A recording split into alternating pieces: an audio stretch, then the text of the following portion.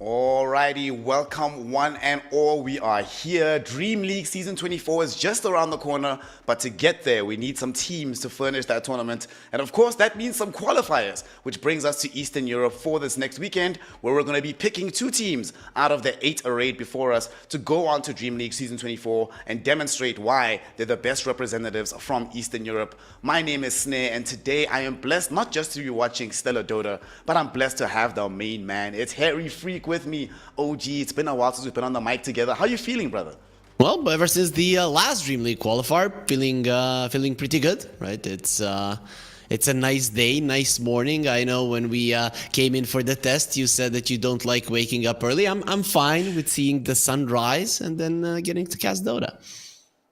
Nah, I'm a night baby. Every time in the morning, I'm just grumpy. My IQ points go down by at least 45. You know, it's give me later in the day as much as humanly possible.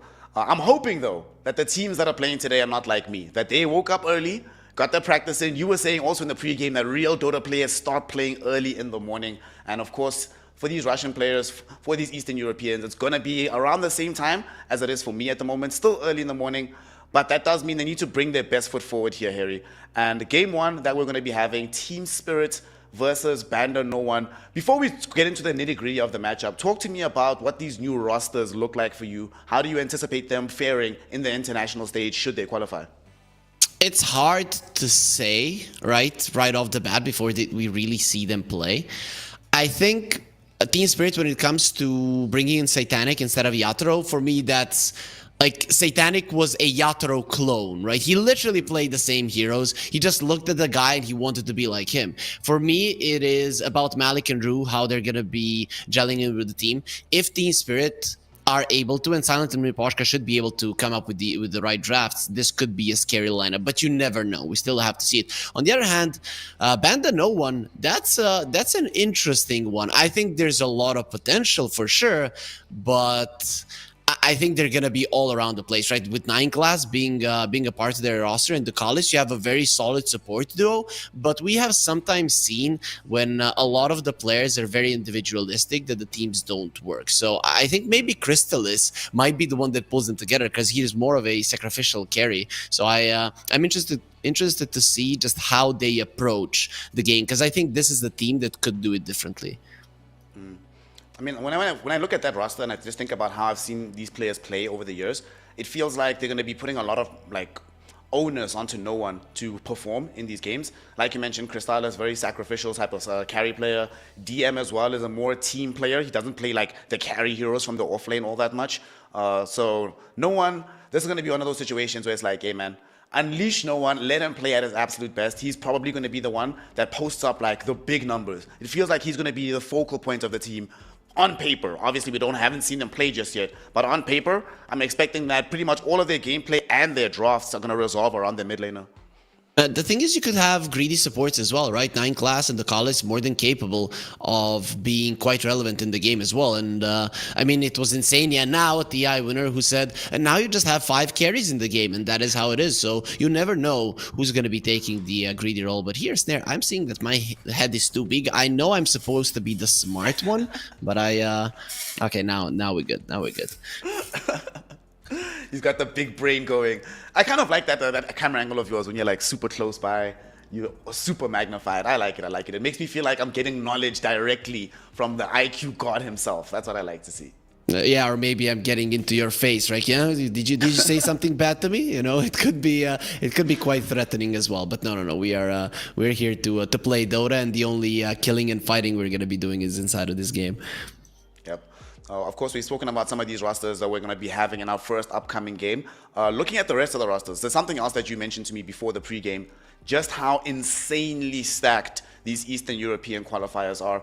It feels like there's no weak teams here, right? You know, normally you look at some of the other regions, you might say, well, one of the open qualifier teams might not perform so well. But in this situation here, Harry, an open qualifier team has no one in Crystalis and DM on it, with 9 class in the support role. You have Navi, who just brought Puppy back into the mix. Liga yesterday did amazing work up against 1win. What's going on in Eastern Europe? Why is everybody so cracked all of a sudden? I don't know, man. I look at these lineups, and then Nightpulse is the only team that has been not performing well lately, but we know them at their best. They can also beat every single one of these teams. So I'm not sure what's going on. I've looked at some of the other qualifiers and like, okay, this is easy, and then I go to Eastern Europe. There is not a single easy game. As I said, Nightballs might be underperforming, but this is one of the teams that can also come back. So I really have no idea who's going to be going through. Which is what we like to see. The best part about Dota is not just having all the teams playing at a similar level, giving us entertaining games. I think one of the things that, for me, has made Eastern Europe look quite good is relative to some of the other regions, with the sole exception maybe of Western Europe, a lot of the people who are playing really well right now, relatively unknown, don't have the most stellar careers. It's a lot of kids in Eastern Europe, which I think is a good thing. It's healthy for the scene, but it spawns these satanics, these Yatoro clones. It spawns these Rus who play incredible Dota that you've just never heard of. Like, these kids just coming out of nowhere, performing at a very high level. And I think it helps that there's a mix of a lot of experience within the region, but also a lot of extremely high-skilled young players who are hungry to be able to go and prove themselves, and also who are happy to play in a team for a while, right? Like, let's use OneWin, for example. OneWin, they get this qualification to so many tournaments this year. And I think a lot of it was due to the fact that it's a young team who decided we're going to grow, we're going to stick together until a team spirit comes calling, then what can you do? But for now, it does make me very happy to see how much camaraderie exists within this region in terms of the young players sticking together and trying to improve as a unit. Okay, so now when you said it, that there's a lot of kids, I have been thinking about who would be good at smacking them on the backside, and I'm looking at Puppy as maybe the one who will be taking this one. I don't know. No one seems to happy-go-lucky. So yeah, maybe this Navi lineup is a scary one. Really, when I look at the support duos, that lineup is probably the one that pops out the most, right? You have a perfect mix of experience and skill between their supports, and then very solid cores to create space for. So Navi also a big contender to take it all the way. And Navi is, unfortunately for us, going to be on the other stream, but of course our viewers can check that one out as well. I mean, Navi, there is a non-zero chance that we get to see them later on. If they lose their series up against Liga, they drop down to the lower bracket and face off against the loser of this game. And I believe we're covering that one. So if you're a Navi fan, ideally, you actually don't want to hear us talking about Navi on stream today, because if we talk about them, it means they lost their opening series. But I hope them all the best. It's always just nice to see Puppy back in the yellow colors, man. So many of us, I'm sure you feel the same way, Harry. In your imagination of Dota, you just link Navi, Puppy, and Dendi. It's like foundational to why this game is as big as it is today in the first place. Yeah, I don't understand why Dendi is not in the lineup, right? Sanctity is a solid player, and he does have good skills, but you could have brought in Dendi. This is not fair. Well, we're not going to be having Dendi in our matchup no matter what, but what we will have is a draft. Team Spirit going up against BandaNoOne, Radiant side for BandaNoOne with the first pick, and obviously Team Spirit having second pick on the Dire side. We're probably going to be having the same route of these OP heroes banned first phase, right? Some Lone Druid bans, Shadow Demon already gone, no Tusk, perhaps Mirana also going to be removed from play, and then, you have options for like Enchantress, Nature's Prophet. There's so many S tier heroes right now, Harry. It's kind of disgusting what Dota looks like at the moment. Yep, there's just 10 heroes that are so freakishly strong that it's insane. Mirana has fallen out of favor a bit. Even the Lone Druid, I see him banned now, but I recently did a qualifier in Eastern Europe, and Lone Druid got banned a couple of times, not really picked all that much. So I do think that these heroes in general are not going to be something that we see the most. But the Tusk, man, that is like the number one. There is absolutely no chance that he makes it through the ban phase without being first picked. I don't think I've ever seen it. Yep. I feel like for me, though, heroes that should never even see the second phase, Tusk, Mirana. Not Mirana, sorry, Naga. Tusk, Naga, Siren. This Naga hero is... at TI, it was banned every game pretty much, and with good reason. When you see it in a free game, you're like, holy base, this is a bit disgusting. This is illegal gameplay. people have found ways to deal with the Naga. The problem is that heroes that deal well with the Naga in the laning phase are AoE heroes like a Sand King, but heroes that deal well with the Naga later on are heroes that do concentrated damage into one target. So you really need to adjust your draft for this, and this is because of the Shard of the Naga sign, right? A Sand King jumps in, he's like, Epicenter, let's go! You press your ulti and it does nothing, right? Everybody just gets healed up to full. So those kind of things you have to adjust throughout the draft, and if you're not certain you can do it, then you just get rid of the hero as we see right now. And the first pick, Enchantress. Okay, so nothing too crazy for now. Yeah, nice and solid and stable.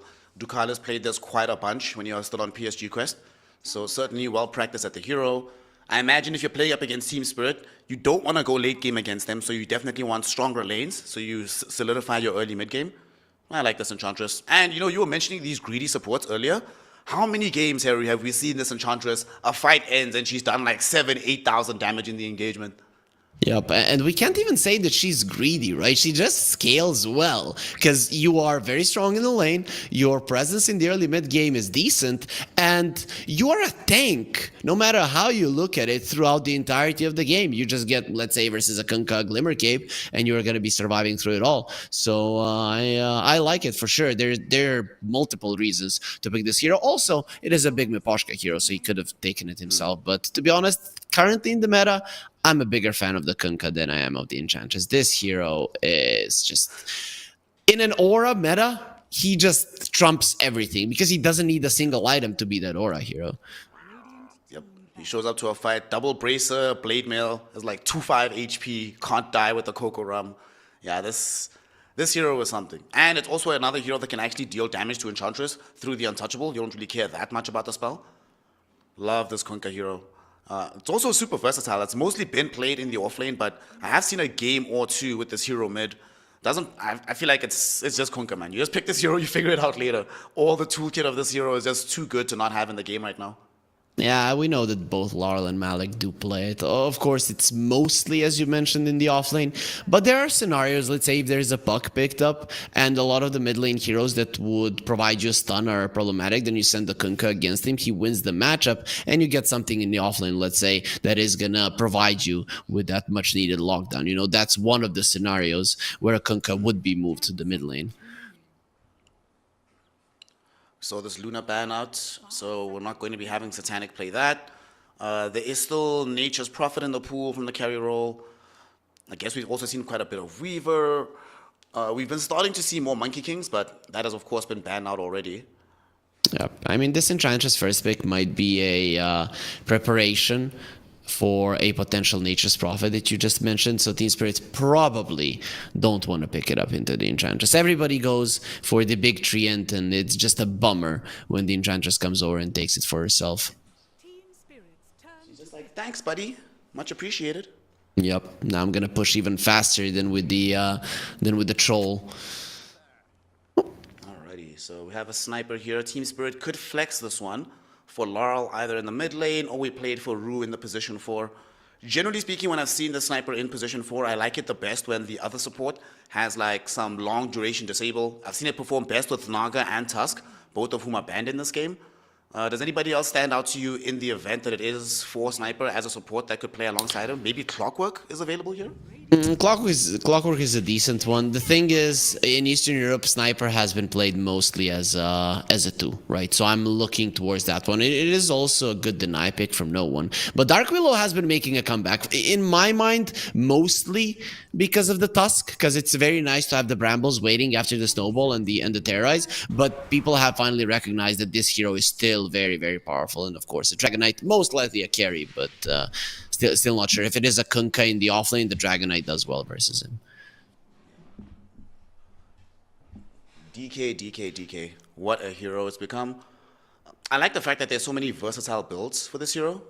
So you just pick it, and you can decide what's more important for him to go for throughout the game. The Omelette build, the Orchid build. The Orchid build has been falling off a little bit, but in the right game can still be super powerful. And dude, this Dark Willow hero is another one. Just these supports deal so much damage from BandaNoone. This is... if I'm Team Spirit, I do not want to pick any squishy heroes that are anywhere close to these. Just like, you know what, guys? Let's just tank up. get as many beefy boys as humanly possible, because otherwise we're dealing with these shallow rounds, these impetus hits, this DK just jumping your face, then we just don't have enough sustain to outlast them in the engagements.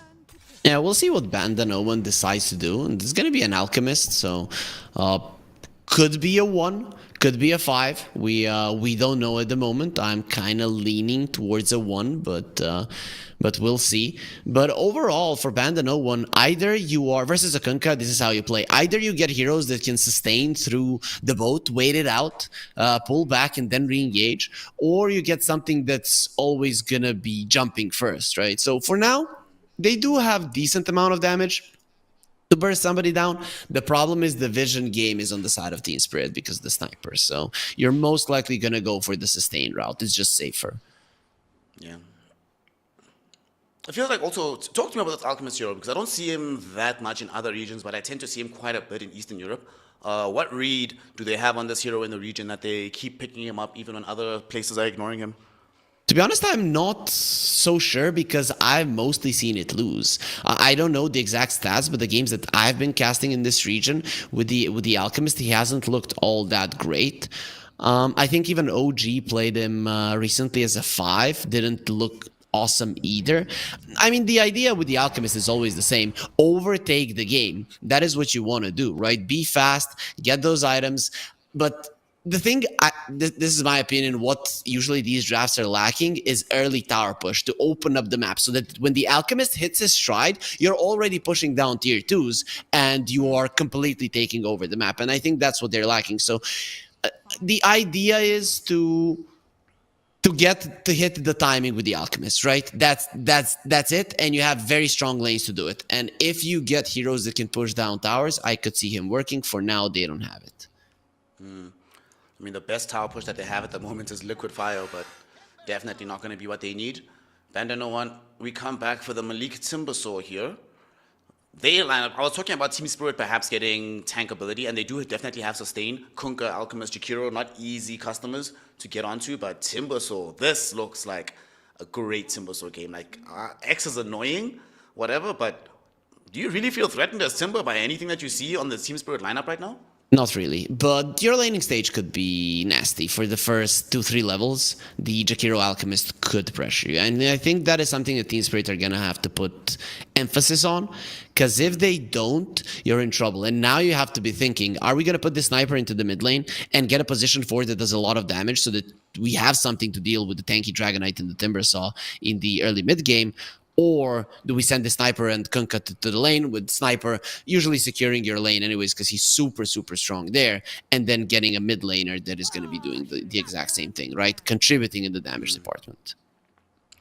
So I guess the conversation that they're going to have right now as a gang is, all right, guys, do we want Hoodwink, Nyx Assassin, maybe Nyx Assassin so they can get the break as well, and they can find some vision across the map, double down on having the sniper Nyx. I wouldn't be too mad at that, although it would mean that there's a lot of pressure on that Nyx Assassin throughout the game to just scout heroes out, always finding the break onto the Timber and the DK. So maybe not. There's a high difficulty. It's a very good Nyx game. You are 100% right. The problem is then definitely gonna be opening up the tier 1s, right? Your laning phase is not gonna be as strong. The Nyx Assassin relies on the tier 1s being open. The Alchemist relies on that, and you have nothing to do it. So I would say it might be too greedy. Team Spirit have been known as a team that does tend to rely on the late game more, but this is a completely different Team Spirit. So maybe we're gonna be seeing a new approach. BandaNoone, they'll have Morphling and Earth Spirit banned against them in the final phase by Team Spirit. They themselves have removed the Snapfire, so we shall see. They still believe that the sniper is going mid, but they could also hedge their bets, right? Hedge their bets by putting one ban on the support, one ban on the mid. And what do they need from their lineup? We're presuming that this DK is a safe laner, so they would ideally want someone that's going to control more tempo from the mid lane, I think. Yeah, probably, right? You don't have the last pick, so you have to be careful of something getting Huskard or something. No, you have a Timbersaw, so that's going to be fine. But some kind of hero like that could be dangerous for you. Maybe a Storm Spirit could be okay. A Puck, yeah, something mobile, something that Team Spirit might want to get, and they get an Invoker. So Spirit Vessel has been out of the meta, but I really wouldn't hate it in this game if Invoker picked it up. It's an excellent Spirit Vessel game against the Alchemist versus the Conquer. I imagine as well, one of the reasons they went for this is that in the event the game scales later and later, you give this DK alacrity. You give this DK alacrity in the late game. Team Spirit don't really have that many answers for it. You pick Hoodwink here? I think Hoodwink. I think Hoodwink is the one. Yeah, does look really good. Maybe the laning phase is going to be a little bit tough versus the Enchantress Dragonite, but overall you have Break. The Sniper does well versus the Invoker in the mid lane. Generally, you don't have perfect catch on BandaNoone, and you have good ways to protect the Sniper. I'm okay with him being a core. Okay, Mirana. Still, quite good. 24 Mirana. You don't see that every day. Coming in right now for Team Spirit. I am a bit... One of the problems I have with this Mirana in this particular game is, do you even bother going for the Solar Flare facet? I mean, yeah, the attack speed is going to be great, but you normally see that in tandem with some range heroes. So Sniper. Will Alchemists really get that much benefit out of it? I mean, they do have Sniper. Okay, there's a Sniper. There's a Sniper. Okay. Please Sniper don't is go playing for... mid lane, so you put it in. Please don't go for Moonlight Shadow. Please, I am seeing that it's the one that he has chosen right now. I mean, it is a great spell, but please change it, right? The Sniper needs to do damage, and really Team Spirit might be lacking in the damage department. I thought that was one of the reasons that you picked the Mirana, and for now he's not changing his mind. I literally cannot remember the last time I saw Moonlight Shadow. Yeah, Just completely forgotten spell. Yeah, Okay, okay, there we he go. changed. Solar Flare. Okay. Thank you. It's daytime. It's not nighttime, Mirana. Don't change it. And you already have a Sniper to have superior vision over your enemies. Just try to fight during nighttime. So I don't necessarily think there was a reason for a Moonlight Shadow in this game. Yes, BandaNoone, you want to stop them from jumping you and killing you from 100 to 0, but it's not all that important. You can survive those 5 minutes during daytime. When you look at these drafts and the spread of them overall, earlier you asked me not to ask you the difficult question of who's going to win the whole qualifier, but who are you favoring to win game 1, fam? I would rather be leaning onto BandaNoone. I would rather play their draft, not gonna lie, right? Because you have everything on their side. You have rotations, you have solid lanes, you have amazing late game, good roach potential, solid tower pushing, everything that the draft would need. Spirit, they have a lot of tempo, and I think Spirit is the type of team that are going to be able to recognize this one, but considering that in Eastern Europe the games tend to be a little bit longer, I think that doesn't necessarily favor the Alchemist all that much. So let's say that the Radiant side is going to be, from my side, slightly favored. Completely with you on that one, especially your point about the Alchemist. But we shall see. Satanic, tagged up as king, wants to be able to demonstrate that he is not taking on this Yatoro Lentil lightly, live up to the great legacy left by the amazing carry player. Probably what, top 2 carry players all time, right? It's Yatoro and Ame. Well, I would put Yatoro at 1, but Sure. Since we have a China guy here, I'm gonna be okay with putting Ame in the same pool. I could hear you searching for your words to be like, how badly can I offend this guy? Yeah, I was trying, right? But no. Didn't wake up feeling savage today. Don't worry, brother. We're together for the next few days. Yep. There's gonna be one day when I wake up. Okay, I choose violence. Snare is now gone. So talk to me about this lane down, these lanes right now that we see. Mid lane, Invoker versus Sniper. I imagine Sniper is gonna be super happy with this setup, right? Sniper is always happy. I don't know if there's a matchup that this hero loses. So even though Invoker is a pretty solid laner, I think you should be able to pressure him. The only thing that might come to mind, though, no one was always regarded. It's not like that anymore. There's not that big of a discrepancy in skill, but no one was always regarded as like the laner. And Larl, I think laning stage is actually his, his weakest link. So maybe, just maybe because of that, no one can do well in this lane. Makes sense to me. Down bottom, we see Malik and the Mirana right behind him. Ru making his debut here for Team Spirit. And they're taking on the DK Enchantress. That's on paper just sounds miserable to play into. It feels like you just can't do anything to these heroes. Super tanky DK, this Enchantress running around with these Nature's Attendants. Yeah, you're gonna harass them, but can you actually stop them from getting the farm they want on this DK? No, he's gonna farm. The thing is that you probably cannot stop the Kunkka, even though generally he doesn't like playing versus either of these heroes. You have a Mirana and the Kunkka, so you will be shoving in the wave, and we are gonna be seeing 9 class going down. This is what we talked about. This top lane, the Alchemist and the Jakiro, just how powerful they can be. Like you mentioned, the first 3 levels needs to be putting that pressure out onto DM. They're doing so right now. Liposhka, nice little segue through these brambles. Can't catch me, baby. I play this hero too. I know what's up. Yep. Though when they changed it to 0.3 seconds to come online with the brambles, it has become significantly easier to get the connection. Solid start there. This Kunkka down bottom, like you mentioned, they shouldn't be able to really stop him from farming either.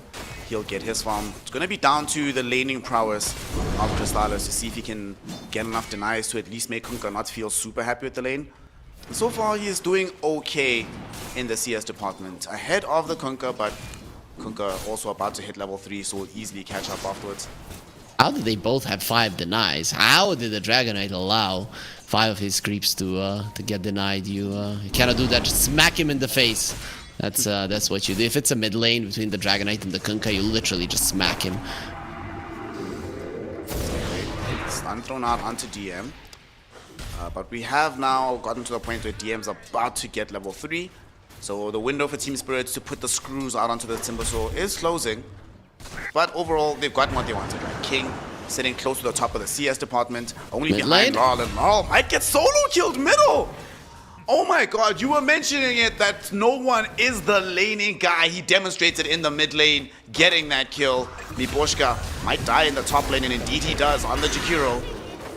So very quickly we see the side here of BandaNoone getting 2 kills, but the most important one, a solo kill mid, Harry. Solo kill with Invoker on Sniper. I feel like that should not be allowed to happen. No, really not. And this is the thing. Usually you see the Sniper pushing the Invoker out of the lane, but I think this comes down to the 2 players, and Laurel is not going to be happy. So the way that Team Spirit dealt with Laurel's below what you would expect mid lane is that Mira and Collapse were very consistent in their lane, and now you don't have that. So I'm not sure if that's going to be an issue. Laurel already being marinated down to half HP. Can go grab a water rune, so it should be okay, but now no one has the net worth advantage. Got that earlier kill. Pretty much equivalent in the CS department as well, which is also something I rarely see. He's one playing just so going well. back. Tornado committed onto Laurel. With the cold snap, He's gone. Bramble Maze will be there. And the Shadow Realm hit And from bottom Night lane. Loss kills off the Sniper. Bottom lane, they almost killed Malik on the Kunkka. Does manage to survive with a sliver of HP. But out of nowhere, BandaNoone here, Harry. They are making this early game look exquisite for their lineup. Beautiful. They know exactly what's up and how they need to play. They recognize that their lanes are stronger, and they're starting to pressure. Usually, level 1, 2, it's not going to be a big deal, but as the levels start ramping up, it is going to be looking great. Alchemist is farming well, and that is the one thing that you have going for you. His laning phase is very important. No, not again. They're going back for Laurel. Cold snap out, and they got the brambles. He does manage to move through them, but even bringing in Ducalis, blood grenade thrown out, another Shadow Realm hit. And that's a killing spree for the Dark Widow. Arrow. They will lose Ducalis underneath the tier 1 tower. The arrow from Rue connected flush on that one. Some kind of trade happening middle, but yet again, it's Laurel dead. And the worst part about this, Harry, he TP'd middle. He's gonna have to waddle his little ass back to the tower after he respawns. Yeah, I've got little legs. That's how it's gonna be now. While he's walking, maybe somebody buys a smoke for him. Lucky it is nighttime, so we'll be a little bit faster.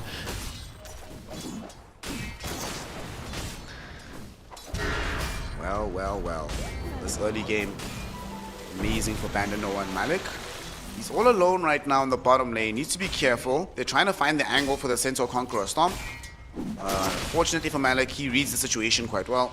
Gets out of dodge, but the scary thing is, look how far he's fallen in the CS department. 10 up on the DK right now. I don't think you even need to be going there. Kunkka is hard to kill, but the DK out farms him. He pushes him out of the lane, constantly smacks him. It is not a place that you need to be with the Enchantress. You could be farming or ganking. Either one is fine. Enchantress is gonna try again. She's coming bottom, looking for this potential kill. At the same time, in the top lane, they're making a move to hopefully catch one of these Radiant heroes. And it's DM. He gets stunned at the last second. Satanic got off the concoction just before it stunned him. The arrow connects as well, and DM will end up dead.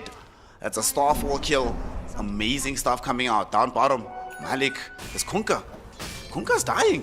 That they already stunned him. They don't have anything left to cancel out the TP. Dude, why did they give Admiral's Ram as an idiot? Come on. This was not necessary. Mid lane, this is also not necessary. The amount of pressure they're putting onto Laurel. Tornado now thrown in on top of him. He gets brought down.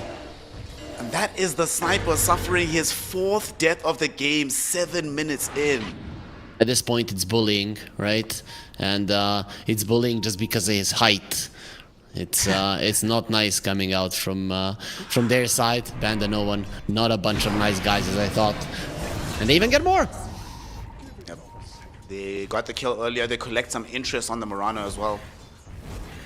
And this is a Mirana that they would ideally like to get to the level 6 as soon as possible.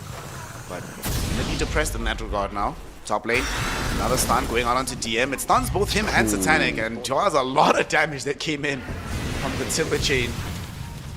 But there's so many trees there nowadays, and I cannot believe how much Whirling Death is doing damage. Usually in the laning stage, we see people just losing half of their HP. So with this 2K Gold League, talk to me about what Team Spirit should be doing next. Like, what's their port of call before they feel comfortable trying to make a move to restabilize this game?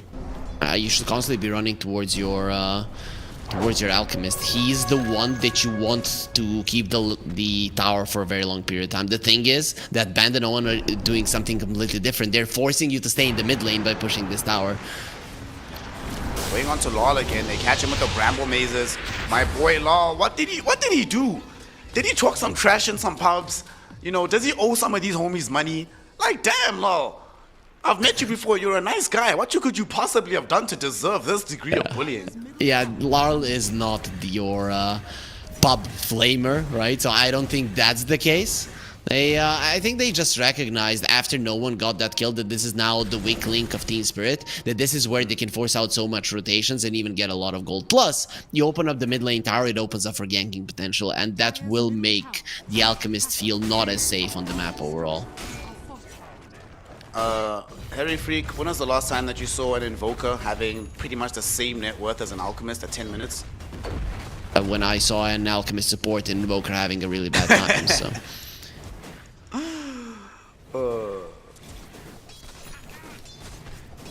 Team Spirit gonna work a little bit of overtime to protect this tier 1 tower.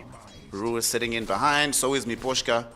So like you said, they want to make sure that they have as much space on the map as possible, but this is a significant investment in resources. It does mean that Malik and the Alchemist have to play a little bit more carefully whilst they're making this defensive move. Yep, you need your levels on the supports right now, so you are gonna be waiting for that. You might want the Solar Flare before the next big fight, because really the sniper isn't doing any damage. Look at him, he's support territory at the moment, so he needs help. Doesn't even have power trades, bro. 10 minutes power trades on a sniper. Oof. It's coming. It's okay, he'll be fine after 20 minutes of farming. This is one of those games where we might see a Gleipnir on the sniper instead of just people going for a Mjolnir, right? Because you're not getting away with being greedy. Definitely not. And speaking of greed, the supports on the side of BandaNoone want to be able to bring down this Mirana. Do they have the damage for it? Just need a Shadow Realm hit, and it will arrive. That's going to be 9 class being credited with the kill. This mid lane tower is gone, right? I don't think you can do much with the Timber Saw being in the vicinity. Plus the tower is super low. You defending it might be dangerous. Pushka, he's going to be the one to reveal that danger. And there's the Timber, DM, Timber chaining from the north. Easily able to corral around Jakiro. And Miposhka will end up dead. 2 supports brought down, plus a tier 1 tower in this mid lane. This could literally not be going better. If you were to write a script on how the perfect early game should be for BandaNoone, this is exactly what the game would look like. Yep, awesome, for sure. Right, and now if you're Spirit, you don't really have the damage, right? You were relying on your sniper winning the laning phase, and it went the opposite. He's being doubled by the Invoker now. So you cannot even bring two cores together and play because you're not going to be getting the kills, or it's going to be very hard. Okay, Crystallis is too deep. Okay, they're going to bring all the cores, not just two of them. Every single hero shows up, except the Alchemist bottom. They get the kill on Crystallis. A little bit too deep for my liking there with the DK. But, you know, I know you're a support player, I'm a carry player, man. It's always like this. You're having a good game, you know, you're feeling really strong. You're like, guys, what are these scrubs really gonna do? They're all so weak right now, man. I can take a little bit of an additional risk, and then you get hard punished for it. And you just say, guys, my bad. I'm sorry. That is exactly when I have to play carry how I do it, right? Because I don't really have the feel of what I can get away with. And I'm like, yeah, these scrubs are weak. What are you gonna do to me when I have all of these items? Let's go, right? And then this is the result. But Crystallis should have read that one. If he had a full armlet, I'd be maybe down with him attempting that. But this is just way too greedy. Speaking of greed, mid lane, not gonna be allowed to be greedy because he's playing into a bedlam from 9 class. Kills him off. They might be able to get revenge here. The arrow connects onto 9 class, and this is a not insignificant kill. That's a mega kill streak, but unfortunately goes the way of Miposhka. Yes, this Jakiro is super poor, but man, Malik would really have been able to use some of that net worth. No, usually we would say, okay, they killed the core and then their support died. It's fine. No. The Spirit took out a hero with more net worth, so win for Spirit. Let's go. Oh man, they have an observer ward that's scouting out to Carlos right now, so they can also try and put pressure onto him. This should be a kill. They have enough magic damage to make this happen, annoying as the Enchantress is. However, that did cost 2 ultimates, Macropire as well as the full Admiral boat. But I guess at this stage of the game, you're just glad to get whatever scraps you can get from BandaNoone. Yep, it does look like they want to be Crystallis. Okay, it's fine. They want to be waiting for the pipe and then go together on BandaNoone, and it is giving opportunities for these pickoffs. And finally, they go for a smoke. Oh, Alchemist will stun himself. But unfortunately, Alchemist, the self-stun, and no one sees it. Oh no, worst case scenario. My boy Satanic. Yatoro is not happy right now watching wherever he's at. They lose the Alchemist, and they want to go for more. DM diving onto roof, forcing him back away from the fight. They did kill off the Dark Widow though, and no one will eat the Assassinate. A lot of damage going his way. In the meantime, though, DM just holding them all back, diving in. He's surrounded by 3 heroes, and eventually, without any support, they do have enough to kill him off. 2-for-1 exchange here. Arrow connecting directly onto the Enchantress. Ducalis probably going to end up dead. In the meantime, there was a Sunstrike kill onto Rue, but he's done his job, got the setup, but they don't have the damage. He's alive. Harry Freak, he's alive. This is why we see Enchantress so many games. But Malik says, fine. I'll commit the full spells. I'll do everything we need to do. Ducalis finally takes over, and it's a 1 fight, the first one of the game that Team Spirit really feel confident about.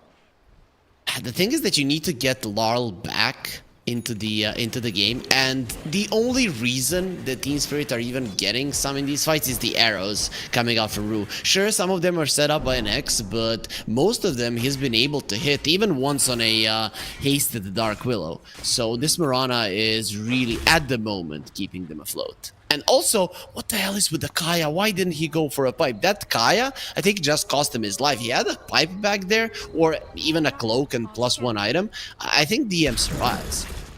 Yeah. I'm also not really sure about this Kaya. But DM, you know, he's Grandmaster on the hero. Must know some tech that we don't.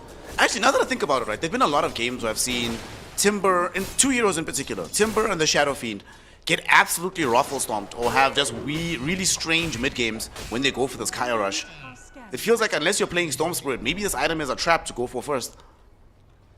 Yeah, even on a storm it can backfire sometimes. I just don't think it's something you should go for, right?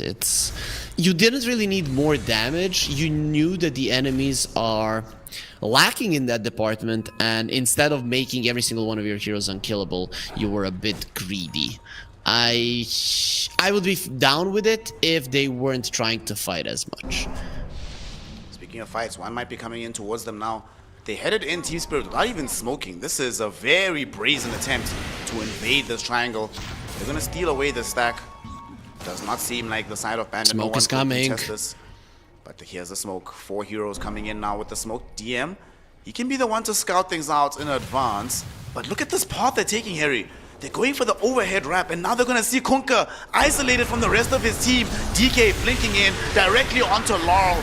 Laurel, the sniper, should end up dead, and now Kunkka isolated on the high ground. They need to help him. Satanic, he's come in, but Satanic doesn't deal enough damage just yet. But with the stuns and the magic damage from Miposhia, it's gonna be enough to kill off this Invoker.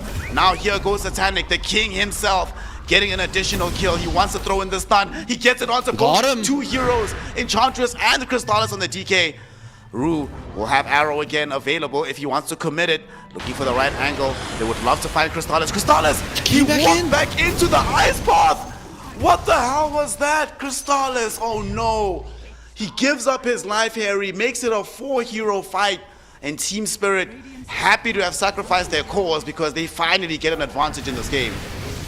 Pretty big for them, and again it comes down to the arrows, right? Invoker would have been able to just leave, run away from the Alchemist if the arrow hadn't hit him. Now you get a connection onto the Dragonite as well. I think what happened to Crystallis there is that he clicked, well, Sunstrike off the mark. It's still a dead Laurel, no way.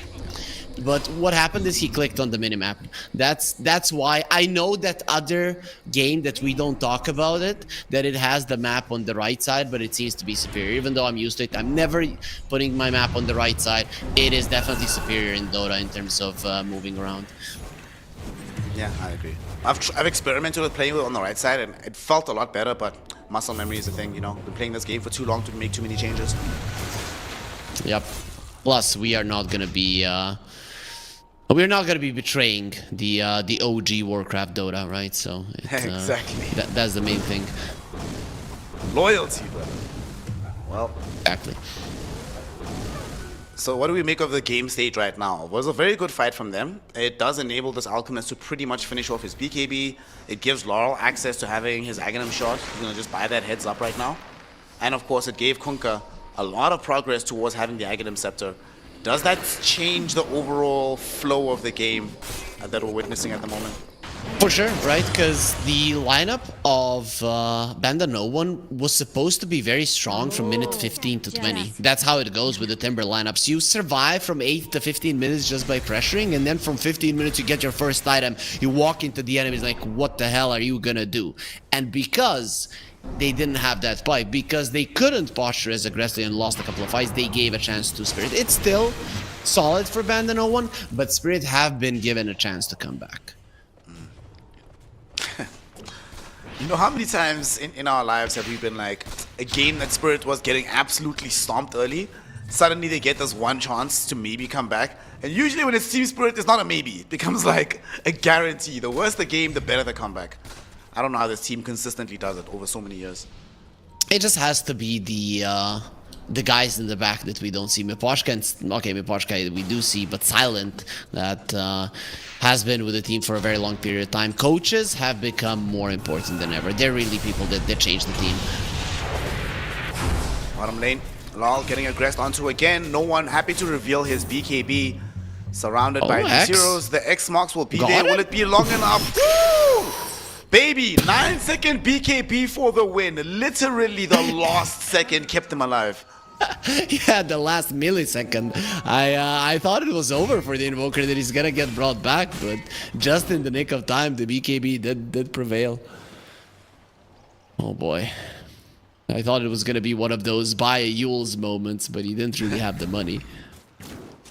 Well, this is one of these games we just saw there. Ladies and gentlemen, please buy BKB on your core heroes. Please and thank you. Yeah, this Invoker is a problem, right? Even though the Dragonite might not be looking that strong, in an Invoker this farmed, you very rarely see it. And when you do, it is insane how much damage he can do. It is not gonna be easy playing versus him. He might not even be alacritying the Dragonite in this game, but himself. Dude, look at this, right? No one is level 15. Laurel is level 10. Larl is the lowest level, you know. Wow. Nah, man. After this game, we gotta ask in chat, like, what did Lol do? Like, this seems personal at this point. Yeah, we will. You know, I always want to ask the players something after they've had a bad game, but it feels like I'm gonna be disrespectful to them. And you know, even if I was, let's say we were friends, and I still ask him, it could be read the wrong way. So maybe tomorrow we're gonna be, Larl, what did you do? Like, what did you do to them? Bro, be like me. I was flaming gunner. I went, one of my homies, I asked him, I was like, bro, what the hell were you doing in this game, man? Like, what was your plan? Why did you do this? But you're a nicer guy than me, so it makes sense. Okay. So I'm guessing Dota players can take some jokes, and you know what the problem is, that Larl is in Serbia, right? So I don't want him knocking on my door, so I'm gonna refrain. If you flame, you must flame from the other side of the world. I see. Yep, exactly. It's easy for you, right? On another continent, like ha. No. I told him this to his face. I went to him, I found him, and I was like, bro, what were you doing? Like, no, it's so bad. Okay. Now I respect you more. I thought that you were one of those guys, but good job. No. I keep my flame in real life. Easy. So Kunkka just picked up an Aghanim Scepter. I feel like this could make a huge difference, because at this moment in time, there are 2 BKBs practically available for the Radiant lineup, but we're very far from, we're not going to have a Timber BKB. These supports can actually now be caught out. Shadowrun not going to help you. Enchantress has to be more careful with her positioning. I'm not sure they're fully ready to fight just yet, but if they can keep this item hidden, they could really surprise the side of BandaNoone with the next engagement. Well, now you do have a pipe, right? We saw it there on the screen. The Timber saw that pick it up, and this is the thing that can change fights completely. Because still, a lot of the damage that you do from Team Spirit is this overtime magic damage. Radiance, Macropyre, Boat, Shrapnel. You know, if you counter those things, they might run out of damage at some point. Especially versus heroes like a Timbersaw and the Dragonite. Speaking of the Dragonite, he's smoked up right now with the Invoker and the support cost. Yet again, DM is the one leading the charge, hoping that they take the bait jump on him. But here's Miposhka. Unfortunately, he's going to be the one to eat the gank. That being said, they committed a dragon form for this. I mean, they probably still get the tier 2 tower, but Malik is just glad he's not the one that got caught out by that guy. No one is hunting. No one is indeed hunting. Top lane, they find Rue. Tornado will be there. With the cold snap, the ice wall was out, but they should just have more than enough damage. This is a Mirana playing position 4. She ran out of leap charges. She has no options in that situation. It still took them too long. They wanted to kill that Mirana and then run back to the Dragonite. That was the idea, so that they can kill the tier 2. But because it took them a little bit longer to kill the Mirana, now it's very hard to make it happen. So this Dragon form is just going to be a Jakiro kill and a little bit of farm. You see Chrysalis heading himself in for an AC next. Dude, AC on the DK plus no one's alacrity onto whoever the target's going to be. This is a lot of right-click damage all of a sudden coming out from the BandaNoone lineup. Oh boy, Larl is going for a BKB. He has a shard and then a BKB. He's just hoping for this now 25-minute mark so that his Wraith bands start doing something. It is a sad place to be. You have to be relying on Wraith bands as mid-sniper. And the worst part about this, he doesn't have a farming item. There's no Maelstrom on him or anything. Doesn't even have a D-Lance or whatever. It's going to be a tough game, I feel like, for the rest of this proceedings for LoL. They need to go uber late before the sniper's going to have massive impact. At this point, you just accept you're playing support. It's fine. I'm playing pos 4. I'll deal with it. And on by a BKB. Get a Aghanim Scepter or something and... Oof. It is nighttime. Okay, he's giving vision. He has some impact. Almost caught no one in the top lane, but they did not have any reveal. It was cores that were ahead of him. The Mirana is carrying a dust, but she's very far behind, and now they just jump onto Satanic! They blow up the Alchemist. BKB now active for the Invoker, and look who it is. Law got caught by the Tornado.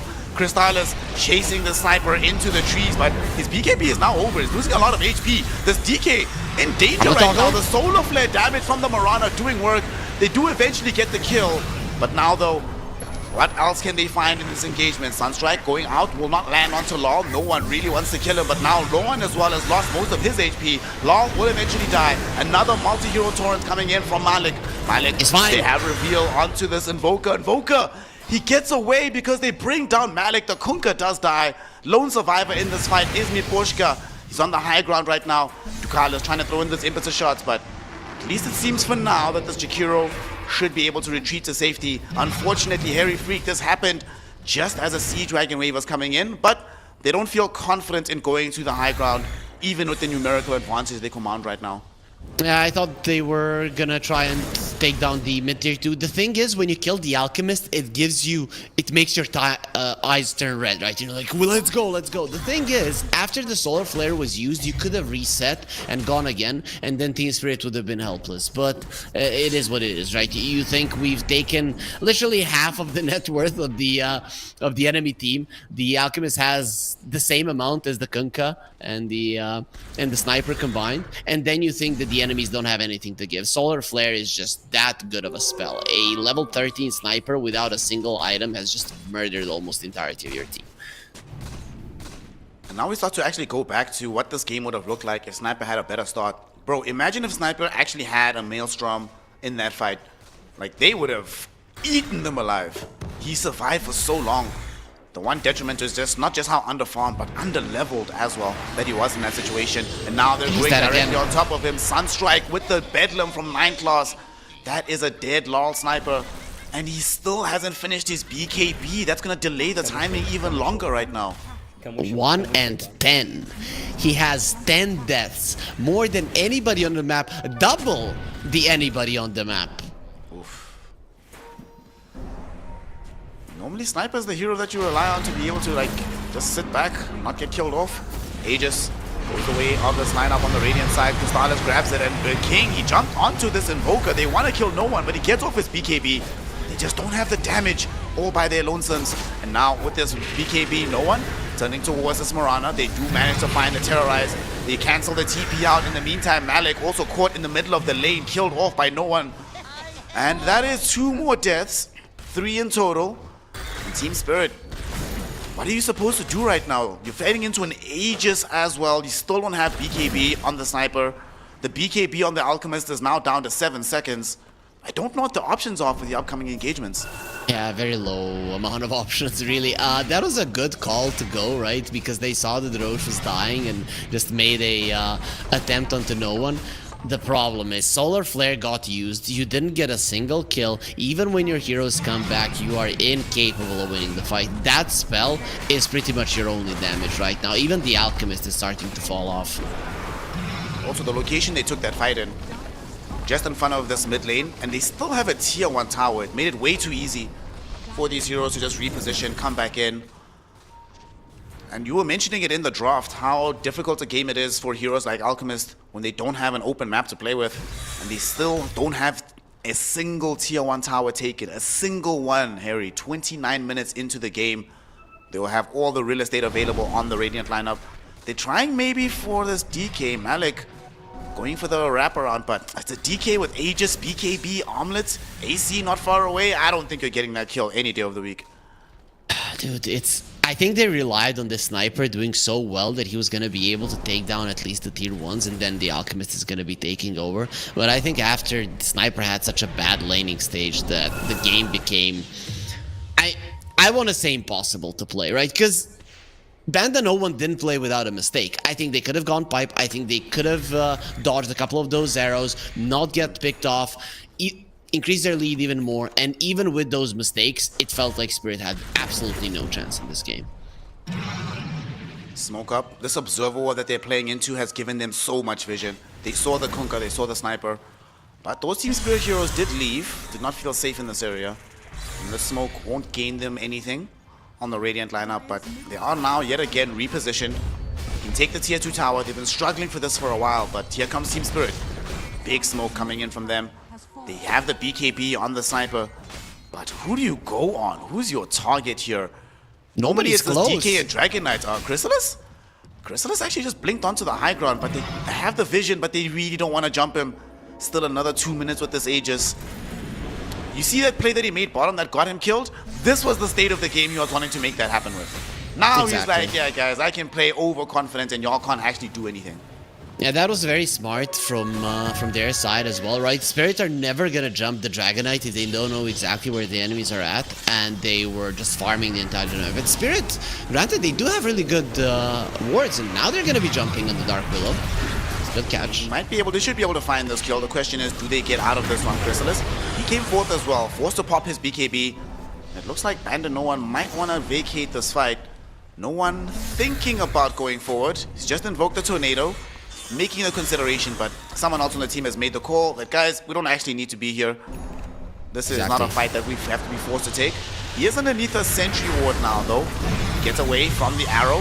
The X marks the spot, won't really connect onto anything. Shiva's got thrown in right now by DM. It slows up Malik, and Malik will die. No BKB available for that Kunkka. Pushka didn't get caught with the Sunstrike, but the big target that they really want is going to be the sniper. He's on the far side. Mirana able to leap away. Crystallis chasing. Not getting anything just yet, as these ghost ships raining in onto DM, stalling out the timber from chasing forward. And then now that's going to isolate Crystallis right next to Laurel. Laurel able to take away the first life here, as no one cleans up this Jakiro down bottom. King, Satanic jumped in. No big damage. Burst coming in from him, but unfortunately, the damage output of BandaNoone is way too damn high.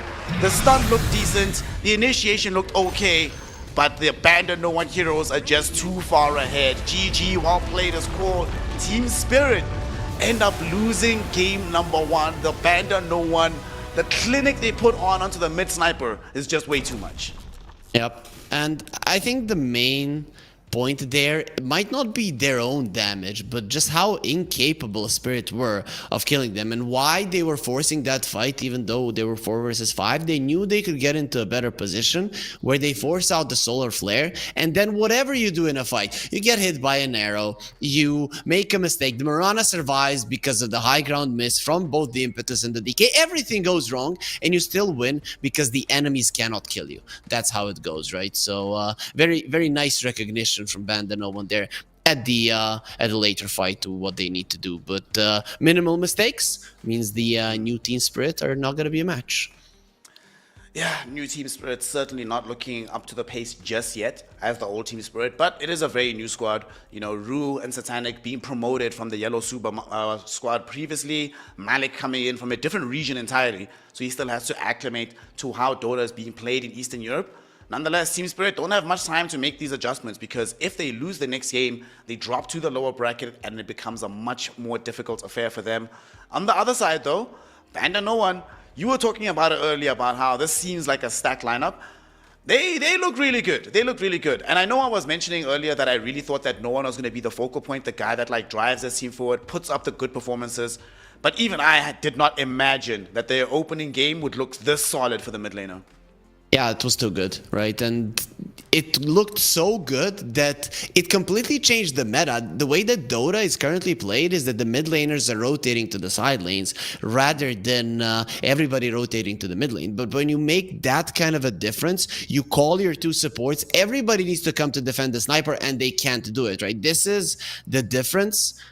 If you make this kind of a difference, you can easily change the game, and that is exactly what no one did. This cannot be allowed. Laurel needs to step it up. Laurel certainly needs to step it up going into game 2, but for the side of BandaNoone, we want to see more of these performances from the star mid laner. For now, it is only game 1. This is a best of 3 series, so there is ample opportunity for Team Spirit to make the recovery, and we're going to be finding out together whether or not that's going to happen once we get into game 2. This is Team Spirit versus BandaNoone DreamLeague 24 qualifiers for Eastern Europe, and we'll be right back after a short break with myself, Snare, and the main man, Harry Freak. See you soon.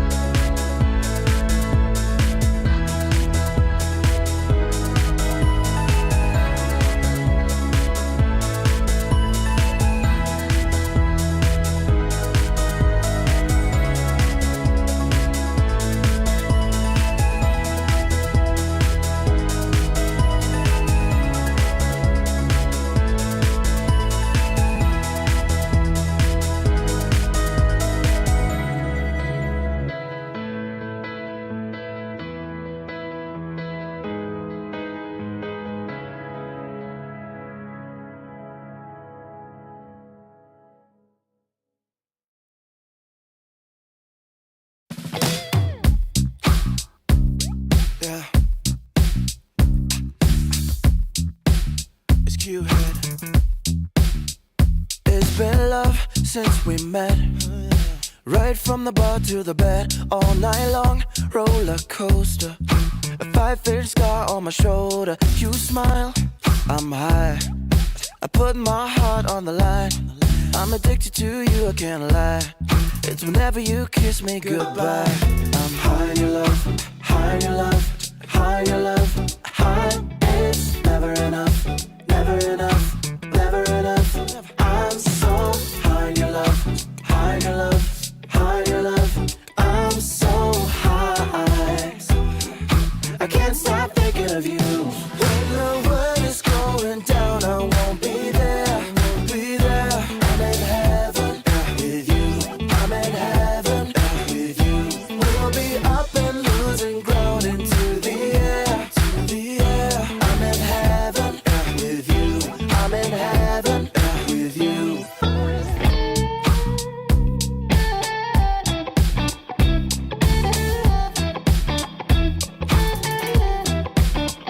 And we faced harder times when sweet words turned into lies. We got caught in our nest, yeah.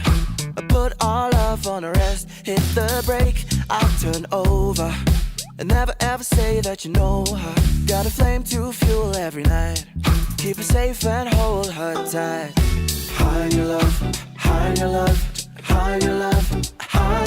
It's never enough, never enough, never enough. I'm so high in your love, high in your love, high in your love. I'm so high, I can't stop thinking of you. When the world is going down, I won't be there, I won't be there. I'm in heaven with you, I'm in heaven with you. We'll be up and losing ground into the air, to the air. I'm in heaven with you, I'm in heaven with you.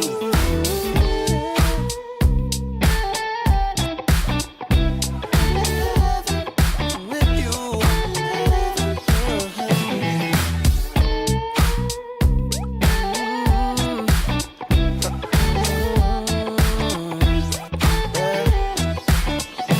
When the world is going down, I won't be there. I'm in heaven with you, I'm in heaven with you. We'll be up and losing ground into the air. I'm in heaven with you, I'm in heaven with you.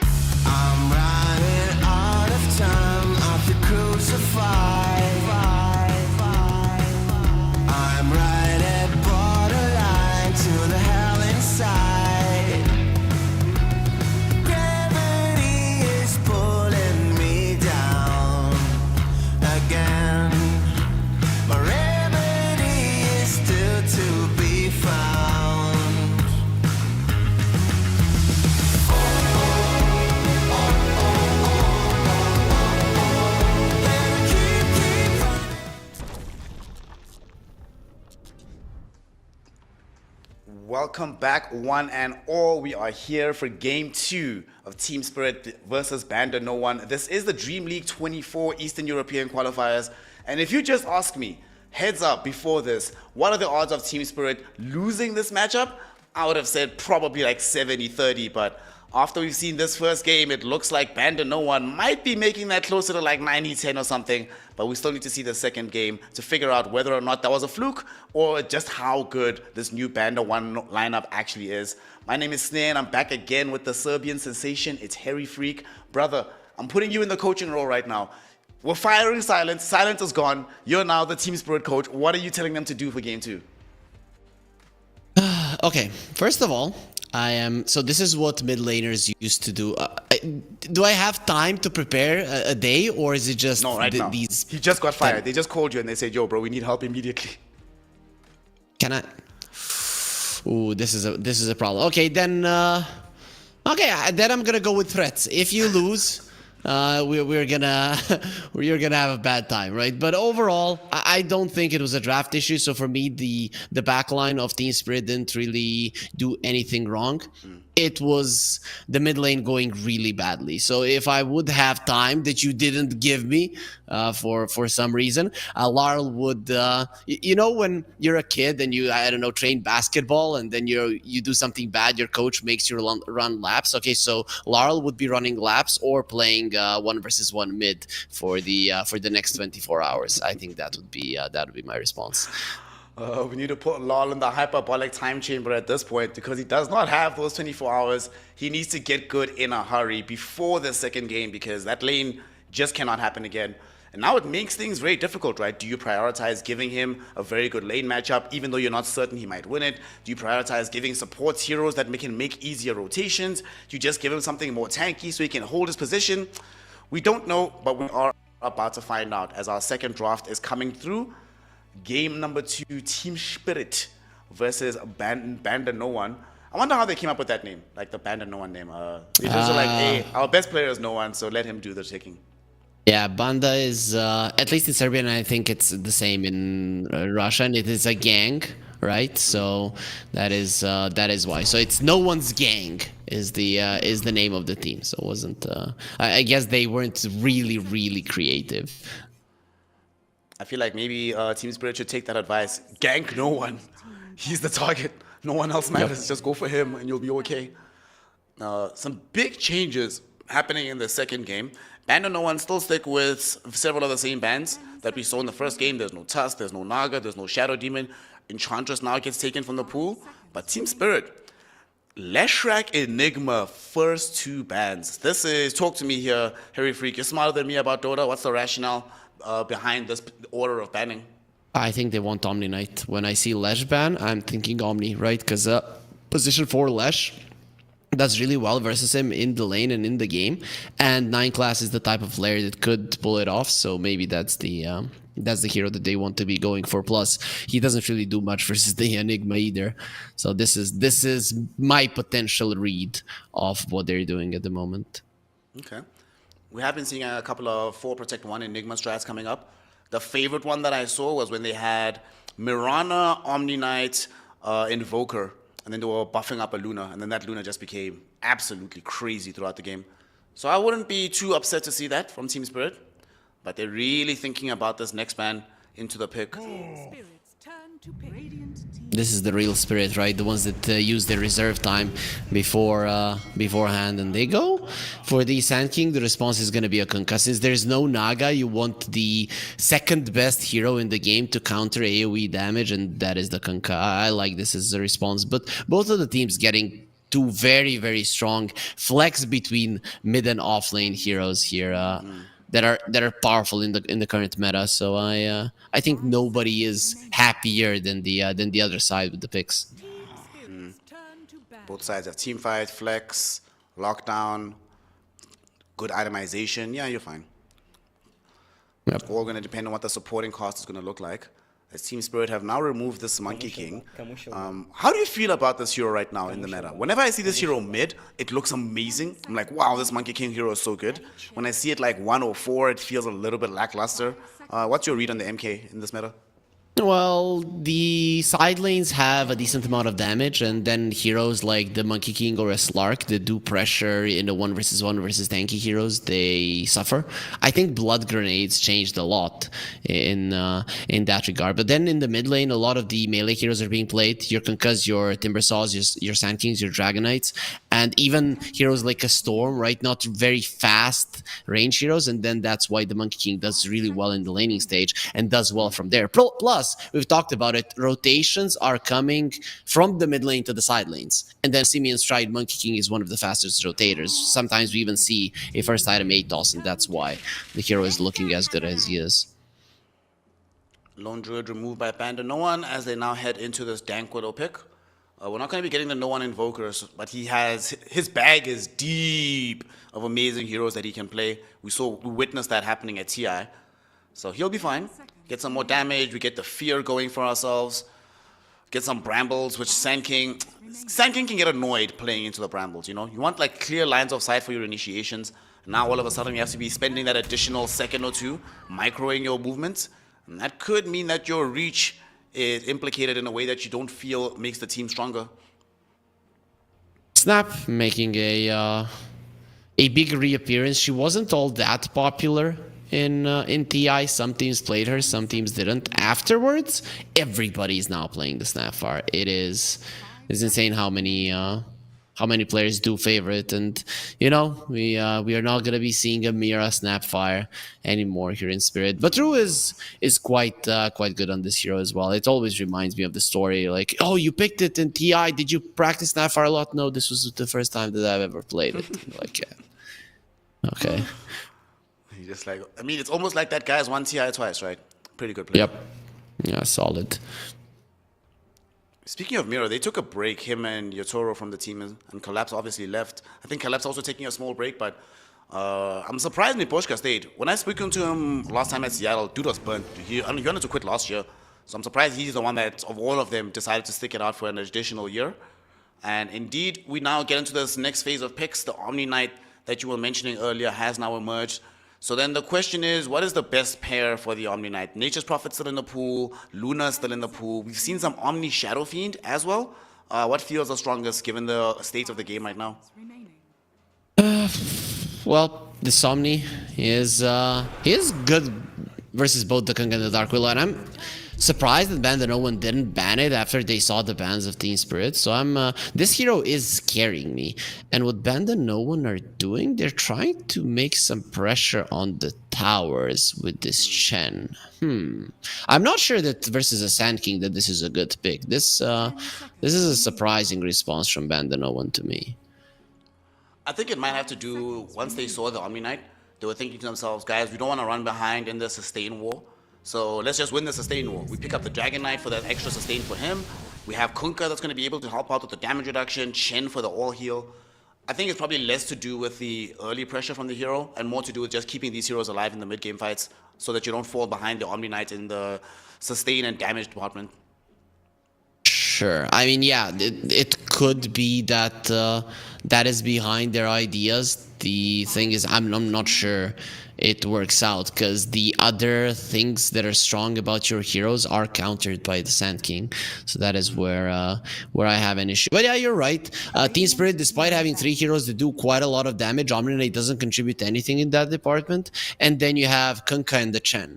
So a lot of things to keep this Dragon Knight alive. And then that means until the Morphling gets online, that killing the Dragon Knight is going to be next to impossible.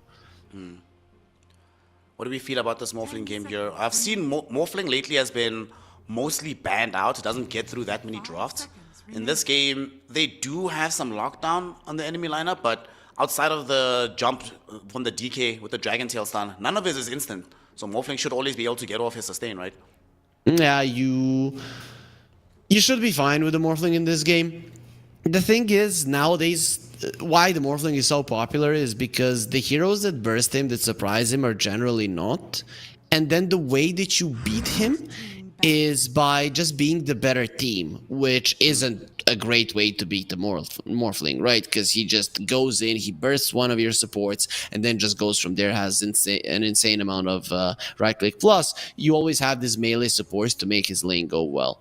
So I'm scared for BandaNoone a bit. I think Team Spirit this time around, they're looking decent.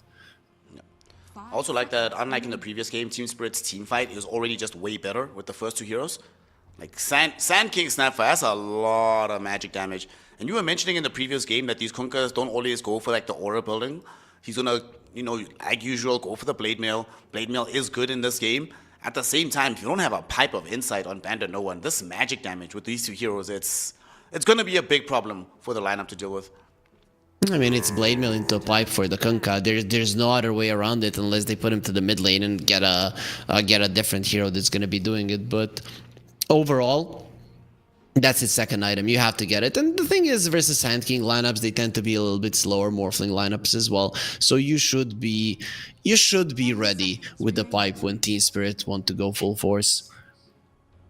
5 seconds remaining. Spirit banned out this puck. Looks like we're all looking for mid laners for both of these squads. As BandaNoone took out the Earth Spirit and the Nature's Prophet. I wonder if Team Spirit will think it's worthwhile to ban Storm against no one. Does look like a good one. Not gonna lie. Unless you want to pick it up yourself.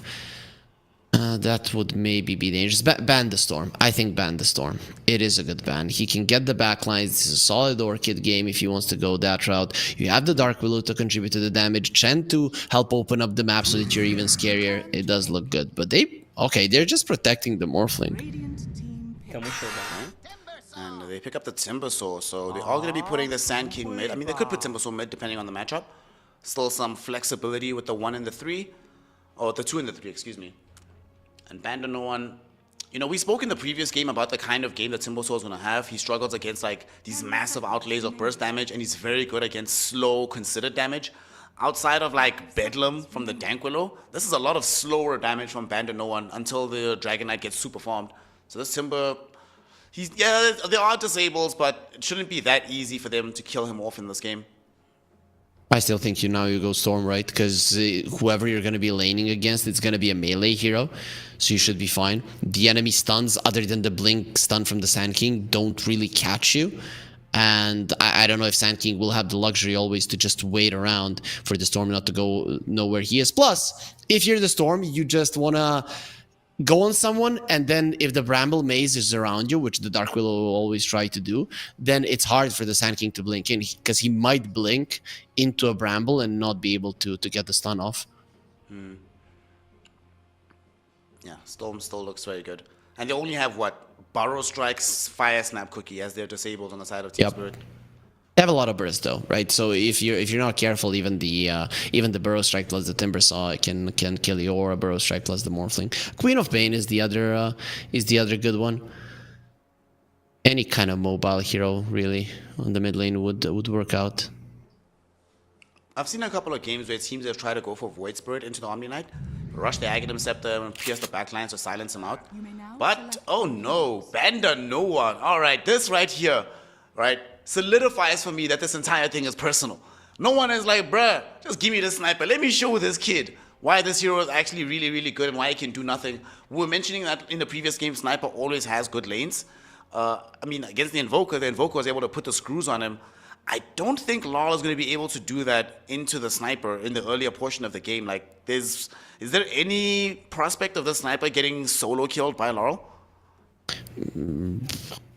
No, like absolutely no way. If I don't even see it happening with support rotations, because overall the Sand King won't be doing much damage to the Sniper. You're not going to be keeping him on, let's say, half HP, and then with the Cookie and the Burrow Strike you kill him. It's just not going to happen. So overall, this is a free Sniper game. I'm a little bit scared for BandaNoone in terms of their movements in the early mid game, because they're not particularly fast in moving between the lanes. So the movements of the supports are going to have to be really good around the Sniper and the Kunkka as well, because we know that the Dragon Knight will be farming. But I still like what BandaNoone have with this last pick, right? Because they will crush the mid lane once again, and you have nothing to catch the sniper, really, right? Even if you go in with the Timbersaw or the Sand King, Bramble Maze and the Terrorize are way too good spells to deal with you. Plus, you don't want to break formation when you're playing with an Omni Knight. This is again BandaNoone probably with a slight advantage. Yeah, I'm definitely with you. This Morphling could definitely pose a big problem. The game is on his shoulders, and to be fair, Satanic Morphling is really, really, really, really, really good. I also prefer the Morphling relative to the Alchemist in the previous game, because like when you're playing these Alchemist-style heroes, these heroes that sort of peak in the mid game, if that peak comes and goes without you having massive impact, you kind of feel really bad. You're like, what do we do now? You're forced into Hail Mary plays. But if you have Morphling on your team, you know, even if the mid game is going south, you're like, you know what, we can figure this out, gang. We can figure this out. King will be able to carry us in the late game. And the Kal is throwing some shade to Malik, like, Timber, I think the idea is this the only hero that you can play? But it's nice to have it. I would assume these two teams are on solid terms, right? That there's no big bad blood between them. I mean, Dukalis and Malik played on a team for like the better part of a year last year, so Yep. certainly know each other well. It's just some memes. And besides, nobody gives you more trash than your homies, right? That's how it should be. Really how it should be. Seconds to battle. What do you make of these wards that have been planted out in this aggressive smoke that came in from BandaNoone? Let's see, what do they want to do with that? I guess the idea is to find the Sand King when he's going to farm, because they know that he's going to be losing the mid lane. So again, they're focusing in the mid lane, and I think that between these two teams, that this is the way to go, just because no one is so good at laning, and Laurel, as we mentioned, it is his the weak part of his gameplay. King outclicked DM on the top side of the map to make sure that they split these bounty runes 2 and 2. And now the game will get going. We might have a first blood though. Miposhka gets scouted out, but he goes for Dukalis first. Rue hit him with the scatter blast. Do they have the damage to bring down this Chen? And they should. First blood going the way of Rue. Nicely done on the Snapfire. Team Spirit playing aggressively early on. This is vintage Team Spirit, making sure that they find the first kill and then start to play aggressively in these early lanes. Yep, very smart play, very solid way to get your first blood, and because you started off with the Satyr convert, I mean that one isn't really gonna help you when they go for it. Oh no, they're burning my mana. Like nobody really cares. Has been killed. The only oh no, they're burning my mana moment we've ever seen, the biggest one rather, was TI 9, where Thompson bought like the Aghanim Diffusal on Gyrocopter. Yes, versus the Bristleback. It was, dude, if I would lose that way, there would be no more PC or monitor. Right? Like no way, because there was no way you win that game. That was the only path to victory, and they found it. Well, we're gonna put the painful memories away for a while as you see these laning phases unfold. Top lane, we have this Dank Willow next to the Omni Knights, and they just chilling because King just wants to farm as much as possible on the Morphling. They did almost bring down Crystallis here. You know, we were speaking in the previous game about how the first few levels are really difficult for the Timbersaw. This game seems inverted. The first few levels seem really hard for this DK before he gets more tanky with the Worm Pod. Well, Malik was just trying to spam spells as much as possible because he knows that the mana burn is going to be kicking in. So that's why the Dragonite was getting low. But you cannot really kill him, and you are not farming all that well because you're just trying to do damage to the Dragonite to slow him down. So, a bit of a CS war down bottom. Let us take a quick gander at this mid lane where... Whoo! Don't. Woo! Go top, Laurel, go buddy. top. Keep it. It's a tough day at the office, but... Keep it family friendly, thank you. Yeah. Oh, man. Poor Laurel, man.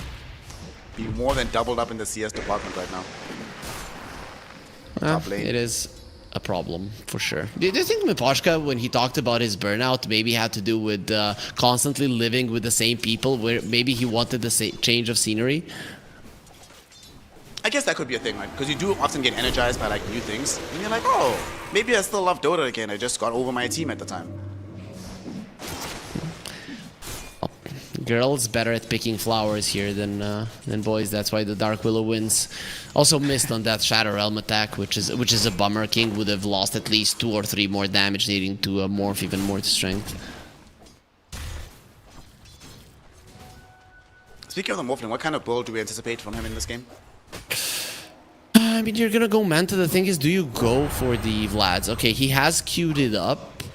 I think the Vlads might be a necessity for him to help to push down the towers. Let's say when the Chen is pushing on one side, that you are on the other helping your team get a tower as well. And then, of course, Manta. There's no doubt about that. Of course, we can list all the reasons that you need a Manta for in this game, which there are many.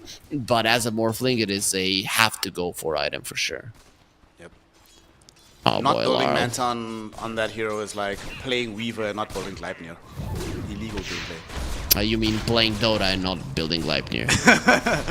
Exactly. Top lane, Miposhka might end up getting a kill here onto 9 class. They're chasing around this Dark Willow. But now they come in. Satanic, waveform forward. Can he cancel out the healing Doesn't have self? mana. Yes, he can. One more right click is all they need, and they get it.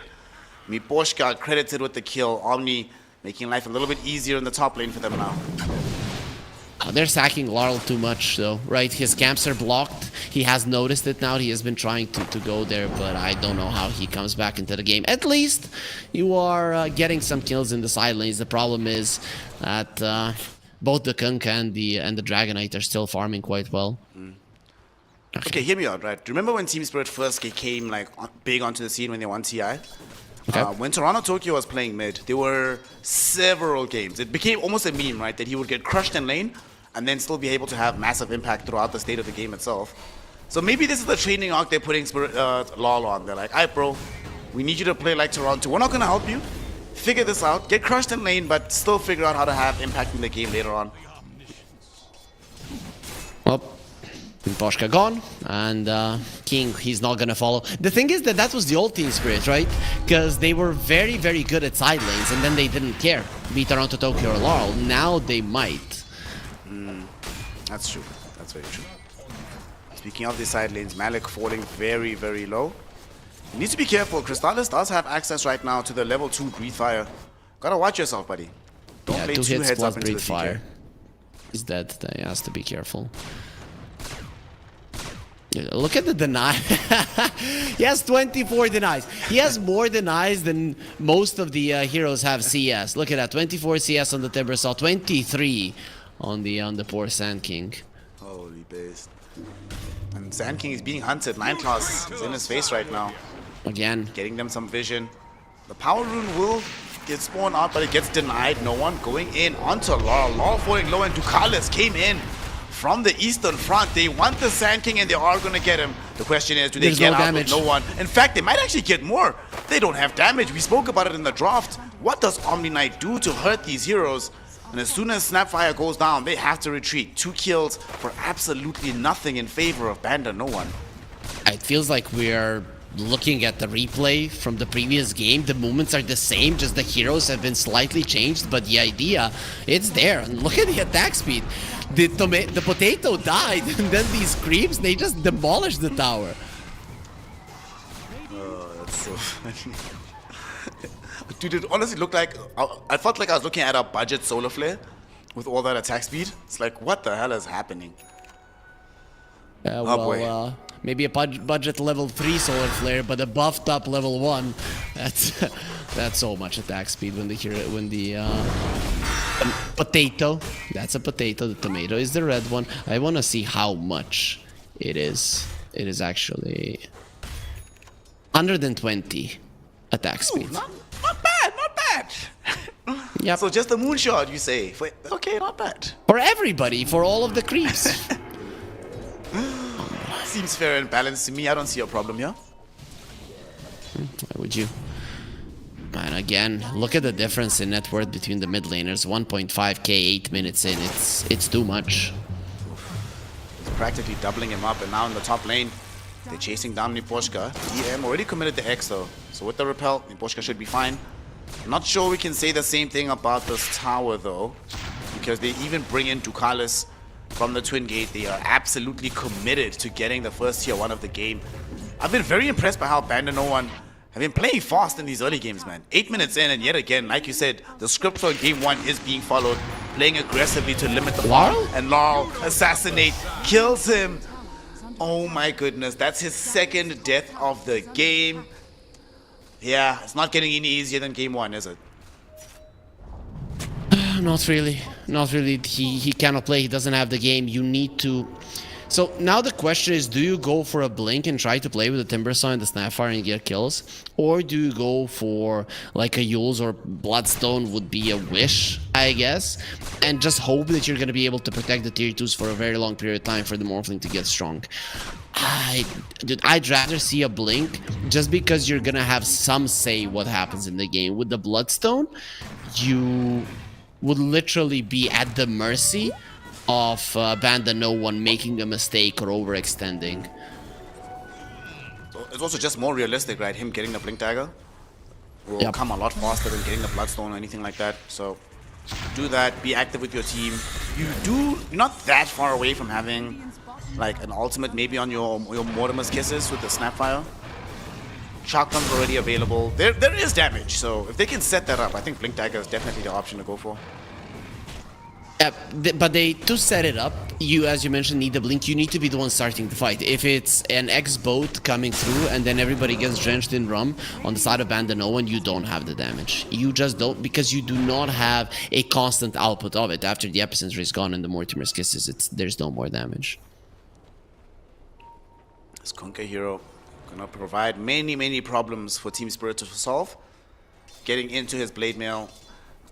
Honestly, no, last game Blade Mail was good. This game into Sand King, Snapfire, Blade Mail feels so good. Even the Timbersaw as well. Doesn't really want to be playing into a Blade Mail Kunkka. This repel just continues to be annoying. The thing is, it is such a huge cooldown, and you just use an X and a Torrent, which you don't really care about. So they're just gonna be trying to force it out all the time. They're picking out this bottom tower. They want to push it in. The DK already forcing in the wave. And this rotation through the triangle. They want to play a bit more riskily. They could try and make the jump onto Malik, but I think the main priority is just pick up the building. Got the Chen army nearby with you. Crystallis, if he wants to, can prop the Dragon Knight form. And the best part about it, no one can sit outside of the tower range and hit the building. Fair and balanced, the sniper hero is. Of course he is, as he is going for a Maelstrom, so they're probably not going to be pressuring any tier 2s anytime soon. It is more of a farming approach from them. No, don't kill him, please. The blood feud continues between No One and Laurel. He takes the tower, immediately TPs in. Bro, he hit him twice, hit him with 2 shrapnels and assassinated him, and he was pretty much dead. I thought the Sand King hero was supposed to be tanky. Well, yeah, when you have good levels, because you do farm super quickly. Your laning phase is quite decent right now, which used to be a huge problem for the Sand King. But when you are in a bad matchup versus a player that's obviously laning-wise superior to you, this is the end result. Oh, very cool Gleipnir game, right? You are versus a Timbersaw, a Sand King, and a Morphling, right? Only one can get repelled. That's why he's going for it. I like this, right? Especially because it's going to make you tanky. You're not going to be doing any Dragon Lance shenanigans and then going for the Mjolnir. You understand just the value of the Gleipnir in this game. Yeah. It's like what you said. Imagine playing Dota and not buying Gleipnir. Amazing game for this item in this situation. Also, because of how well things have been going, you know that the Sand King is going to be very far from a defensive item. The Timbersaw is probably not going defensive. He's rushing a Kaya, in fact, right now. So the value of this Gleipnir is going to be extended if he's able to pick it up in the next few minutes, which he should be. He's farming very well right now. Net worth leader, taking away all these stacks. And Team Spirit, the onus is now on them. What do we do? Because it can't be like last game. Bro, last game they ended the game without taking a single tower. That cannot happen 2 games in a row. Well, it's not impossible either. The only question is, do BandaNoone want to defend this bottom tier 1? Right, that is the one that Spirit could possibly take. Oh, Poshka? That should be fine. has Sure. Repel. The team smoke up behind him. They want to reveal this Blink Dagger. And now they know exactly where Malik is at. The question is, can they catch him? You would love to catch the Chen first, and indeed to Carlos. Nice I smoke. think they saw the smoke happening, but they don't feel confident to make the jump. Dude, DM just landed a blind 2-hero torrent. What a player. Yeah, lucky for them they were in a smoke, because if he had seen that, knowing that the repel was down, you would run in to try DX the Sand King. You X the Sand King, the fight is over. Unfortunately, the smoke from Team Spirit not going to be yielding any positive returns. They ran around for a while, sacrificed some farm on the Sand King, but haven't really accomplished anything. Wisdom Rune time, right? This is now BandaNoone. The opportunity has presented itself to be able to steal it. You see 9 Class already positioning himself in that area, but Team Spirit aware of this type of play as they smoke up again with the 3-hero gank ward. Can they get anybody? Laurel desperately wants some vision, but when you're losing a game, you also start losing the vision battle. Eventually, though, they get in onto no one. With Morty's kisses raining down on top of him, they will be able to kill this sniper. Nothing that BandaNoone can do about it. And now Malik, feeling confident, he dives forward at the Timber Chain. The fear will be there, but the Barrow Strike prevents additional damage from 9 Claws. And it's going to be the King Satanic who gets himself a double kill. Stun? Crystallis does not have a BKB. He's going to get stunned up. He's going to get controlled. And he's going to get killed. 3 heroes brought down. Team Spirit not only defend the tier 2, not only get the Wisdom Rune, but reassert themselves on this map. What an initiation from Law. Yep, and that is the no hesitation of Team Spirit always. I don't know what it is, but every single player that has ever played for this team under Miposhka and Silent has been very confident when they get a connection. And can they get out? Nope. Not Omni, but Milik definitely. So they do want to defend that tower for long, I guess, right? Plus, you do have these 2 very aggressive wards from BandaNoone to the bottom lane. I guess they just weren't expecting 2 smokes in a row.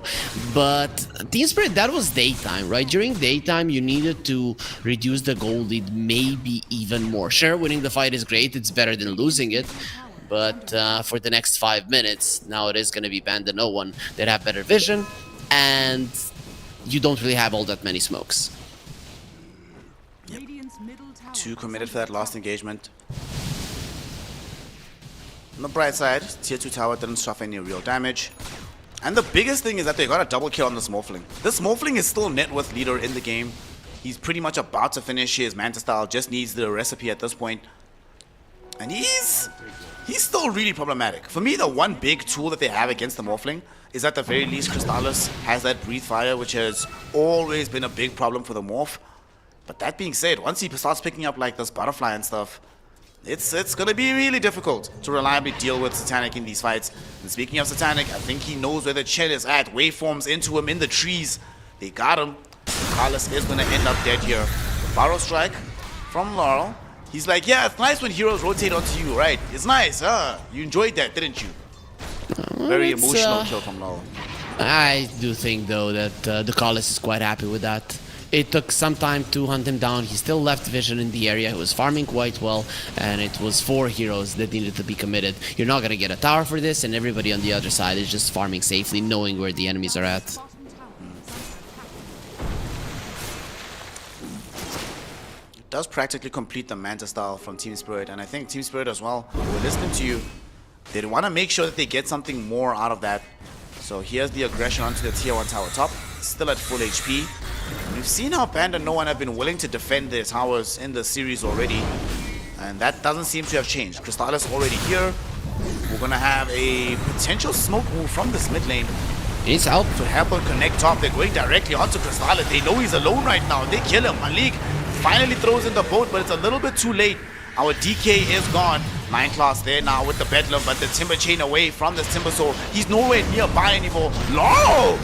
He Burrow Struck right next to the Sniper who eviscerates him. And now the Sniper is just going for more. Able to pick up a double kill for himself. Can they find the Snapfire? She TPs out to safety. Not being a 2-for-2 engagement there. Core Good for Spirit. and support for Core. How do you feel about that engagement? Solid for Spirit because Satanic wasn't part of that fight. He was farming on the bottom lane, shamming it out. And you forced out the rotations, right? So it was BandaNoone that were using their TPs that were getting out of a good position. Plus, I don't know what's with the build on the Dragonite. I mean, I get it with the Mage Slayer, but why are you playing this sacrificial? I mean, we did talk about Crystal as being this type of a player. You mentioned different builds. This is the one that from a carry Dragonite I have not seen, and I would argue for a good reason. The closest we'd come to this is when Skeeter was building Blink Mage Slayer Manta with BKB, but Blink Mage Slayer Hurricane Pike, I definitely have not seen this on a Dragonite before. Yeah, I have seen it on mid DK, right? In situations where these types of heroes that Spirit has are in the game. So generally, it's not a bad build versus them, but you are just sacrificing your potential late game completely and hoping that the sniper is gonna be able to hold his own. Sniper also going for a Hurricane Pike, not going for the BKB straight after the Gleipnir. Grove Bow, D-Lance, Sleipnir. Of course he found a Grove Bow. Of course he did. Yeah, one would assume a core player like yourself would be happy with the current state of the sniper right now, but Radiant are scaring. I have really bad luck with neutral items, so this just disgusts me. I'm like, seriously? Like, come on, bro. How do you get everything that's perfect? okay, this was the best excuse ever for losing MMR. I got bad neutrals. Crystallis is a bit far forward, but the borrow strike from Lol catches onto the sniper and the Chen. With Morty's kisses raining in, both of these heroes are in jeopardy, and the sniper will fall first. Malik getting hit with the bolt, but it's not going to really do enough, and the Timber Chain whirling death onto the DK almost killed Crystallis. Crystallis now held in position by the stun. Do they have the follow-up damage?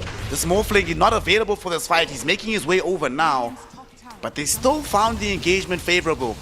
Harry, they fought 4v5 and still came out on top, got a big kill and a tier 1 tower. BandaNoone, for me, are kind of lost in the early mid-game transition to the mid-game. It was the same in the previous game as well. Their item choices, their calls, the way that they apply pressure is just wrong, right? It is nighttime, you need to be on the aggressive with the sniper on enemy territory, not just get jumped every single time. Trying to play aggressively now, going on to me, Pushka and Malik. Malik trying to TP out. The Omni Knight will die, but that's definitely good going. You force them to use the Bedlam. Multiple heroes had to rotate to the top lane, and yeah, they're gonna get this Tormentor, but the rest of Team Spirit spread across the map. Lord's farming the jungle, King is farming the waves. The Omni Knight can die all day, every day as far as they're concerned right now. For sure, but that was a slight mistake from the Kunkka. The Timbersaw should have died, but he X'd the Omni Knight for some reason. The second that the Repel got used and then you try to go for a TP out, you wait for the last second of the TP, you use the X and you will be able to bring back the Timbersaw. So, slight fluke coming out there when it comes to mechanical skill or thinking at that point, right? You're like, oh, he used the Repel on this guy, I can't do anything, but the Repel doesn't really last long enough. Radiant are scared. Who got the shot? So the shot went the way of Ducalis on the Radiant side. So we are going to be having that better persuasion on the Ancients. And then Dire Shot goes the way of the Omni Knight. I mean, this double purification onto the Morphling and the Timber is actually no joke in the middle of these engagements. It's 65% effectiveness. Was it more?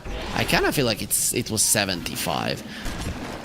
Yeah, I thought it was 225. Yeah, it got nerfed when C-patch, I think, was it C or B? One of those patches. Yeah, makes sense. Because 75 was a little bit too strong. You get 525 HP. It's too much. But Roach being targeted, that's a good move.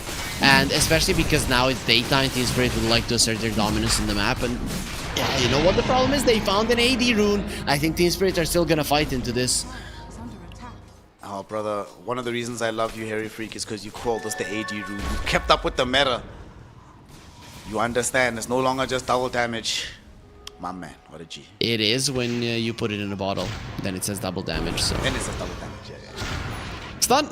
Oh! That was so close. The old Dragon Tail, the one that didn't have a projectile when you're in the dragon form, would have stunned him.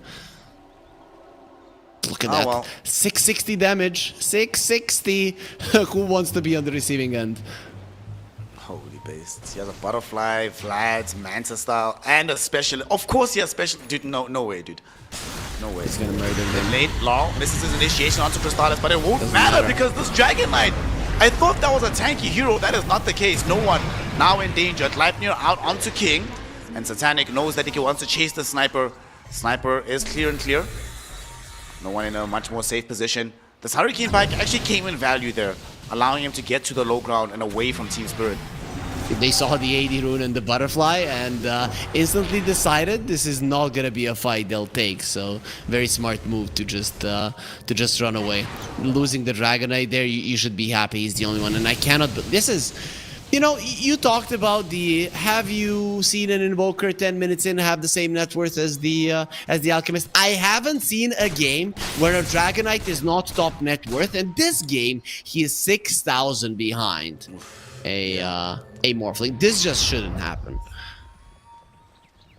Many things throughout this series have just been bizarre and shouldn't have happened. As they smoke up right now, heading in, they want to try find a kill here. Invis Rune picked up by Laurel in the river. They just jump onto Rune. Nice quick kill potentially, but no. Is it? Miposhka is there. Repel, the purification. Now they might want to think about re-engaging here. I think if you're a Radiant side, you leave. BandaNoone cannot Yep. actually take this fight. You might have the Aegis, but it's daytime. You are on the low ground versus enemies who, well, do an amazing amount of burst damage, and they found the palace. Yeah, it's gone. Should be a straightforward kill for them onto this gen. And Laurel maybe finds no one, because no one decided to come to the low ground here. I don't know about this one. They initiate onto the Sniper. They really want to try and bring him down. Fire Snap Cookie onto a Morphling Illusion. They take out Laurel. Or they take out no one, excuse me. As an A just popped. They're both flying in. They're hoping to try and protect the Sniper, but the Morty's kisses are there. He doesn't have a BKB. He's just going to end up dead.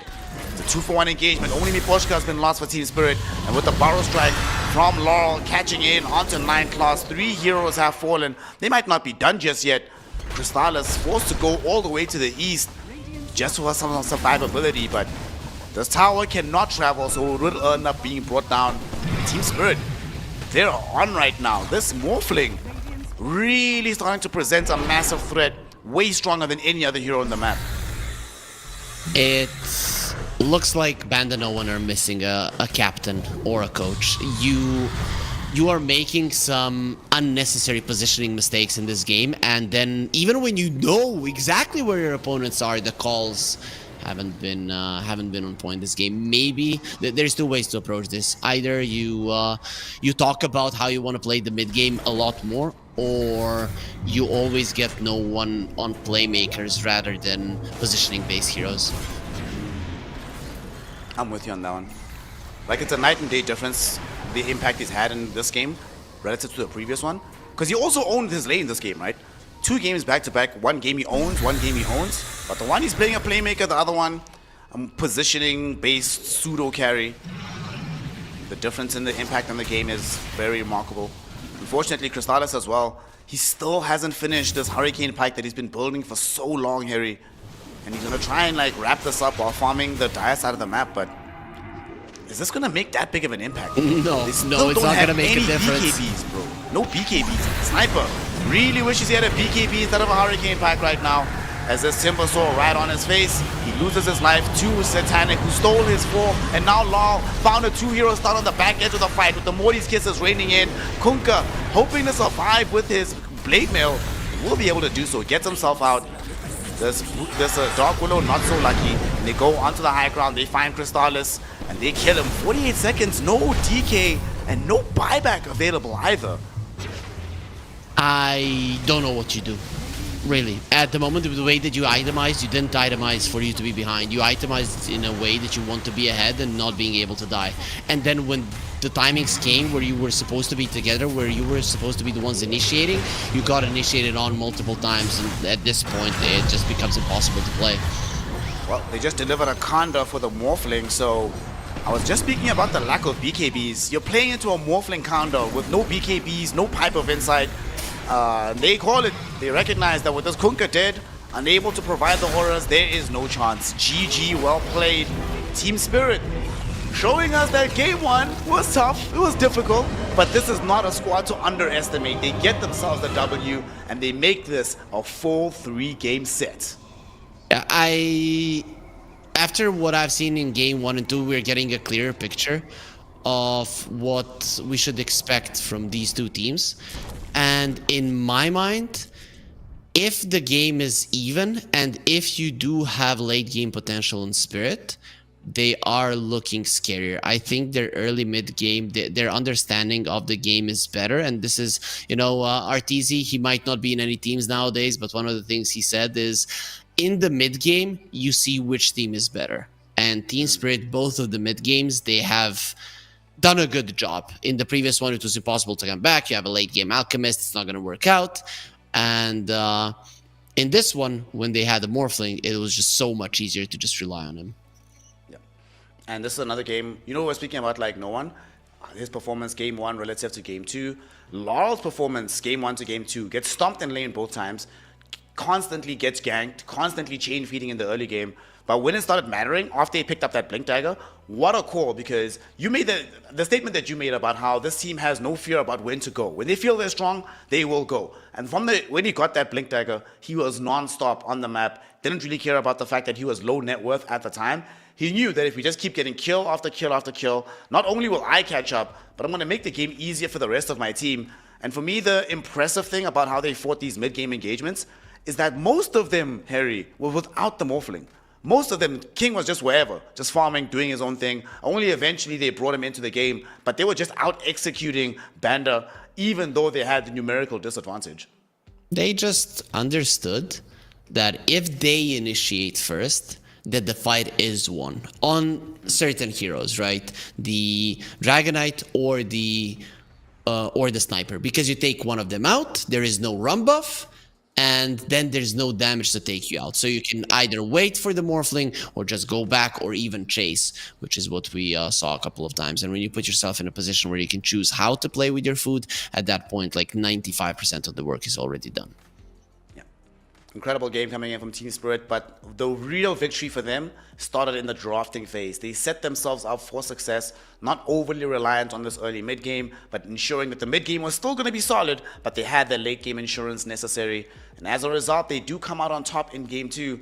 Some questions do have to be asked about the BandaNoone lineup. The itemization, 0 BKBs in a game versus Sand King, in a game versus Morphling, with a Timbersaw around. I don't know about that one. They felt more confident than the game state actually belied, and they end up losing game 2. We're going to find out, though, once we hit game 3, who has the momentum shift, which team is going to draft better, and of course, who is going to find themselves moving on in the upper bracket of these qualifiers for DreamLeague 24. We find out in just a few minutes, so don't go anywhere. Snare and Harry Freak will be back for some more Dota 2. Get some water. We'll see you soon for the rest of the series, the culmination of Spirit versus BandaNoone.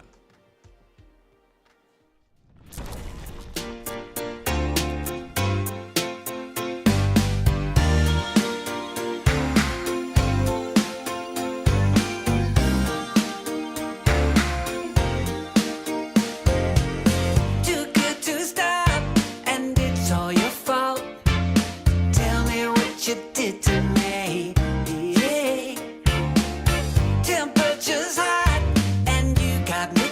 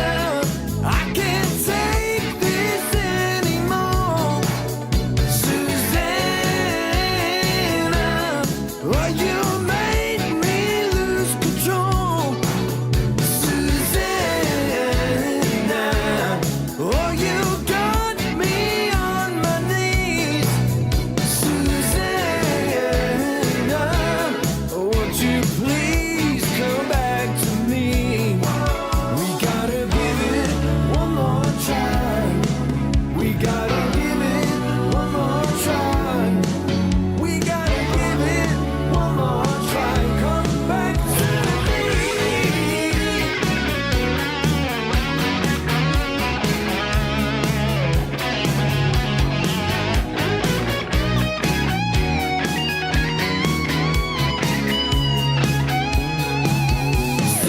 Susanna, I can't take this anymore. Susanna, I don't know what we're fighting for. Susanna, I can't take this anymore. Susanna, oh baby, you got me.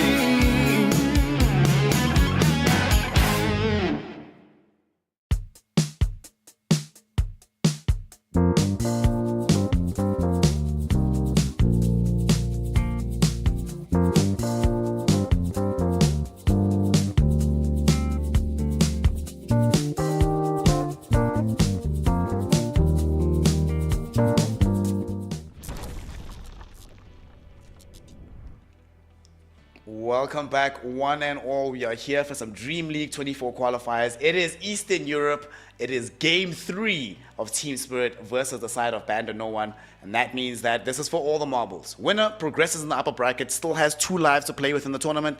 Loser, you go down and you have to play with your last life in the super stacked elimination series in the lower bracket. Of course, we're about to get into this third game. It is me, Snare. It is Harry Freak. It's the hairiest boys cast. And fam, last game, I gave you the assignment for silence. It looked like it worked out, right? They said, okay, bro, listen, lose your lane. You'll figure this game out later. It's fine, have some impact. Now, you were mentioning that they don't really have a coach on the side of BandaNoOne. If you were the coach, right, no one's just called you up right now. What are you telling him that his team has to fix going into this third and decisive game? Okay, so the problems that we have seen are not fixable from one game. So it has to be the approach.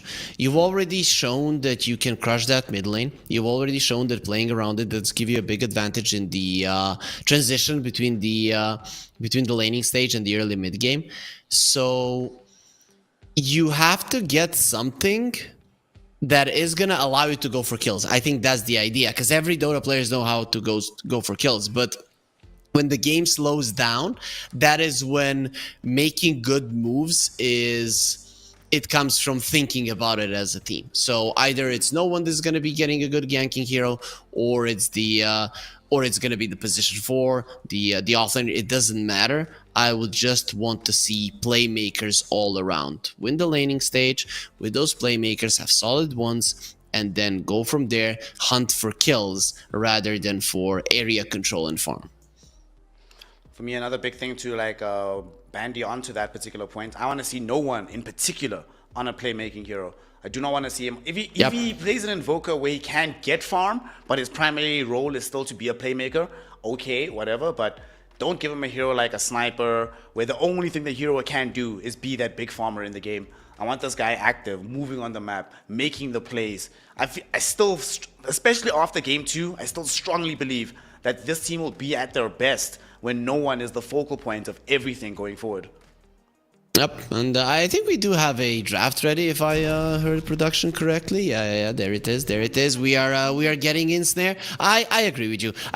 The thing is, though, no one is very well known for his sniper. He has been playing this hero for at the top of the competitive scene for more than 10 years. And then it's weird to say, yo, don't give this guy sniper. But his sniper in general wasn't the problem. It was the entire team play around it. But then again, it might be no one who, when he has that good of a game, needs to call out how they should position, how they should protect him. And if he's not capable of that, and you don't have a captain or a coach that is going to be getting the whole team on the same page, then you scratch that hero. Team Spirit, this time around, they find themselves on the Radiant side with the second pick, BandaNoOne. They will have first pick on the Dire. We saw Leshrac Enigma in the previous game, like you mentioned, was setting up with the Omni Knight. This time around, Team Spirit sticking with more just regular bans. No Sand King, no Shadow Demon, no Naga. Lone Druid already gone, so Now it's about, do we ban Mirana, Enchantress, Nature's Prophet, Clockwork? These are the other heroes that I've been seeing reliably banned in the first phase. You're loving the Mirana too much. In Europe, people have gotten over her. I was even surprised I saw her in the first game. Let me check if it has been played in the other series, the Navi Liga, where Liga took a game. Man, Liga are looking scary. They won a qualifier yesterday. Now versus this Navi team, they took a game. Not a team to underestimate. Yeah. Team Spirit, they're the ones that banned the Omni. Also, you know that Liga team, I'm kind of glad Ramses isn't on the team, actually. It's like I was mentioning in the pre-show. I really like the fact that Eastern Europe has so many young squads wanting to prove themselves that don't necessarily have these big overarching names that drown out the project. You just get to watch them develop together and see what to make of all these players. It's been very fun to watch. Yep, and in Liga I think is the team where you can see the impact of the coach quite a lot, right? Because 2 days ago they lost versus a random stack named 5 Beavers, where it's Ottaker and 4 players that you've never heard of. They lost 2-0 without any chance. And then they beat 1W, they beat 1Move, now they're beating Navi in this qualifier as well. So it has to come from the tactical understanding of how to utilize your players. The players didn't get 10 times better in the span of a day. Like, believe me, that doesn't happen. I mean, the impact that coaches can have, man. You know, we just saw TI winners. Very happy to all credit the fact that they had the addition of KP in the brain trust to make the game a lot easier. 10 seconds. And it is always useful as well to have somebody who's not in your game analyzing the game, because Dota's a very emotional game, you know, dictated primarily by flow states, intuition. So having somebody to be able to direct your actual attention from a top level perspective makes invaluable amounts of a difference. Very early invoker for Spirit. Larl is very well known on this hero. It is not something that gets crushed in the lane easily. So I kind of think this is going to be the best laning stage for Larl thus far, or at least I hope so. And man, at this point, just even a regular lane, even if he loses the lane but dies less than 3 times, will be a victory at this point for him. Yeah, we're really throwing some shade to TI winner. Noob Larl can't lane. Bro, he only has one Aegis scrub player, man. Only one Aegis. Yeah, yep, exactly. I mean, to be honest, that's more than anybody on the other team, and it's only Miposhka that has more than him in this series. So he's the second best player. Let's put it that way. I will say, in my heart, no one has an honorary Aegis, because there was that period of dominance with the VP roster where they really should have won a TI during that period of time, but has he ever didn't end up happening to gotten them. more than top 6? I think not, right? Where did they finish this tournament? Didn't they get top 4? I think they were top 6.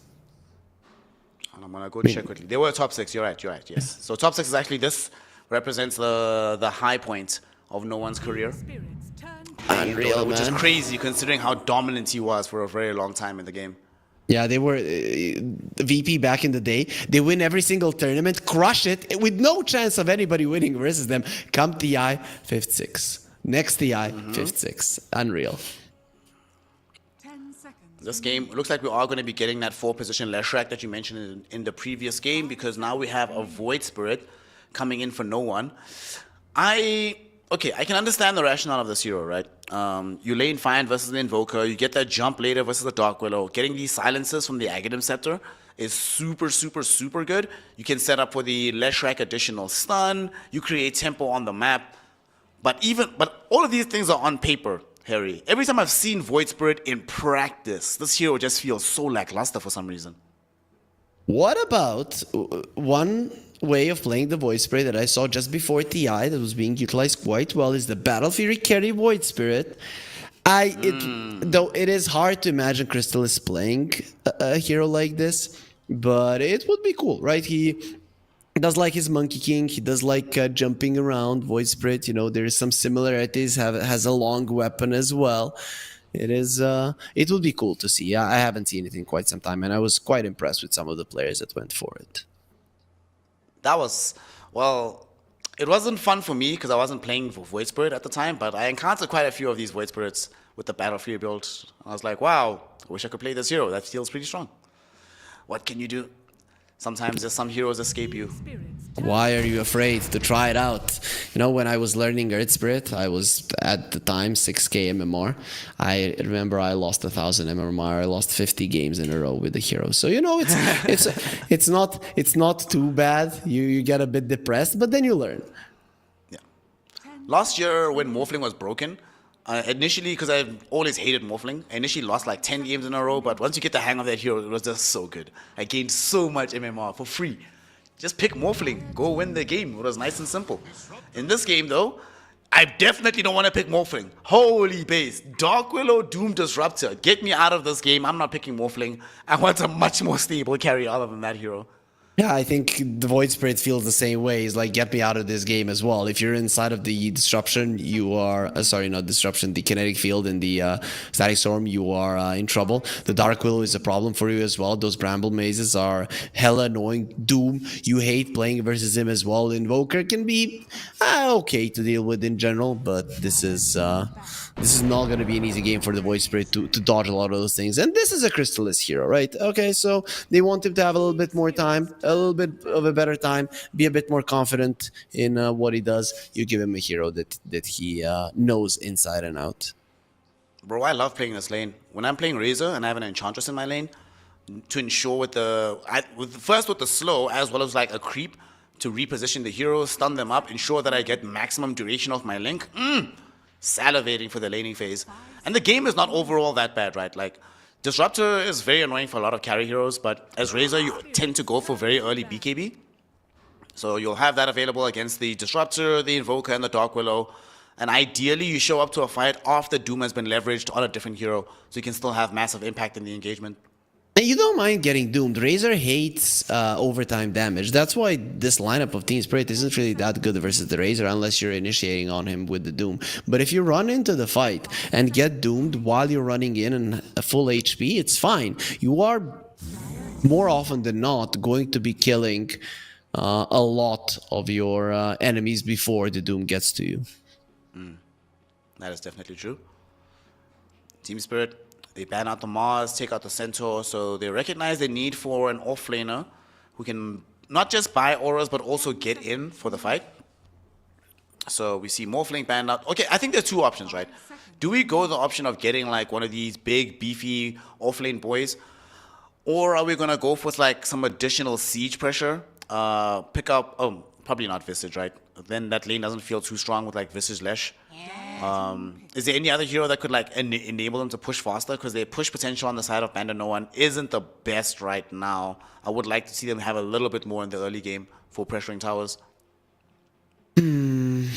Yeah, the offlaners that pressure towers aren't really all that good. You mentioned the Visage and the Enigma are solid, but they're usually played with a melee position 4. Lash doesn't want that. Lash wants a strong laner so that he can be aggressive. So I would... Right, if they remove the Centaur and the Mars, what's even left? And they do go for the Enigma, so they listen to you, but then this lane is not going to be as strong as you would like it to. Yeah.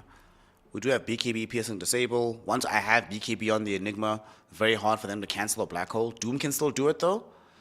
I'm not sold on this Enigma, if I'm honest. I'm not completely sold. There's going to be a lot more pressure now on Crystallis, because now Crystallis is the only one that can play in front, right? Void Spirit will be jumping in and out, and yeah, he does have a lot of good supporting costs. You know, Enchantress can provide some heals, Enigma will provide the auras, but I don't know, man. I feel like whenever I've seen games where there's more pressure onto Crystallis than anybody else, I'm not that confident in his performances. Do you get a Dragonite here? Is it banned? I'm going through the heroes and I don't see it. Could be a good one. Laning stage wise, later on you do the damage, you can buy a blink, so you could be the way to start it off on the Razor. That's one way. Is there anything else? They go Brood. Wasn't expecting that. Carry Brood? It does look that way. Yep. Yeah, for Satanic, baby. Okay. So, brother Harry Freak, in the event that this Broodmother, when the BKB emerges, right? Wait. First question, before talking about the BKB, what build are we going for on this Brood? Are we going like the super aggressive Orchid build coming out of him? I would hope so. Versus a Void Spirit, that's the way to go. I did see an offlane Brood a couple of days ago, played by Alberca from Liga, and the thing is, he just wanted the game to go late, and then it didn't really matter which items he had. He just got a Butterfly, Phylactery, BKB, all around the place, Shard, and then he crushed everybody. So I wouldn't mind that kind of a build with all around the place things as well. But it's gonna be either a Orchid or a Phylactery. I think that's the first item you go for, or maybe an Echo Saber, right? If you really want those stats. Question before I ask you about which draft do you prefer. Do you think Doom is actually a good hero? I've been lately super disappointed in this Doom hero overall. I felt it's not as strong as it should be on paper. What's your read on where he belongs in the meta at the moment? I think it's decent because there's a lot of heroes with heals, right? And a lot of aura heroes. You do counter that somewhat. I don't think he's S tier, but in my mind he's decent. More often than not, when I see like Morphlings Timbersaws, it does look like a decent Doom game. And this game, that doesn't really exist, so I'd say in this game he is a little bit less than fine, right? So still okay. I'm gonna see how this game pans out for him, Malik. Both teams are picking off-kilter carry heroes. Right now, the meta has been these long-ranged, these Weavers, these Wind Rangers, these Lunas, these Morphlings. Having a carry matchup of Razor versus Broodmother, not something that we see all that often anymore. And unfortunately for the Razor, I'm looking at this lineup. Like, the stuns they have Split Earth, Aether Remnant, and the full Black Hole. If they're able to completely stall up this Broodmother and drain all her damage, she feels super weak, but if they can make sure that she always gets away, terrorize to zone these heroes back, tornadoes to create space, King could just run rings around this Razor in this game. I think that is the idea. That's why I was thinking, when you said the Orchid, I liked it, but also the Phylactery with him not committing in first couple of fights would be cool. But of course, as a carry, you might just go for the straight up right click Brood, a Harpoon immediately after the Echo Saber. Could be cool to see. Game getting started right now. We are going to be having a 3-1 Bantiru trade because Crystallis managed to get the outclick on. So that's 3-1 in their favor. Good job being done by the side there of BandNoOne. But long gone are the days, fam, when you just secure the additional bounty runes and the game is like auto one. Still a lot of effort that has to come from the laning phase. Were there ever days like that you get the bounty runes and the enemies call GG? I don't... Early on, when they first introduced them, it was if you got 4 bounty runes, for the first, I think, 2 weeks, you had a 90% win rate. It was insane. Oh. It was crazy. Oh. That's quite a lot, though. But 4 bounty runes, to be honest, are better than the First Blood. I don't necessarily think it should be that way, but sure. Maybe make them just as good. How about we get 4 bounty runes and the First Blood? Yeah, sure. You know, in one of those situations when they get a first kill, 4 bounty runes, maybe even a bonus, and you're like, this couldn't have gone better. And like, yes, it could if they got 5 kills. Yeah, no, no way. It can always be better. That's top lane. First Blood gets drawn by Team Spirit. The kill gets credited to Rue on the Dark Willow. And this Dark Willow, honestly, I feel in this game, this Dark Willow is going to have a phenomenal game of Dota. Like, the only reach that they have on the enemy lineup is this Void Spirit that's going to come in on top of you. But if you just play the edges of the fight correctly, lay down the brambles to inhibit the movement of this Razor, terrorize back the Void Spirit and the Enigma, you can have an amazing game on Rue. And also, the Dark Willow loves when people run at you. Right, when people run at your team, because the Bramble Maze and the Terrorizes incredibly powerful there. You're not going to be keeping good formation when you're running in like a madman, and that is kind of what the enemy lineup wants to do. The Void Spirit, the Razor, they literally run in, try to create chaos so that the Enigma can get the Black Hole off. The same is true for the Lash and the Enchantress. All of these 4 heroes other than the Enigma run in like madmen. Speaking of said Enigma, let's take a quick look at his lane. Playing into this Broodmother. Brood, obviously just going to have a decent time out here with the right clicks. There's not really much that they can do as Enigma Leshrac to shut down this Brood completely. But I'm more interested in your read on this Disruptor hero. Why don't we see Raptor more often in games? Because I felt like right now, people buy like a lot of stat items. You know, we have Greaves, we have Pipes and whatever. But this Static Storm spell still feels just so crazy strong. Why don't we see more of this hero in these games? Because bursting people down is not something that happens nowadays. It's more of big team fights with a lot of auras. In those kind of circumstances, the Disruptor is bad because this hero, his real strength isn't his team fight, it is the ability to give 1 bonus kill. And if you don't have that burst damage, that 1 bonus kill isn't going to be happening.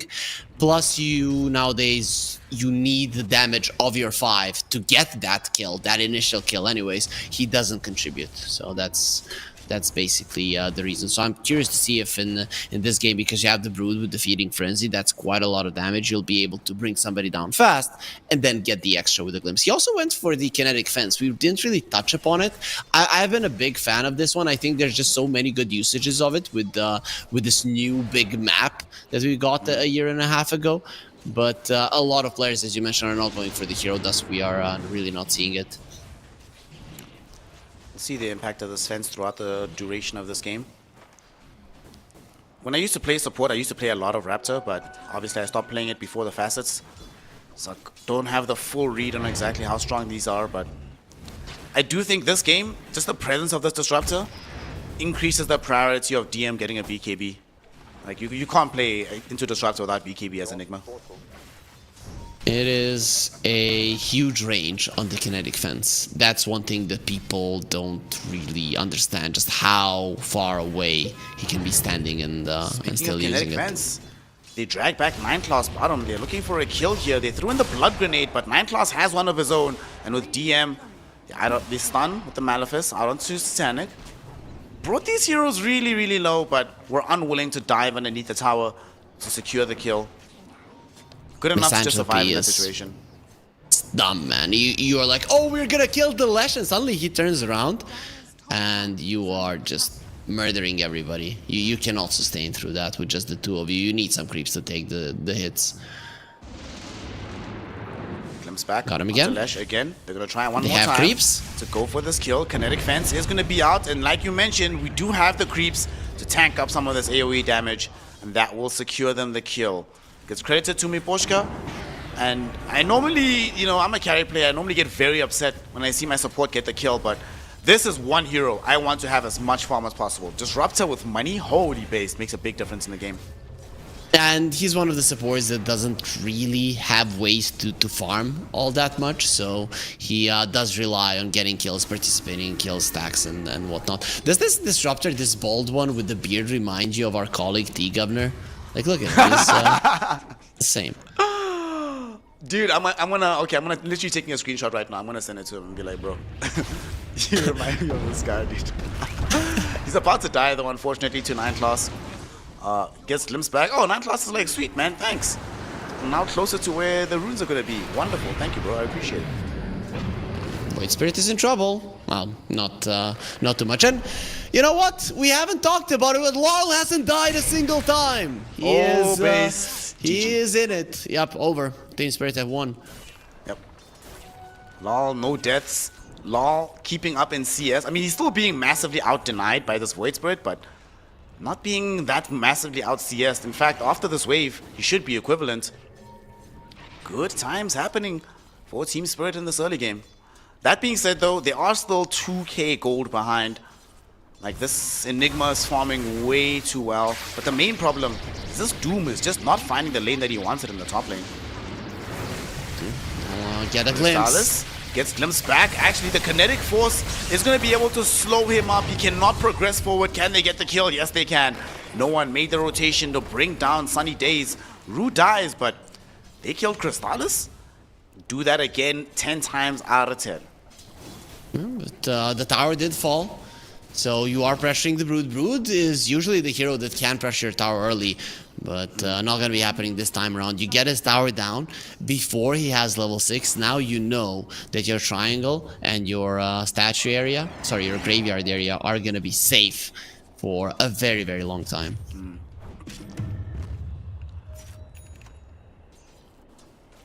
This Enigma, top of the net worth at the moment. What is he being ferried from the courier? Okay, just boots in a full wand. Alright, that's chill. Just play the game, open up the map, create some space for your team. And your team might be able to make a smoke play here. They don't have one though. No one has hit level 7. There is a lot of damage available from this Void Spirit if they can find the correct targets.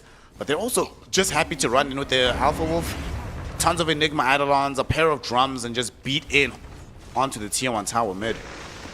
Yep, that's the approach. But it's like we're seeing the repeat every single time. It is BandNoOne that are getting the early towers. It is BandNoOne that are dictating the tempo. But when they take down the tier 1s is when they get lost. So I am really looking forward to seeing them changing that. In this game, they have a Void Spirit. So in terms of creating or making things happen on the map, NoOne, he does have the right hero. Using that Void Spirit to jump on middle, has an Arcane Rune at the ready, hasn't triggered it off just yet. They would love to find this Invoker. The glimpse back onto the Leshrac, so no Split Earth onto Laurel.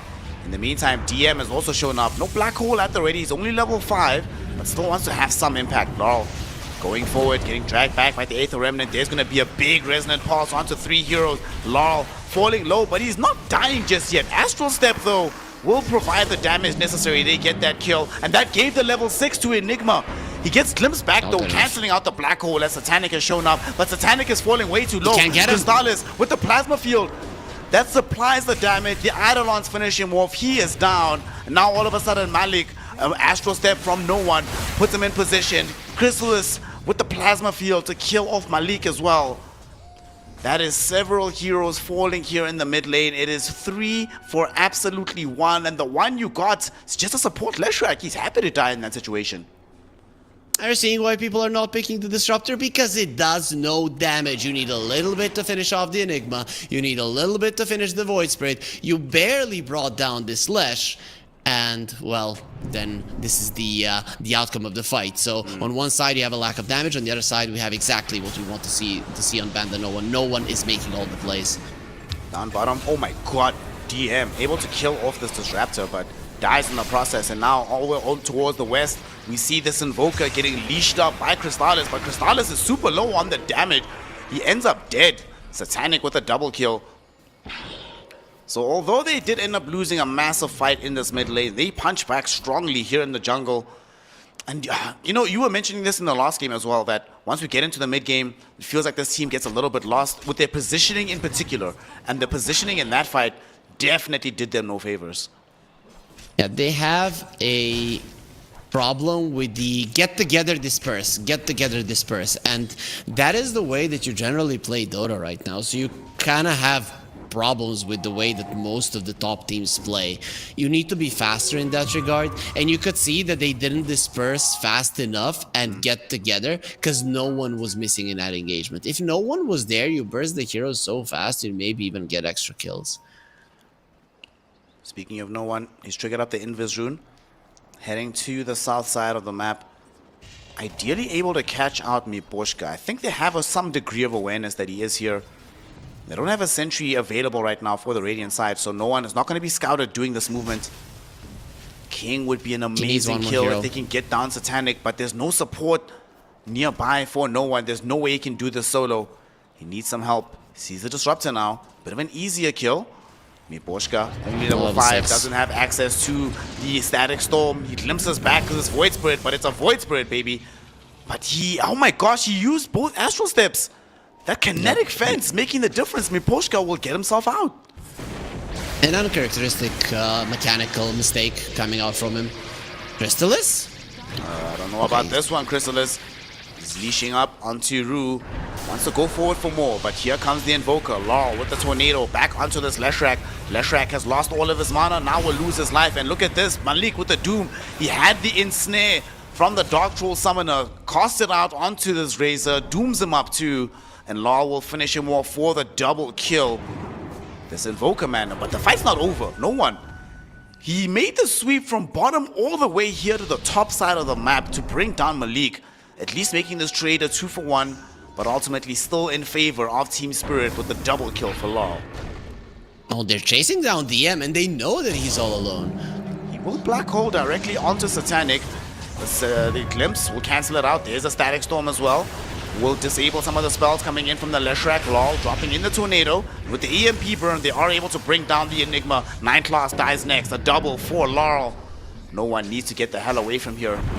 And I must say, Harry Freak, bruh, when you see the difference that Team Spirit has when Laurel doesn't have an awful lane, wow, they look so much better. Yeah, and how can they play like this, BandaNoone? When you have an Enigma, he's trying to control the bottom side of the map, so you either need to surround him with 30 wards and for him to know exactly what's up, or you're always in the vicinity. You cannot just allow this Enigma that is having a decent game to just fall flat and die every single time. He used the Black Hole relatively close to his tier 1, and there was almost no response. This is unacceptable. And now they're going for the tower in the top lane, and this is the last move that they can take, which is just so straightforward. The other ones really need to be calculated, and they're missing in that department, BandaNoone, quite a lot. Also, I love this itemization from the Invoker. Him going for this Mage Lair. You know, you're looking at this off lane and you're like, bro, do you actually even, how badly do you need the Pipe of Insight early? Yeah, you can get it a little bit later. Pick this up. Now, if I have this Mage Layer, I right-click the Void Spirit once, and that's their highest net worth hero, dealing practically no damage in the upcoming fight. Lesh as well. Lesh wants to run in, right? If you're 9 class, with this Lesh, you keep your distance, you don't have an impact. They're gonna ignore you or just trample over you and kill you when they're not even looking. So what you want to do is get super close, but once you do get super close, the Invoker pokes you and suddenly this hero doesn't do much. Very, very smart item choice. I love this a lot. This is incredible. Still chilling, farming up right now for LoL. And for the side here of the L1GA gang, they're kind of struggling to make their impact known on the map. L1 still trying to farm up, going for this Manta style, but hasn't been able to find a kill in quite a while. This tier 2 tower could potentially be pushed into because Razor for Crystallis is down bottom, but they're positioned from Team Spirit. They have an Observer Ward out as well, so they can defend this tower. I feel like you actually have to leave this area if you are BandaNoone. I feel right. Feel right for sure, even though they have good vision. The thing is they're just getting pincered from different sides. Okay. We have some damage going out onto Tukalis. With the Bedlam, they should be able to secure the kill, or not. Man, this is an Enchantress. He gets glimpsed back into a Static Storm. Both supports are caught in and killed. Now, though, jump forward from L1. He has an AD rune, trying to put leverage onto the rest of this Team Spirit lineup. He's gotten himself a dominating streak. 15 seconds before the next points into the Astral. So I think the rest of the heroes will escape. But it's 2 for 2 so far. Rue, Shadow Realm will keep him alive. Okay, it's very even, that situation. However, they lost a core on the side of Team Spirit for that one, so BandaNoone will definitely take it.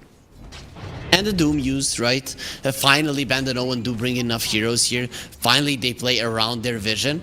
The thing is, they're leaving the area to a place where they're not gonna have that much in terms of understanding what's going on. But maybe you can get away with it because there's no Doom. No, that's not supposed to happen. He was way too far forward, gets jumped on, caught. Yeah, they had to use a Black Hole to do it, but who cares? In the meantime, they also managed to kill off this Doom. So now that is a 5 versus 3. They're moving forward. Dark Widow getting dragged back. The Shadow Realm not gonna protect her, looking for the Terrorize. She gets out the Bedlam. It's gonna help a little bit, putting in some damage, but not enough. 3 heroes are down. It's a mega kill streak for L1. And this Void Spirit, just now we're castigating him somewhat for not being as involved as he could be, but in these last 2 minutes, L1 has been putting in work on this map right now. Finally, BandaNoone are gonna be making good moves, right? There's no Doom.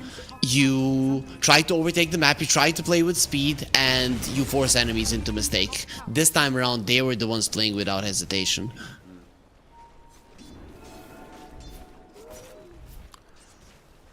Tier 1 tower ticked up in the top lane. And the squad starting to get more and more net worth. 4 minutes ago, it was all Team Spirit in the upper echelon to the net worth, but now it is in favor of the BandaNoOnes. And they smoke up. No one smoking up with forts. Only Crystallis showing middle, but he's got BKB. First item, classic Crystallis.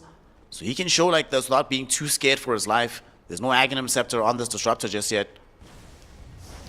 Doom is available though. Do they get anybody with this big smoke? Well, doesn't look like it. Very good positioning from Spirit. And once again, Spirit hasn't gotten a single tier 1 tower. I can't believe that this is happening. I think it comes down to Satanic. He needs to get used to playing at the highest level. If the Broodmother had assisted this team, you would at least take the top tier 1 down, and it significantly opens up the map. Really does change the way that the movements are going to be happening. Crystallis and the gang situated around the tier 1 tower, ready to take it down. They're going to be trading for a tier 1 top, but you get a tier 2 bottom for tier 1 top every day of the week. Yes, sir. Are fortified. Sure, I mean, you could Radiant's bottom now wait a minute and a half and go for Roche. Maybe it would be smart from Spirit to walk into the pit right now to try and force the enemies out of the bottom area, because there's no doubt that once the Roche moves, it's going to be so easy for the Dire side to take it with the tier 2 being down. Unfortunately, it's not the fastest Roche in the world. Does go down decently quickly, but can feel like a little bit of a risky play right now. I suppose you just want to finish your items on Satanic, right? Get your Harpoon, get your BKB. The BKB in particular makes such a big difference because as it stands right now, they don't have any BKBs. Yet another game from Team Spirit where no BKBs are on the menu for them. Disruptor will end up just getting caught and killed. And all of a sudden, no one is on an unstoppable streak. 6-0-3 in this game, Harry. This guy has just been playing today. Yeah, looking good, no one. Individually, he has been the standout performer of the series for sure. We have a big team fight though, breaking out inside the Radiant jungle. TP out. They commit the Black Hole for the Dark Willow? Okay. Rue will die, but Rue has buyback. And only dead for 30 seconds. I'm not so sure about that Black Hole committal for that one. Even though you really wanted that kill, that's a 3-minute cooldown for a position 4 hero. Oh, they want the glyph in the mid lane. If you get that, then I guess it's okay, but they're not getting it. Now you can't Roche, most definitely, right? If you try, Spirit can fight you, no problem. And they're going for a smoke immediately. They understand, now it's time to go. Even though you don't have that great vision, it is daytime, so whilst you're in the smoke, you are going to be seeing the enemies before they see you. Yep. Smipochka, he's the one leading the charge, wants to find the glimpse on a priority target. And Crystallis came back for the last wave. Oh no, but he clips back to Carlos instead. They opt to go for the easier kill onto this Enchantress, but Harry, I don't know, fam. I mean, he has BKB. Maybe he was like, I don't want to force out this BKB charge and we get nothing. But I think at this stage of the game, I would rather, personally for me, I would rather have the 9-second BKB charge gone from the Razor than just grab an Enchantress kill. The idea is they expect to force enemies into more mistakes after the kill. If you just force out the BKB, the enemies with 5 of their heroes, the Enchantress in general, can posture aggressively and she might give you vision. But because you have killed her, you walk into the pit and you're hoping that you're gonna get more. And if you don't get more, then you get the Aegis in a game that you are quote-unquote losing. So I think I'm okay with it because I understand the idea behind it. But yeah, I agree. A 9-second BKB on the Razor feels better than an Enchantress kill. Nonetheless, they still do manage to claim the Sages. Satanic, Manta style, Harpoon about to be finished. He actually might hold off finishing the Harpoon to get BKB first. But definitely up there in the net worth department, top of the charts. It's Broodmother doing its thing. He did finish the Harpoon. Generally, I like the Harpoon more, especially because you've gotten the Aegis. You probably shouldn't be searching for big team fights, because those are risky. If you want to win this game, a little bit of split push from the Broodmother and then catching people with the Harpoon if they're out of position is quite nice. Plus, this Slash, you want him to die super quickly. So as soon as you see him somewhere, you just immediately pull him in and kill him. He's going for a Glimmer. I really wouldn't even mind a Ghost Scepter. Yeah, Ghost Scepter feels pretty pog. Definitely would like that. It's just not that popular of an item nowadays. Just there's so many defensive items that you can go for, and I guess with the Ghost Scepter, there's really not much you can do with it later on. No big upgrades to look forward to. What are you talking about, bro?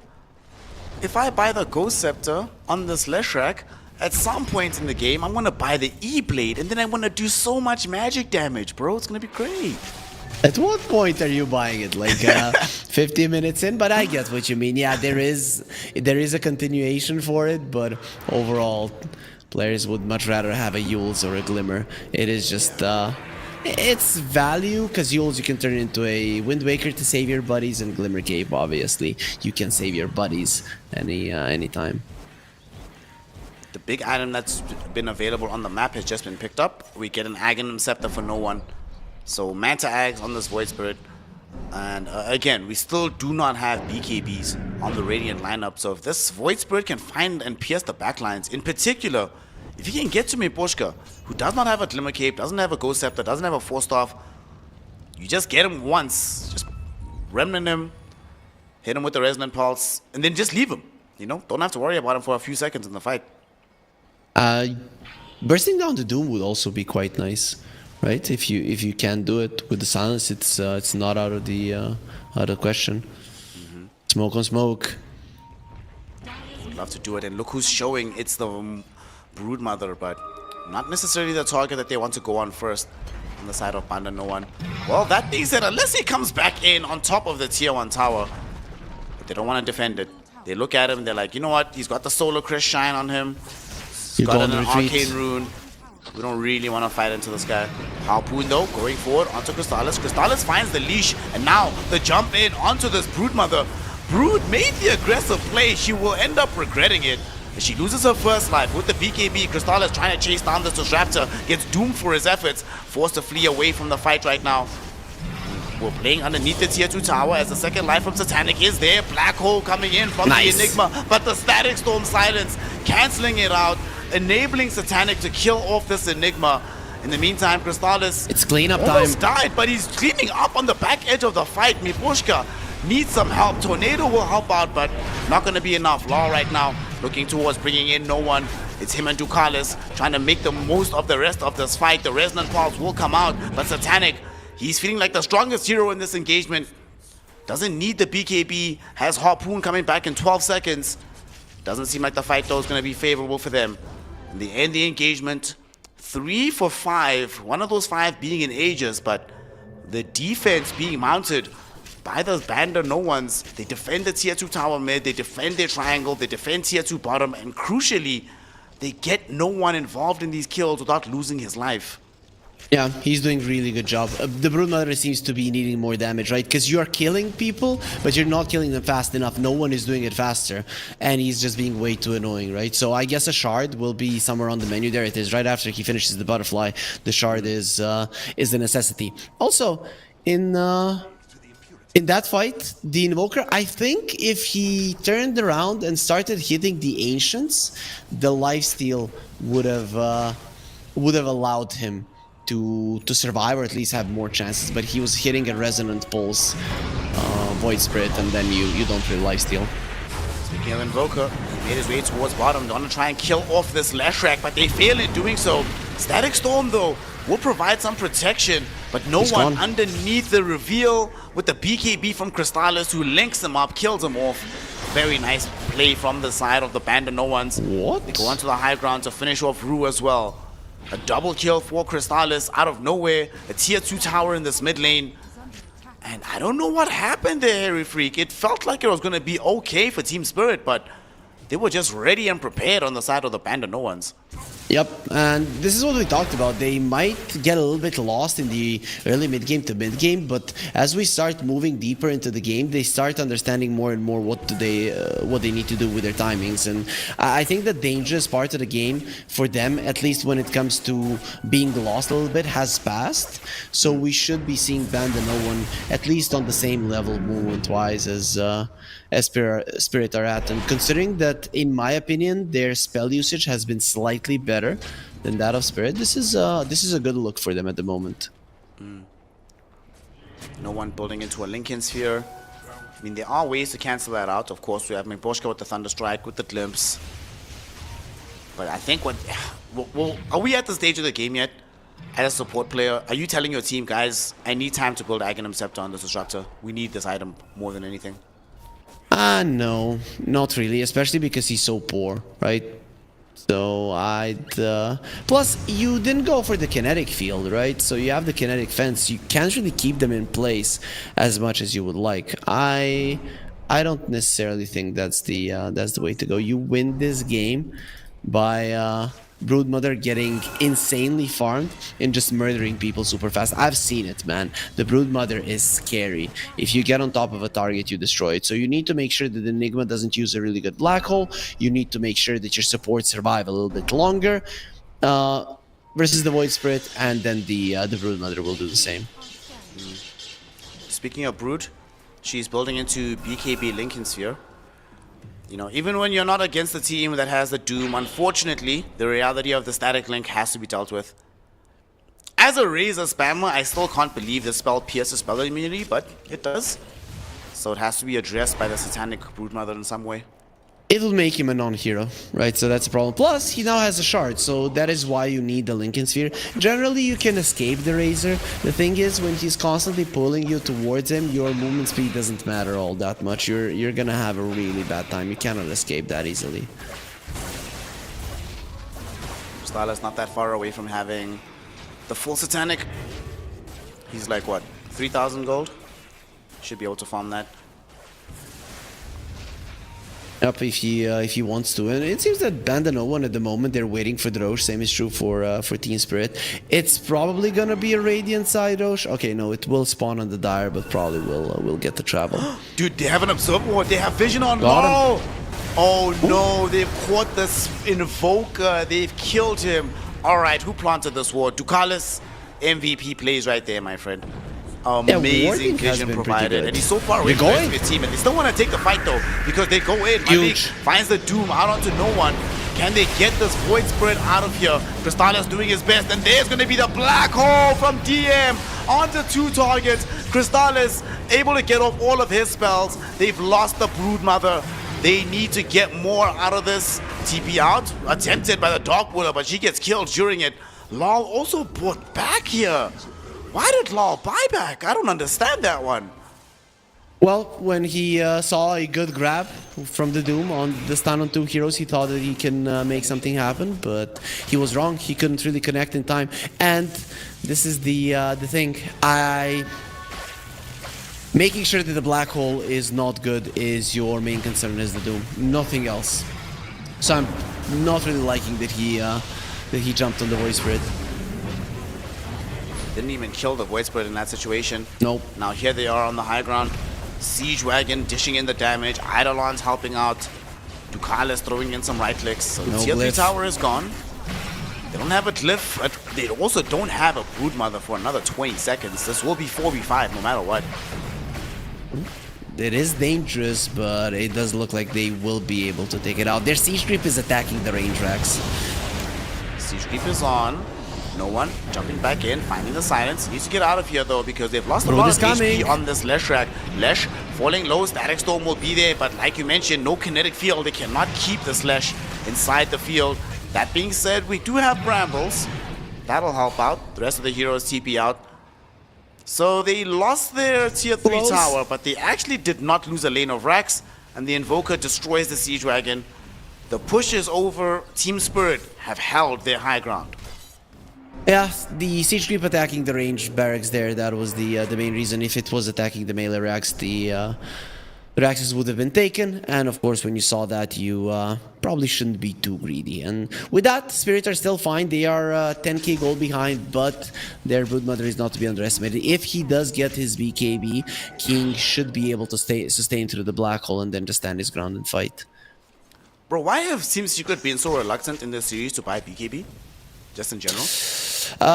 People tend to delay it as much as possible. It is just so easy to go through the BKB charges if you get it like first or second item. Sometimes you gotta do it though. That's why Crystallis went for. He's already at 7 seconds, but that 7 seconds will provide value as they're smoked up.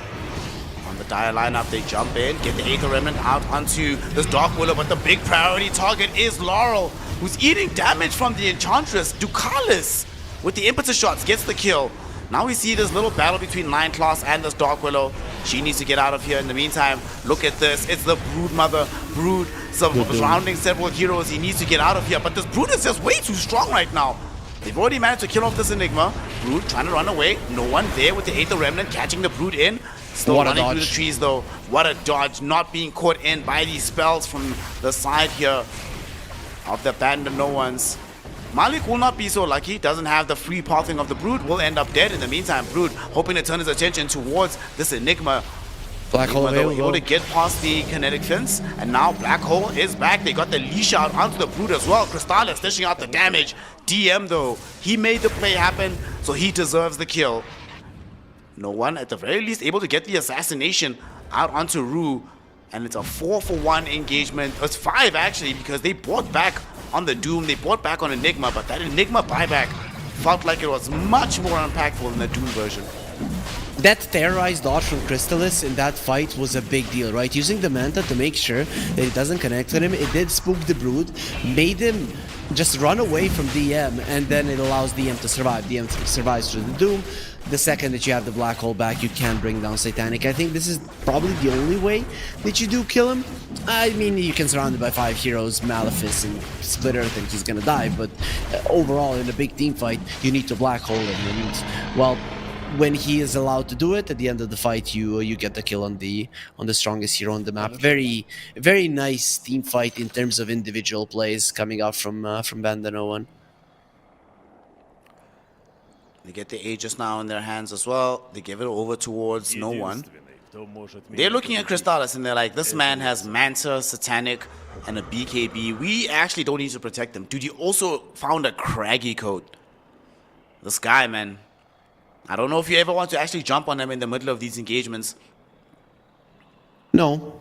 The Razor is the one that you try to ignore. He doesn't really have big damage items. Sure, it is not an easy hero to ignore. He does a decent amount of damage, but you don't really have a choice. Bursting him down is next to impossible.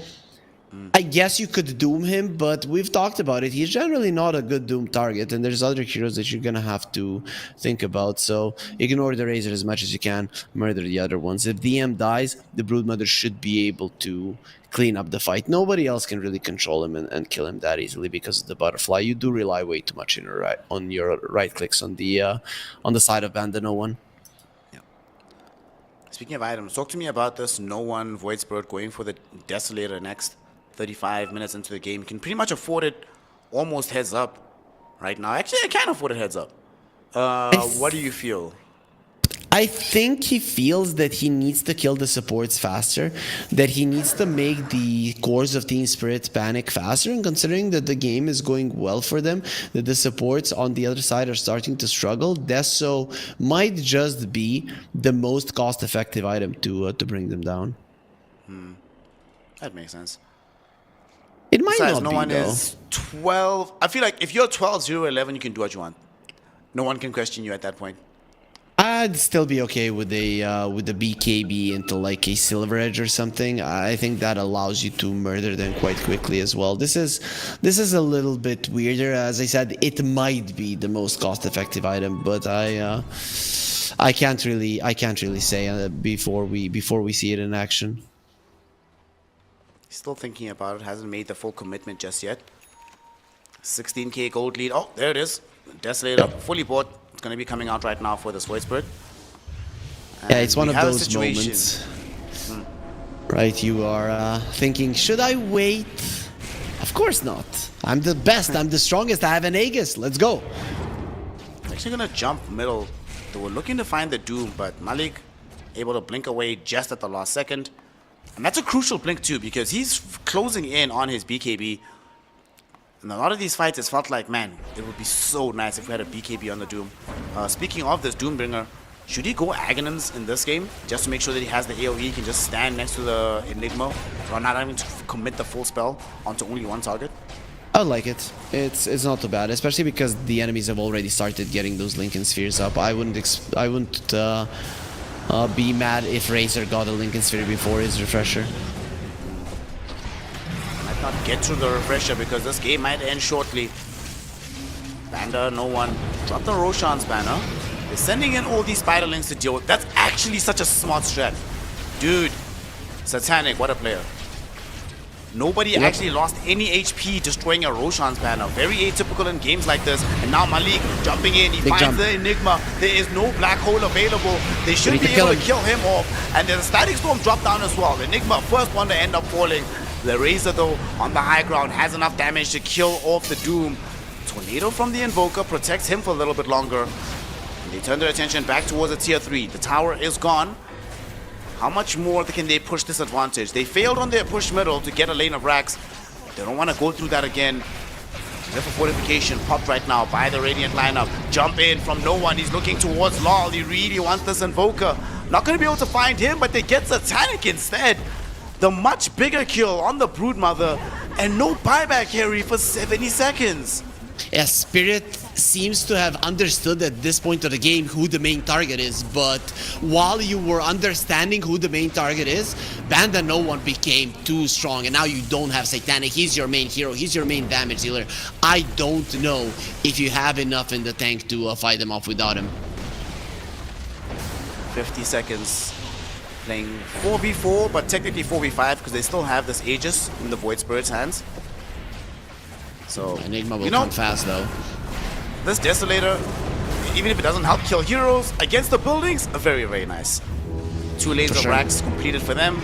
Jump back in. It's going to be no one looking for Laurel. Laurel getting caught in. They forced off him away. So they keep him alive, but now there's no more forced off available for Malik. As he ends up dead. No buyback available for that Doom.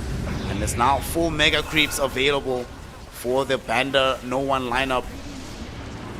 Will they stick around until the Broodmother returns? No one still wants to be able to commit some of his spells. Going forward, looking for the Dark Willow. Dark Willow will die. No buyback for her either.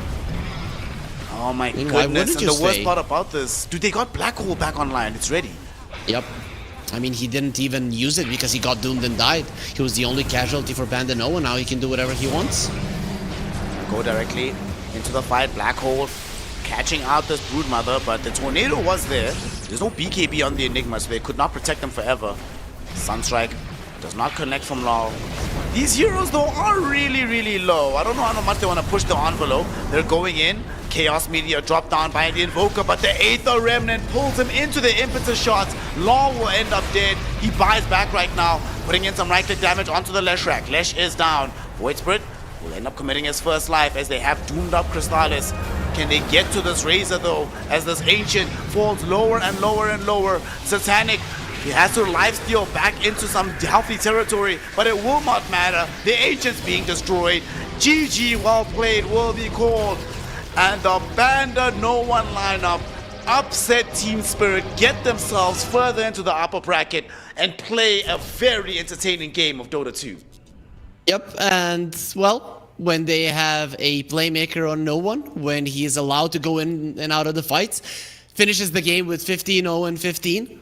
That is the type of game that you want to see. Team Spirit, they seem like they've been taking a break lately before they started playing again, because even individually, you could see that they're lacking. The BandaNoOne are using their spells better. Team Spirit, I still think they have the core of their lineup quite nicely, that their tactic, the way they want to play is on point, but individually they are not looking as skilled in BandaNoOne, and that is why they lost. So you need to not go back to the drawing board, but actually go back to practice. To be fair, new teams, right? On Yep. both sides. For Team Spirit, the thing is with BandaNoone, it's a new team, yes, but it's a new team of players who have been playing at a very high level for quite a while now. Perhaps with the exception of like 9class, who didn't get to play at TI, but it is what it is. Everybody else has gotten that opportunity. They played at TI, showed what they're made of. I mean, DM and No One got top 6 just now at the tournament. Crystallis a few years ago was top 2 at TI. But for Team Spirit, you know, Rue, we have Malik. Well, Malik is the one guy who's played a little bit, but between Rue and Satanic, you mentioned it perfectly, right? That it's just very clear that they haven't had as much experience playing at the very highest level. Some of the decisions that they're making, it's not like it's bad decisions, it's just more reps are required before these decisions turn into viable strategies for this lineup. So although they ended up losing the series, I still think there's some good things we saw from Team Spirit in this particular series, especially, Harry, when Lara actually has a lane of Dota to play. Yeah, but it is Team Spirit, right? Playing for this team does... a lot of people are going to put you on a pedestal and expect things from you because of just how successful this organization has been in the past 4 years, ever since they won their first TI. So this is for a Team Spirit. Sure, we can say, oh, it's the start, right? It's a new lineup, but this is not good enough. We are expecting more of them, and I hope that tomorrow they come back swinging. There was a point when we made the promotion from these yellow super submarine players into Team Spirit. None of us were certain what was going to happen. It did take a TI to make them good, so maybe this new iteration also will need to go all the way to the international to demonstrate their prowess. But for now, they have fallen into the lower bracket. So one BO3 away from elimination. On the other side, though, the BandaNoOnes showing that this roster can cook. There's some issues. A lot needs to be fixed. They need to call up my boy Nicola and be like, hey, Harry Freak, man, we need some coaching right here. But if they can figure that out, this team really has potential to be quite special. Fortunately for all of us, though, this is not the only game of the day. We still have 2 more best of 3s to go on this channel. Next up, we are going to be having a very, very fun matchup. Night Pulse taking on Virtus Pro. So stick around. That game is not going to be that far away. So in the meantime, go get some water, go get some fresh air, and return to join the hairiest boys in Dota for yet another European game in Eastern Europe for the DreamLeague Season 22 qualifiers. And we'll see you soon.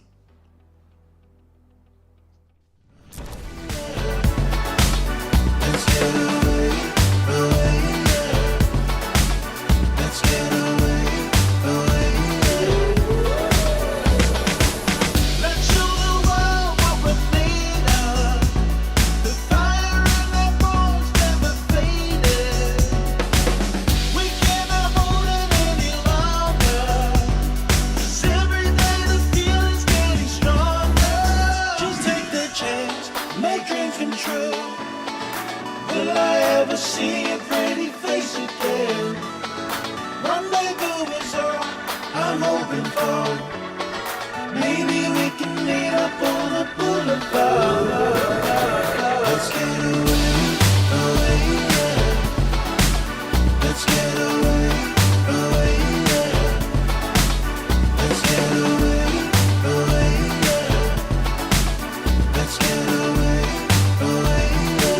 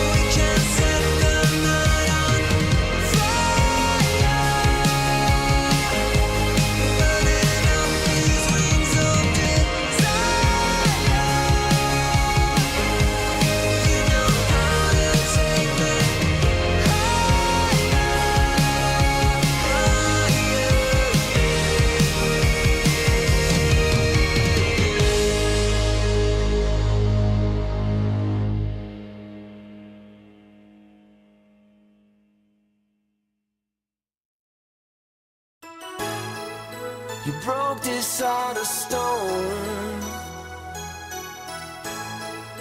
I always hoped that I would find you. Now emptiness is gone, and the winds of change have almost blown through. You're right where you belong. So grateful you're beside me, always and forever. Just you and me from the stars. Always and forever. You'll always be forever in my heart. You're the better part of me, one that I can always cling to. Was blind but now I see. You made a way for all we've been through. I'm right where I belong. So thankful you're beside me, always and forever. Just you and me from the stars. Always and forever. You'll always be forever in my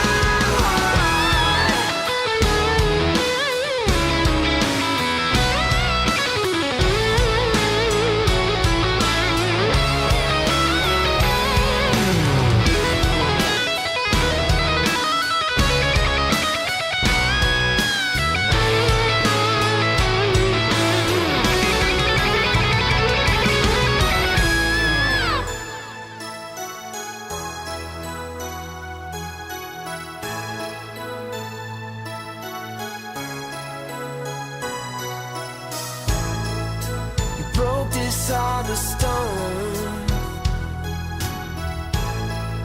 I always knew that I would find you.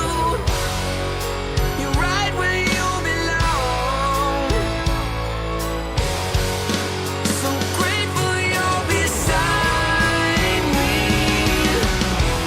always and forever. Just you and me from the stars. Always and forever.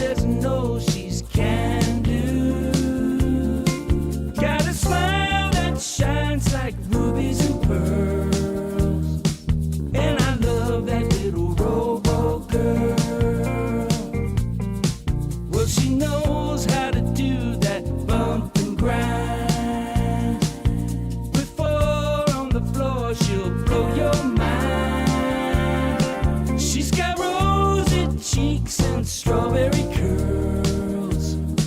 That's my sexy little robo girl.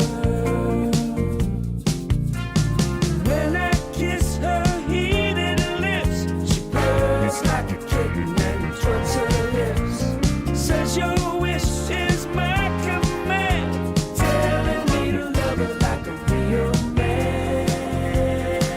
With her high-speed motors in overdrive, I've never felt a lover who's more alive. And my head gets spinning like a tilt-a-whirl with my kinky little robo girl.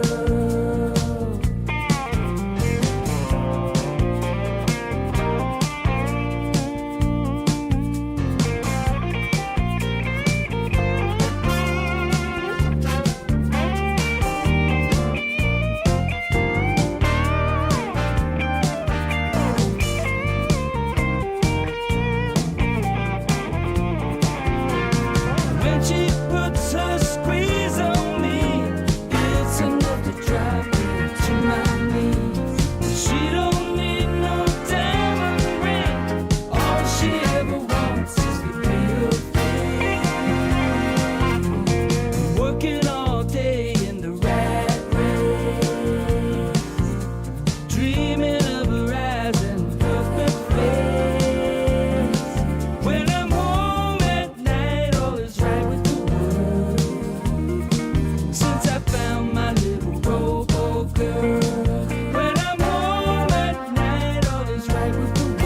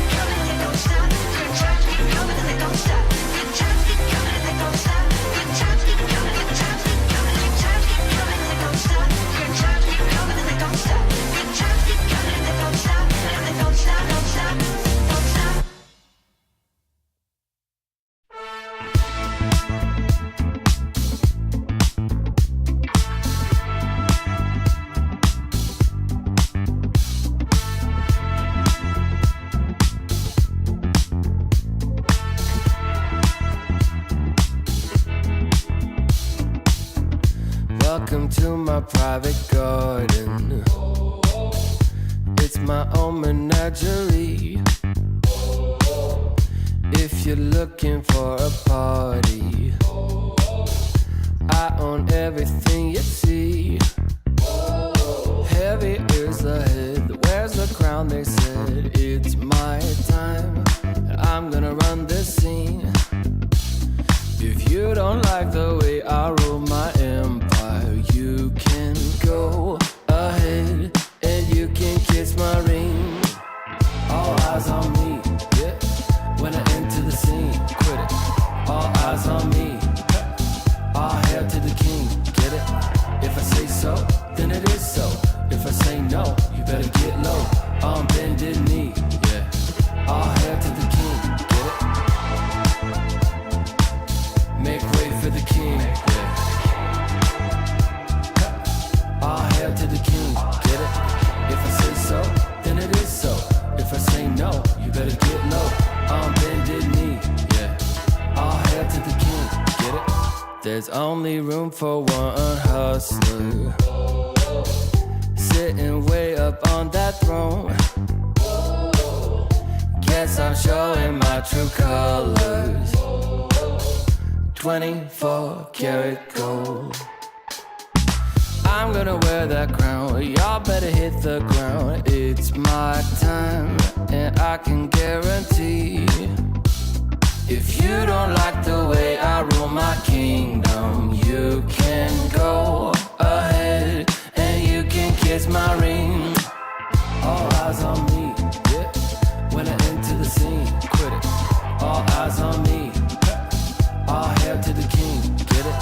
If I say so, then it is so. If I say no, you better get low. On bended knee, yeah. All hail to the king, get it? Make way for the king, yeah. All hail to the king, get it? If I say so, then it is so. If I say no, you better get low. On bended knee, yeah. All hail to the king, get it?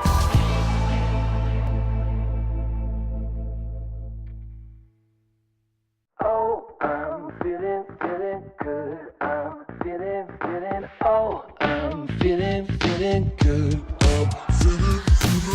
Wake up with no alarm, brand new kind of charm, and fresh hot coffee in a big old mug. Can't wait to get my face in the morning sun, yeah. Make a list, check it off, doing only what I want. Cause there's nothing better than making waves. I'm front and center in my own parade, on parade, on parade, on parade. Oh, I'm feeling good. I'm feeling, oh, I'm feeling good. Solid gold, I'm shining into full. So come and take a look. I'm feeling good. I'm feeling.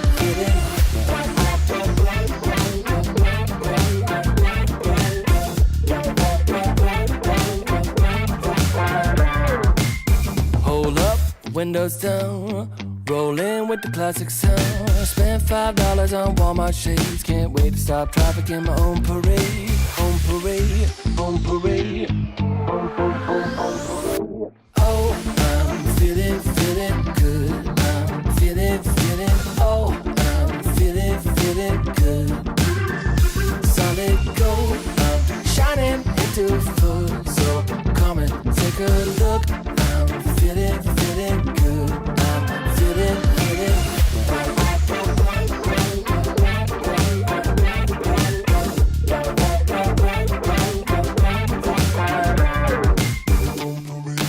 On parade.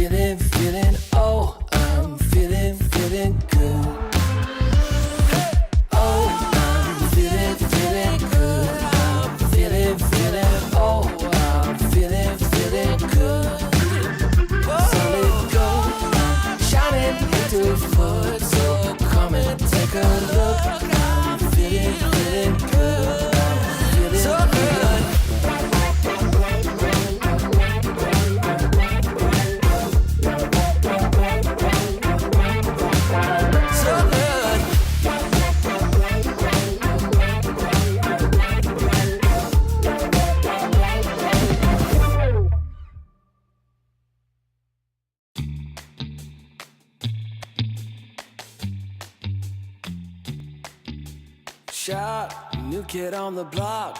Currents running strong like a solar wave. I feel electric. Locked, plugged into the socket. Watch me burning hot, yeah, I radiate. I feel electric. Coursing through my veins like a power surge. Call it misbehaving the way I burn. If you're gonna wait, then you miss your turn. Charged up and ready, I'm going steady with you. Looking like you're blacked out, got that future shot now.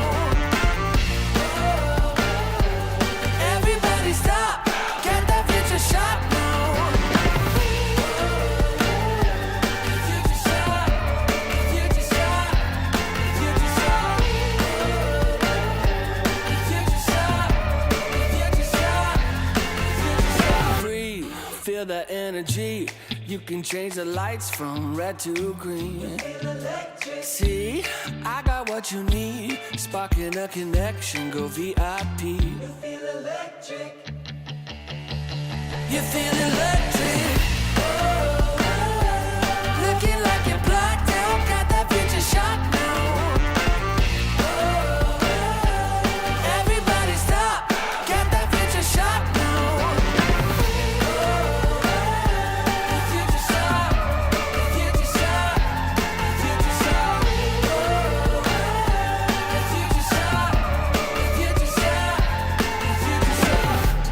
Future shock, the future shock. Once we started, there's no way to stop us. Like a rocket, not for static hearted. Once you got it, you'll go supersonic. You know you want it, you know you want it, you know you want it, you know you want it. Looking like you're blacked out, got that future shot now. Everybody stop, get that future shot now. Looking like you're blacked out, got that future shot now. Everybody stop, get that future shot now. Future shot, future shot, you know you want it. Future shot, future shot, you know you want it. Everybody stop, got that future shot now.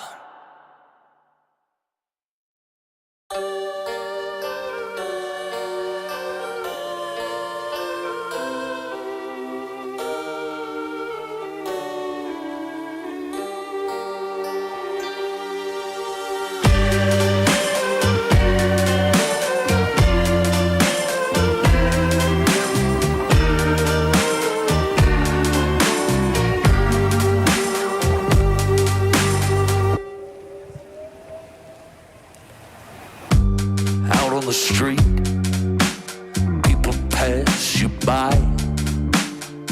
You don't meet their eye, you don't care.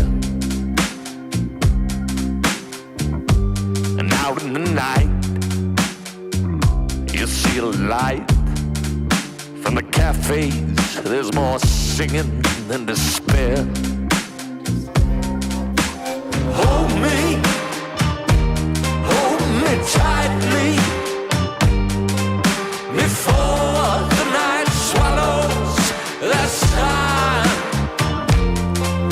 And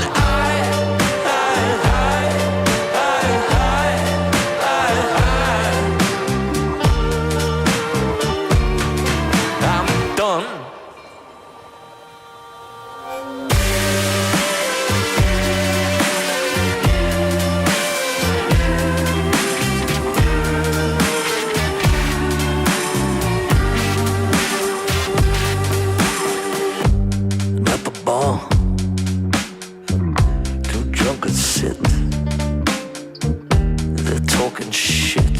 What's been before.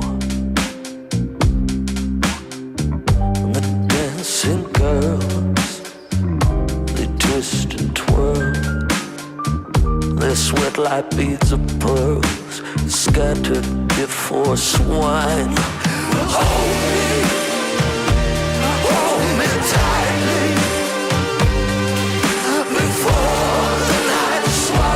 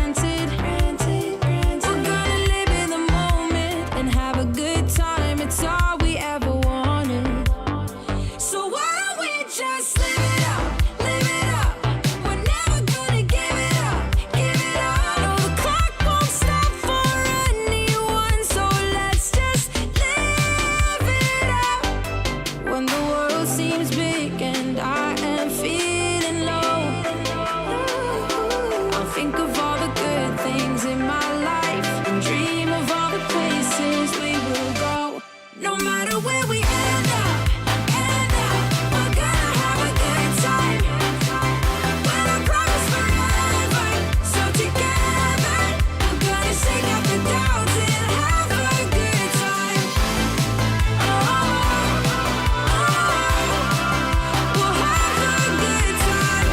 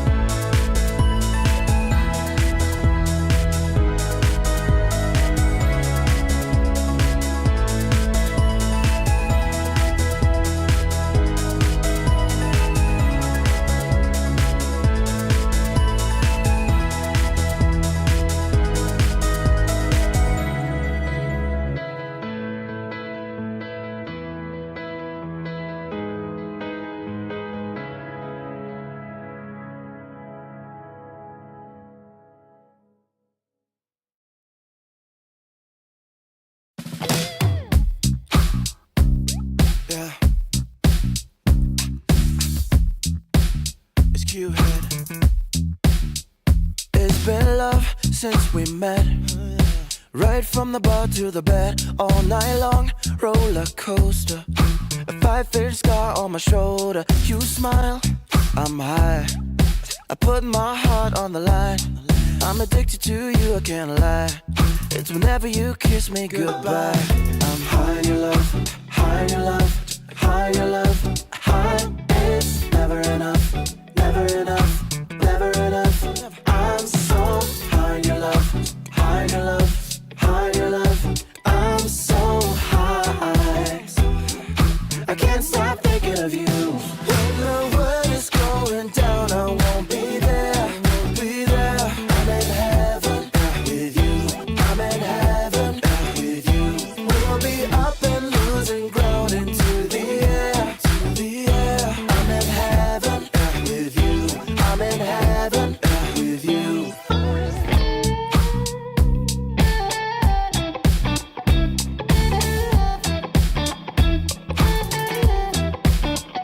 And we faced harder times when sweet words turned into lies. We got caught in our nest, yeah. I put our love on a rest, hit the brake, I turn over. And never ever say that you know her. Got a flame to fuel every night. Keep her safe and hold her tight. High in your love, high in your love, high in your love, high. It's never enough, never enough, never enough. I'm so high in your love, high in your love, high in your love. I'm so high, I can't stop thinking of you. When the world is going down, I won't be there, I won't be there. I'm in heaven with you, I'm in heaven with you. We'll be up and losing ground into the air, to the air. I'm in heaven with you, I'm in heaven with you.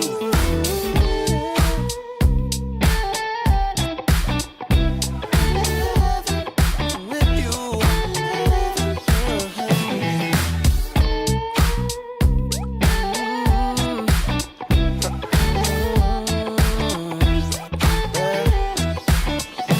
When the world is going down, I won't be there. I'm in heaven with you, I'm in heaven with you. We'll be up and losing ground into the air.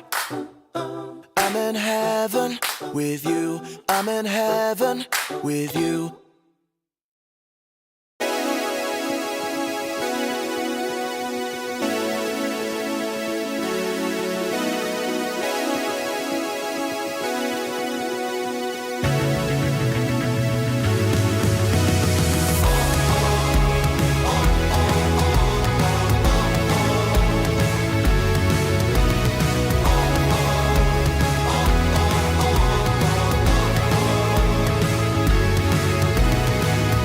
I'm running out of breath, been 100 miles.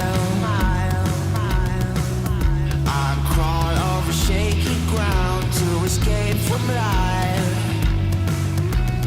Gravity is pulling me down again. A remedy is still to be found.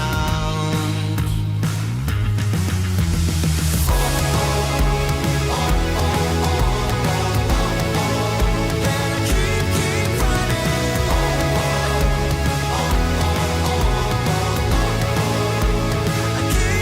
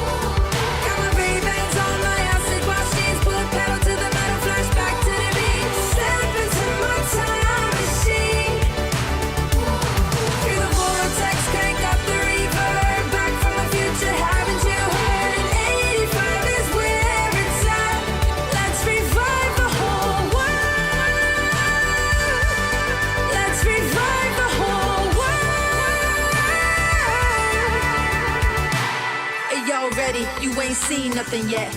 Yeah, hop in my DeLorean, get ready, get set. Where I'm taking you now is on my own road. I pick my own path, bringing 80s recode. Put my hand on the throttle, best to buckle up. Rev up the gigawatts, hang on to your butts. I'm just a 90s kid. I just need a time machine to fly away. Hit it up, top power, party, big fly. The future's back, DeLorean style. This is my time. Got my gray bags on, my acid wash jeans, put metal to the pedal, flash back to the beat. Step into my time machine. Feel the vortex, crank up the reverb. Back from the future, haven't you heard? 85 is where it's at. Let's revive the whole world. Let's revive the whole world.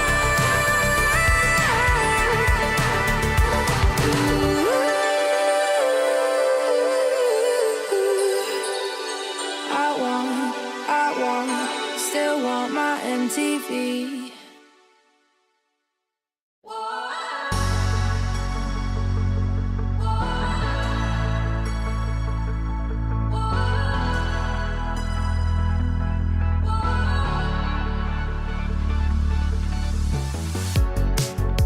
The city lights a neon aglow. We are stars covered in gold. Covered in gold.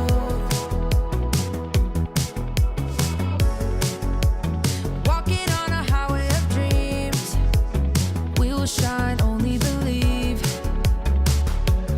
Only believe. And the feeling's right to set the tone. Wanna light the spark and let it go. Late after midnight, light it up in the moonlight. Ain't no stopping us now. We just wanna be the fire. We just wanna be the fire. Burning desire. We go higher and higher, and we never come down. We just wanna be the fire. We just wanna be the fire. Taking down liquor and juice. Come alive, nothing to lose. Starting something, blood comes rushing, rushing. And the feeling's right to set the tone. Wanna light the spark and let it go. Yeah, just let it go. Gotta let it out, wanna shake it out. Gotta let it out, wanna shake it out. Yeah. Late after midnight, light it up in the moonlight. Ain't no stopping us now, no stopping. We just wanna be the fire. We just wanna be the fire. Whoa, burning desire. We go higher and higher, and we never come down. Ooh, we just wanna be the fire. We just wanna be the fire.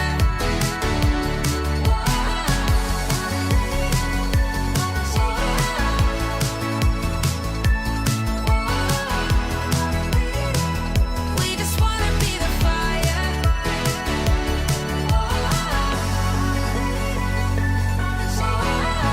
Wanna be the fire. We just wanna be the fire. We just wanna be the fire.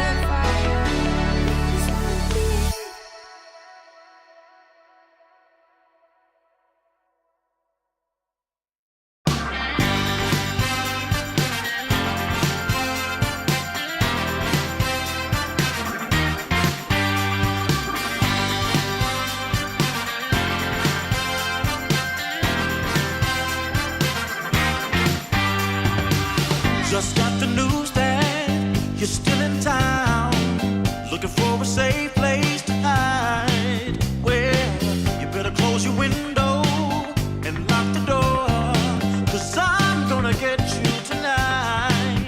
And I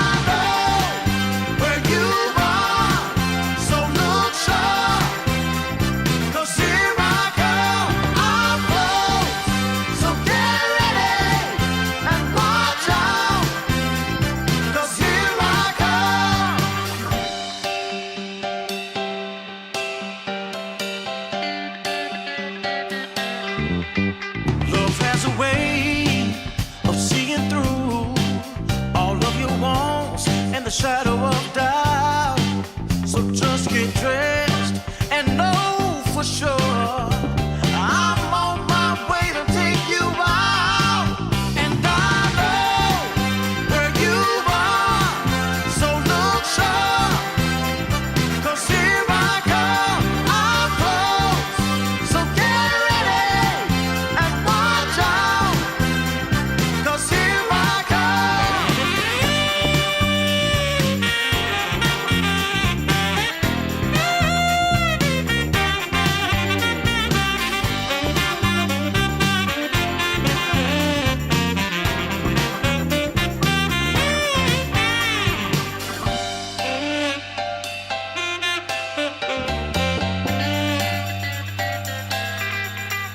And I know where you are, so look sharp.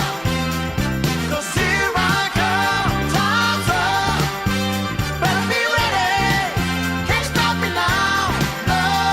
'Cause here I come, here I come, here I come.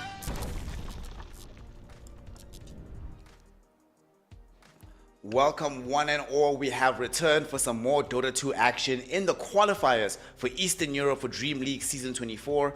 And now we move on from Team Spirit versus BandaNoone against, now we see Virtus Pro taking on Night Pulse.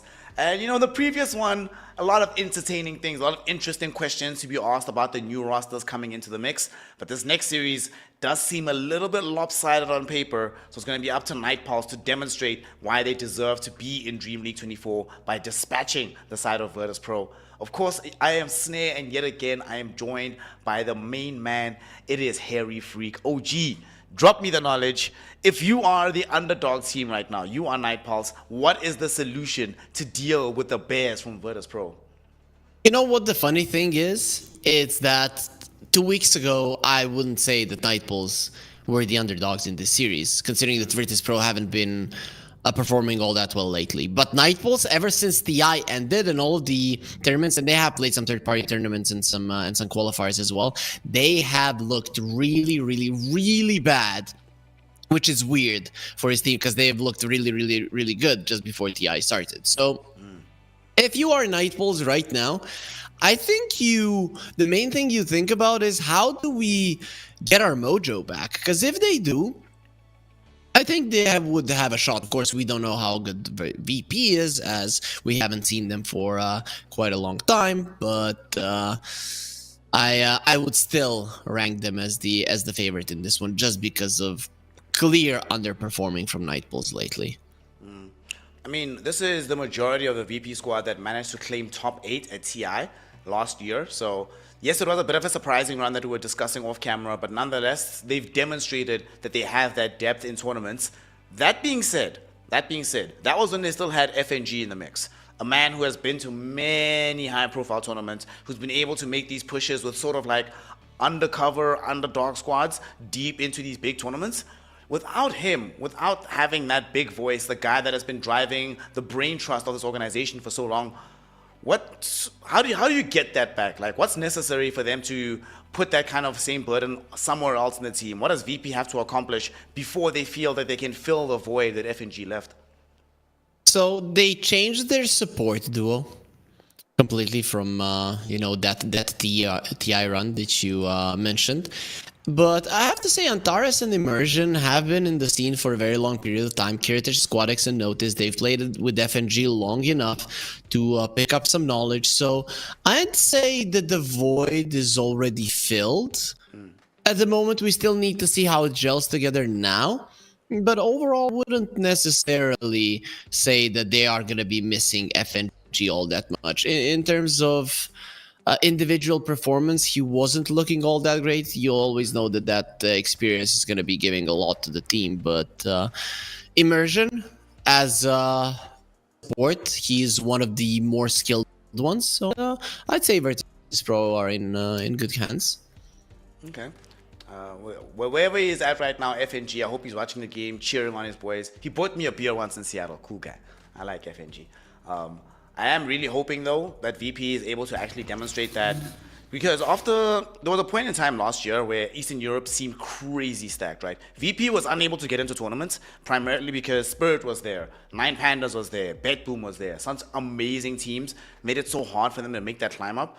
And now, BetBoom completely rejigged, Team Spirit completely rejigged, Nine Pandas not really in the mix anymore. They also changed up their squad massively. So this could be an opportunity this year for a new Eastern European juggernaut to emerge, especially with Team Spirit not seeming like they're there just yet, Harry. So I feel like this is going to be a transition year, but also a year where we're going to be seeing a lot of new faces from this particular region. It just comes down to how fast the new lineups will be able to gel to. Considering there's so many tournaments, right? The tier ones with $1 million prize pools and even the bigger ones. Then you have some of the smaller ones as well that would probably love to have some of these big teams. I think you have spots to test your team out and to make them get those good results. So even though, as you mentioned, it is probably gonna be a tryout year for Eastern Europe, I would still expect solid results, if not at the start of the season, as it progresses the Eastern European players. I mean, this is the region from which most of the talent is coming from lately, because they all get these young players. The other regions, not so much.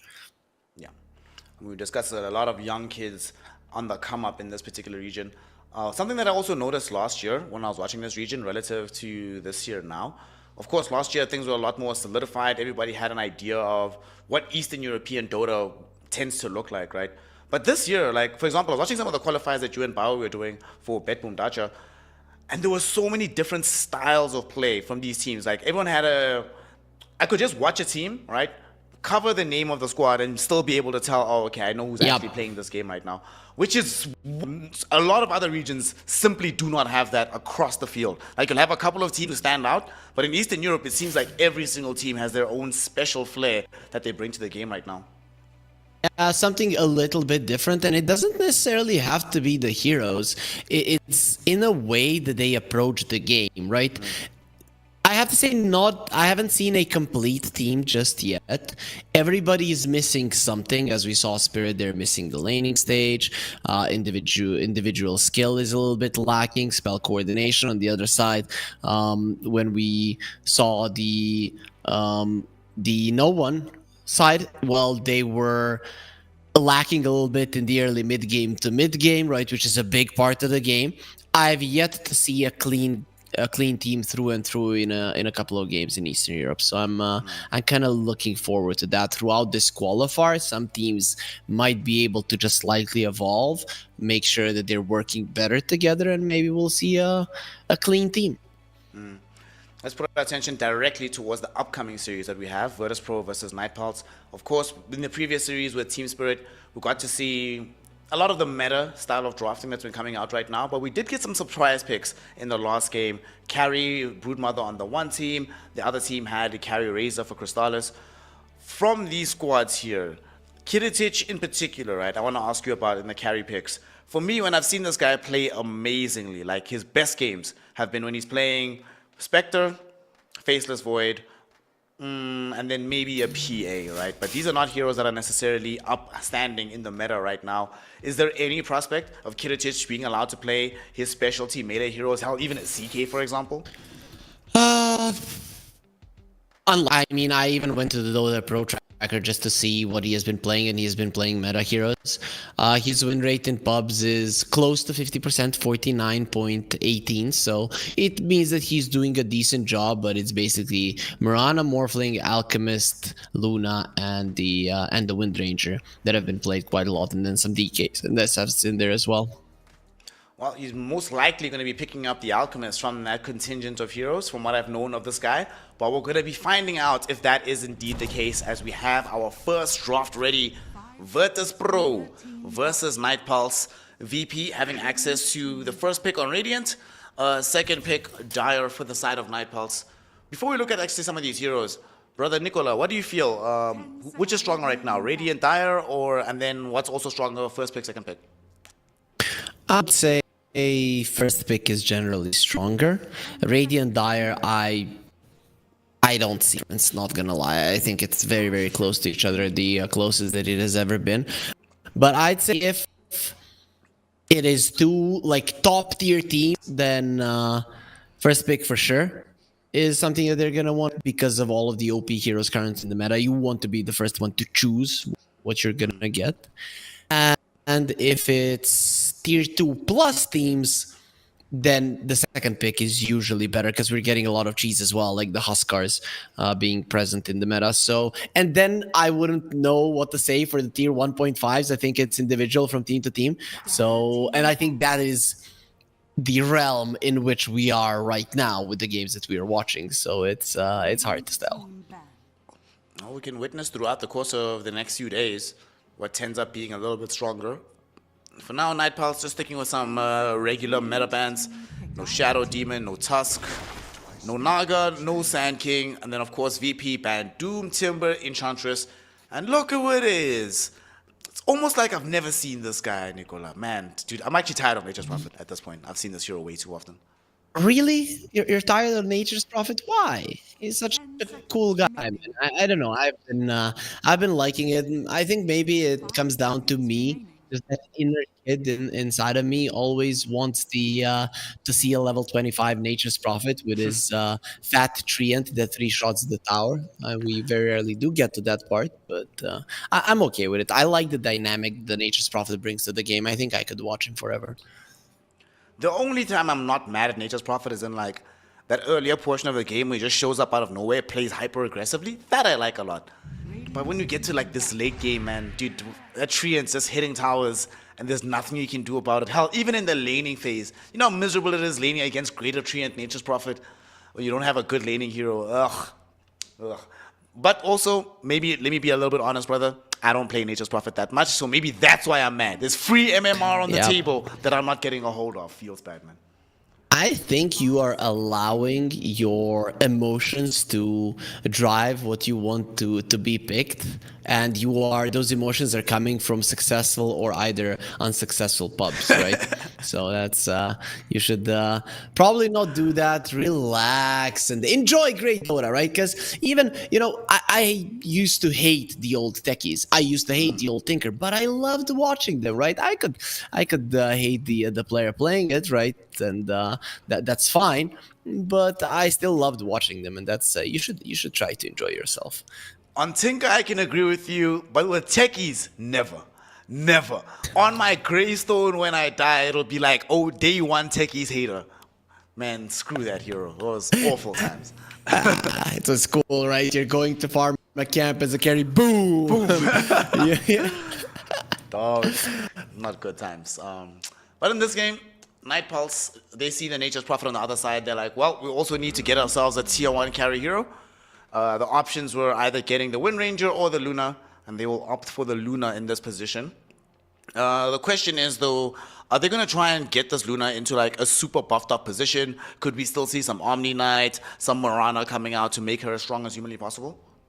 10 seconds. I think for Luna, it's, for me at least, more important to give her a very, very solid lane.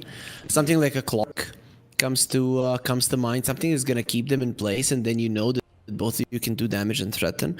That for me is more important. Sure, you could buffer up some Magnus Invoker plus Magnus Invoker, Morana, and then Omni Knight. I've seen lineups like that around the Luna. Not 100% necessary. With good farm, this hero can overtake the game even without the additional steroids. Yeah. It's still astonishes me how strong Luna is, like in a heads-up fight. But nonetheless, Nightpulse will still dedicate themselves into getting this Omni Knight for the Luna. One of the big things about doing this is that depending on the draft, you get the latitude to go either skip the BKB or buy BKB super late, just relying on the Omni Knight to provide that heal, to provide the repel. But it does drastically depend on how fast the tempo is coming out of VP. If I'm seeing this right now, I'm trying to abuse the lack of this tempo from this Omni Knight and play as fast as humanly possible, put them under pressure as early as you can. That's why I wasn't super down with it, right? Because when you have a safe support, you naturally want to be the ones pressuring towers, because then it's the easiest to yourself. But if you're on the defensive, the lanes are constantly pushing in, then this Omni Knight could just be somebody who breaks smokes and dies. And sure, that is a solid way to fulfill your role, but it is not an ideal role for this lineup in general. So I think Virtus.pro are recognizing it. Yeah, with these heroes, it looks like I kill, and I kill as well, right? While the lanes are being shoved in. And in those kind of scenarios, the Omni cannot thrive. Ideally, this Leshrac is position 4, because if this is 4 Leshrac, Lesh Centaur lane into Luna Omni Knight, bro, that's dreams. As Centaur, I'm so happy. I'm like, yeah, babe. Let's just make this go down. I'll be able to get all the farm on Earth. Omni Knight, there's no way he can do anything to zone me out. Long gone are the days where Luna just completely destroys a Centaur in the lane. I'm liking what I'm seeing from VP right now. And I just think that having... So when you have the Nature's Prophet to be able to TP into fights, I prefer it when there's like a Clockwork, a Nyx, a Centaur, another hero that can force a fight in another zone so that the Nature's Prophet is not actually being targeted. He can just sit there laying out right-click damage.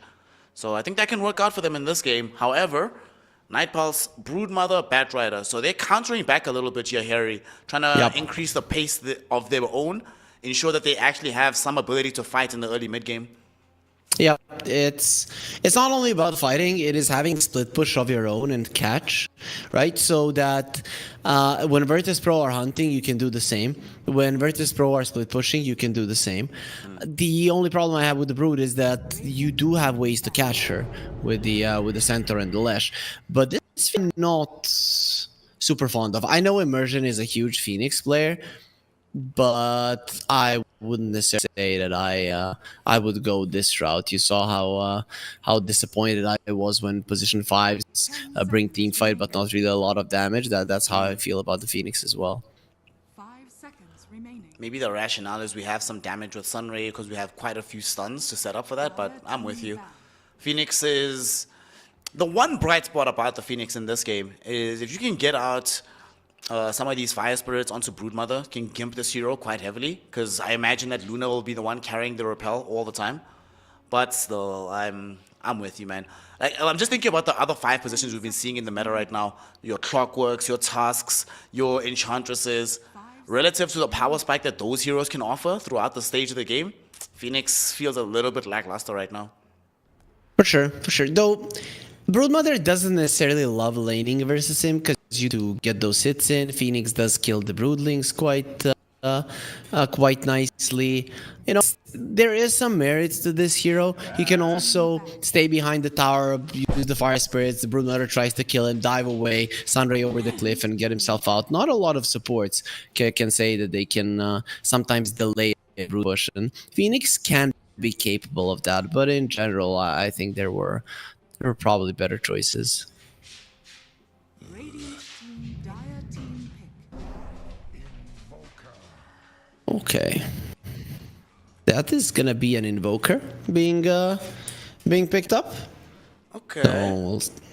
So that's a nice way to increase the tempo as well. And we get a Void Spirit. I guess any melee hero, when he lanes versus an Invoker, is gonna be doing okay, at least not falling behind, but I'm so not sure about the Void Spirit, right? It's good versus the Nature's Prophet. Versus other heroes here, I don't think you're bursting anybody down. Yeah, I'm with you on this one. Like, the damage output, you don't really do that much against the Phoenix either. Once he pops the R, it's very hard for the Void Spirit to deal with it. Squadix, yeah, you're going to do well in the lane, but the Squadix hero can still provide so much for Kittitich later. I don't know. I feel like this Void Spirit hero is just so hit or miss. Like, we did see NoOne being able to string together an incredible performance on the hero, but NoOne was just having an incredible game, like incredible series overall. This Void Spirit, I don't know. I don't actually know what I think about the hero in general. I've only ever seen it do really well or really badly. So it's kind of difficult to read what kind of game was going to ensure the latter result instead of the former.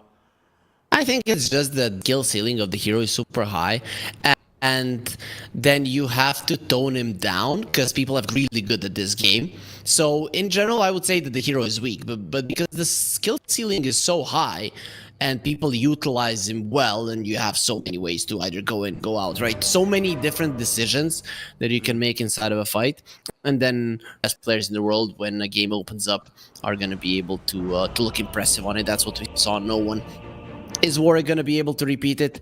I have to say, Snare, I don't think so. I think Nightpoles, I don't have much faith in them, and I think there is enough speed on Virtus Pro to completely crack them. This draft is kind of scary. This draft from VP, if they can play it well enough in the laning phase, the early mid game is terrifying.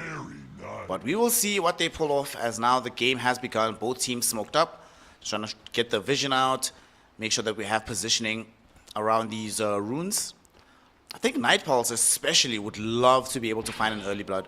If you find an early first blood, you get like some additional juice, ideally into this Void Spirit. You know, protract the amount of time it takes for him to build the Aghanim Scepter. It could be great, but sadly, VP seem to have read that exact move. They're playing very safe. They're not going to get caught out right now. And level 1 of Nightpulse isn't really all that strong either, right? You can maybe bait them in with a good Resonant Pulse to try and fight the Void Spirit, but overall you don't have great catch, you don't have massive damage, you're not particularly tanky, and on the other side you have 2 stuns. You what did Invoker start with? Well, nothing just yet, but there are a couple of AoE spells that could be a problem for you. 15 seconds until the horn sounds. They have an observer ward that's scouting out the Phoenix, but instead right now Antares is the one getting gone on. Hoofstomp will connect onto 2. Antares, blood grenade to slow him down. Lucent Beam comes out from V2. They're gonna just get the damage. Worst case scenario, V2. Well, second worst case scenario. Would have been terrible if Invoker got the kill. But nonetheless, Luna getting a good start like this. Okay. Yeah. Surprised they allowed that to happen. You know that the Lash is a squishy hero and you just run into 3 enemies. You were kind of aware where they were. And you still go down. The Centaur, there's no way he would have died to even those 3 from the start. I don't know why he just wasn't the one in front and the one taking the damage. But mistakes happen, it's fine. Yep, these things do occur. Antares did burn back half the HP pool of Omni Knight in the top lane, but down bottom, Broodmother, Batrider. This, on paper, sounds like a very disgusting lane to be playing against. Should any of these heroes, Kiritich or Immersion, be afraid of dying in this situation? Not really. I don't think so. If you do not harass the opponents, yes, they do have some kill potential, but the thing is that you will be harassing them, right? Your 2 range heroes. Invoker is dropping low though. Squadex needs to be careful. Warwick, all his spells are on cooldown right now, so not going to be able to make the aggressive jump forward, but still putting Squadex under pressure.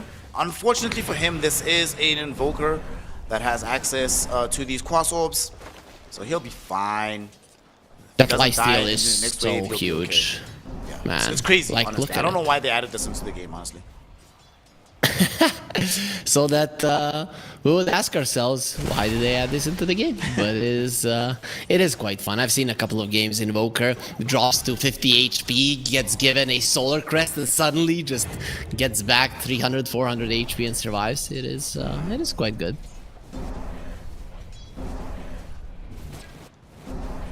And Joker out here doing his thing. Should end up losing the lane in the CS department to the Void Spirit, but we'll be fine overall. Feel like we're not going to get that much action until at least like level 4, level 5 middle. It's going to be a farm trade overall. He's struggling a bit though, right? 5 CS is pretty underwhelming. Sure, the Void Spirit doesn't have that much either, but 5 is not good. And it shouldn't get much better.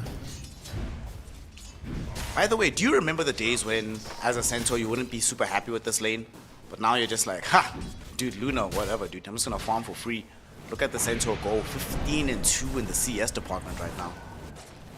Yeah, that was a very long time ago. Right nowadays, if you have any kind of follow-up damage support, the Centaur is just a beast that pretty much can kill anybody in the lane. There is a couple of heroes, like a TA, let's say the lane versus the Centaur, but the Centaurs have started beating Lifestealers at some point. Sure, not in the meta now, but even when he was. Bro, TA, that's a hero I haven't heard the name of. I haven't seen a Templar Assassin in so long. Which is weird. She's always part of the meta. BTune, he is being smacked. We'll live. Thankfully, we had the assistance being rendered in by the Zombie Knight, so we'll be A-okay. It'll be fine. Hudo make sure that this Luna will live. Well, 10 CS is not really fine, right?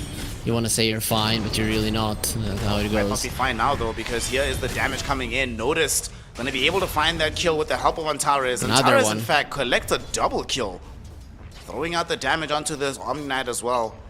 That is not what they want to see on the side of Night Pulse. Your safe lane losing like that, getting their lives taken away. Oof, that is pain and suffering. Night Bulls are just underperforming. I don't know why, but VTune wouldn't be dying like that a month ago. And I don't know what changed. The only thing I can maybe think about is that they watched the eye and didn't really play in that at that time, and now they're just trying to get back into good form. Because it is individual mistakes generally which are always costing Night Bulls these games.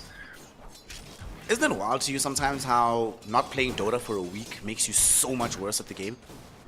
Yeah, it's insane, right? But you generally get back fast into the game anyways, even if you don't play a week, even if you don't play for half a year or a year, you get back into it rather quickly. But those first couple of games, that first couple of days, it is impossible to play Dota at all. The CS numbers right now, Virtus Pro leading the charge. I like how they're playing in the top lane, constantly putting the pressure underneath this tier 1, making sure that they have availability to dive if need be. They might just go onto this Omni Knight. Omni does have Repel, he will commit it, so knows he's not going to be able to get off the hoof stomp.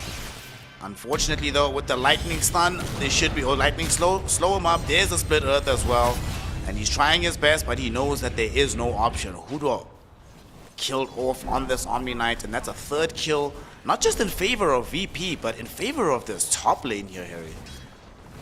Yep, it's looking good for them. They are crushing every single lane, and now they're gonna start killing Kami as well. That was a hero that was having a decent-ish lane, and that you would maybe need to rely on a little bit with your rotations from the Void Spirit, and now him dying is another big hit. Very soon we could be seeing Kiritich going for some rotations. This Luna gets stunned on the top lane, and the Nature's Prophet will be coming. I doubt he'll be rotating to the mid lane. That one I would be very surprised with.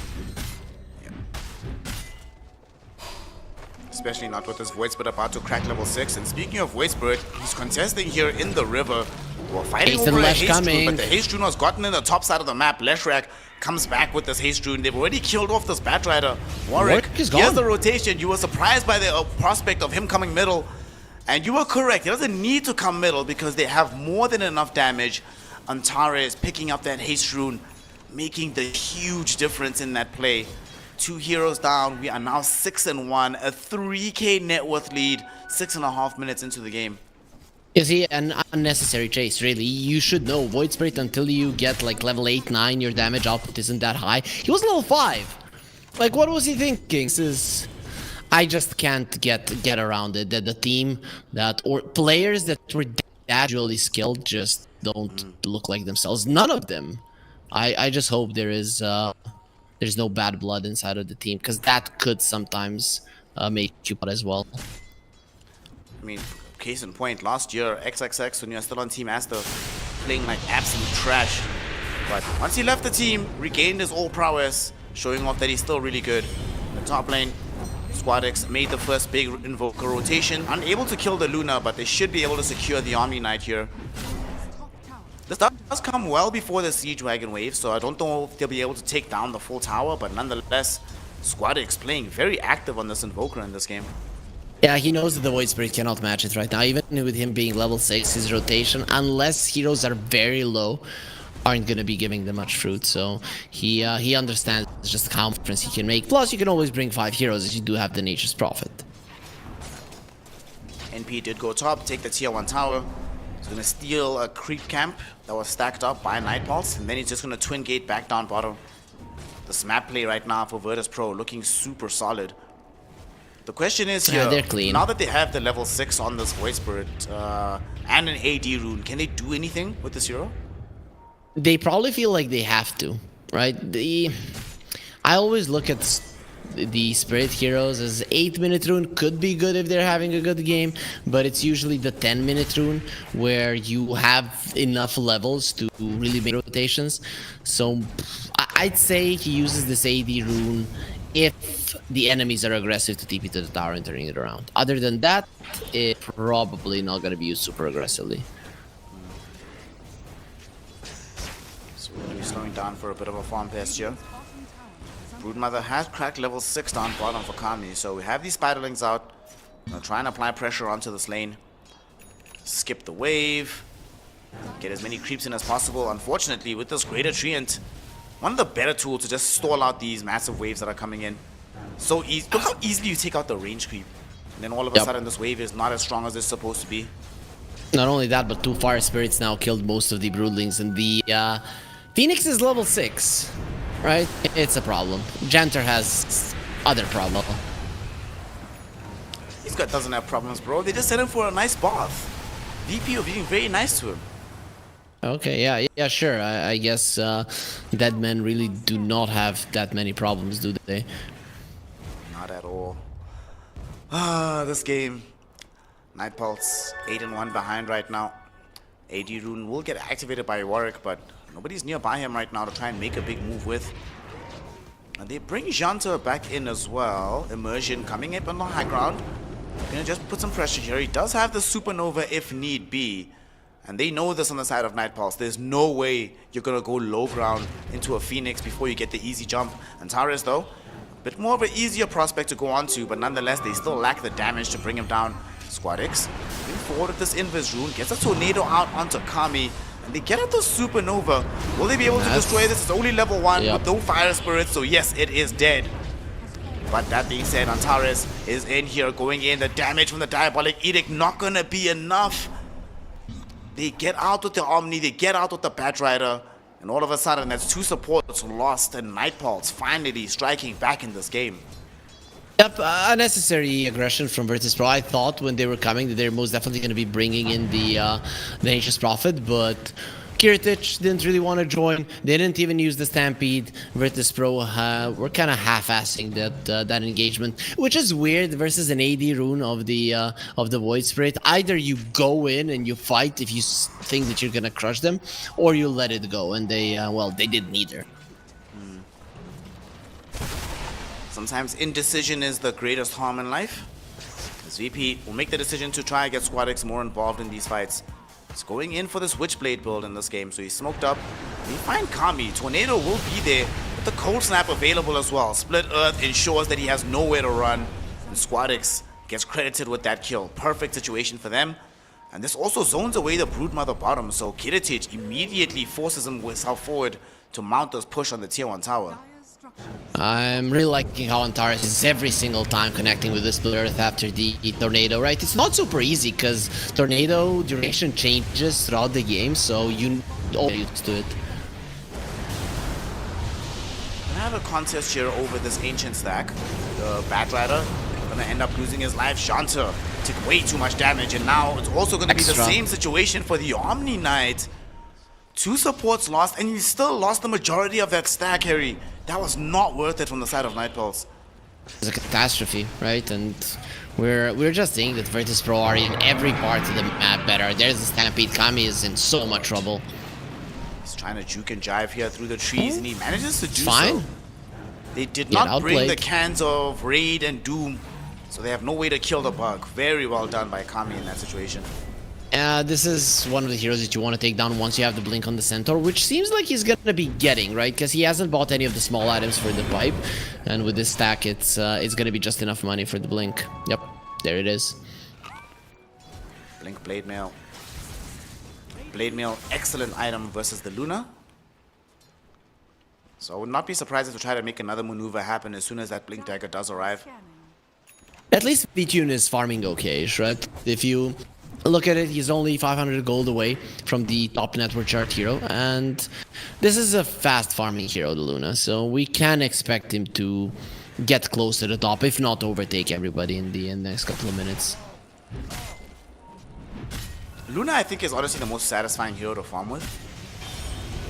Oh, actually, no, second most satisfying. The most satisfying hero is the Battle Fury Anti-Mage. By far the most satisfying farm hero in the game. Oh boy, I'm just listening these dirty carry stories, right? This hero is so good to farm with. Oh yeah, that's so exciting. I'm gonna be hitting creeps for 20 minutes. Awesome. Bro, I still miss the days when I could hit creeps for 30 minutes before getting involved. That was good times. Yeah. The only thing you are being warmed up because you're switching threads on the anti-mage at least. But this is a smoke. This is dangerous for Virtus Pro because Nightpulse are gonna be reacting to the side. And they go in. They wanted to find Antares, but the Hoof Stomp from Centaur caught the Void Spirit. He's in such danger. Oh, he ends up boy. dying, brought down by the gang of Virtus Pro. The idea was there, Harry. They see Antares. They're like, if we can remove this Leshrac, that's a huge contingent of magic damage. But unfortunately, I don't think they scouted the Blink Dagger on the Centaur. They did not know that the counter initiation was coming from Noticed. And they lost the Wisdom Rune as well. This is, I mean, disaster would be putting it mildly, right? And because whatever you try hasn't worked out. The one move that you had that was kind of good, you reading what your enemies want to do, just showed you that the enemies are 10 times stronger than you. So what can you rely on? You can only rely on enemies' mistakes. And usually a Brood is the type of hero that can maybe force those out if he pushes a tier 2. You haven't even taken a single tier 1, so we are miles away from some mistakes. Why has that been a theme of today's Dota in Eastern Europe, that the teams that are losing are struggling to even take tier 1 towers? Even if they have decent lanes, for some reason, they're just unable to make that progress on the map. It's weird, right? I think it's just inability to recognize when you can trade towers, right? And that's it. For me, it's probably a little bit of a leadership issue. Plus, when a team is winning, they are overtaking the game by storm, right? And in Eastern Europe, we still see these stomps from time to time. Speaking of stomps, the Hoof Stomp comes out onto Warwick. Here's the Gleipnir reveal from Needs help. Kiricic. Not enough to kill off Warwick just yet, but with the Stampede, they chase him down, they kill him. Hudwo dies too. Is Kiricic able to catch up to him? So that's 2 heroes in a hurry. Man, that's 2 fights back to back where a new item being revealed absolutely changes things. Last time it was this Blink Dagger from Noticed. This time around it was this Gleipnir from Kiricic. Nightpulse just do not have the tools to deal with all of this right now from VP.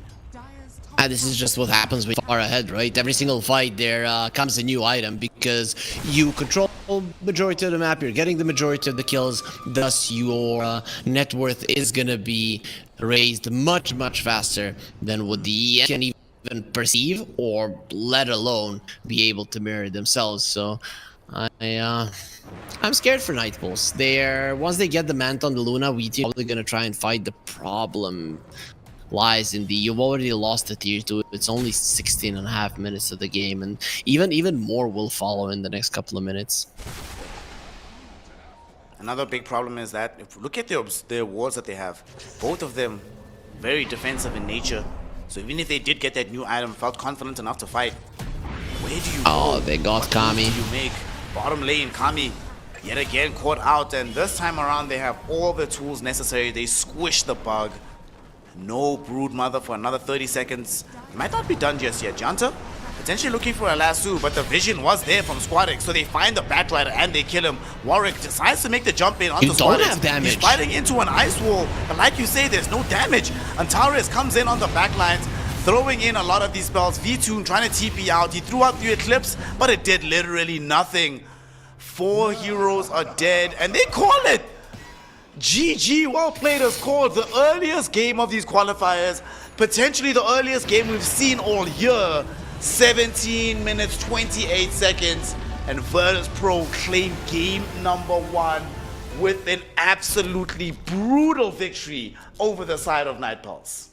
Yeah, this is, I mean, I've been watching Nightfalls playing it out versus tier 2 teams and still losing, and they were looking okay, right? Because a tier 2 team isn't going to be able to overtake the game completely. But a team like Virtus Pro that does look like it's between tier 1 and tier 1.5, this is what your game versus them is going to look like. You get destroyed in the laning phase. They move better in the mid game.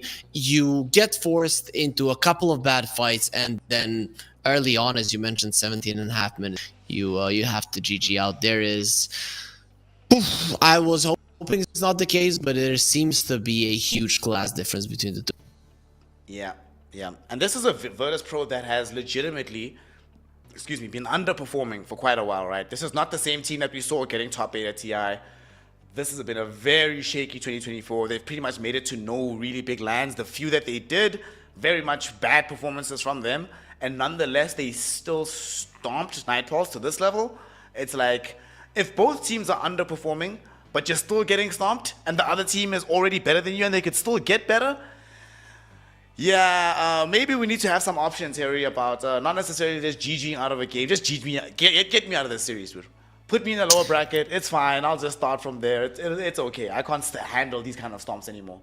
No. You take the knowledge from this one. You see what you did wrong, and you get to play one more game. You just try for it not to frustrate you, and then maybe tomorrow you're going to be better prepared. I know that's most likely not going to happen because they've lost and won some series in the past, but yeah, you're right. This is just not the level that you can expect a team to qualify with. Out of all the teams that are currently here, I still don't know what to expect from Na'Vi, though.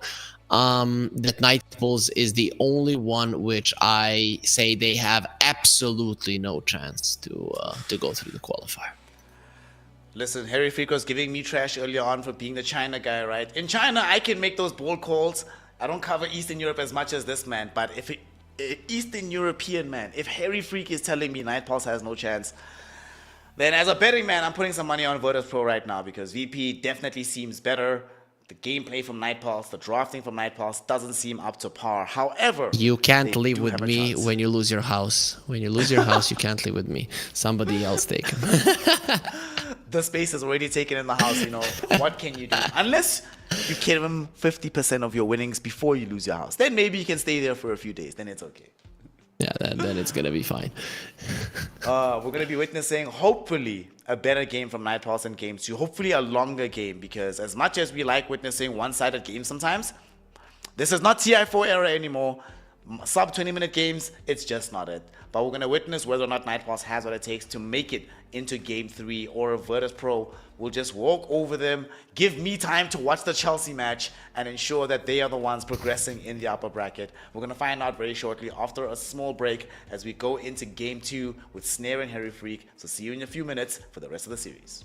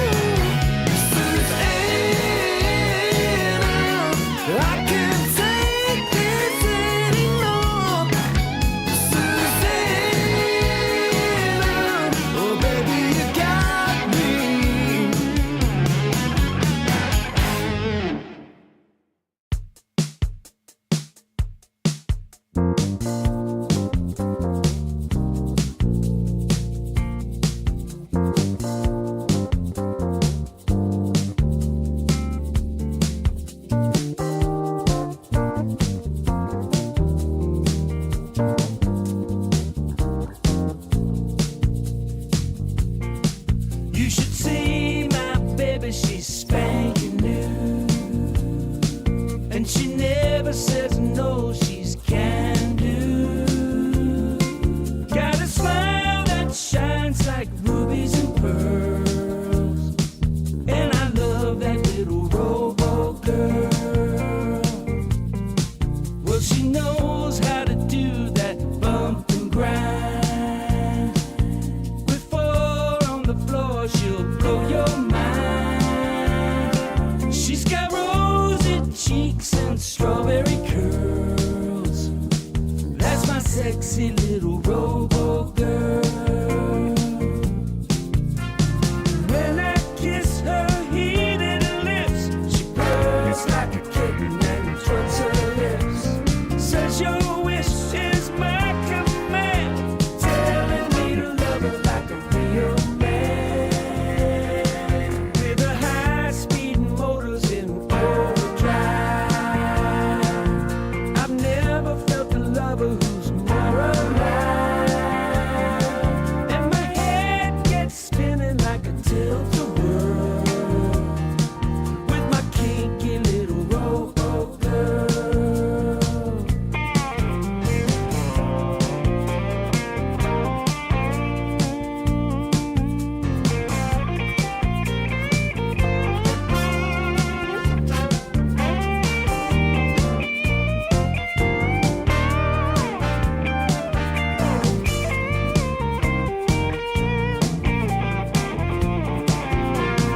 When she puts her squeeze on me, it's enough to drive me to my knees. She don't need no diamond ring. All she ever wants is the real thing. Working all day in the rat race, dreaming of.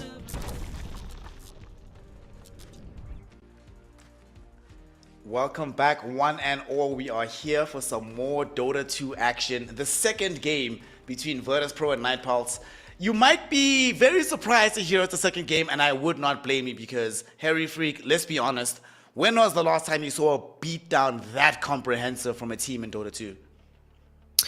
Well, it has been some time, right? We see usually games start off as a beatdown, but people have gotten really good at delaying the game, saving the tier 2 towers and stuff. But Virtus Pro, first of all, they had a very speedy draft, right? And Night Bulls were just not playing on the same level. Thus, you get a 17-minute game, right? But if it was a different draft, they probably would have been able to extend it a little bit longer. If it was a bit of a better team, same would be true as well. Though I think Night Bulls might be getting sick of losing lately, right? Because they just haven't been looking like themselves for I'd say 2 weeks now. I've been casting tournaments where they've been participants, and they just haven't been doing well. It's like you mentioned in the previous game, though. They were doing so well prior to TI. Maybe they just need a few more weeks to cook, figure out some new things, get back in touch with what the meta looks like right now, figure out a way to allow the meta to align with how they view Dota at the moment.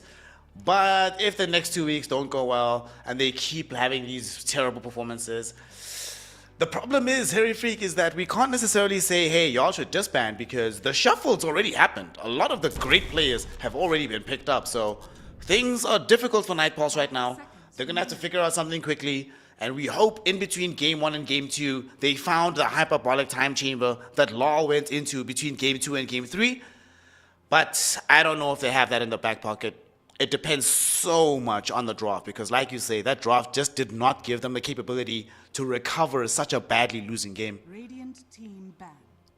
I'm just loving that you constantly come back to the hyperbolic time chamber. That is the one that we all wanted as Radiant kids. team ban. Nowadays we don't need it because we are so strong, right? Need any additional training, but yeah, it is. You would want the time to stop for you for sure if you're Night Bulls. The thing when you are a good team and then you suddenly turn bad without any, let's say, changes or clear-cut reasons for that to happen, you can start not believing in your teammates, and then disbands and fights and everything happens, right? I just hope that doesn't happen to Night Bulls, but when you GG out at 17 minutes in, it does feel like everybody's just sick of everything. Dire Team pick. Radiant It is very funny to me that they GG'd out that early against Virtus Pro. An organization, when they were like the best team in the world, was notorious for GGing out super early and losing games. Like, do you remember that one game at TI? 13 minutes, Ramses is like, I've seen enough. This is ridiculous. Get me into the next one.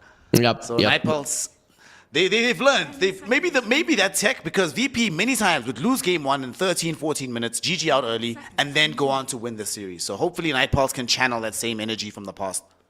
Yeah, you can just see how players and teams have gotten more professional in our industry, that doesn't happen any longer. What the hell, a first pick Morphling? I know that it's a big heritage hero, and sure, Solid versus the Sand King, you turn into him and you have some movement speed, you have the Sandstorm as well.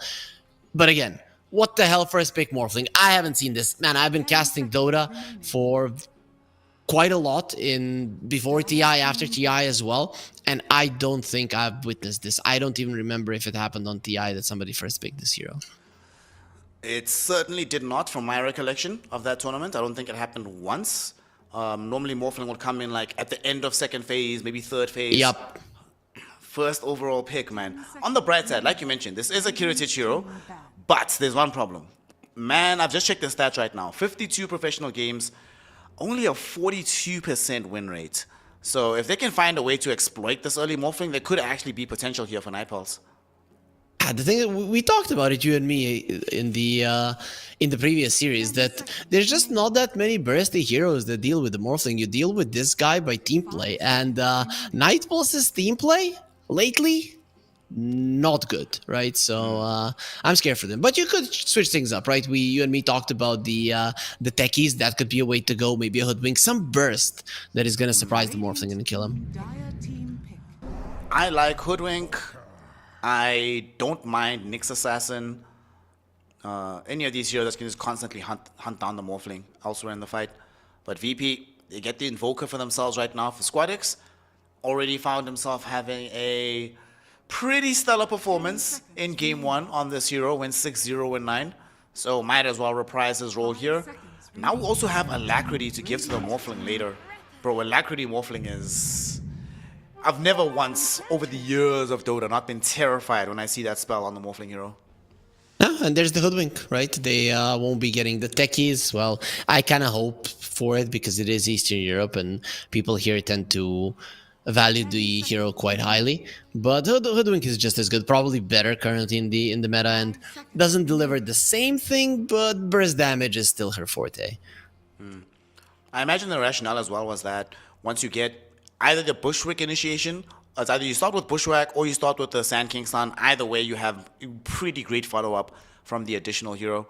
So we actually have some Chain Disable, we have some damage from her, we just got some damage onto the Enchantress as well. I'm still not fully convinced, but it certainly does look a lot better than what we saw from the previous Morphling game, where it felt like he was practically free the entirety of the game.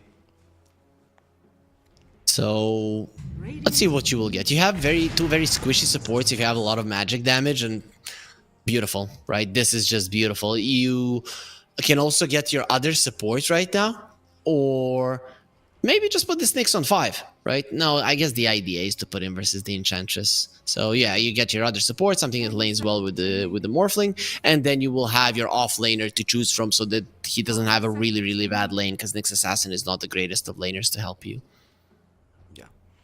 One thing Nyx Assassin does give you in this game, though, if he hunts you down, Vendetta hit, Impale, Sunstrike, kill. Constantly throughout this entire map. So I imagine that that's the idea. Put pressure on them in that fashion. I would like it if they went for their other support now and then left it a bit open what they're going to end the draft with. I don't want them to reveal that full lane just yet. Put some pressure onto Night Pulse so that you get yourself the absolutely best lane possible, I think. Solid. Yep. I was thinking Clockwork, but then I thought Nyx and the Clockwork are kind of similar heroes that like to be roamy, catching people. But Chain Protector gives you team fight, and that is something that you were lacking at this point. So if you're Night Pulse, you definitely need a Manta hero now as your carry. Yep. There's Luna, there's Medusa, there's Morana. There are some options available, even though, like you said, people have become cold on Morana within Europe. One thing I also love about this Chain Protector, at some late stage of the game, Overgrowth Cataclysm It's silly. It's actually silly. Like, we all forget about it because of how many changes these heroes have gone through. Until you get to 50 minutes in the game, this combination hits you and you're like, oh, right, yes. This was picked every game a few years ago for a reason. There is a chance that Hoodwink and the Enchantress are gonna have their 4 staffs, so maybe it's not gonna be that big of a deal. But you know, considering what we saw in the previous game, coming to the 15-minute mark is something that I don't really see as very likely to happen. Have some faith, brother. It'll be okay. They're gonna pick some crazy hero that we didn't see coming right now, dodge the entirety of these fights from VP, wait out their advantage until they're uber strong, and then take the fights. It'll be fine. Okay, well, let's see. Let's see if it will, and what Nightpulse wants to get there. Kind of lost, and really, when I'm looking through the heroes right now, nothing feels super good.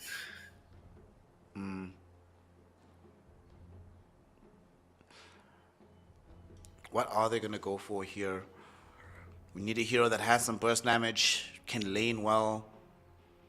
Ideally can supplement some of this team fight damage. You know, if this hero wasn't bad as, well, not bad, but this hero is just not good right now. Carry Gyrocopter, I think, wouldn't be the worst thing in the world right now for the side of Nightpulse. The only problem is that you're versus a Morphling, right? You're just giving him something that he wants, so that would probably dissuade you even in a game where a gyro is good, right? I've seen one gyro lately and really has looked underwhelming. Oh, I've lost many gyro games, brother. Trust me, it's very underwhelming right now. Not a fun hero to play. Yep, for sure. And there is going to be a tiny pick. So they're going all in on this burst type of approach on the side of Nightpulse, and I like it. When everything goes south, just have so many heroes with which you can make plays. And go, go, go. Get your Blink Daggers on the Sand King and the Tiny, get level 6 on the Hoodwink, and just try to kill opponents over and over again. That is a solid recipe for success. Yeah, completely agree with that one. Also one of these heroes that can lane quite well against the Invoker. Like, Invoker doesn't muscle you out.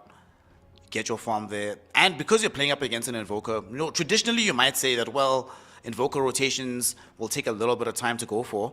That being said, Squadex in the previous game was willing to rotate 6 minutes in on the Invoker. So we'll see if this Tiny is able to match that kind of pace. However, like you say, if they can get this Blink Dagger, the burst damage, the repositioning that they have available, and also just a genuine chain stun. If you can catch Morphling once with any of these disables, he's just not moving ever again.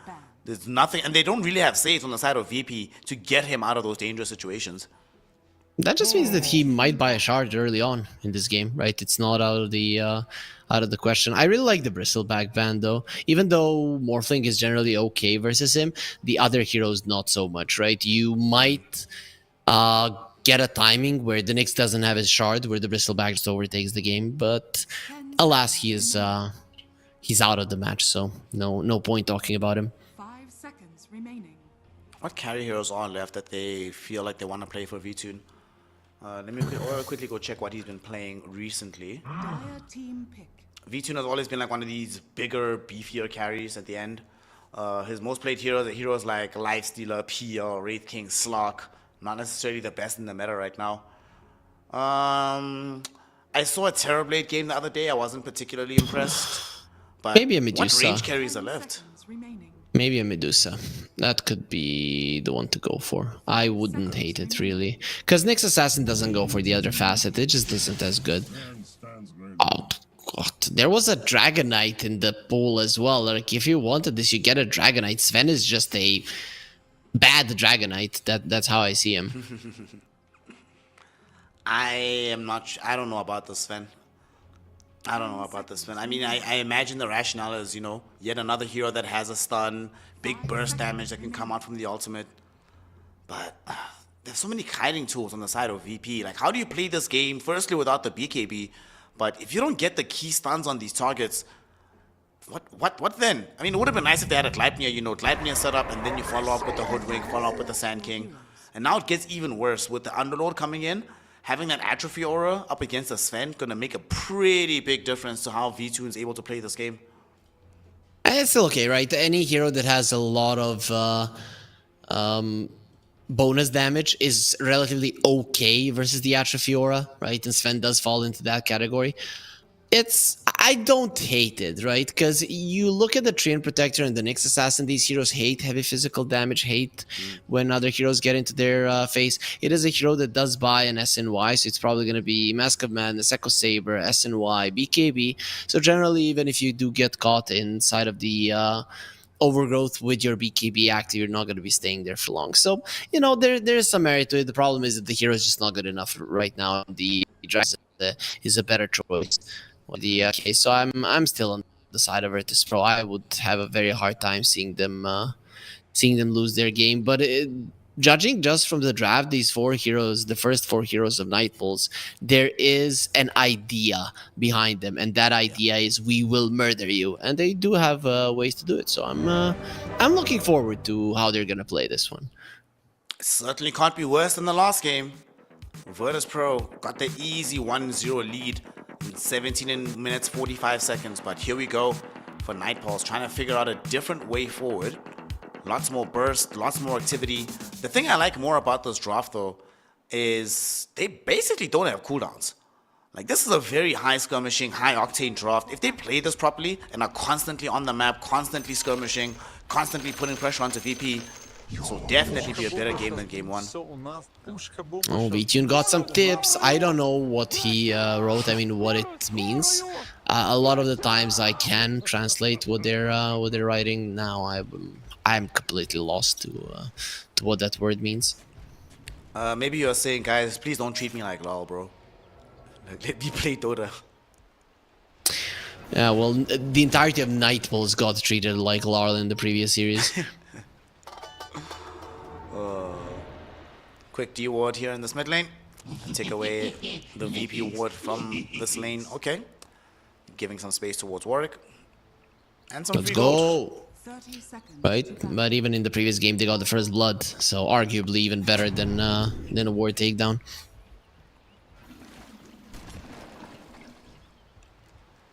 Nightfalls, they did place this fairly interesting ward down bottom as well, in front of this Morphling.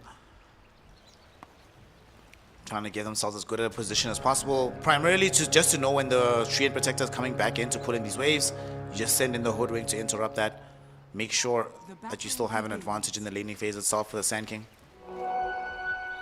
It is going to be a rough one, though. Hoodwink is probably just going to be stacking quite a lot. That is usually what you do. And Antares and VTune smacking each other. Antares, VTune a little bit more, but overall, you block the wave a bit, you get into the tower, the region kicks in, and you're back up to full, so neither of them are going to be too mad.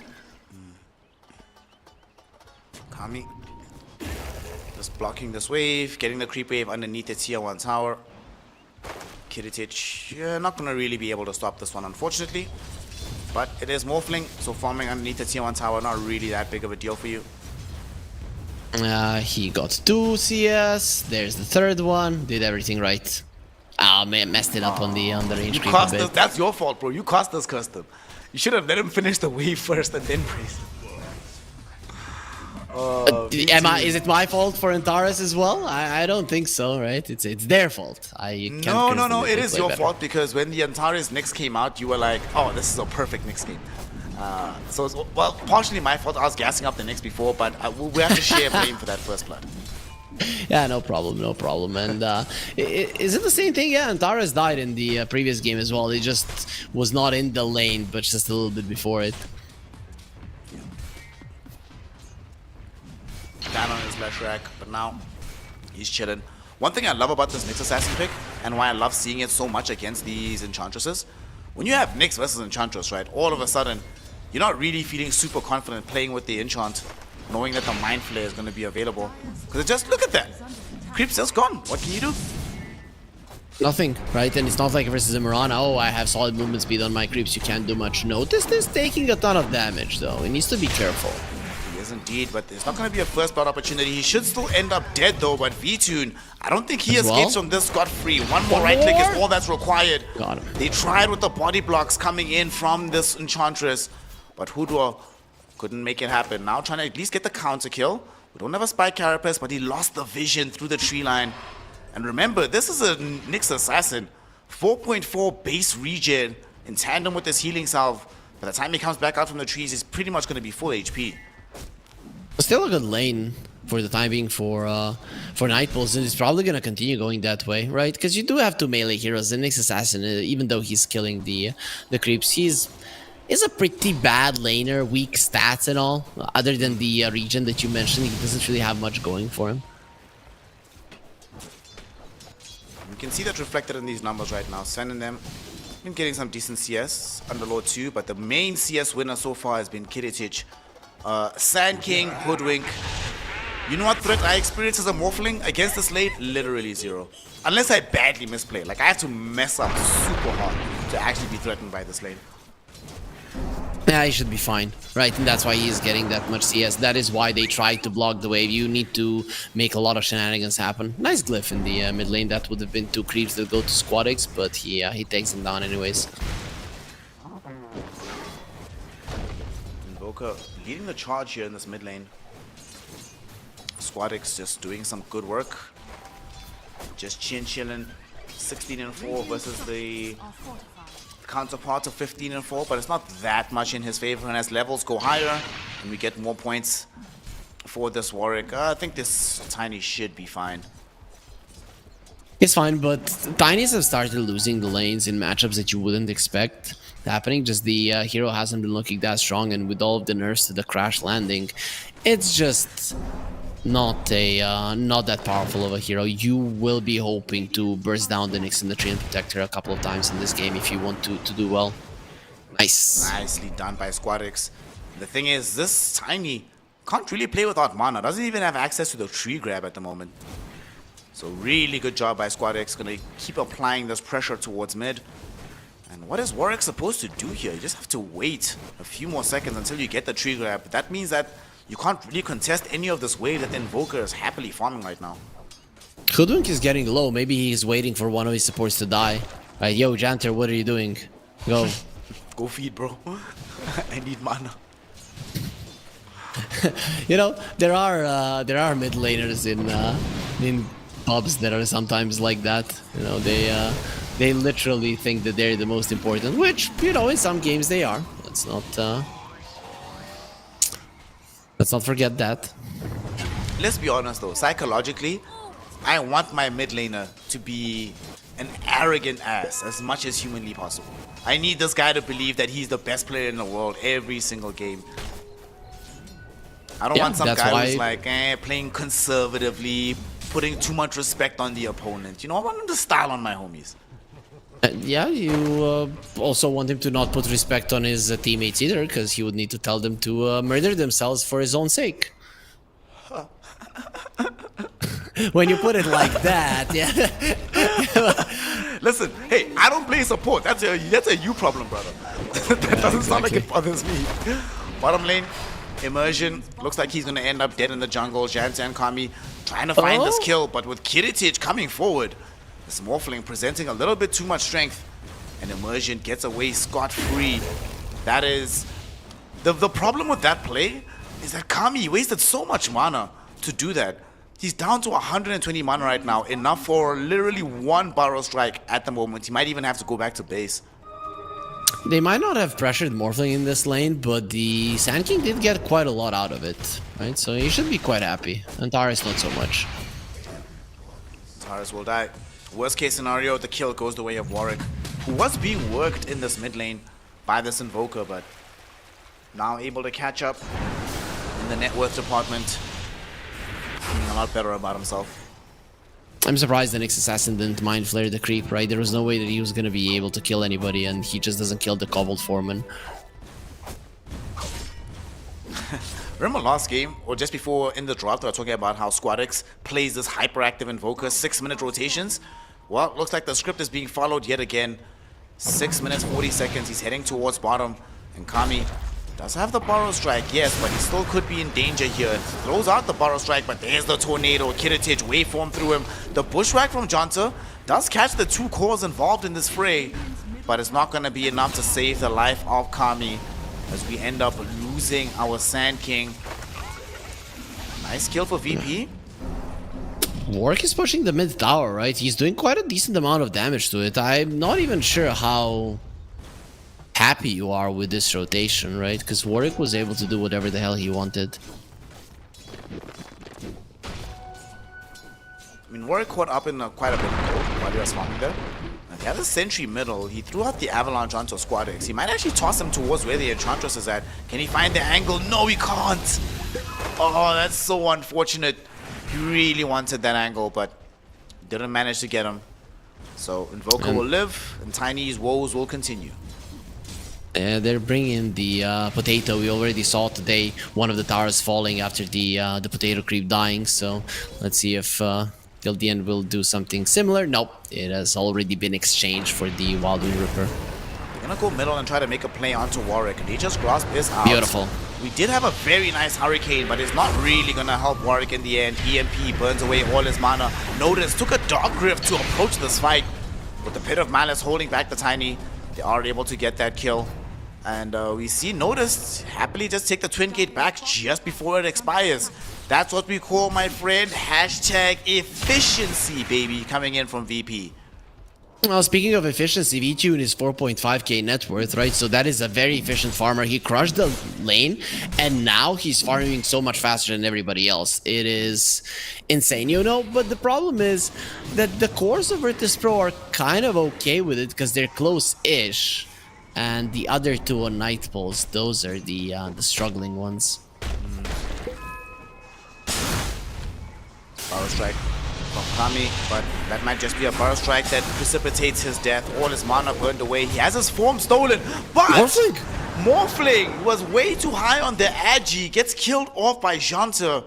That's pre-level 6. It didn't even need the sharpshooter to make that happen. And now they want Squad X. Kami, Burrow Strike is available. They get the dust out. Bushwhack holding him in position. There's the Burrow Strike. And this should be Squad X dead again. At the same time, though, Immersion coming in, getting the heal out. Living armor, baby. Healing up Squad X. This Invoker with the lifesteal still alive. He gets a double kill besides being chased by 3 heroes. How is that balanced, right? You are right-clicking and you're life-stealing more than 3 heroes are doing damage to you. It doesn't matter that they don't have that much damage. It still shouldn't be done 9 minutes into the game. And a bonus. Some interest gained on the situation that they found themselves in the jungle. You know, in retrospect, you're never happy to end up, like, losing your carry. But, like, we've seen the impact that Squad X can have when he has a hot slot early on. And honestly, if you're playing Morphling, pre-20 minutes, right? If I've died twice pre-20 minutes, I don't really care that much. I'm like, whatever, dude. I'm playing Morphling. This is not my time to be super strong on the hero anyway. Giving this advantage towards Squad X could make a big difference towards the game, because that practically finishes his Witchblade now. Still, I mean, of course it's still good for Virtus Pro, but when it comes to the Morphling, he's the type of hero that is fine dying in the first 5 minutes, but then overall you wouldn't want that to happen, right? So he's still very much unhappy. Bottom lane, Dark Rift coming in, noticed. Easily able to catch up to Kami. Notice has been having a quiet lead, despite the lane having not gone so great in the top side of the map, with how much farm the Sven got. Since then, he's quietly been having a pretty good game. Very impactful Dark Rifts. Oh, the Fiend's Gate, sorry. I forgot about the new names for these spells. Still an old school player. Yep, I think you're the most old school player that I cast with. Maybe Winter, but you're there close. I really like when I hear Dark Rift. Immersion, toss back. Very nice toss back. Immersion, there's no way out of this one. He's gonna get right click down, and VTune able to crack himself a double kill. The Invoker kill earlier, getting this. And I believe this is the first usage we've seen in the game of the God Strength. And this is exactly what you want out of the first usage. Not just getting the first 2 kills, but utilizing the last few moments to pressure the tier 1 tower and get it down off the map. He has used it for farming, right? But yes, in terms of using it to kill enemies, this is gonna be the first usage.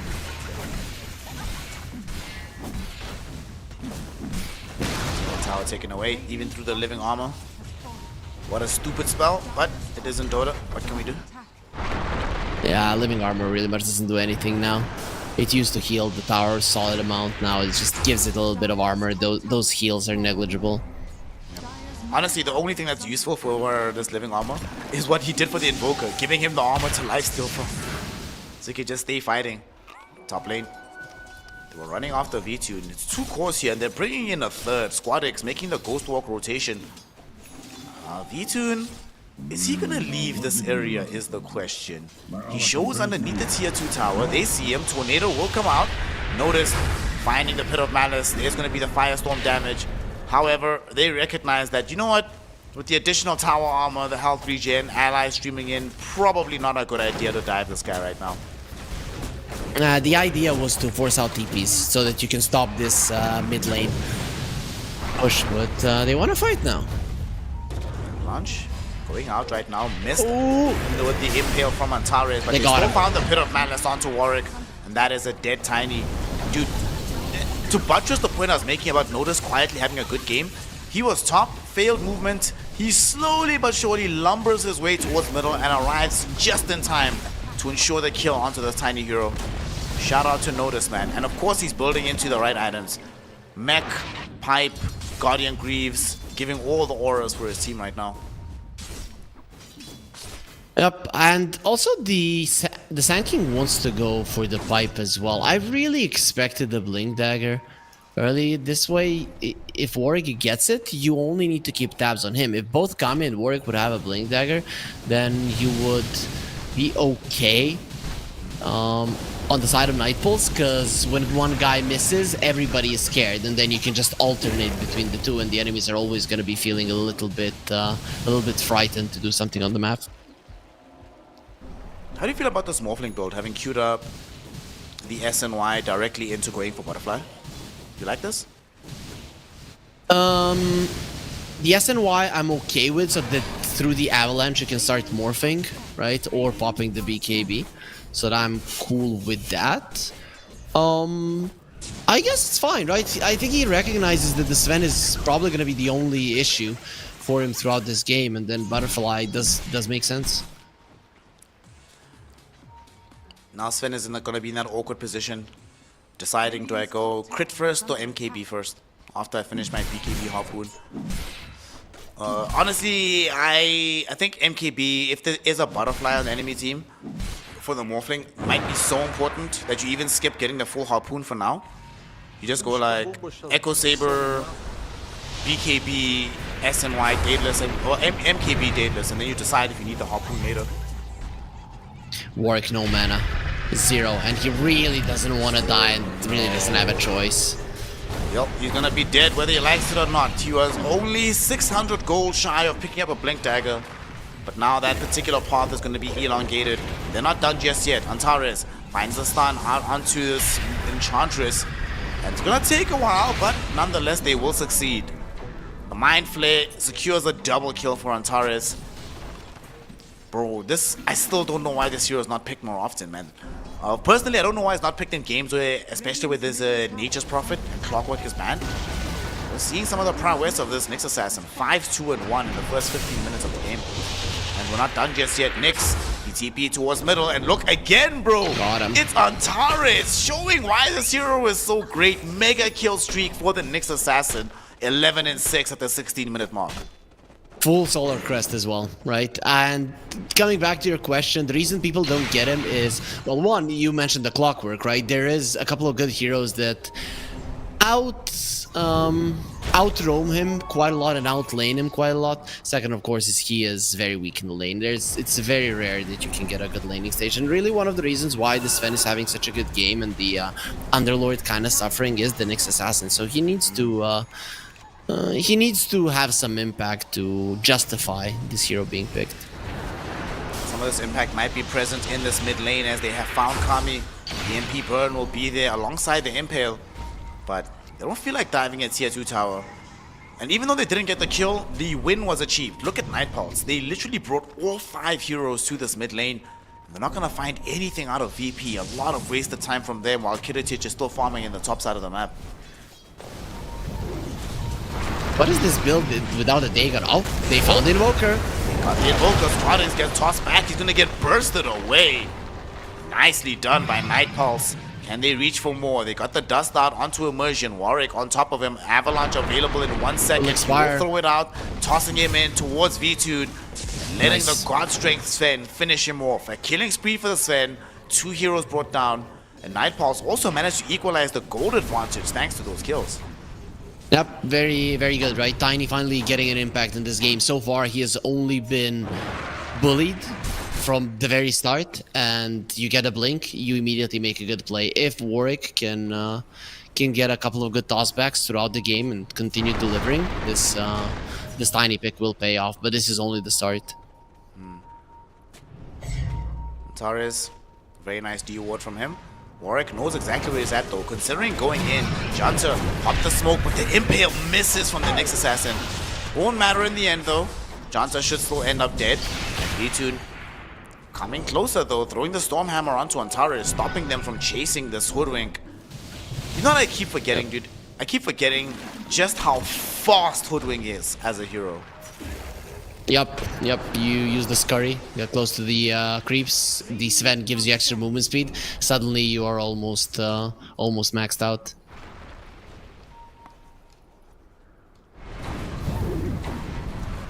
Let's see, how is the Sven looking in terms of the... Okay, he has a BKB and was the Harpoon next, has an SNYQ. The Mortling changed his mind and went for the Manta anyways, which it isn't a great Manta game, but it is a Morphling, right? So Manta is just... most of the game's kind of a given. I mean, you can just drain Stormbolts, I suppose, using the Manta style. So that might be part of the rationale. But it's hard. It's hard to disjoint it, right? Because it still stuns in the AoE. So you really need to do it perfectly. You need to be like how Morphling to be able to get that off reliably. Antares heads into the Vendetta. He breaks the smoke and he gets away from the avalanche of Warwick. Bro, pick Nyx Assassin. I'm telling y'all, this hero just putting in some work right now in the second game. Yeah, I've listened to you. I have like 1,000 games on the hero, so no problem. But yeah, I'd love to see it more. I just think that people are picking it in games where it's extremely good. That's the rationale, and that's why it looks so good. If people would start to first pick this hero, I don't think his win rate would be all that great. Yeah, I'm with you. Certainly a not just specific hero to pick in the draft, but a specialist hero to play in the game.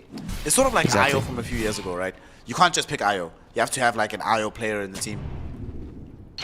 Yeah, somebody needs to be a spammer. For a Nyx Assassin, it's not as much, but of course there is a huge difference between a okay Nyx Assassin and like a god tier 1. Yeah. It's like when I play Nyx and when I watch Kaka play Nyx. Very different game. I was thinking you were gonna praise me, but sure, Kaka is almost as good. Oh, I haven't watched your Nyx games, you see. I don't want to gas you up and then not have like a backup for the rationale for the gas. Yeah, I haven't watched you play Morphling, but if somebody asked me, yo, who should I ask about Morphling tips, I'd say Snare. Okay. Fair enough. Talent Nyx Assassin is Nikola Babic. My man Harry Creek knows what's up. He's Harry Nyx. actually. That's Worst a Roche Roche of the dead, it game? looks like. Yeah, and they're so far away on Radiant side. They can't contest us at all. Nyx did steal the Wisdom Rune, so that's a solid one for sure. You know, you get something for it. Now the question is, what can Nightpulse do with this? Because they lost, or Virtus Pro gained the 2k gold lead while this was happening, gained some extra experience as well while this was happening. First things first, shove out the waves. Mid lane, top lane need to be shoved out, and then it's probably hunting time. The thing that kind of sucks about their draft is that we didn't really speak about this earlier, but their tower push, super, not even lackluster, just bad, heads up. If they don't win a fight, eliminating multiple heroes, I don't see any hope of them being able to siege tier 2 towers, let alone the high ground for Nightpulse. Yeah, their sieging is bad, but their tower push is actually good, right? If the enemies are dead, the Tiny and the Sven do deal with the structures quite nicely because they have very high damage. But yeah, the sieging with 2 melee heroes that are easily kiteable is not good. They did just get an AD rune on this Tiny. as he's building into getting his Kanda for the game. I think it's being delivered to him now, or at the very least a phylactery is being coming in. So a lot of more magic damage. He might even find noticed here. Comes across him. Warwick gets the avalanche. Can he get the toss back towards the Sven? Bushwhack will be there. Here comes the Sven. Laying in the damage. They don't even need the God Strength. And VTune finished off the full harpoon, but nonetheless had enough damage to be able to bring down the Underlord there. Maybe start to take over this jungle away from the VP lineup. Yep, that is very nice approach for Nightpulse. They did shove out the waves. They went for a move. They got a core kill out of that move, and it's bad that they're losing the Sand King. Bye-bye. Sorry, bro. What can you do? I think now you can defend. You do have a glyph. Your Underlord is coming in a couple of seconds. Go through the twin gates. This tower is not gonna fall. Back up. The fortification was popped. Also, they were making this move from Nightpulse down bottom, hoping to kill the Invoker who was showing on wave. Then the Invoker just went top, TP'd in, Oh, they're helped getting kill it. off the Sand King. They still do get the tower. They didn't marshal enough resources to defend this, and now they just jump onto the Nyx assassin. Nyx looking like he's gonna end up dead first. He does die, but Morphling comes in from Kiritich, and look at the damage from this Morphling. With this new butterfly picked up, they did not see this one coming. The right-clicked output is way too high. Enchantress doing her best to try and run away from this one. Notice, has Pit of Mana available again in 2 seconds, but a little bit too far away. They might be able to get forward, but unfortunately, they do not have any Blink Daggers, so this Enchantress will be fine. Even the Nyx dying there was just his own mistake, right? First of all, he saw that he was gonna miss the Impale, then he charged it up a couple of times, not even using it in the end. And then he didn't use the Spike Carapace when the stuns started flying his way. So even that could have been played a bit better, but in terms of setup, Virtus Pro did everything right. I'm very surprised that Nightpulse were able to get the tower, and I don't want to say get out scot-free, but get out better than expected.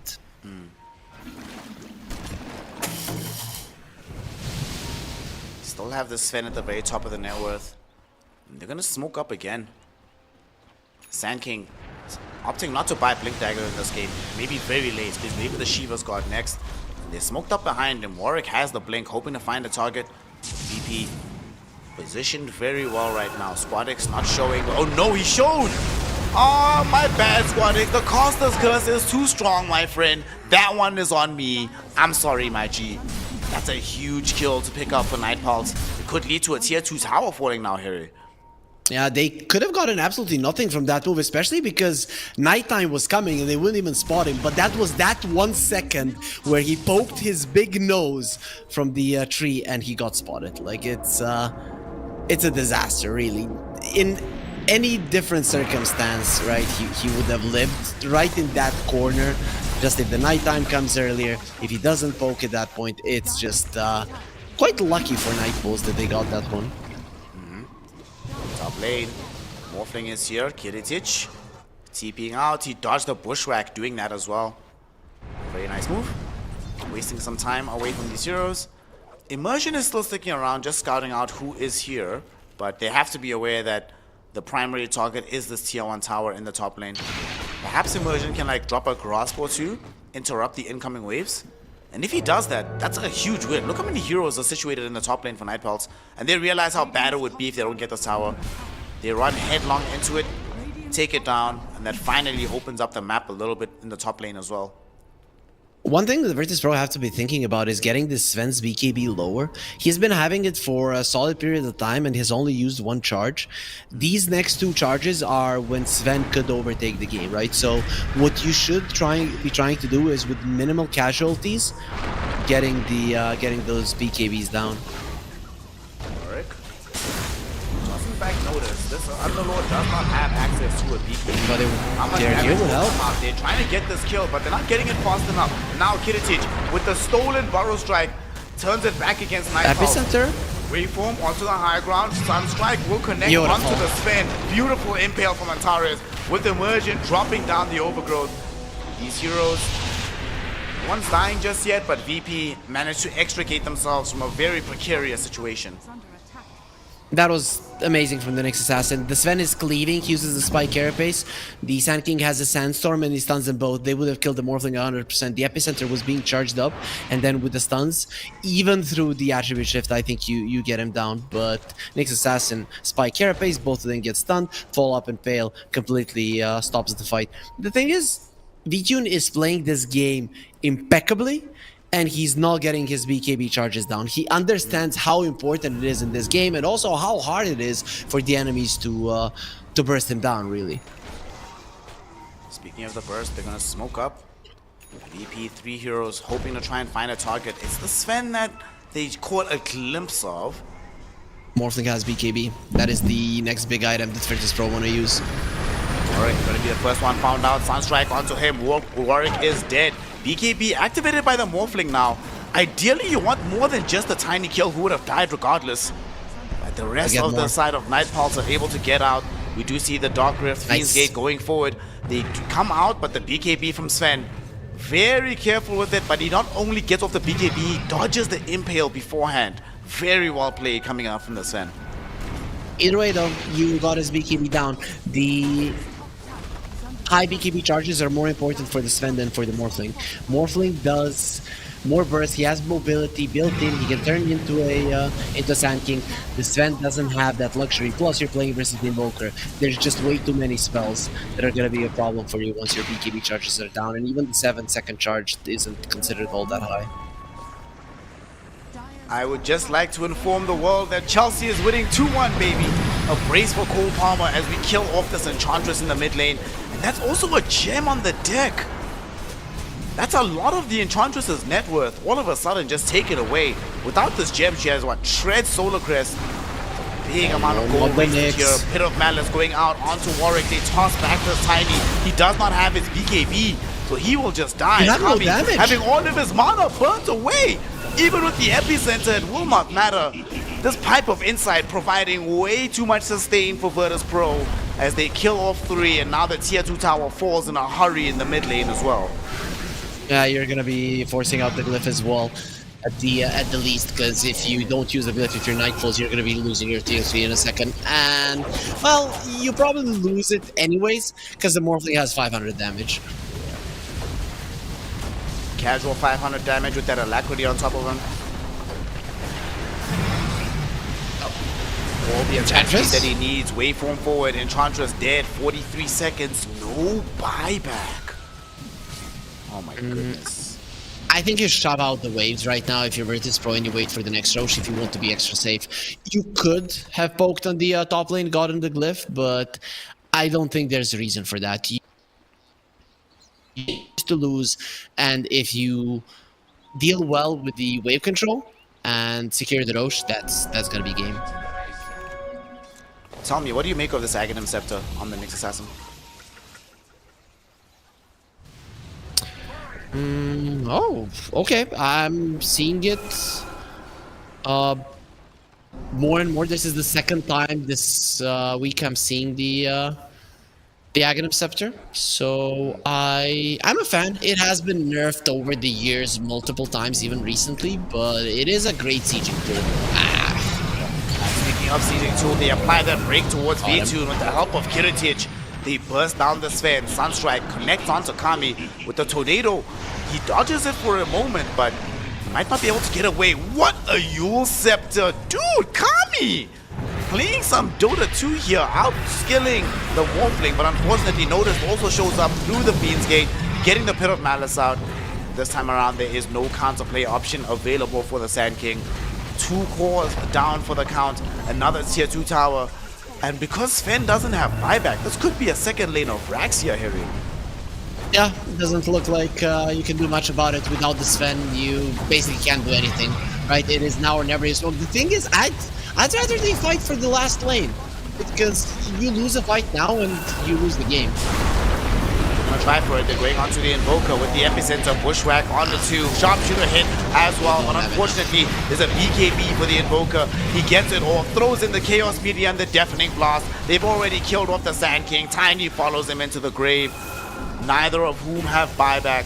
And you were mentioning it could lead to more buildings. It just leads to the game ending as GG, well played, is called. Night Pulse throw in the towel and they will grant Virtus Pro the 2-0 victory, progress in the upper bracket, but more importantly, confidence in this new roster going forward.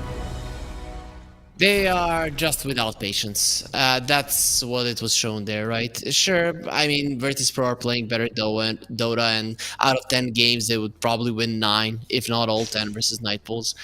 But you could see that Nightpools, they don't have the patience of some of the other teams. Every other team, I think, in this qualifier would wait for that Rax to fall, fight with the Sven, give one last chance, right? But not them. Even though you use your spells perfectly, you still lose that fight, and it goes to show that they stood no chance of winning it. So it was 100% a bad call to go for it, but they just can't take it any longer. I hope that these guys stay together, but with the way they're playing, it is hanging by a thread. This does unfortunately seem like disband territory for this kind of team, because that last play, like you say, you sack the racks. You know for a fact that those racks are gone no matter what you do. And they got a really good stun from the Sand King. They got really good follow-up from this Hoodwink. Imagine if during that bushwhack, the Sven was there to lay in the damage. Yep. Very different game. They probably win that fight, bounce VP from the base, earn a bajillion amounts of gold in the opposite. But like you say, lack of patience, lack of cohesion, and yes, something's not right. When you're just watching how Nightballs are playing, you can just sense that something is wrong with the communication within the team right now. Yeah, the Sven, he is he was 7-2, but he did 7,000 hero damage, which is the least out of the entirety of his team. So it just goes to show that no matter how farmed he was, bringing him to fights was impossible for Nightpools. And as you mentioned, it must be a communication issue. Yep. Communication not going to be on point for the side of Nightpulse, and there will be a team that suffers a 2-0 loss here in the upper bracket, which drops them down into the loser bracket, which means they are now in elimination territory. Well, we'll be seeing more of them tomorrow. Their fate, they have some time to try and decide what's going to be happening. Earlier on, I asked Howard Harry Freak Doofy as a coach. He said, give me 24 hours. They have 24 hours. The question is, what can they do in that time period to try and adapt this team and bring them back to some of the former heights where not that many weeks ago, just before TI contender teams were being eliminated by Nightpulse. So this team has what it takes, just something is not clicking at the moment for them. So they are now in the loser bracket. Of course, that means the side of Virtus Pro in the upper bracket. And my brother Nicola, we have one more series to go for the day, an upper bracket matchup between Liga, a team that you've been casting a lot, right? And of course, this new team of BandaNoone. Before we go to break, give me the lowdown. Who do we imagine is going to come out on top of that series? In terms of names, everybody would expect BandaNoone, but I think momentum is on Liga at the moment, so I'm leaning towards them. I'm looking forward to seeing that series as carry matchup between Violent and Crystallis, to see hyper aggression versus hyper safety. That is definitely going to be a fun series to watch. The bad news is that series is only coming up in about 2.5 hours. So you have some time. If you had some lunch plans, now is the time to holler at the homies and say, gang, I'm on the way. Go grab some lunch, go grab some water, and make sure that you are with us in 2.5 hours to finally end the first day of these qualifiers here in DreamLeague 24. It is myself, Snare. It is the sensation from Serbia, Harry Freak, and we'll be back not shortly, in quite a while, but with more Dota 2 action in a minute. So see you later.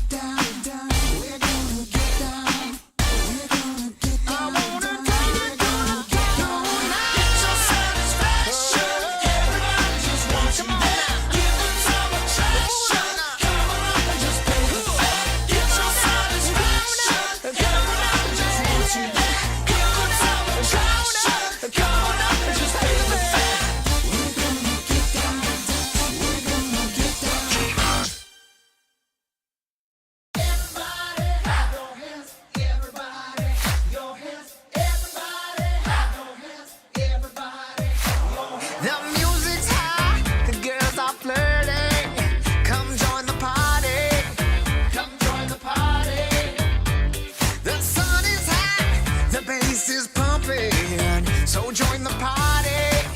Come join the party.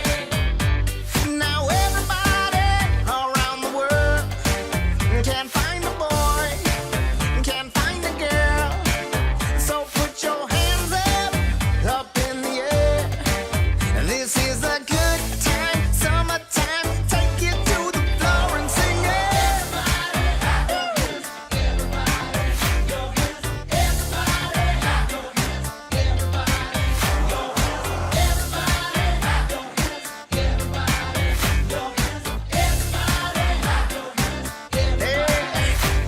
Now when you see me, just come on down and join the party. And join the party. You know there's nothing that can hold me down. You got a story. You got a story. When the music shakes the ground, you know the sunshine has come around. Yeah. So put your hands up in the air. This is a good time, summertime. Take it to the floor and sing it.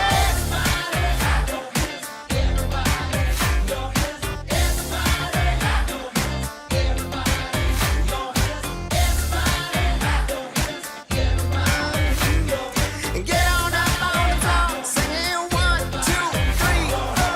Everybody, clap your hands. And 1, 2, everybody, clap your hands. Take it to your floor now. Everybody, clap your hands. And 1, 2, everybody, clap your hands.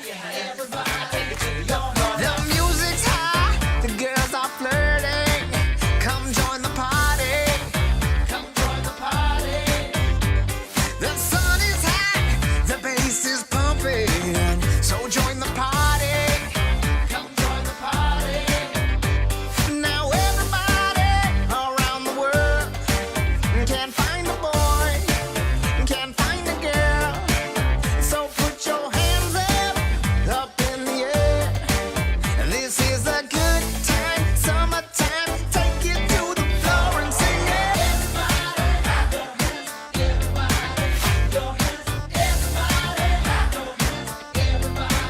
You know there's nothing that can hold me down. You got a story.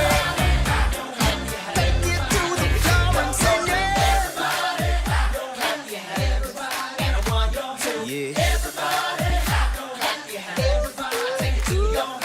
Everybody, your hands. Take it to the floor and sing it.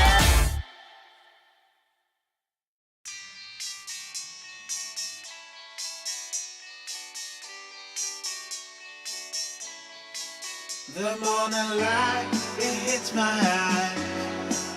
Last night we partied like it's 99. You took my hand, we danced all night. That's all I remember, we can blame nobody. Look where we are, so beautiful.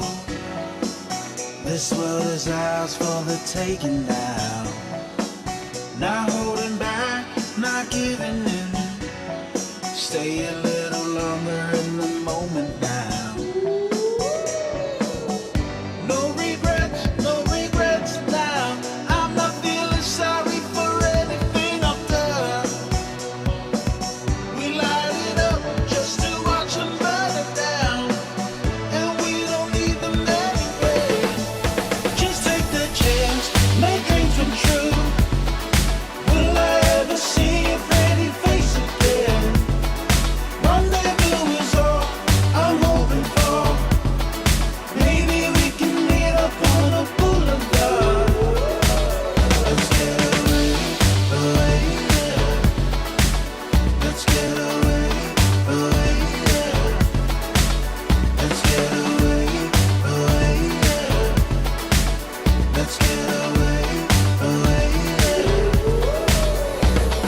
As if we got one life to live. Maybe we should just let go. Don't worry about tomorrow. Start counting your Insta follows. Cause the sun comes up again. New days they begin. So hold on to me, cause I won't let go of you. No regrets now. I'm not feeling sorry for anything I've done.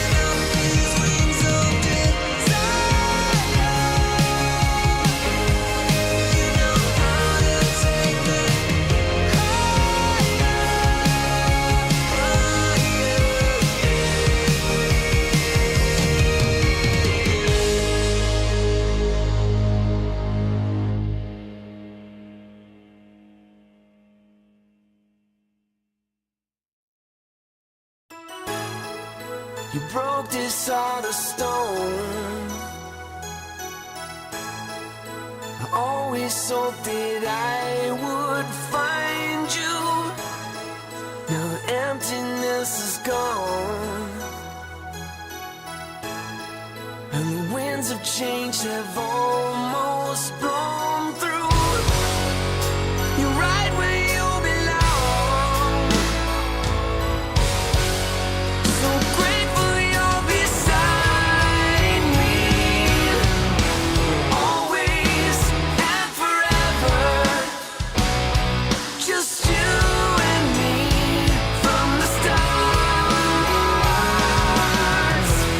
Always and forever. You'll always be forever in my heart. You're the better part of me,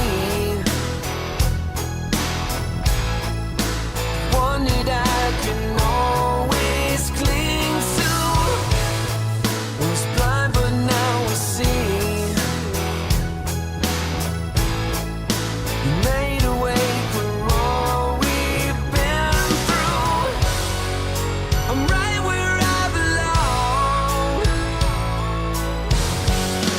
So thankful you're beside me, always and forever. Just you and me from the stars. Always and forever. You'll always be forever in my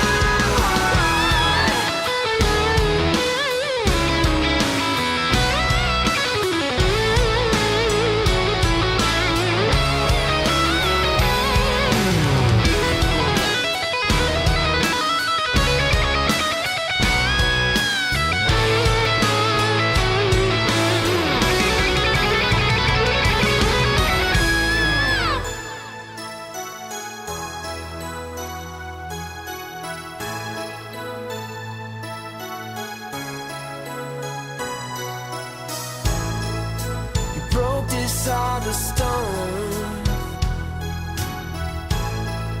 I always knew that I would find you. You're right where you belong. So grateful you're beside me, always and forever. Just you and me from the stars.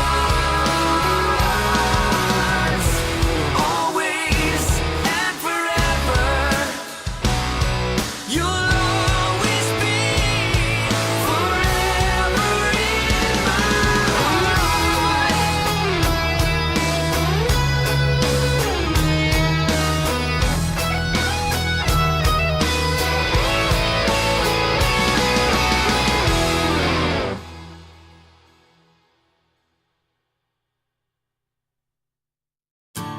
Heaven sent you down to me.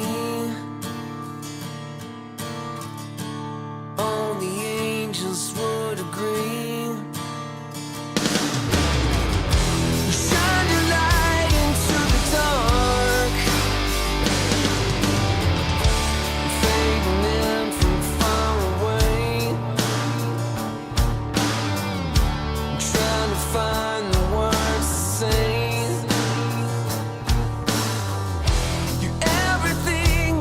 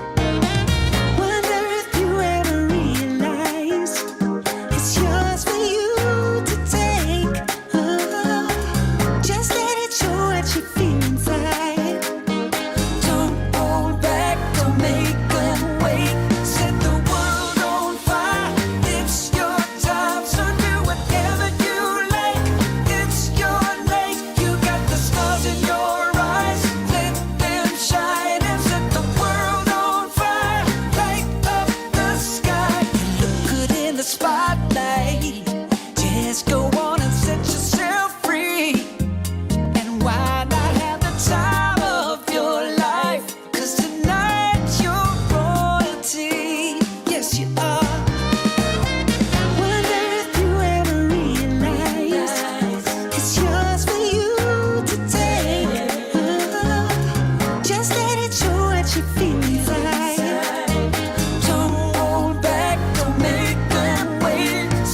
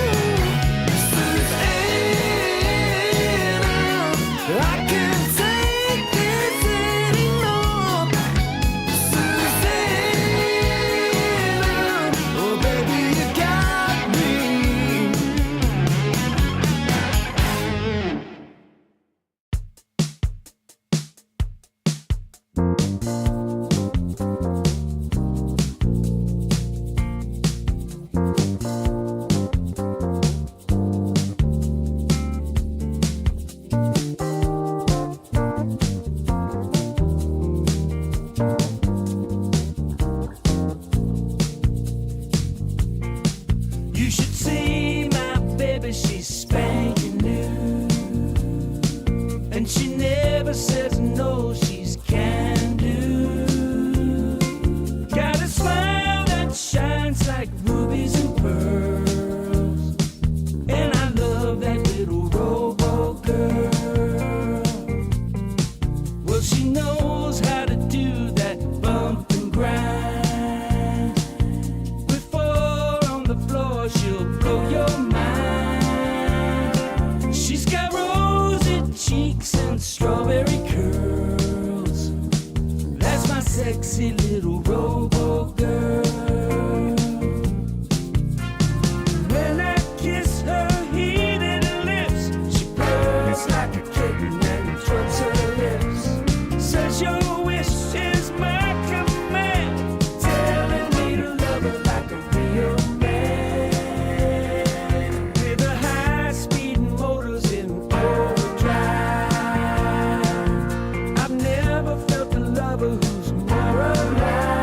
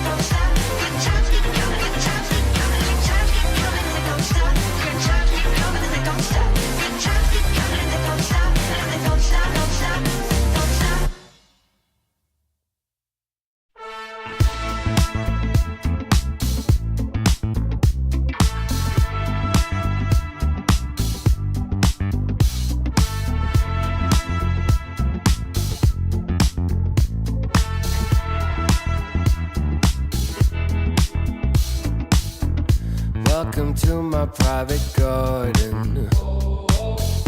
It's my own menagerie. If you're looking for a party, I own everything you see. Heavy is the head, where's the crown? They said it's my time, and I'm gonna run this scene.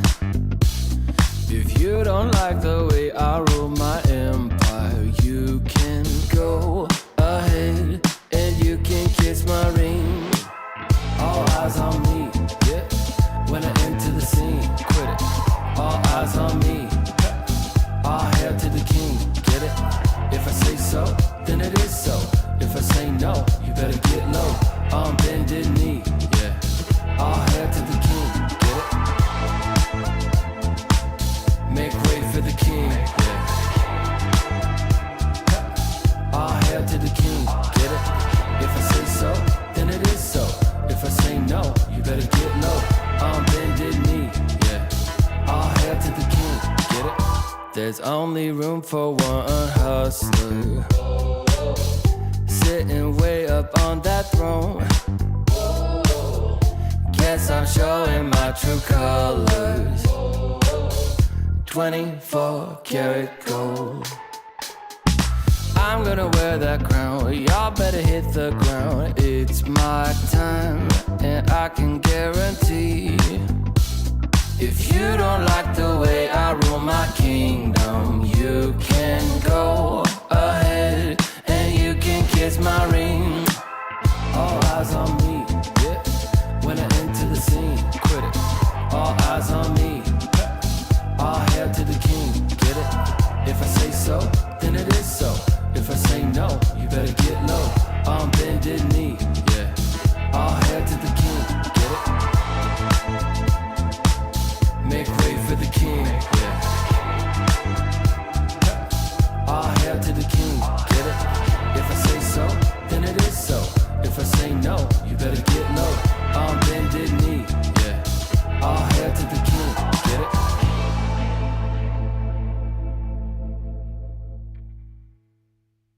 Oh, I'm feeling good. I'm feeling, oh, I'm feeling good. Wake up with no alarm, brand new kind of charm, and fresh hot coffee in a big old mug. Can't wait to get my face in the morning sun, yeah.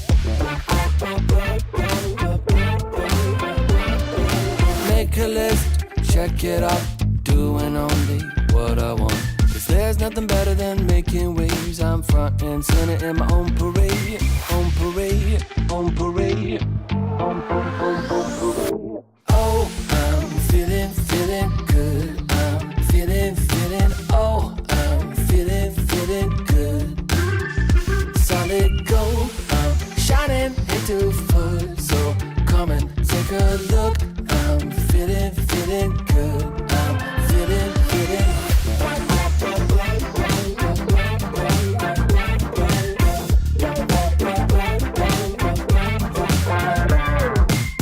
Hold up, windows down, rolling with the classic sound. Spent $5 on Walmart shades. Can't wait to stop traffic in my own parade. On parade, on parade, on parade. Oh, I'm feeling good. I'm feeling, oh, I'm feeling good. Solid gold, I'm shining into full. So come and take a look. I'm feeling good. I'm feeling.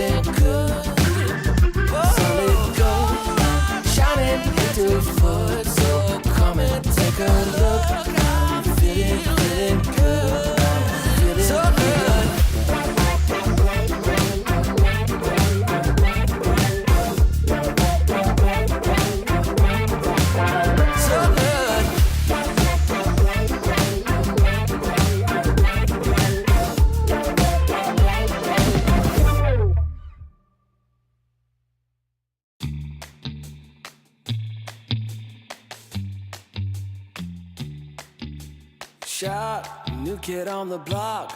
Currents running strong like a solar wave. I feel electric. Locked, plugged into the socket. Watch me burning hot, yeah, I radiate. I feel electric. Coursing through my veins like a power surge.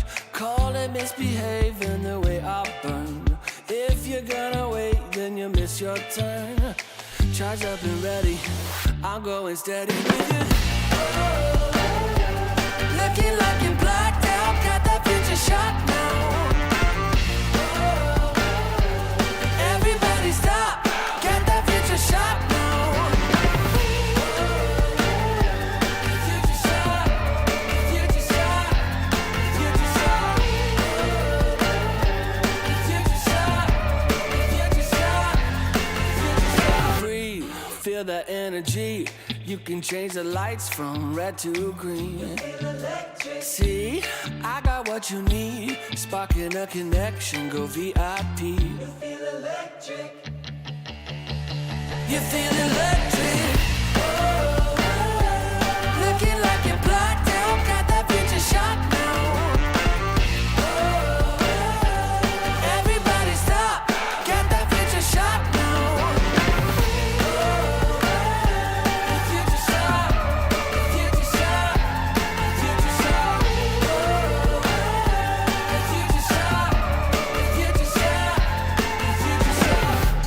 Future shock, the future shock. Once we started, there's no way to stop us. Like a rocket, not for static hearted. Once you got it, you'll go supersonic. You know you want it, you know you want it, you know you want it, you know you want it. Looking like you're blacked out, got that future shot now. Everybody stop, get that future shot now. Looking like you're blacked out, got that future shot now. Everybody stop, get that future shot now. Future shot, future shot, you know you want it. Future shot, future shot, you know you want it. Everybody stop, got that future shot now.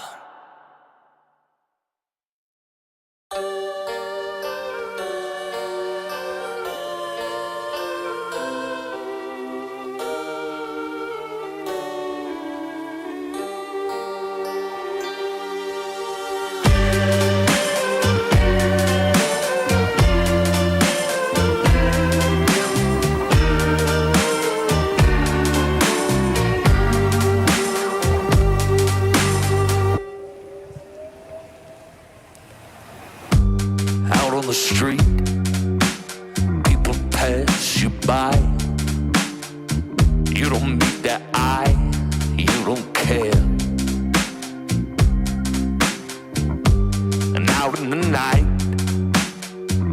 you see a light.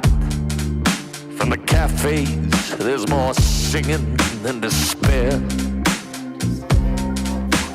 Hold me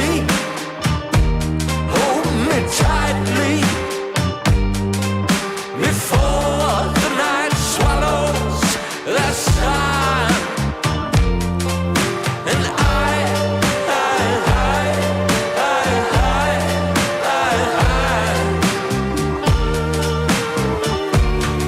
I'm done.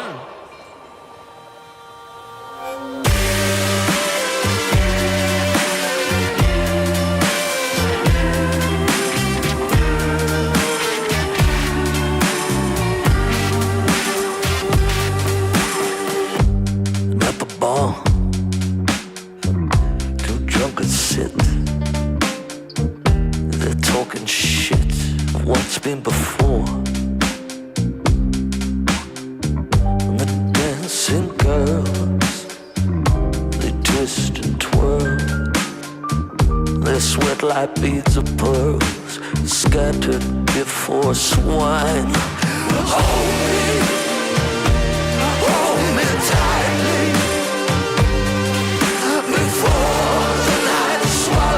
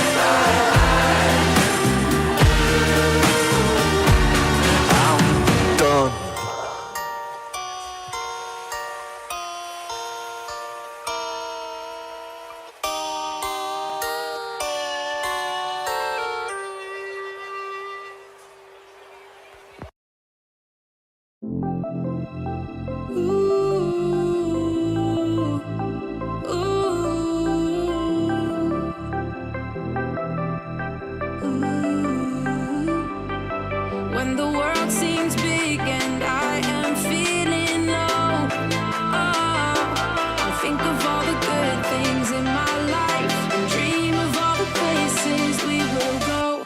No matter where we end up, we're gonna have a good time. When I promise forever, so together we're gonna shake off the doubts and have a good time. We'll have a good time. We'll have a good time. We won't take it all for granted. We're gonna live in the moment and have a good time. It's all we ever wanted. So why don't we just live it up, live it up? We're never gonna give it up, give it up. No, the clock won't stop for anyone, so let's just live it up. When the world seems big and I am feeling low, I'll think of all the good things in my life and dream of all the places we will go. No matter where we end up, we're gonna have a good time. When I promise forever, so together we're gonna shake off the doubts and have a good time. We'll have a good time. We'll have a good time. We're gonna live it up. We're gonna live it up.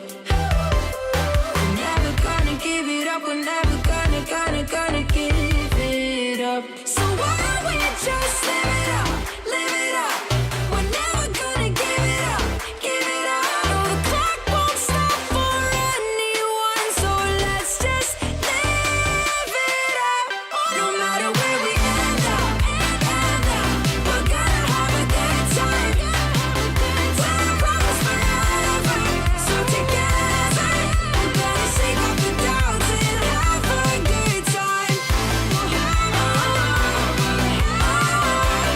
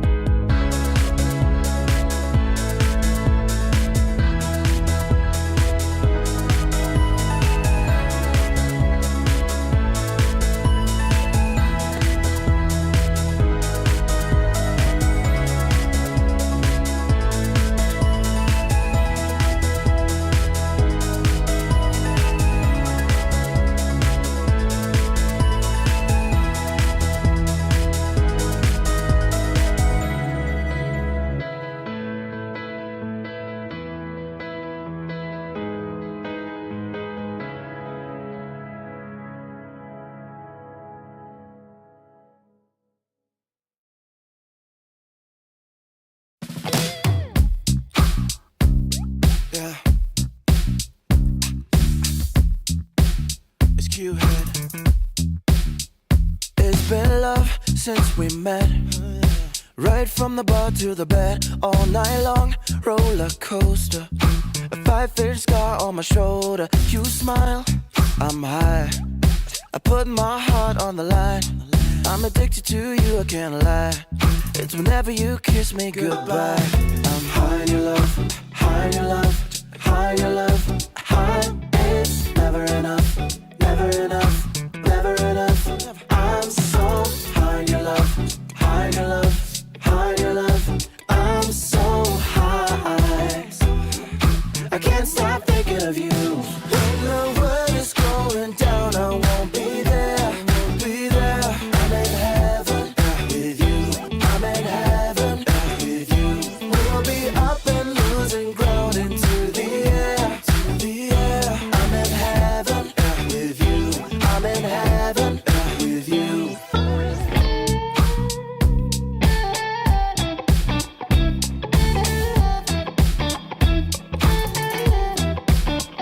And we faced harder times when sweet words turned into lies. We got caught in our nest, yeah. I put our love on a rest. Hit the brake, I'll turn over. And never ever say that you know her. Got a flame to fuel every night. Keep her safe and hold her tight. High in your love, high in your love, high in your love, high. It's never enough, never enough, never enough. I'm so high in your love, high in your love, high in your love. I'm so high, I can't stop thinking of you. When the world is going down, I won't be there, I won't be there. I'm in heaven with you, I'm in heaven with you. We'll be up and losing ground into the air, to the air. I'm in heaven with you, I'm in heaven with you.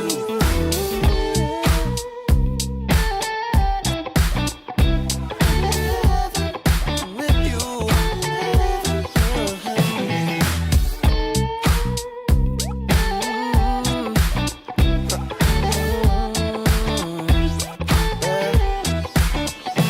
When the world is going down, I won't be there. I'm in heaven with you, I'm in heaven with you. We'll be up and losing ground into the air. I'm in heaven with you, I'm in heaven with you.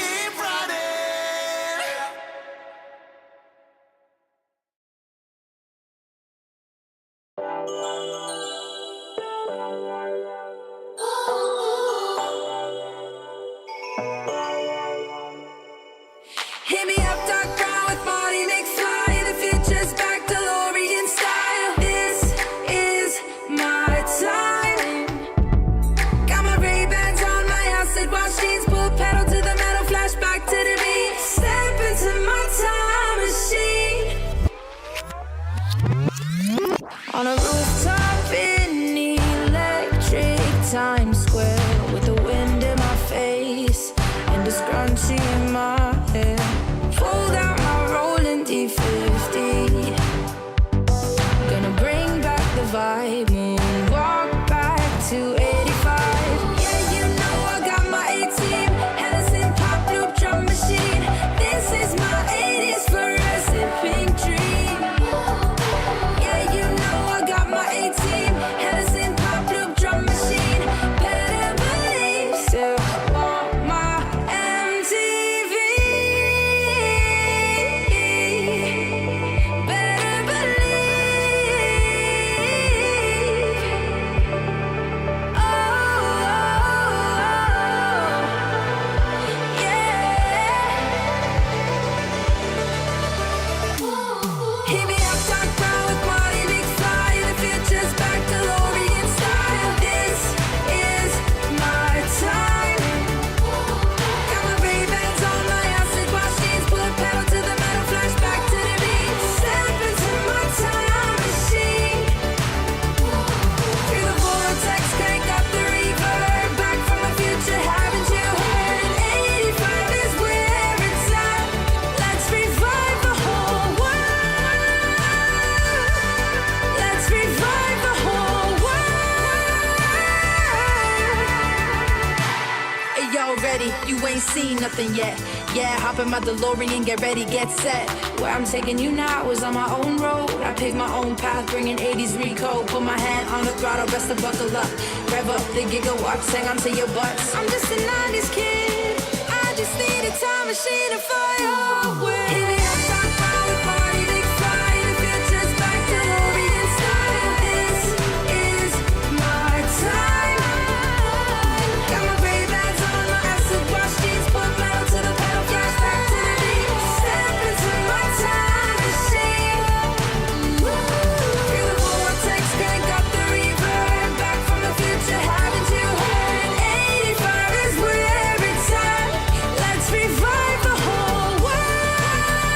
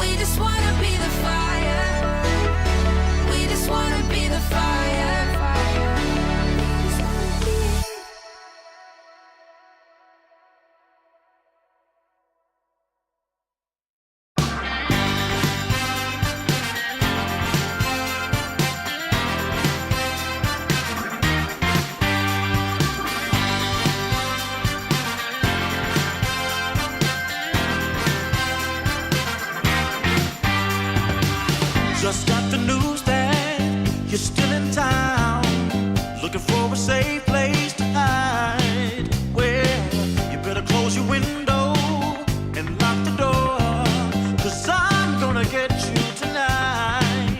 And I know where you are, so look sharp, 'cause here I come, I'm close.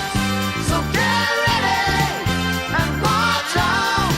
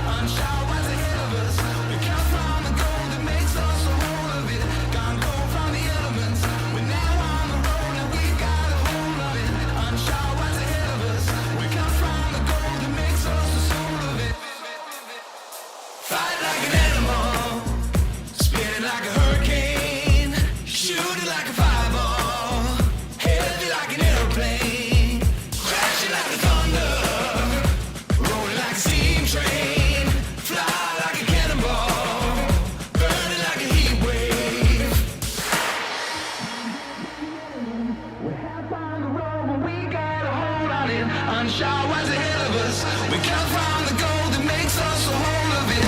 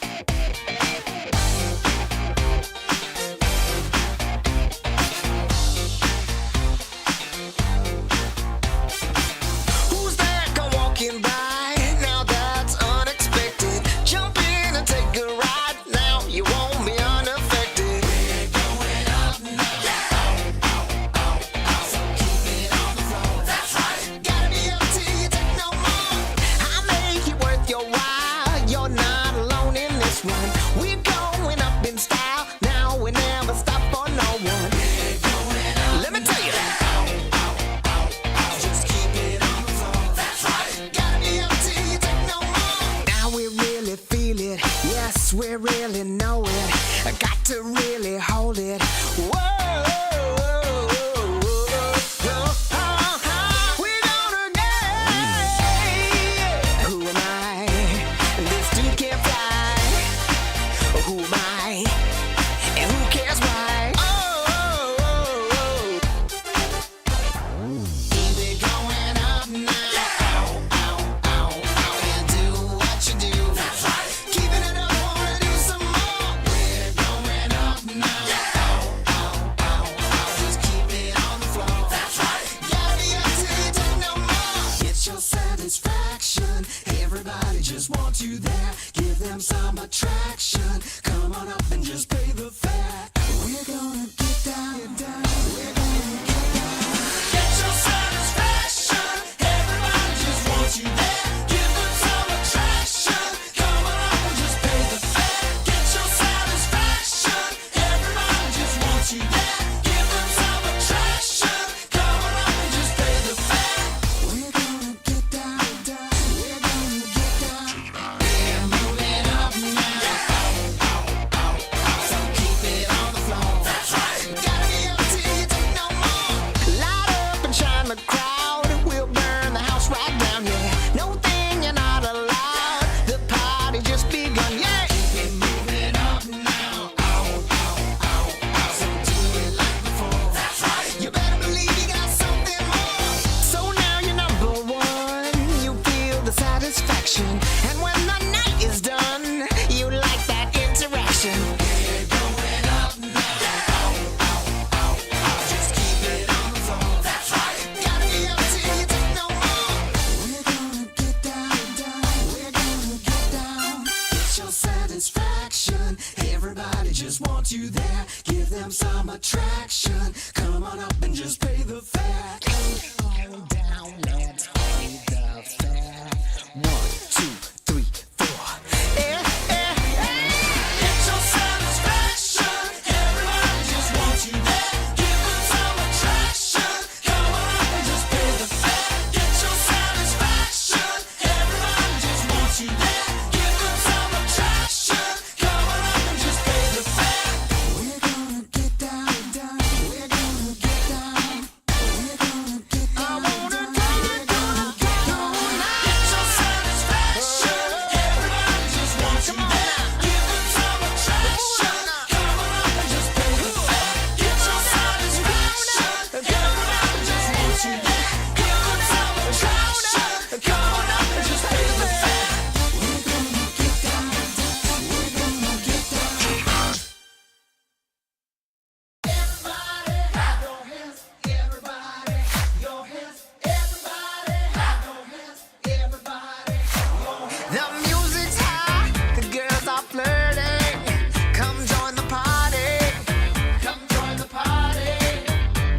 The sun is high, the bass is pumping. So join the party. Come join the party.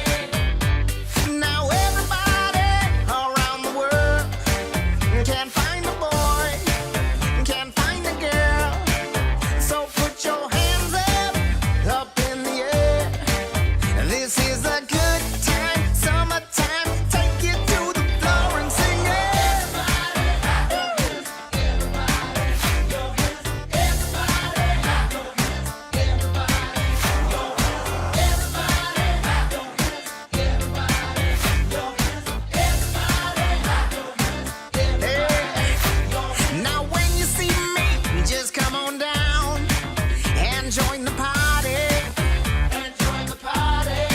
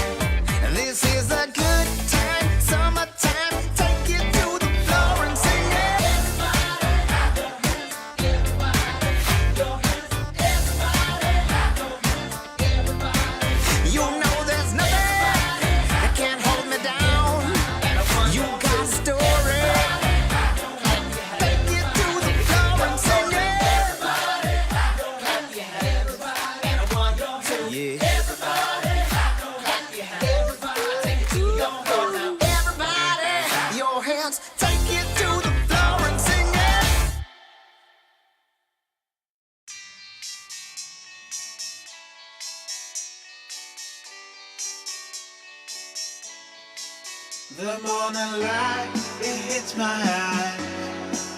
Last night we partied like it's 99. You took my hand, we danced all night. That's all I remember, we can blame nobody. Look where we are, so beautiful. This world is ours for the taking now. Not holding back, not giving in. Stay a little longer in the moment now.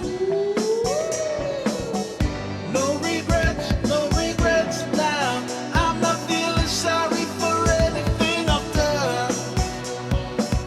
We light it up just to watch them burn it down. And we don't need them anyway. Just take the chance, make dreams come true. Will I ever see a pretty face again? Rendezvous is all I'm hoping for. Maybe we can meet up on a boulevard. Let's get away, yeah. Let's get away, yeah. Let's get away, yeah. Let's get away, yeah. As if we got one life to live. Maybe we should just let go. Don't worry about tomorrow. Start counting your Insta follows. Cause the sun comes up again. New days they begin. So hold on to me, cause I wanna go with you. No regrets now. I'm not feeling sorry for anything I've done. We light it up just to watch them burn it down. And we don't need them anyway. Just take the chance, make dreams come true. Will I ever see a pretty face again? Rendezvous is all I'm hoping for. Maybe we can meet up on a boulevard. Let's get away, yeah. Let's get away, yeah. Let's get away, yeah. Let's get away, yeah.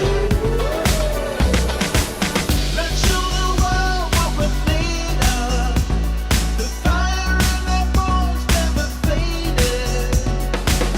We cannot hold it any longer.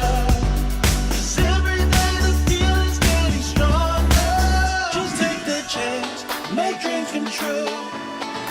Will I ever see a pretty face again?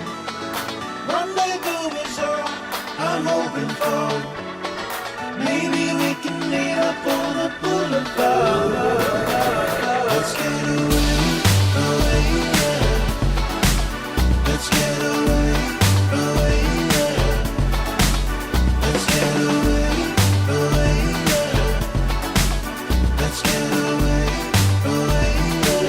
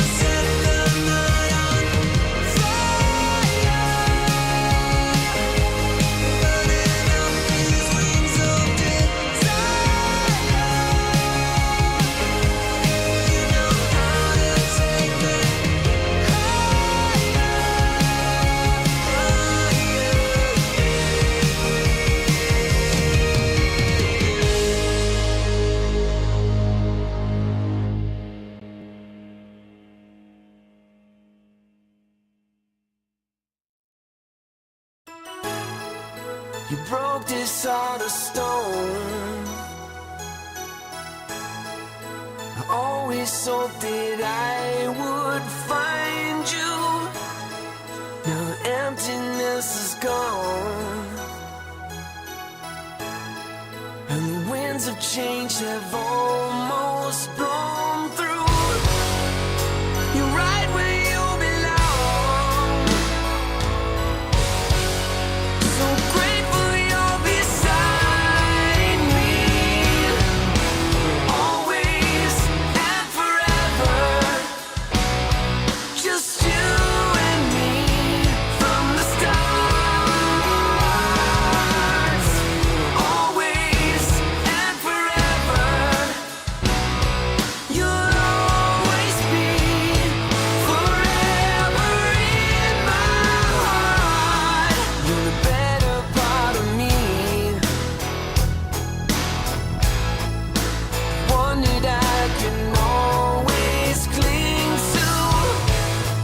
Was blind but now I see. You made a way for all we've been through. I'm right where I belong. So thankful you're beside me, always and forever. Just you and me from the stars. Always and forever. You'll always be forever in my heart.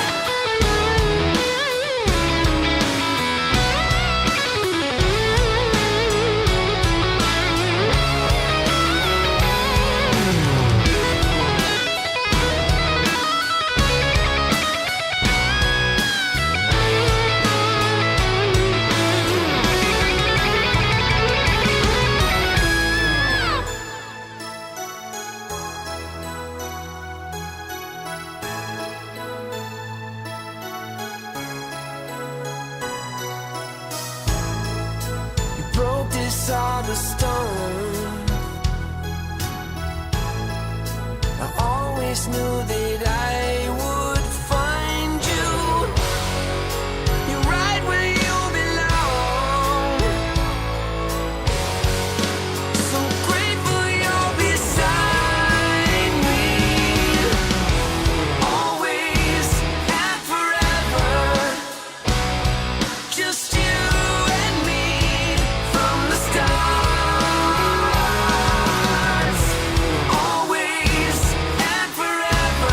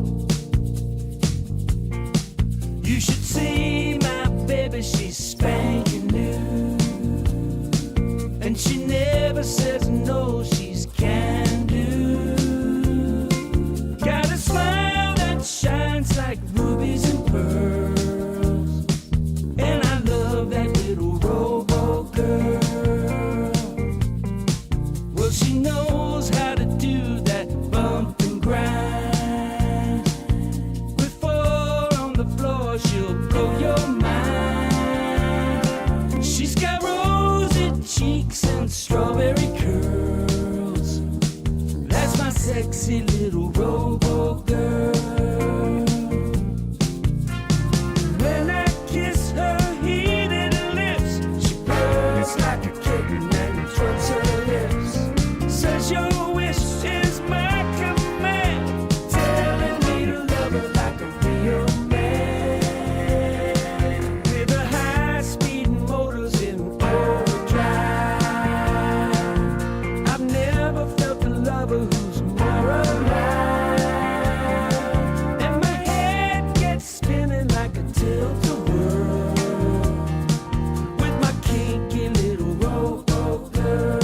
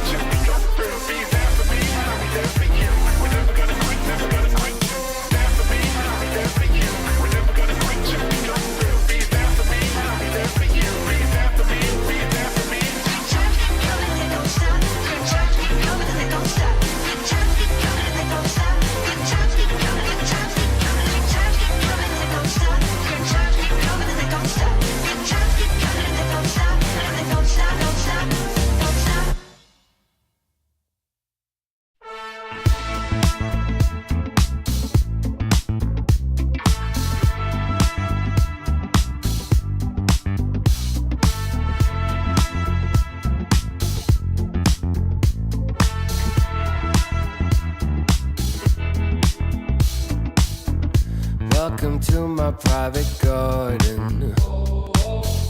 It's my own menagerie.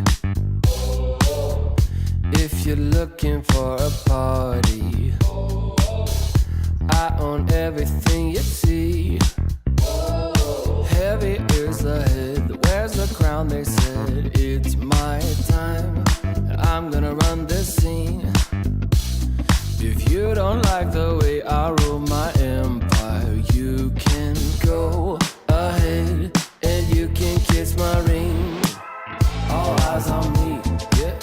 When I enter the scene, quit it. All eyes on me. All hail to the king, get it? If I say so, then it is so. If I say no, you better get low. On bended knee, yeah. All hail to the king, get it? Make way for the king, yeah. All hail to the king, get it? If I say so, then it is so. If I say no, you better get low. On bended knee, yeah. All hail to the king, get it? There's only room for one hustler, sitting way up on that throne. Guess I'm showing my true colors. 24 karat gold. I'm gonna wear that crown. Y'all better hit the ground. It's my time, and I can guarantee, if you don't like the way I rule my kingdom, you can go ahead and you can kiss my ring. All eyes on me, yeah. When I enter the scene, quit it. All eyes on me. All hail to the king, get it? If I say so, then it is so. If I say no, you better get low. On bended knee, yeah.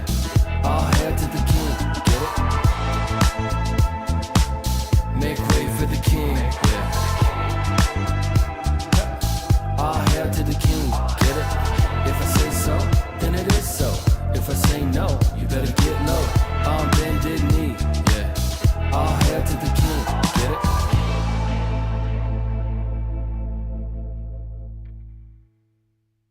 Oh, I'm feeling good. I'm feeling, oh, I'm feeling good. Wake up with no alarm, brand new kind of charm, and fresh hot coffee in a big old mug. Can't wait to get my face in the morning sun, yeah. Make a list, check it off, doing only what I want. Cause there's nothing better than making waves. I'm front and center in my own parade, on parade, on parade, on parade. Oh, I'm feeling good. I'm feeling, oh, I'm feeling good. Solid gold, I'm shining into full. So come and take a look. I'm feeling good. I'm feeling.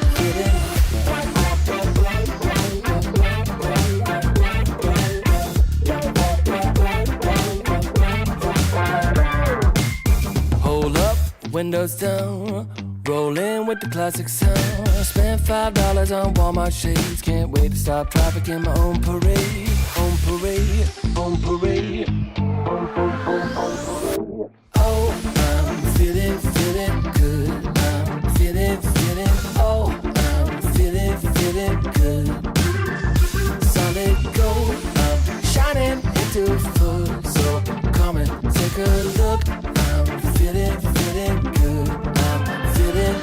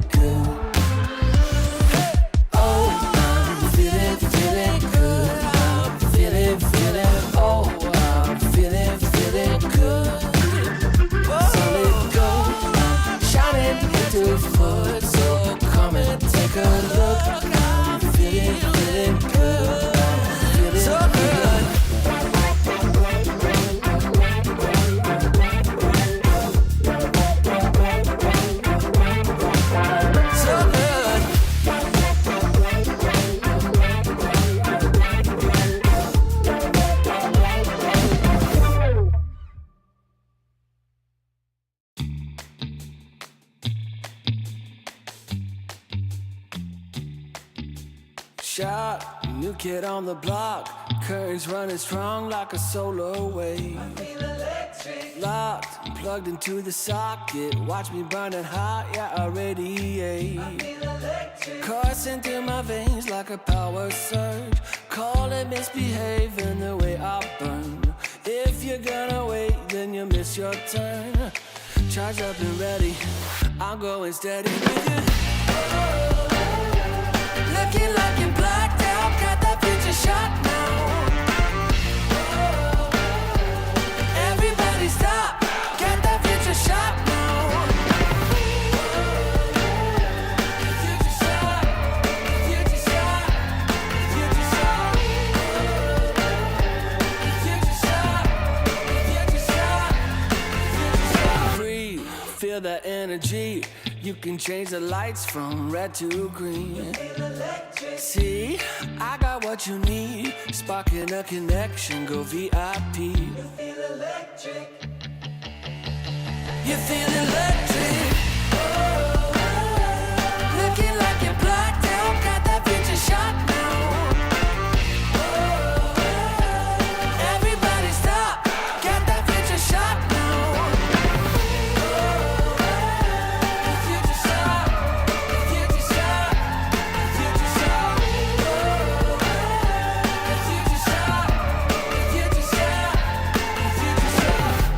Future shock, the future shock. Once we started, there's no way to stop us. Like a rocket, not for static hearted. Once you got it, you'll go supersonic. You know you want it, you know you want it, you know you want it, you know you want it.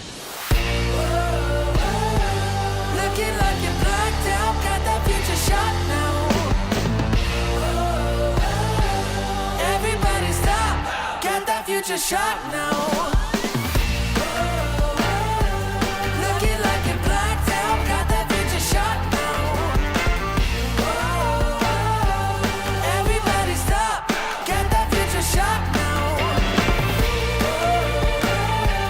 Future shot, future shot, you know you want it. Future shot, future shot, you know you want it. Everybody stop, got that future shot now.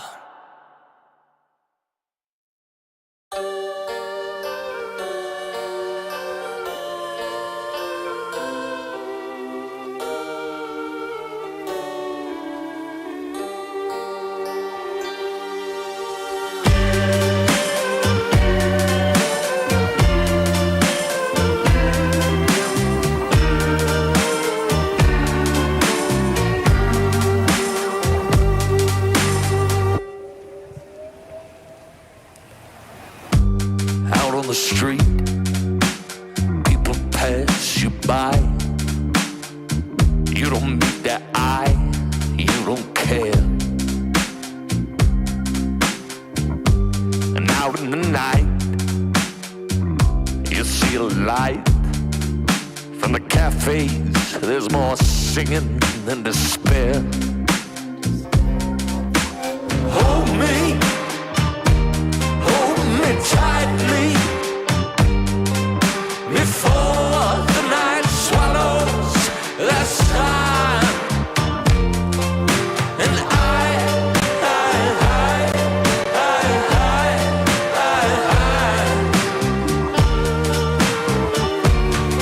I'm done.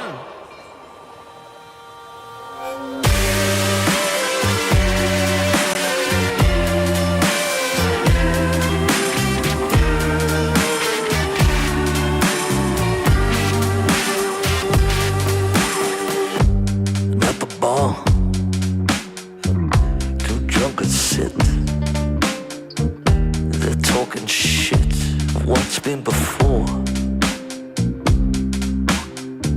And the dancing girls, they twist and twirl. They sweat like beads of pearls, scattered before swine. Hold me tightly before the night swine.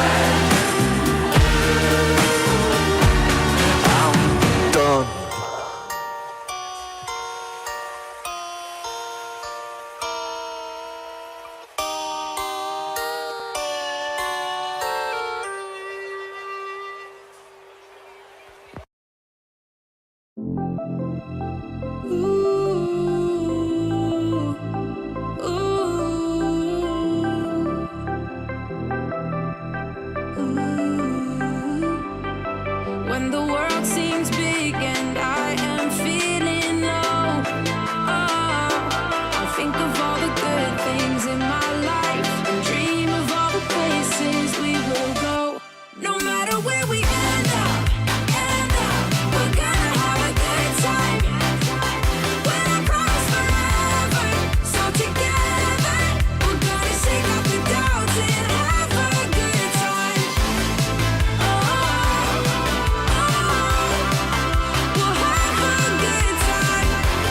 Oh, we'll have a good time. We won't take it all for granted. We're gonna live in the moment and have a good time. It's all we ever wanted. So why don't we just live it up, live it up? We're never gonna give it up, give it up. No, the clock won't stop for anyone, so let's just live it up. When the world seems big and I am feeling low, I'll think of all the good things in my life and dream of all the places we will go. No matter where we end up, we're gonna have a good time. When I promise forever, so together we're gonna shake off the doubts and have a good time.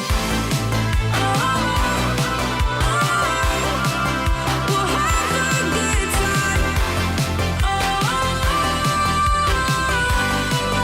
we'll have a good time. We're gonna live it up. We're gonna live it up. We're never gonna give it up. We're never gonna give it up. So why don't we just live it up, live it up? We're never gonna give it up, give it up. No, the clock won't stop for anyone, so let's just live it up. No matter where we end up, we're gonna have a good time. When I promise forever, so together we're gonna shake off the doubts and have a good time.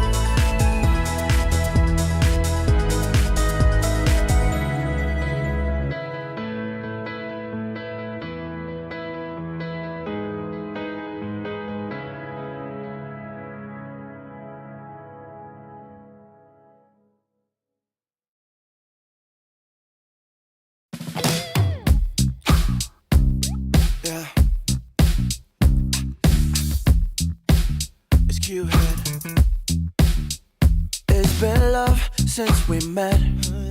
Right from the bar to the bed, all night long, roller coaster. A 5-inch scar on my shoulder. You smile, I'm high. I put my heart on the line. I'm addicted to you, I can't lie. It's whenever you kiss me goodbye. I'm high in your love, high in your love, high in your love, high. It's never enough, never enough, never enough. I'm so high in your love, high in your love, high in your love. I'm so high, I can't stop thinking of you. When the world is going down, I won't be there, won't be there. I'm in heaven with you, I'm in heaven with you.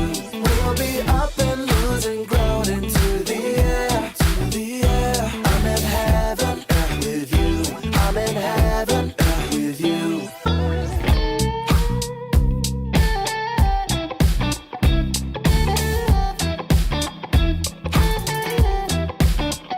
And we faced harder times when sweet words turned into lies. We got caught in our nest, yeah. I put our love on a rest. Hit the brake, I'll turn over. And never ever say that you know her. Got a flame to fuel every night. Keep her safe and hold her tight. High in your love, high in your love, high in your love, high. It's never enough, never enough, never enough. I'm so high in your love, high in your love, high in your love. I'm so high, I can't stop thinking of you. When the world is going down, I won't be there, I won't be there. I'm in heaven with you, I'm in heaven with you. We'll be up and losing ground into the air, to the air. I'm in heaven with you, I'm in heaven with you.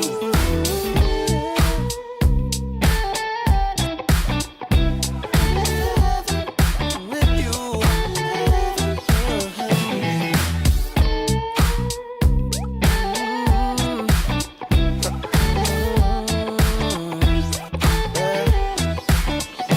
When the world is going down, I won't be there. I'm in heaven with you, I'm in heaven with you. We'll be up and losing ground into the air. I'm in heaven with you, I'm in heaven with you.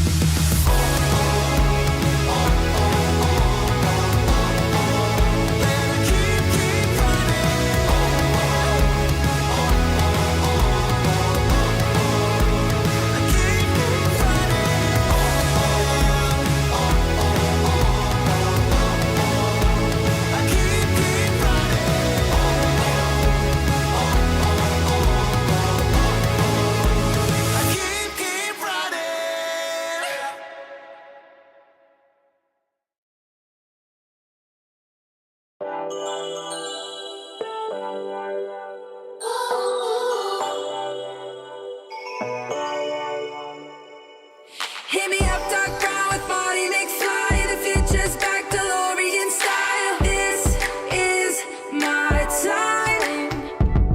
Got my Ray-Bans on, my acid wash jeans. Pull pedal to the metal, flashback to the beat. Step into my time machine. On a rooftop in electric Times Square, with the wind in my face and a scrunchie in my hair. Fold out my rolling defense. Welcome, one and all. We are here for some more Dota 2 action. It is the upper bracket semifinals. We have Liga team, we have BandaNoone, and it's going to be some hype Dota. 3 games to determine who's going to be the first team to enter into the winner bracket final. My homie, Harry Freak. It's been a little bit of a while, you know, we had a bit of a break. Everyone was alright, you know, you were traveling, it is what it is. But right now, fam, it is a very serious moment because getting yourself into the upper bracket position means you're only one BO3 away from direct qualification to DreamLeague. What do you make of the competition that we have right now? Who do you think has the best chance of getting the W between BandaNoone and the side of Liga team? Okay, so I think I would maybe even favor Liga, right? Because a couple of days ago, or maybe even yesterday, they won a best of 5 versus 1W. They won with a score of 3-1. And if I would have seen before this qualifier 1W play versus BandaNoone, I would favor 1W because they stayed with the same roster from the previous season, with which they looked really, really strong. So I think I'm going with Liga. They have the momentum. They have barely been losing games. They also won a match versus Navi quite easily, 2-0. So I'm on their side. Okay. Let's see what Liga have got to bring to the table here as we do enter into the first game, which always makes a difference. Liga playing on the Radiant side with the first pick, and then BandaNoone, Dire side with the second pick. The usual raft of heroes getting banned out. The only one that's left is what? Shadow Demon. That's also a great hero. If you can get your hands on that, you're never going to be sad about that situation. He got through? What? Yep. How? That hero never goes through. Wait, let me check if in any other games here in the qualifier so far he's been played. No, of course not. Of course, because nobody is crazy enough to let him through. Well, he's in the game right now. Enigma gets banned out by a Liga team, and there is the Shadow Demon. Surprise! No surprises. I don't know. I'm baffled that they picked it up. Okay. I think BandaNoone, they prepared for this. They instantly responded with the puck. This is one of those situations where you're gonna be thinking, if you're Liga, did we screw up? But I don't think they did, right? Shadow Demon is just with good positioning. You're not going to be afraid of the puck, no matter if no one is that good on it. Plus, it is a second pick puck, meaning that you only have one band to protect him, and then you don't even know what to get rid of. Maybe ban something else and pick a Dragonite. I think that could be a way to go for the BandaNoone. That's kind of suck to have to give up like the DK when the enemy team already has Shadow Demon. That is one of the better illusions you can get. When you get him Their illusions aren't that strong anymore, right? Because the Worm's Wrath doesn't work with them. Yeah, Liga ban it. See, it would have been great. So let's see what comes next from the side of Liga team right now. BandaNoone also want to make sure that they have the overall loss pick too. So it'll be very interesting to see where the direction they go here in the second phase. Yeah, in these situations, usually people do pick up their second core as the first pick in the second phase. That's just what we see more often than not. Because 16, 17, or last 2 picks that are connected for the last pick team in this phase, usually you don't want a core there, right? Because they're just going to be able to counter you with the 18 pick, and then you are like saving a pick for later on because you don't want to show your core, but it doesn't matter. The enemies are still going to be able to respond well to that one, so you just get something that's very strong in the meta right after the puck. So Wind Ranger, let's say, would be a good way to go, but versus a Shadow Demon, maybe not. Maybe Morphling or a Luna could be good. Yeah, that makes more sense. The Purge kind of sucks to play into. They do decide to go for the Dark Willow. This is an old school combination that we have seen. The puck and the Dark Willow, you force the snap on the coil. It is additional damage from the 4 position. Some early pressure that they can apply. Okay. Alright, I don't hate this at all. It's also one of those heroes that you can set up onto a target if they get defensively disrupted by the Shadow Demon. Like, it's very easy to set up with the additional Bramble Maze or the Curse Crown. Yeah, Curse Crown, Bramble Maze, even the Terrorize. Dark Willow has been gaining in popularity because the Tusk, mainly, right? Tusk gets somebody in a snowball, he thinks he's saving them, there's a Bramble, and the Terrorize waiting right afterwards, and that is a problem. And then people understood that you're actually insane in terms of damage output with the Dark Willow, with the other facet, not the Brambles one. So I like the hero. I think it has a great place currently in the meta with all of the save supports, and it might be one of those heroes that forces the save supports out of the meta. Team pick. Well, given how annoying these save supports are, I don't think anybody would really lament if they were absent from the meta. I think we'd all be okay. Doom right now comes in for Liga team. We have seen Pox being forced to go immediately into the Lincolns here when confronted with this Doom hero. Remaining. Overall, I'm not that big of a fan, but talk to me about it here. What's the pros and cons of having the Doom this early for the Liga team? Well, first of all, you're not going to be afraid of any Timber Saws or the or Morphlings. I think that's probably the main idea behind it. You also, at any point in the game, do have a way to catch out the puck if he makes a mistake, though. Pucks now don't necessarily pick up a Lincoln's all that much because they need so many items before that. At least a Witchblade Link, but sometimes even more. So I guess overall it's a decent pickup, right? And especially because you can choose between the various facets and of course between various creeps that you're gonna be eating. It do make sense. But now with this disruptor, I'm not the biggest fan. I think we talked about it earlier on in the day. Sure, it's solid versus the puck and Dark Willow, but you do not have that jump, insta kill, and then glimpse to get the extra kill, and that is when this hero shines. I'm very surprised that we're getting to see it a second time today. Liga team wanted to show off this disruptor. We saw it lose earlier on in the day, in large measure lacking the damage needed for these team fights. And Shadow Demon also doesn't do the most amount of overall damage, at least not quickly. It takes a while to be able to build up to Shadow Demon really having that massive team fight impact. So I'm imagining that whoever they pick in the safe lane and whoever they go mid for, it has to be like massive assassins across the map. Yep, I was thinking Liga might pick up something like a Tiny. That would make their lineup pretty solid. Radiant team. You go Clock plus a range carry, I guess. Yeah, Luna. In the menu, no surprises there. I don't know about the Tiny now, right? Because it will lane well versus the puck. Can burst the Dark Willow, and it is that starting hero, but versus any vision heroes, the Tiny suffers, and now you have 2 on the BandaNoone side. 5 seconds remaining. Lots of free vision. They got some initiation potential for themselves as well. Ways to set up for this Luna to deal in the damage in a concentrated area. And Liga team, they respond with the Void Spirit. Okay, let's get something for the lane, a way to be able to jump and pierce the backlines. Somebody that will also be able to kill the Dark Willow through the Shadow Realm, or at the very least interrupt the TPs out. 10 You seconds. can get out of the Clockwork initiation. Okay, I guess. We've seen Void Spirit be pretty much 50-50 so far throughout the qualifiers. How does it fit in this game for you? Pretty solid, right? It kind of does what I wanted to see from the Tiny.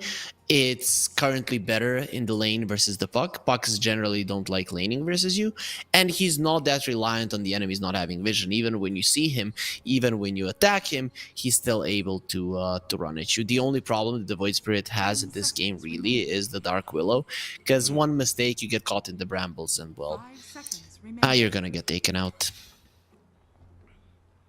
Dire team ban.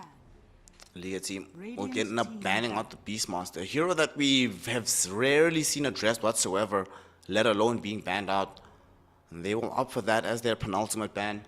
No BandaNoone, we have no Alk, no Morph. So what carry would we like to see from Liga team? If they want to go for the range carry direction, 10 seconds. the only ones left are what? Weaver, Drow Ranger. Wind Ranger is still around. Wind Ranger is still around. Dire team Wouldn't necessarily be the worst thing in the world. And yeah, Yep. there we go. Wind Ranger comes in at the end of the draft. So what are your options now? Do you go for like a Mars? I wouldn't hate it because with the Blood Sport, the Shadow Demon save isn't that great. You save people from the Wind Ranger. Lanes well with the Willow. Looks decent if DM wants to play it. Let me check his Dota 2 Pro Tracker. What has he been It's playing in classic, pubs? right? Mars Dark Willow. It's so good. Mm, If he's Kunkai's not amazing on this banned. combination, then it's like, brother, learn quickly. He must go and train because this would actually still would be a great game to be playing that Mars. Having that Bulwark against Wind Ranger, that feels so nice. It's either that or the Centaur. Centaur. Oh, it's banned. Okay. I kind of feel like Mars is the only thing that's left. Could go Enigma. I don't necessarily like it. Yeah, I'm thinking Mars. I'm gonna spend a little bit of a minute probably just talking about this game. High likelihood they've already decided what they want. 2 BO3s away from the DreamLeague Season 24. This pick could make all the difference. They could go for this Mars. What's another DM hero that's in the game? His Enigma is banned out. Is this the best game for Visage? Don't know. Not really. Yeah. Like what else is there actually besides the Mars? He played Lycan. No, but he played Bristleback a lot, right? But it's banned out as well. Mars is the only thing that's left, really. Or he's gonna play something new, something that we really don't expect. I mean, Lycan isn't half bad, right? Because of the Shadow Demon and the Disruptor. That is a hero that he can maybe pull out. But I can't say I wouldn't be surprised. I guess it's a Nullifier hero as well. There it is. Okay. Okay. Nullifier Lycan potentially, or just a more aggressive Lycan, but BandaNoone give this towards DM. With the inclusion of this Lycan and still having the Luna around, they do have some frightening push going for themselves. And depending how quickly this DM Lycan can come off the mark, you could be seeing some early pressure being applied to Liga team. At the same time, this is yes, a Nullifier buyer, but this Wind Ranger still looks very, very scary if she's able to get to all of her items that we see in these games. I'm just curious to see how he's going to be playing this like, and I'm guessing the Helm of the Overlord is probably going to be happening. And, you know, mainly you pick the Lycan to deal with the supports because the Shadow Demon and the Disruptor, when they see Lycan Wolves and the Dominated Creep running towards them, the only thing they can do is cry. That is their only course of action. And they don't really have any burst for the Lycan. Plus, the Howl is good versus the Wind Ranger. You know, the more I'm thinking about this pick, the better it gets. Right now, I can understand why they were taking so long to decide between him and the Mars. DM is going to be showing us why he had faith in this, why his team put their trust in the Wolf as we enter into our first and decisive game.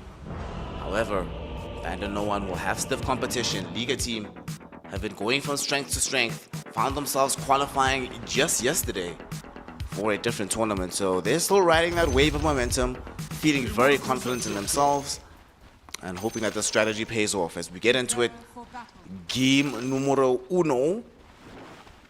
The hero I want to pay very close attention to throughout this game. I really want to see what this Lycan's going to do. I feel like they're going to live and die by how well he's able to perform, what items he gets in particular. Yeah, if this Lycan has a good game, I have a very hard time seeing BandaNoone losing it, right? And I think his laning stage should be okay. Him and the Dark Willow should be doing a good job.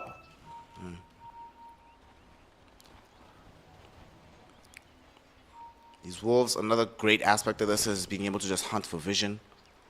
Visions, free vision heroes, man. What can you do? Yep. In general, I think BandaNoone got the better end of the draft. I don't really see this puck punish too much, even though you have like 3 heroes that could potentially catch it.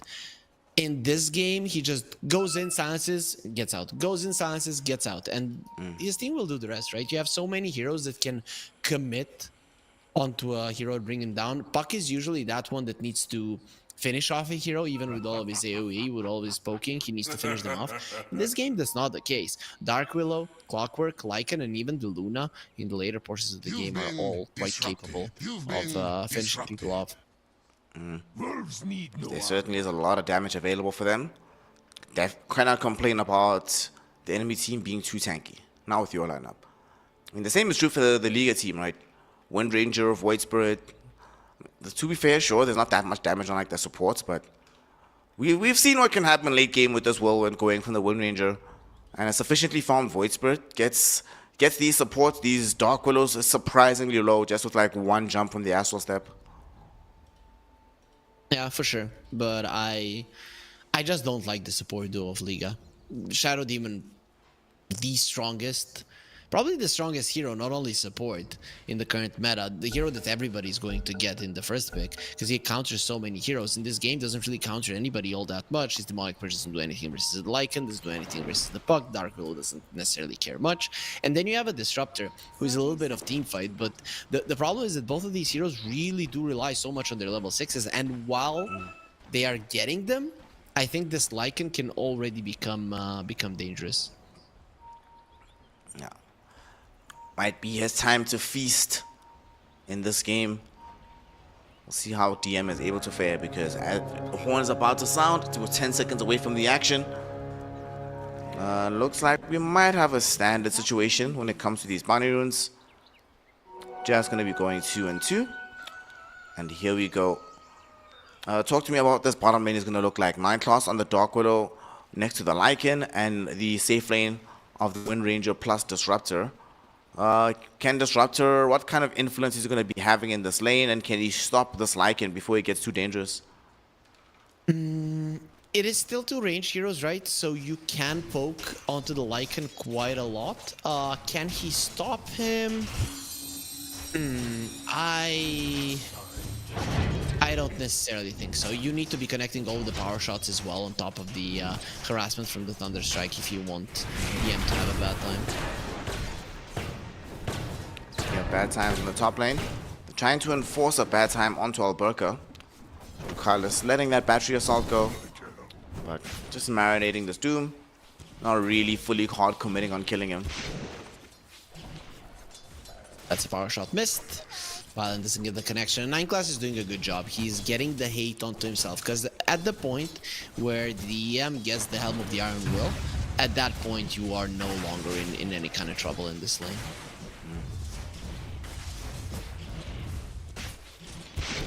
Panto gonna be saving this Blood Grenade for an opportune moment, which could come sooner rather than later. Shadowrun was committed by 9 class, so needs to be very careful right now. If they can get to the level 2 on this Disruptor, pick up the glimpse before he gets the Shadowrun back, could be staring at a dead Dark Willow, but looks like Panto not really that concerned with playing hyper aggressive onto the Dark Willow. Wants to secure the farm for you more than anything. It's because there is so many more creeps on BandaNoone in that lane, and they're shoving it in. So you know that you're not going to be able to fight, and you probably won't even be getting that level 2 earlier. That's why he even used the Shadow Realm attack, knowing that there's no chance aggression comes his way. This mid lane, as we spoke about earlier, anticipating good things happening for Mirage here. And so far, they are pretty much neck and neck. A little bit more CS in favor of Mirage with a few more denies, but it is still early days, more levels to be picked up by the puck, and we'll see if Mirage is able to extend this lead in the mid lane. Yeah, he's gonna try. I mean, a lot of mid laners hate playing versus the Void Spirit as the puck, but a lot of people looking from the side don't really see the counter that much. A little bit of aggression on the top lane, not too much.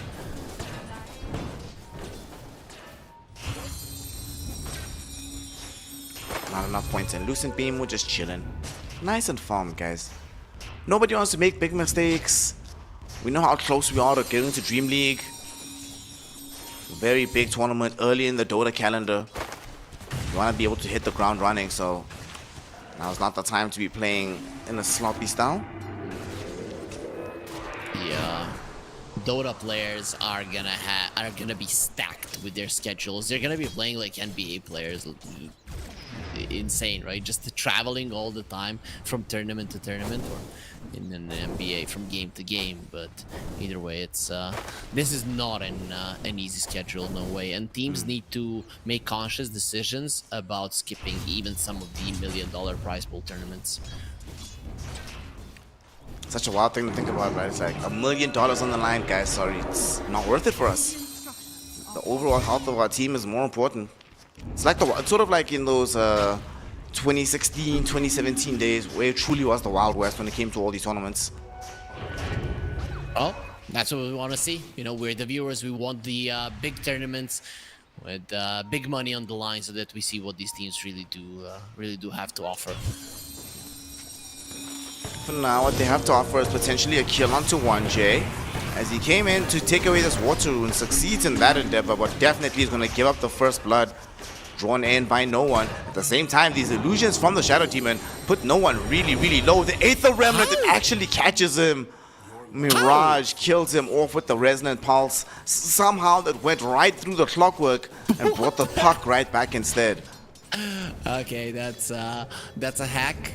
That shouldn't work that way. Should connect onto the first hero, and he was literally blocking it so that it doesn't connect on the puck, and it goes through. I need to read that spell again. I'm starting to. That's fair and balanced, but I don't see the problem here. Yeah, sure. It's well, either way, that is a very nice connection, and still, you got the first blood on the puck, so you're generally not gonna be too mad about the outcome. Not the worst thing in the world.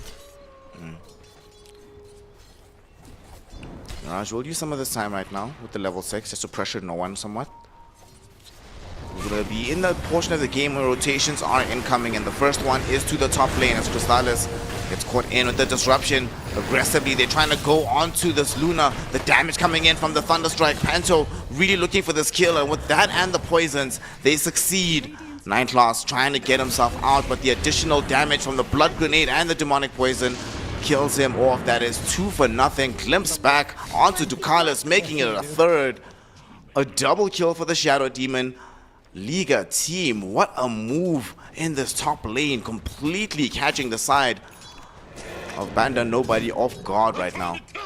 Yeah, that was really nicely done from them. I liked what the supports of Banda were trying to do to bring down the Doom. If they had managed to do it whilst the Luna was still alive or shortly after she died, it wouldn't have turned out that badly for them. But because they were committing so much for the Doom and he ultimately doesn't die, it is very easy to run them all down. Also, I didn't ask you, Snare. I didn't really see much of your voice line. I've been really loving this one from Vasilisa in the Russian one, Plucky Plucky. It's very cool. But what's your one? My one is Latuma. It's like a thing that people say when a goal is scored in South Africa, like in football. So a lot of South Africans ended up buying that one. Every now and then I'll play a game, I'll see a South African, and I'll be like, oh yeah, bro, I heard that, I was super excited, I put it in the game. And then what was the other one that I had? The other one actually came from a conversation I had last year with Ari. The one of no flame, but we need to make some changes. Speaking of, they're trying to change their fortunes against DM. Okay, he's fine. They're not going to go on to him. He's fine. He's okay. He's okay. He's okay. Okay, once we have a South African or just African Dota region, really, I think it's I would really like that one, right? Especially if we would have some casters doing it in some local languages. It would be quite fun. Fam, that literally sounds like a dream come true to me. You have no idea how gassed I'd be. You would Dota lead bid the or something. English cast. Is that did I say it right? Yeah, that's it, man. That's it. I'd actually do that thing of where like I'd be the translator for everybody, you know? You'd be speaking English, and then I'd bring it to the people back home. Okay, makes sense. Sounds good to me. As the game does continue, all three of the cores of Liga are topping the network chart. It is not a huge difference, but the supports difference is what is a big deal here, especially because level 6s are so important. One of said supports does find himself caught in this disruption, and the Shadow Demon, 2 poison stacks are out, 1 more should suffice for the kill, but the battery assault looks like it might get him out of danger. Alberca chasing down, has the Infernal Blade. Can he reach him in time? Phase Boots coming back off cooldown, and he's got him. Very nicely done by Alberca. Yep. Without that tree cut, you do not get the kill, and you would get juked by the Clockwork, but very nicely done using the pathing, not clicking around the tree, but clicking close to the tree and then cutting it down so that you shorten your path compared to the Clockwork. Beautiful. They did all of that without having to commit the Doom spell, so it's still available in the mid lane. Panto caught some vision of this puck. If he had the level 6, that would have been an excellent position. He went for the kinetic field here, so if he caught the Clockwork and the puck, could have held them in position. They'll give up for now. They have something more pressing to deal with, this juicy stack of creeps in the jungle. But the smoke is happening right now. BandaNoone, they want the bottom lane. This Wind Ranger is in trouble. I think he was aware, right? Violent? Get away. Okay, he's not. He's gonna not be able to go through the twin gate area because Crystallis is waiting for him on the high ground. Happy to rain in the beams from the heavens. Okay, that's a quick kill. Tier 1 tower should be in jeopardy. You have Lycan and Luna hitting on this thing, so after this cliff goes down, the tower should be soon to follow. Yep, already Helm of the Dom on DM, so we talked about just how dangerous this Lycan is gonna be to the supports and even to the Wind Ranger herself. He might actually get the Purge creep before they get a Nullifier. It's just so huge. Versus both the Void Spirit and the Wind Ranger, removing the Resonant Pulse Shield is a big deal as well. I'm looking forward to seeing if he does go that route. Top lane. Clips onto Clockwork. Ducalis looks like they want him to feed this Doombringer a little bit more. Last time they were able to catch up to him, but this time he's fine. Yep. In the end, it's only going to be the tower. And you pushing him away from the tower does secure that no TP shenanigans from the puck that catches a multi-man coil and just saves him and kills all of you is going to be happening. So that's a solid approach. Even though they don't get the kill, they're going to be happy with the outcome. Sea Dragon is going to push in the lane with the Shadow Demon, so they should be able to secure this kill. At the same time, we saw their Centaur Conqueror betraying Alberca a little bit there, declaring its allegiance for the Dire side. Stuns him up. They don't have the follow-up though. It's always really funny when that happens and you die. You're just like, Gaben, really? Seriously? It's the game I have to deal with right now, bro? Yeah, why did you do that? But, you know, it happens. You did attack the Centaur first, so don't be surprised when they retaliate. If you go to into the street and you smack somebody and they smack you back, you really are not gonna have a what the fuck was that face. You're gonna be aware. You're the ones who ask for it. Nah, that's when you say, cash me outside, let's go. We're gonna run the ones. Smoke up, Liga team. They want Mirage to get out onto the map. See what kind of prey they can find for themselves here. There's nobody showing really on the bottom wave. And this Lycan is nestled in the trees. DM knows that this is a period of the game where they want to be ganking him at the moment. Just gonna be able to micro around his creeps, play with them underneath the tower, but sit comfortably in the range of getting that additional armor and regen for himself. If you go into the tower, you will die. I'm gonna go middle instead though. Static Storm drop down, only catches the Clockwork. Mirage does get this kill, but is this worthwhile? Big commitment for a Clockwork hero. Terrorize does get thrown out, but Nightclaw still gets glimpsed into the mix. Disruption will be there, sets up for the Aether Remnant, and they get him with the Astral Step. Double kill for Mirage, both supports are gone. Not so sure if they can take the full tower, but still gonna feel good to get gold into Mirage's hands. You apply pressure, there's nothing for the Lycan to take on the bottom lane, and you do want to force out some TPs here. Even if you don't get the tower, it's still fine. The catch on the other side is not great until they get the hook shot. But this is why with a Disruptor you're okay committing your ulti, because you can always get the extra kill, and even though it's only the support, still kills are always worth it. Healthy injection of gold for Mirage, who is going straight for the Aghanim Scepter in this game. They rate the importance of getting that silence for themselves.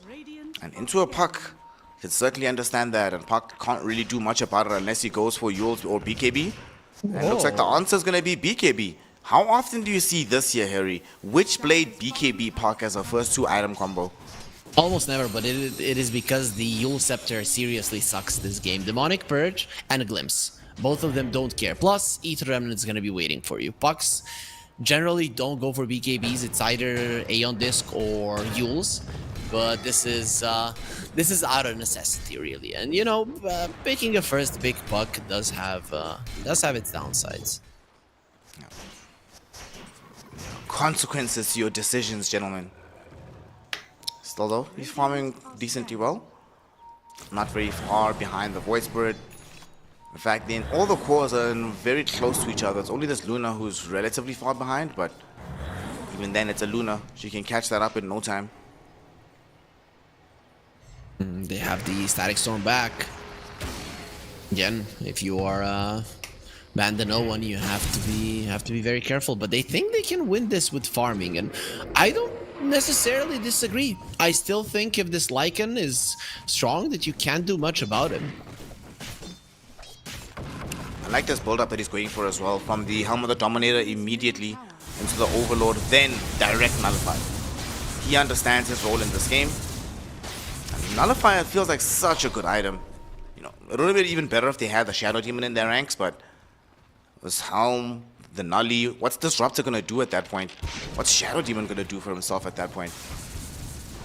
I mean, what's even the Wind Ranger gonna do? That is a problem as well. Plus, we talked about the Resonant Pulse shield of Mirage. When you get the Sanctuary, you are relying so much on that shield, and well, you're not gonna have it. And they're gonna try to pick up some gold on the map by smoking up. Puck and Clockwork skirting around the edges of the fight, seeing if they can jump onto somebody, and now they see Mirage. He could be in danger. He jumps back in though, revealing the Aghanim Scepter. They're going in onto this Dark Willow. 9 class almost dead and will end up forcing. Dreamcoil already committed by no one. So now the rest of the team of Banda should be wanting to leave the area. The tier 1 tower fell while all these shenanigans were taking place. So it's only a Dark Willow kill, and given that they got a tier 1 tower, I think they'll be okay with that one for Banda. Yeah, but that's no coil and no shapeshift, which means that Liga can apply more pressure. So now they're the ones that can go for a smoke. It is nighttime versus Luna, but she's probably not gonna be in a fight or anywhere close to it. So in my mind, Liga are playing really, really good Dota, right? This time around, BandaNoone, I think they're playing better in the early mid game than they did in their previous series versus Spirit. But they're still a little bit more farming oriented. And the one move that they did go right now got kind of perfectly read by Liga. Yeah. They understood the assignment, knew how to deal with it. How did they see them coming there? Like, they didn't even have an observer ward. That was just straight up like map reads, knowing exactly that the play was coming in that area. So, well done by Liga. Reading the opposition is a massive part of Dota 2. Yeah, I mean, they had good vision on the high ground. They broke the smoke. They saw the Dark Willow standing there. They expected the enemies to be in the vicinity, and of course it was their item timing, so you're not afraid to go for a fight. Yeah. Sea Dragon push secures them this tier 1 tower. They glimpse back poor Tucanus, who unfortunately has become something of a pinata for his team. 4th death, feels like they're just coming in succession. But it's better than them finding the Lycan or the Luna, I guess. Yeah, I think the read of BandaNoone is that their scaling is better in this game. And Lycan has changed his mind, wants to go for an Orchid. This is fine as well. I think the idea is just to kill the Shadow Demon, right? Or any of the supports. If they do die or just reveal themselves to save each other, a Lycan's job is 90% done. Get on top of them and kill them. Either or, I like this. I wouldn't want to see more auras from him. Lycan doesn't need to really be involved here as the rest of his team surround the Doom, killing him off. And they managed to do that without even having to commit the Dreamcoil. Very nicely done by them. We are yet to see a Doom being used in this game. He hasn't had many opportunities, but still, you would like to at least get a kill on somebody. As the smoke is coming, this is a very fast one from BandaNoone in Liga. Well, they're hoping to go through the Twin Gates in time. But I think they're gonna be followed, not gonna lie. Yes, get there. The Dire Scan was thrown out on the other side of the map. So they are definitely gonna think about following them. And all 3 of these heroes, they go through the gate. Who's gonna be the first one that they come across here? It's L1GA that's holding the flank Perfect one. of this Liga team. He's the perfect one to find. Waning Rift to silence him up. Can they kill him right now? Dreamcoil will be there with the Terrorize, but he hasn't been killed yet. They managed to get off the Static Storm from Disruptor. Shadow Demon does eventually die, but there's now time for a potential re-engage. Hookshot coming in from the Clockwork. He catches the Disruptor. Luna's joined the fray as well. With the Lucent Beam stalling up this Disruptor, they're going to be able to kill him. Couple more right clicks. No opportunity for a self-deny. And that's 2 for nothing with Mirage. Happy to just be able to vacate the fight. He grabs the 80 rune, leaves this area, but that was some tenacity that came in from BandaNoone to go all the way through the bottom jungle and then through the twin gate to make sure that the smoke connects on some targets. Yeah, it was from the second they smoked, it was obvious it was a great smoke, right? And it was hard for Liga to escape. Anyways, so you should be lucky if you're Liga that you only lost 2 supports, because you definitely got outmaneuvered in the past couple of minutes. They're gonna try and run some outmaneuvering of their own, and look at this. Crystallis, there's no BKB on this Luna. AD rune now activated. Mirage with the jump forward. They really want to get Crystallis, and they are gonna get him. Luna dead, no buyback, no allies nearby. All the allies though are kind of dealing with this Wind Ranger. She's trying to get herself away. There's a Dreamcoil if they want to commit it, but they decide against making the forward jump without the Luna being available. Yep, no shapeshift either. And Ilberka did have his doom, so the puck could have easily put himself in a position where he's gonna die. And you don't want that, right? So now when you have the BKB, those kind of moves might become more probable for him to follow through with. Headset dying. The classic. We've all been there. Oh, dude, Forgot to charge, boys. I hope that doesn't happen to me. I don't have a second one. If that is the case, you're gonna be needing to write to me like what you said, or at least in short lines, so that I can respond at least something. We're gonna have to play charades at that point, you know. Yeah. See if we can cast Dota that way. Yeah, I was thinking about getting another headset just to be here, because everything else, apart from the mic, I can do without. But if the mic dies, I'm screwed either way. So just to have another one, just in case, because this one is getting kind of old. I am the worst person to talk to about this, because I feel that if you have less than 4 pairs of headsets, you don't have enough. We need to grind and get more. As many audio options as possible, brother. Yeah, okay, that's one of us is spoiled. I don't know which one, but sure. 4 headsets is the minimum. I agree, Snare. 4 headsets and 4 screens, all of them running Dota at the same time somehow. Yeah, I know. D-Panda, he's casting one of the other regions. He buys a really strong PC, but then he connects like 4 screens to it or something, and then he is with the wood face after I don't know, his graphics card just blows or something, right? I'm like, yeah, no way. I have no idea how that happened. You didn't do anything wrong. I can't even talk trash. I've been there myself. I'm that guy. Yeah, I know. After the 4 headsets, I'm very well aware.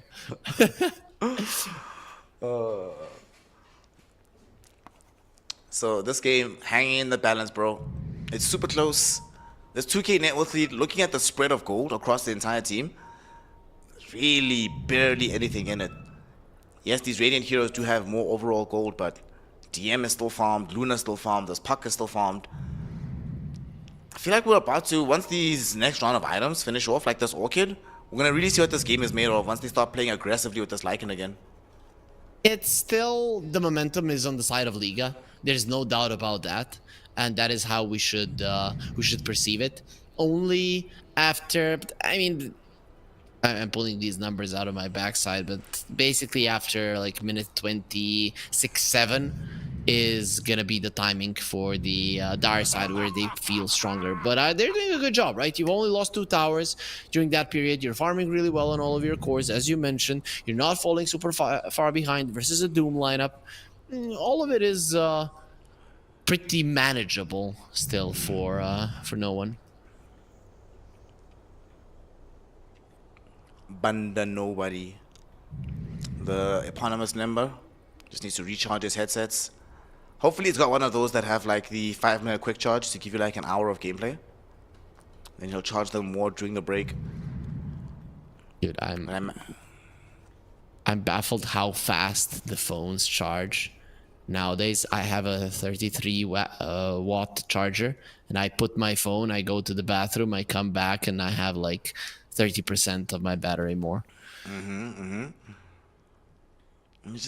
When you said 35 watt charger, I thought you were going to say 3310, the Nokia, the best phone ever. They should re-release that phone, man. I would buy one, really. I think there was kind of a release of something that looked similar that had a touch screen, but obviously when you drop it from the 10th floor, it does not break the floor, it breaks itself, and that was kind of the reason that we loved it. Ah, man, that phone was the best. Yep. Everybody had it. I think my father was even importing them at the time. Not sure if that. I know that he was importing some mobile phones. Not sure if it was those or maybe even some beforehand. I know there were some big ones beforehand. You know how big the first mobile phones were, like bigger than your classic home ones. The ones where you have to basically carry a briefcase just for the phone. Yep. Exactly. I remember those ones. We've fortunately moved on. But it's weird how technology evolves, right? Because we got to that point where phones became extremely tiny. What is that phone, the Motorola? The Razr. And you get these super thin phones, then phones started getting bigger and bigger and bigger again. Then they get smaller, then they get bigger. It's this classic cycle up and down. Yeah, it always goes that way. And then for everything, right? We think, oh, this is very cool new fashion. And then my parents look at me like, we wore that when we were your age. Like, what the hell? We are not really all that creative, are we? When it comes to drip, though, that's where we must advance into the future. We must show our parents drip that would make them faint, man. That's why I own so many skirts. We need to evolve the fashion game out here. Is that skirts is that relatively normal in your culture? Because I know it's not. They're not classic skirts like what girls would wear, and from the ones that I've seen you wearing. Nah, it's very much not normal in my culture. I've had a lot of beef with my family over some of my my fashion choices over the years. Like legitimate beef. I remember we once had we had a family camp, and I think we had a several hours long argument over me wearing nail polish. Oh, good times. I don't know. I just have arguments with my wife that I have holes in my shirts. I don't care. No, comrade, you can't be around. You can't have holes in your shirt, brother. No, that's No, like you're comrade. the beast, right? They come close and they know that you're strong, that the shirt is just breaking apart. That's what it means. Oh, no, thankfully, no holes in this game as we are back inside it. The unpause is done. Our boy NoOne has charged up his headsets. And he can play some Dota. They might make a play bottom. Mirage is lying in wait, hoping to ambush somebody, snatch this wisdom room and get out. And they're gonna go first. The graveyard, giving them some protection. DM falling low. They wanted to make the jump, but he got away just in time with the shapeshift. Panto falling very low. And they glimpse back the clockwork. They can't keep the initiation going on to Mirage. 9 class looking for an angle for the Terrorize, but here comes NoOne. He has the Dream Coil at the ready. Mirage is in danger. The Terrorize is out. They don't even need the Dream Coil, but they'll drop it for good measure. DM picks up a double kill off of this one. And this is a question of who's ganking who, baby. You thought it was sweet. You thought it was going to be an easy pick-off on the Lycan. DM shows them otherwise. This is what we've been talking about, that the Lycan just looks like he is stronger than everybody in this game. You need to somehow get a Doom on him before he uses the shapeshift. Not gonna lie, this hero is looking scary.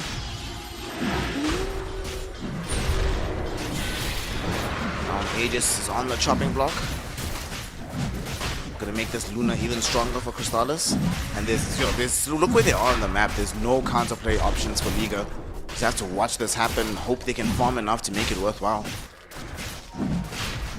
This is the momentum much easier than I expected from BandaNoone. Now with Crystallis having the Aegis, you don't even have to push the aggression all that much, right? Because it is daytime. So you wait a little bit, it gets to nighttime, your howl is stronger, you have more vision, the enemies are going to be feeling pretty bad about themselves, and you can use this Aegis mostly for farming, and I doubt that Liga are going to be going super aggressive while that's happening. Still need to finish off the Tormentor. That's the one thing that they left behind in that previous engagement. And DM's like, alright, my time to shine again. Got this Ancient Creep with me with the Orchid. Popping the Howl should be able to bring this one down. And it gets granted to Ducalis. Okay. The Jetpack is always very nice. Yeah, Some both additional of them are movement fine. options. Liga are coming. They're gonna break the smoke. Ducalis, what a player. He breaks the smoke just as the entire team is coming in onto multiple heroes. Well done to him. And everybody else on the side of Banda just say, okay, bye. Thank you for the space, man. And look at the side Top lanes. lane. Oh no! The Doom! It gets thrown out onto no one, but Doesn't they care. don't have any possibility of cancelling the TP out. The Void Spirit was not there for the follow-up with the Aether Remnant. So he just pops BKB. Already vindicated in the item decision here. Yep, and Puck doesn't really need more than 6-second BKB in this game, right? It's just to get out of the static storm, basically, right? That is what you bought it for, or for emergencies like this one. So you're getting that BKB down. It's nice, but it's not necessarily one of those crippling experiences like, let's say, a Sven losing his BKB charge. No one now, despite lacking that BKB, will pick up the head middle. Looking for this kill onto the Shadow Demon. Oh, what a break. He is in an awkward place, but the Static Storm, it catches out onto no one. And here comes Violent, throwing in the Whirlwind. So much damage. Can he kill off no one? No, he cannot. Instead, the rest of the fight breaks forward with the death onto this Disruptor. Crystallis here with the BKB and the Aegis. He wants to wreak havoc, killing off the Doombringer. On the other side of the fight, Mirage forced to try and dissimulate back towards his team, but they stall him up. There's going to be a Centaur Conqueror Stomp, and they kill him. No one on a dominating streak on that one. It is a 3-for-1 exchange. The Puck, who was under threat initially, ends up surviving till the very end, and they're the ones that get the teamfight victory here. The fight was looking okay for Liga up until the point that the pipe and the Crimson Guard expired. The second that happens, it's over, right? The damage on the other side is going to be overwhelming, and that Crimson Guard only lasts for 10 seconds. You are not easily going to be doing much during that time. Beautiful. This Puck, okay, gets shackled. Very nicely done here, but oh no, Gaben! Are you kidding me? Centaur Conqueror on the dire payroll here, comes through to bail out this Puck. No one smiling ear to ear at the luck that he's just got for himself. I don't know, he calculated it, he used the orb. Just kidding, I have no idea why that center came over and stunned them. It's not fair. We gotta check that bank account of that Centaur Conqueror. Well, he is kind of dead, so maybe his family is getting something. Life insurance policy. I'll bail you out if you take care of my family. Literal kamikaze.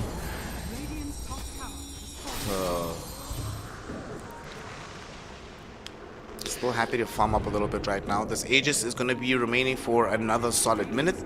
So they would like to ideally play around the Luna. So they take the Twin Gate. And they're going to go and support Crystallis, who's pushing out the tier 2 tower in the top lane. They did get the Puck Courier through the Twin Gate as well, so that's nice. He almost died there when Ranger got one hit into him, only needed another one. Yeah, this is now the timing for BandaNoone. And I don't know when Liga are going to be taking over in their favor again. I guess Daedalus of the Wind Ranger is your next big timing, but you still need some time. She's finishing off a tier 1 tower bottom, but she needs to return right now. This is a Luna push with a Lycan. You lose this tier 3 tower, your base is going to be in shambles very shortly afterwards. And it's already down to like 20% HP. Crimson is Not set up a properly. big deal. Shackle shot, connects, Luna. falling very low. The first life could be in jeopardy here, and the Wind Ranger does take it away. That's fine. Life number 1. How are they going to set up for the subsequent fight? She does have BKB, but they have succeeded in the primary objective, bringing down the tier 3 tower. She pops the BKB now, trying to turn the fight, but the Wind doing way too much damage from Violet, forcing these heroes away. They've already killed off this Dark Willow. Shackle shot doesn't connect onto anybody, but still, the damage of this hero is threatening the entirety of the BandaNoOnes. They glimpse back the Clockwork, who tried to jetpack away, but they say, no, my friend, we know where you live. We want you to come home. 2 kills, double for Violent. And they don't manage to defend the tier 3 tower, but they don't lose their axe either. Cool play from NoOne. He used the orb to the side, Blink, got that one last hit that was needed on the tower. Earlier, DM was trying to do it with the wolves, but just not enough damage, and they do get it down. But Liga are gonna be having that Daedalus, and I think this is a timing that you need to kind of evade if you're on the side of Banda. So I'm just thinking, how do you deal with it? Yeah, you probably wait for your nullifier if you are. If you're Banda, that's the best way forward, not gonna lie. That Nully is going to be the next item choice for DM on his Lycan. Feeling like a very strong hero right now. Up until that point, you probably just shove in the waves and try to force out TPs. That's what you do. Of course, a mistake can always happen if you are if you're constantly pressuring. So try not to be on your side of the map if you're BandaNoOne. Taking this advice and shoving things through in the mid lane. They're under Playing vision. inside the jungle. That is a problem. Whenever you're under vision, you could very easily die. I think you've gotten to a point if you're Banda now that it's gem time. Yeah, the Clockwork has already queued it up. It is a necessity at this point, because Liga with better vision, which they shouldn't have in this game, but if they get it inside of a fight, they will win. Right? They are starting to look scary. Hell, thanks to the vision game, 1 ward and deep next to where the tier 1 tower was, 1 ward in the bottom safe lane. They're able to evade an entire 4-hero gank and still pick off this young Dark Willow with no counterplay. So, yep, absolutely correct. Need this Clockwork, open up the map for them, force them to play blind for Liga. And also, whenever you're playing a vision game and you're losing that vision battle against Disruptor, the game just gets exponentially more difficult. The Wind Ranger is level 20. I'm guessing he's gonna get the focus fire damage reduction, and then he's really going to be hurting people with the whirlwind. So he's still thinking about it. No, there's really nothing to think about. You just want to murder people, especially this Luna. I actually want to see what the stats are. I want to go check in between the games of people who actually take the shackle shot duration. I'm sure you probably misclick that from time to time, right? There's no way you take that on purpose. Yeah, I would guess in pubs, maybe somebody does get it on purpose, but in competitive games, I would be very surprised if anybody goes for that one. I mean, we have seen support Wind Rangers, but even support Wind Rangers at some point do turn into right clickers. Liga gonna end up smoking up. They have left their right clicker out of this rotation, who's just busy farming in this mid lane. And they are moving towards the bottom side of the map. They're paying on to exactly where they believe the Luna is at. Drawing a direct beat towards her. Crystallis does have access to the BKB. There's no Aegis, and now they get the jump. They're moving in. The BKB TP out, though, is on. The glimpse will not actually affect. So he is A-OK. 8-second charge expended, but definitely better than dying. Yeah, and lucky for them, the Roche is not going to be spawning, right? If the Roche spawns now and you don't have a BKB on the Luna, that is a big deal for Liga. But because it is a longer respawn, it's not going to be that big of a deal. But still, Liga, they have the level 20 Wind Ranger and the Daedalus. It is daytime, and the Roche fight is going to be something that will be in their favor. They're the Radiant side as well, so they should save their buybacks and make sure that the next Roche is theirs. That is how you win this game. If you lose the next Roche, I have a very hard time seeing Liga winning the game. 1 minute 20 until the Rex Roshan does arrive. Nullifier will be done by then. And they do have a gem on the buck, so It's about clearing out the vision as well. So you can see that Liga are already posturing in the bottom lane. They understand how important it is to hold this area, to hold their vision that they have there. Banda did find themselves getting scouted out. Or scouting them out with the scan, rather, in the bottom lane. So they should know that there are several heroes there. Pretty large wave coming in through the mid lane. Middle tower is under attack. Yep. So the You might Roshan have not to back respond. yet. These 45 seconds might force somebody to have to come back, lest you just straight up lose the tower.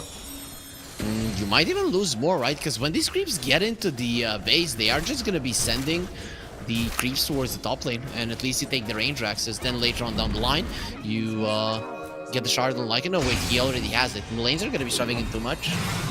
Bottom lane, they have a small skirmish here. Wind Ranger versus Puck. Both of them trigger off their BKBs. That will signal the rest of Liga to start collapsing into the jungle. Panto is here searching for somebody. Glimpses back to Carlos. They commit the Static Storm onto this Clockwork. Should be able to find this kill. But that's all they're going to grab from this. It still did cost the tier 3 tower going down in the mid lane. Banda are very well aware that they're weaker at the moment, right? They're waiting for some of the items.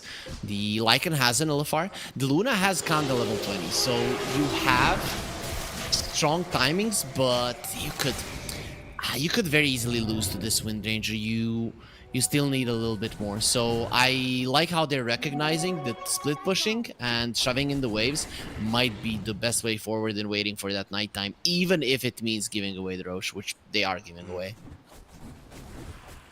Going to be an Aegis with the Roshan's banner going the way of Liga team.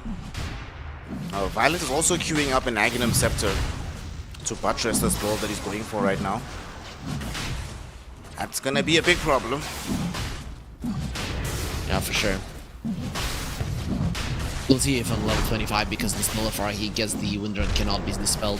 It's gonna be a big deal with the Axe, right? Because then the right clicks won't hurt you even if they buy some MKBs, which I doubt. I kind of think Crystallis just doesn't get it. Lycan might, but I'm guessing Bloodthorn is probably better. Never feels good to have to buy MKB on Luna. Sometimes you have to, but it's not ideal. Crystallis is going for the Lincoln Sphere next, as additional protection away from being doomed. Not a single target died to the Doom in this game. There was one on the Puck, one on the Luna, and both of them just survived, no problem. I've been ranting about how much I think Doom is a bad hero for the last few days. Thankfully today they caught me on a good day. Chelsea won the game, so I'm feeling a bit more charitable about the performance of this hero. Mid lane, Violent, inside some cogs right now. Did commit the Whirlwind already. The spell is down and he's just now used BKB. DM with the Shapeshift, able to evade Mirage as well as this Doom. Got him. Does get glimpsed back, however. They will get him with all the spell. Do they have enough damage to kill him? Yes, they do. DM is gone. Clockwork for Ducalis. He hooked in, but he's far away from the rest of his team. So they can't connect to deal the damage that they need. The Dream Quill just going to help to separate the fight. They need to retreat right now. BandaNoone losing a huge source of their damage and utility in these early fights. Yeah, they do recognize that they cannot fight, but he still was greedy enough not to use the BKB on the like. You can see that they're poking, just searching for opportunity, because mainly what BandaNoone are doing are shoving in the side waves. Look at that bottom wave, just a huge number of creeps in the enemy base. Tower is dying. Split push, baby! Gotta deal with it. And again, Yeah, you maybe also... Should have gotten for different items in Luna, if this is how you want to play. Maybe just get a butterfly instead of the Kanda. Hawkshot going on to this Mirage Void Spirit, forcing him to pop his BKB and leave. Alberca has shown up with the Doom at the ready, but just happy to zone them back. Personally, you're mentioning this butterfly build. I just prefer the butterfly build in general. Sometimes this kind of build, you can just feel not as strong in the fights during the BKB portion of the engagements. Dire's top tower It depends. Do you think you can commit? I think in this game, as a Luna, you cannot commit. Ever, right? Even if you have a Satanic Butterfly, doesn't matter, you get doomed, you will die. So, in this game, I'm okay with the Kanda if your goal is team fighting. If your goal is farming split pushing, then Butterfly, it's better just to buff up your illusions. Speaking of buff ups, this puck has a haste rune. There's nobody bottom though for Liga team. They are playing as a unit, safely ensconced within their base. Nobody's gonna go off to get picked off by themselves. All holding hands, baby.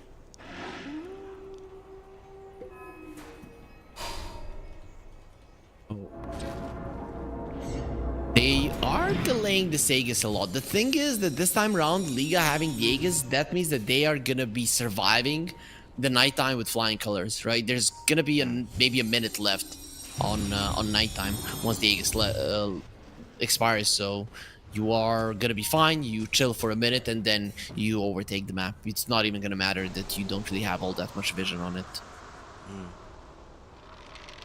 Aegis exists for another 1 minute 20. I doubt any team is going to want to mount a high ground push without it. So we're going to have to settle in a little bit. We should be able to see the next round of items. Wind Ranger wants Satanic. No one already has the Aghanim Scepter. He also wants Linken's. I mean, this is a classic Doom game, right? It forces out Linken's out of so many heroes who are just afraid of getting caught and killed so early in the fight. Still, it's very hard for them to deal with these waves if they're Liga. So I'm trying to figure out what do they do. They're gonna be needing probably multiple hexes to enhance their catch, but maybe Disruptor Axe is the way to go, right? That's gonna be the best catch of them all. We're not that far away from the item either. He gets the glimpse back onto NoOne. NoOne does pop the BKB, turning around with the clockwork, and they are able to find that kill. The jump in from Mirage, looking for anybody on the backline. They don't find them though. Even with the Shiva's Guard. Good Wind positioning coming in from BandaNoone. Now the rest of them are trying to return, but like you mentioned, Wind Ranger also showing up for this fight. Everybody is here. Violent, going directly onto this Dark Willow. They have so much right-click damage. Him and Mirage kill off the Dank one. Can they connect to where the rest of the fight is happening as they've caught and killed the Shadow Demon? Mirage, hoping to get some more here. Jumping in onto the Lycan, stalling him out. He gets hurt with the Nullifier, pops his BKB. The Shiva is blinking. It's Alberca looking towards the back end of the fight, but the Eclipse from the Luna with the right-click damage. It's doing way too much, but unfortunately for him, Violent is on his face with the Whirlwind going. He was patient with the spell, waiting to utilize it only on the Luna, and it succeeds. They now glimpse back onto this puck. The Doom was also held judiciously by Alberca. 3 heroes in exchange for 1, and a massive team fight going the way of Liga. Yeah, I can't believe that there was so much disconnect. The Lycan pop BKB starts TPing out. At that same point, Luna pops the BKB. I'm like, okay, mass BKB TP out. No, he uses the Eclipse and runs in like a madman, thinking that he can fight 1 versus 1. Wind Ranger, Luna right next to each other. Luna has no chance. Like, no chance in hell. Unless you have like Butterfly, Satanic, and MKB, you cannot win this fight. And even then, the Wind Ranger would have something else and would be able to out-damage you. So you need a different fight. You need when your Glaze are bouncing, when the Lycan is going to be separating people, and then you get on 2 people, or you just ignore the Wind Ranger and try to kite her. This is just bad communication there for a second on the Dire side, and I guess it does happen when you're focusing on split push way too much. You're probably not talking much about how you want the fights to go, and well, you should start talking about it because it's important. We're gonna have a chance to show some team fighting prowess here. Static Storm though, out onto 9th class. Cancel out his TP away as well. How bad do they want to commit onto this? The Glimpse is not going to be available for another 12 seconds, but Mirage is here with the jump in, gaining a dominating streak. And I know you were just making the point about how they want the fights to go, but in almost all instances, is Doom the first hero you want to find in these engagements? You don't really have the burst. You would love to find the supports, right? That's why it is so important for BandaNoone to be fighting during nighttime where they have superior vision. Because if they don't have superior vision, if the vision is 50-50, maybe even a little bit in favor of BandaNoone, they're still gonna lose the fight, right? You need to have overwhelming vision to know what's going on, because that's what your heroes give. That is something that the enemies don't have. Liga right now claimed a tier 2 tower in the bottom lane, completely opened up the map, and despite being the team that lost their tier 3 tower first, Feels like they are now the team most likely to claim a lane of Rax. This Wind Ranger, even without an Aegis, she's feeling quite strong right now. This Aghanim Scepter, once you pick it up on this Wind Ranger, it's like an addition in life, honestly. Yep, for sure. It's almost impossible to kill this hero, right? You constantly have to have vision over him. Luckily, Lycan has a gem, and I think this Lycan is the hero that can turn this game around for you. A hero that can sit on the Wind Ranger and kill her. Maybe even just get this Abyssal Blade, replace the Orchid, and get a full MKB, and just murder the Wind Ranger. I think that could be a way to go, because currently you have no answer to her. Find Arcane Mirage Void. here. Hook shot coming in. Void Spirit does have the BKB, however. Jumping back in towards the Luna. Help is Gonna coming. catch it in with the Aether Remnant, and here comes Violence. Out of nowhere, BKB Whirlwind going, zoning back Luna, zoning back this dying. Lycan, but they get the damage back. He's all alone away from the team. The BKB finishes, so they have the Eclipse to kill him. Now this fight unfolding with DM stuck inside the Static Storm. Wants to get himself out of here. The illusions from the Shadow Demon dishing out some damage. Will the demonic poison, would it pop him? No, it won't. Alberca, in the meantime, trying to get himself back into the base. He gets closed off by Ducalis' Clog. And that's a third death for Liga. 3 of them being caused. They lost the Void Spirit as well. What the hell happened, man? That BKB, as soon as it finished, she just got evaporated by the Lycan and the Luna. Nullifier happened, right? You overestimated your abilities. You ran in all on your own. You thought that you could just burst them down. I mean, these guys, they're not squishy, so they are going to be living at least a couple of seconds. And once those couple of seconds are passed, so is your BKB. And then you're just a goner. So I can't believe that he overestimated his strength that much. Speaking of BKB heroes, Mirage doesn't have one of his own anymore. So Just be a little bit careful how they defend here. It's Roche time, right? I don't know if they should be pushing this. Probably they're trying to get the glyph and go back, but preparing for a Roche or even taking it probably would have been a better choice. Looks like somebody's made the call to do exactly that. Now it's Well, too late. potentially exactly that. Yeah. Yep. What you do now is you prepare for Roche. You don't necessarily walk into the pit and start doing it, right? You just prepare, you secure the area, you devoid everything that the enemies have, and you go from there. Big man will be making his trek into work very shortly. Time to get out of your holiday home, my friend. They do bring him out though. It looks like they still want to come for him. No one. So they'll lead this off. Liga team, they smoke up. They're heading towards this area right now. They are aware of what's going down. Scan will connect flush. But it might be too late. It's going so damn quickly, Harry. Yeah, but you can still catch them on the retreat. This is something that can be detrimental. Burka, he's the one leading the charge right now. Has the Blink Doom at the ready. They ideally like to find the puck. Doesn't find the DM, but he doesn't get off the Doom in time. He gets stunned up.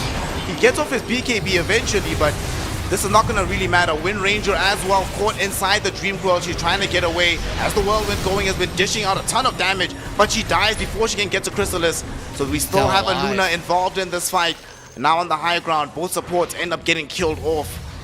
They even buy back on this Doom. But to what avail? He's not going to be able to reach the fight in time.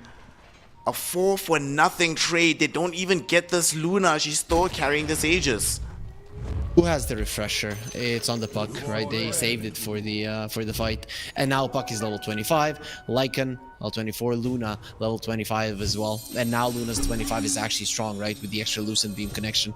Luna and Lycan with their reflexes there change the fight, right? He jumps in on the Lycan, pops the BKB, Lucent Beam connects onto the Doom and stops his animation and he dies. Without that Doom being thrown out on the Lycan, he just runs around in his form and he completely separates the fight. At that point, it's just impossible for Liga to win it. Now they're going to be forced into having to consider, do we buy back on our Wind Ranger? They will pop the glyph. With the Roshan's banner on the high ground, the Lycan army nearby, and a Luna prepared to hit on your buildings. What can you do? They go in onto Alberca. Dream Coil is committed. They're still holding this buyback. No one will pop the refresher. Wanting the secondary Dream Coil. They get the Abyssal Blade out onto this Doom, and Doom dies. 100 seconds, no buyback. They get back to Mirage now as well. He gets bashed. Mirage needs to pop BKB and run away. Able to dissimulate into the base with the Astral Step. Barely gets out of this one. No one, not even going to be threatened with the BKB active. They cannot really do anything. At the very least though, they do get the Dark Willow. Last lane. Now Whirlwind is down. Shackle Shot going forward onto DM. He's being dragged back into the base, but he does have a BKB. Mega creeps. Megas are up now, and look at this damage onto Violence. This Wind Ranger, she doesn't have any lifesteal. Needs to get back into the fountain to heal up. But that just means that more and more of this base gets eaten alive. And look at this Luna with the Kanda 25 talent. The damage from that Lucid Beam burst through onto the Disruptor, forcing him into having to buy back. Oh boy. That looked like a Sven jumping in, getting a 3k crit. Mirage forced into the base as well. And look at Luna go. We have to With fight. all the building damage in the world, they have to try and do something to stop this. 35 seconds, still no Doom. They go in with the Whirlwind. The Lycan comes in with the Bash, the Nullifier onto Wind Ranger. They do lose the first life though. Whirlwind still going. DM almost dying from this one too. He's gonna be forced away from the fight. He actually does get killed off by Mirage. Mirage though, caught in the Dream Coil. This pierces spell immunity, so he cannot move around in this fight. He dies. No buyback available from him. Violent gonna do his utmost, but it's Mirana or Wind Ranger against the world, and the world is gonna win. GG, well played is called, and it will be the boys of BandaNoone who secure Game 1 victory in a thrilling encounter here in the upper bracket semifinal. Looking really good, BandaNoone. I can see that they're getting in good form after that first series where they had some issues in the early mid game. I think here they were also passive, but their item choices were better. Their understanding of what they need to do to win is better. They put no one once again on this playmaking hero, and it worked out. For me, still, this Lycan was probably the most important hero. Him and his item choices in general were what dealt with the Wind Ranger when the time came, right? When he had the Nullifier and the Basher, they were finally able to kill this hero that has been a nuisance ever since he got that Daedalus. Yep. I mean, it was genius already early on at the Orchid, right? For the supports, you get the Nully, you get this Basher, and we saw many times, especially in these last few engagements, how instrumental it was and how little movement Violence had in these fights. You just start doing anything, get bashed up, BKB finishes, Nullify, you die in a second. Really good stuff coming in from DM. And this is what you want to see. This was the last overall pick in the game. A lot of responsibility were on her shoulders. I mean, we spoke about at the very beginning of the game. You were like, if this guy has a good game, what can they do to stop him? And he demonstrated that perfectly in this situation. Yep. Looking good overall. I'm happy that both of these teams are playing so well. These are the types of series that I expected in the Eastern European qualifiers here at DreamLeague. And to be honest there, I wouldn't be surprised if these are the two teams that go through. We are getting two teams here in Eastern Europe, and these guys are looking hot. We still haven't, you and me, watched the teams from the other bracket, but Liga did beat 1W, right? Just a couple of days ago. So I really don't think it's impossible for them to do it again. Really top-notch Dota here today. Yeah. And it's only the first game that they've ended up dropping in this situation. And yesterday, they did drop a game against OneWin, but were able to make a 3-1 comeback in a different tournament. So I'm imagining that they will be able to do so, at the very least take us to a third and decisive game, because this game was close. Despite the fact that they won on the side of BandaNoone, they came close to losing. A couple of different decisions here and there would have netted us a very different result. So I think Liga can still hold their heads up high and be like, guys, it is what it is. Dota's not a perfect game. We'll figure this out. GG go next. We still have prospects for the next one. We just have to figure out better ways to address like some of these specialty DM heroes that other people in the meta aren't playing right now. If you can do that, I think Liga definitely have a very solid shot for Game 2. Yep, they should have. They demonstrated they knew what they were doing. They understood their draft. They understood their timings. It's just that the enemies with the last pick dealt with most of their heroes, and they understood their timings as well. So that little bit of a difference, but little bit of a difference in the draft. I cannot say this is a win only because of the draft, but a little bit of difference did allow the No1 team to get the connection, to get the victory. Yep. BandaNoone right now This random stack that came out of nowhere. Nobody really knew they were on the horizon. So far, looking solid to get into the upper bracket final. And then you're just one BO3 away from qualifying for DreamLeague, and you still have the additional life in your back pocket. For me, you know, the similar theme from what we've seen from them in the previous series that you were talking about, where the early laning phase can look pretty solid, early mid-game can be a little bit iffy, you know, mid-game team fights can look very good, and then the later portion of the game gets very, very good, especially in terms of itemization. I think if they can figure out their better entry point into the mid-game, we're looking at a very dangerous potential squad for the future here from the BandaNoOnes. Yep, they're looking good, right? You just need a little bit of time. This, for now, we can only look at as a stack, but stacks become, with solid success and maybe some international experience, if they do get to DreamLeague, they become teams very, very fast. We'll be witnessing if they're able to make that transition into a proper team as quickly as humanly possible and secure themselves qualification to DreamLeague, or if it's going to be Liga, showing that the time, more time at the very least, that they spend together will be the difference maker in this series. We'll find out after a very short break. When we return, Game 2 of this series, and potentially the final one, so don't go anywhere. We'll be back with some more Dota 2 in just a minute.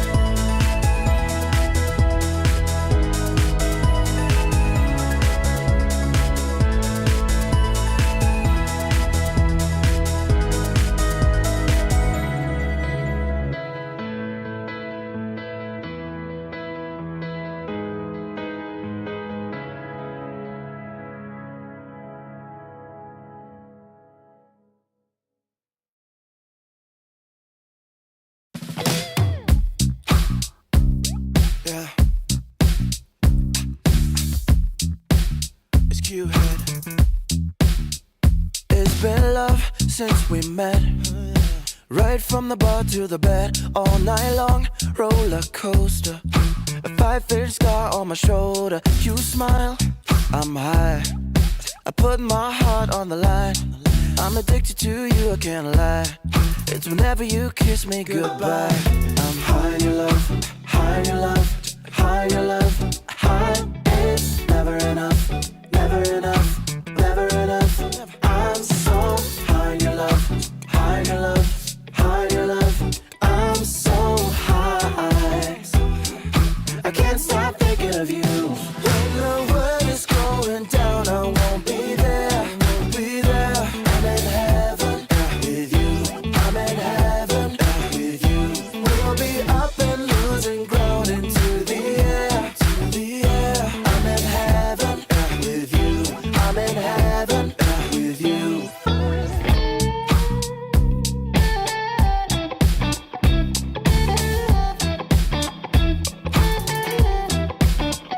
And we faced harder times when sweet words turned into lies. We got caught in our nest, yeah. I put our love on a rest, hit the brake, I turn over. And never ever say that you know her. Got a flame to fuel every night. Keep her safe and hold her tight. High in your love, high in your love, high in your love, high. It's never enough, never enough, never enough. I'm so high in your love, high in your love, high in your love. I'm so high, I can't stop thinking of you.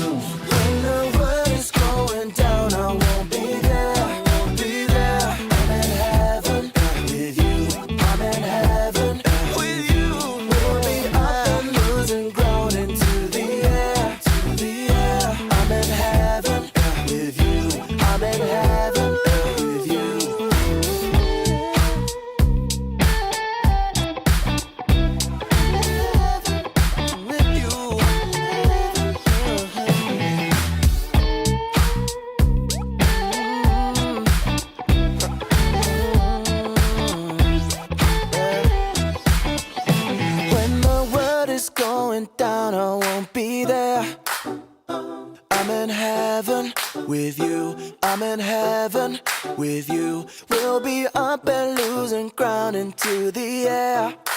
I'm in heaven with you. I'm in heaven with you.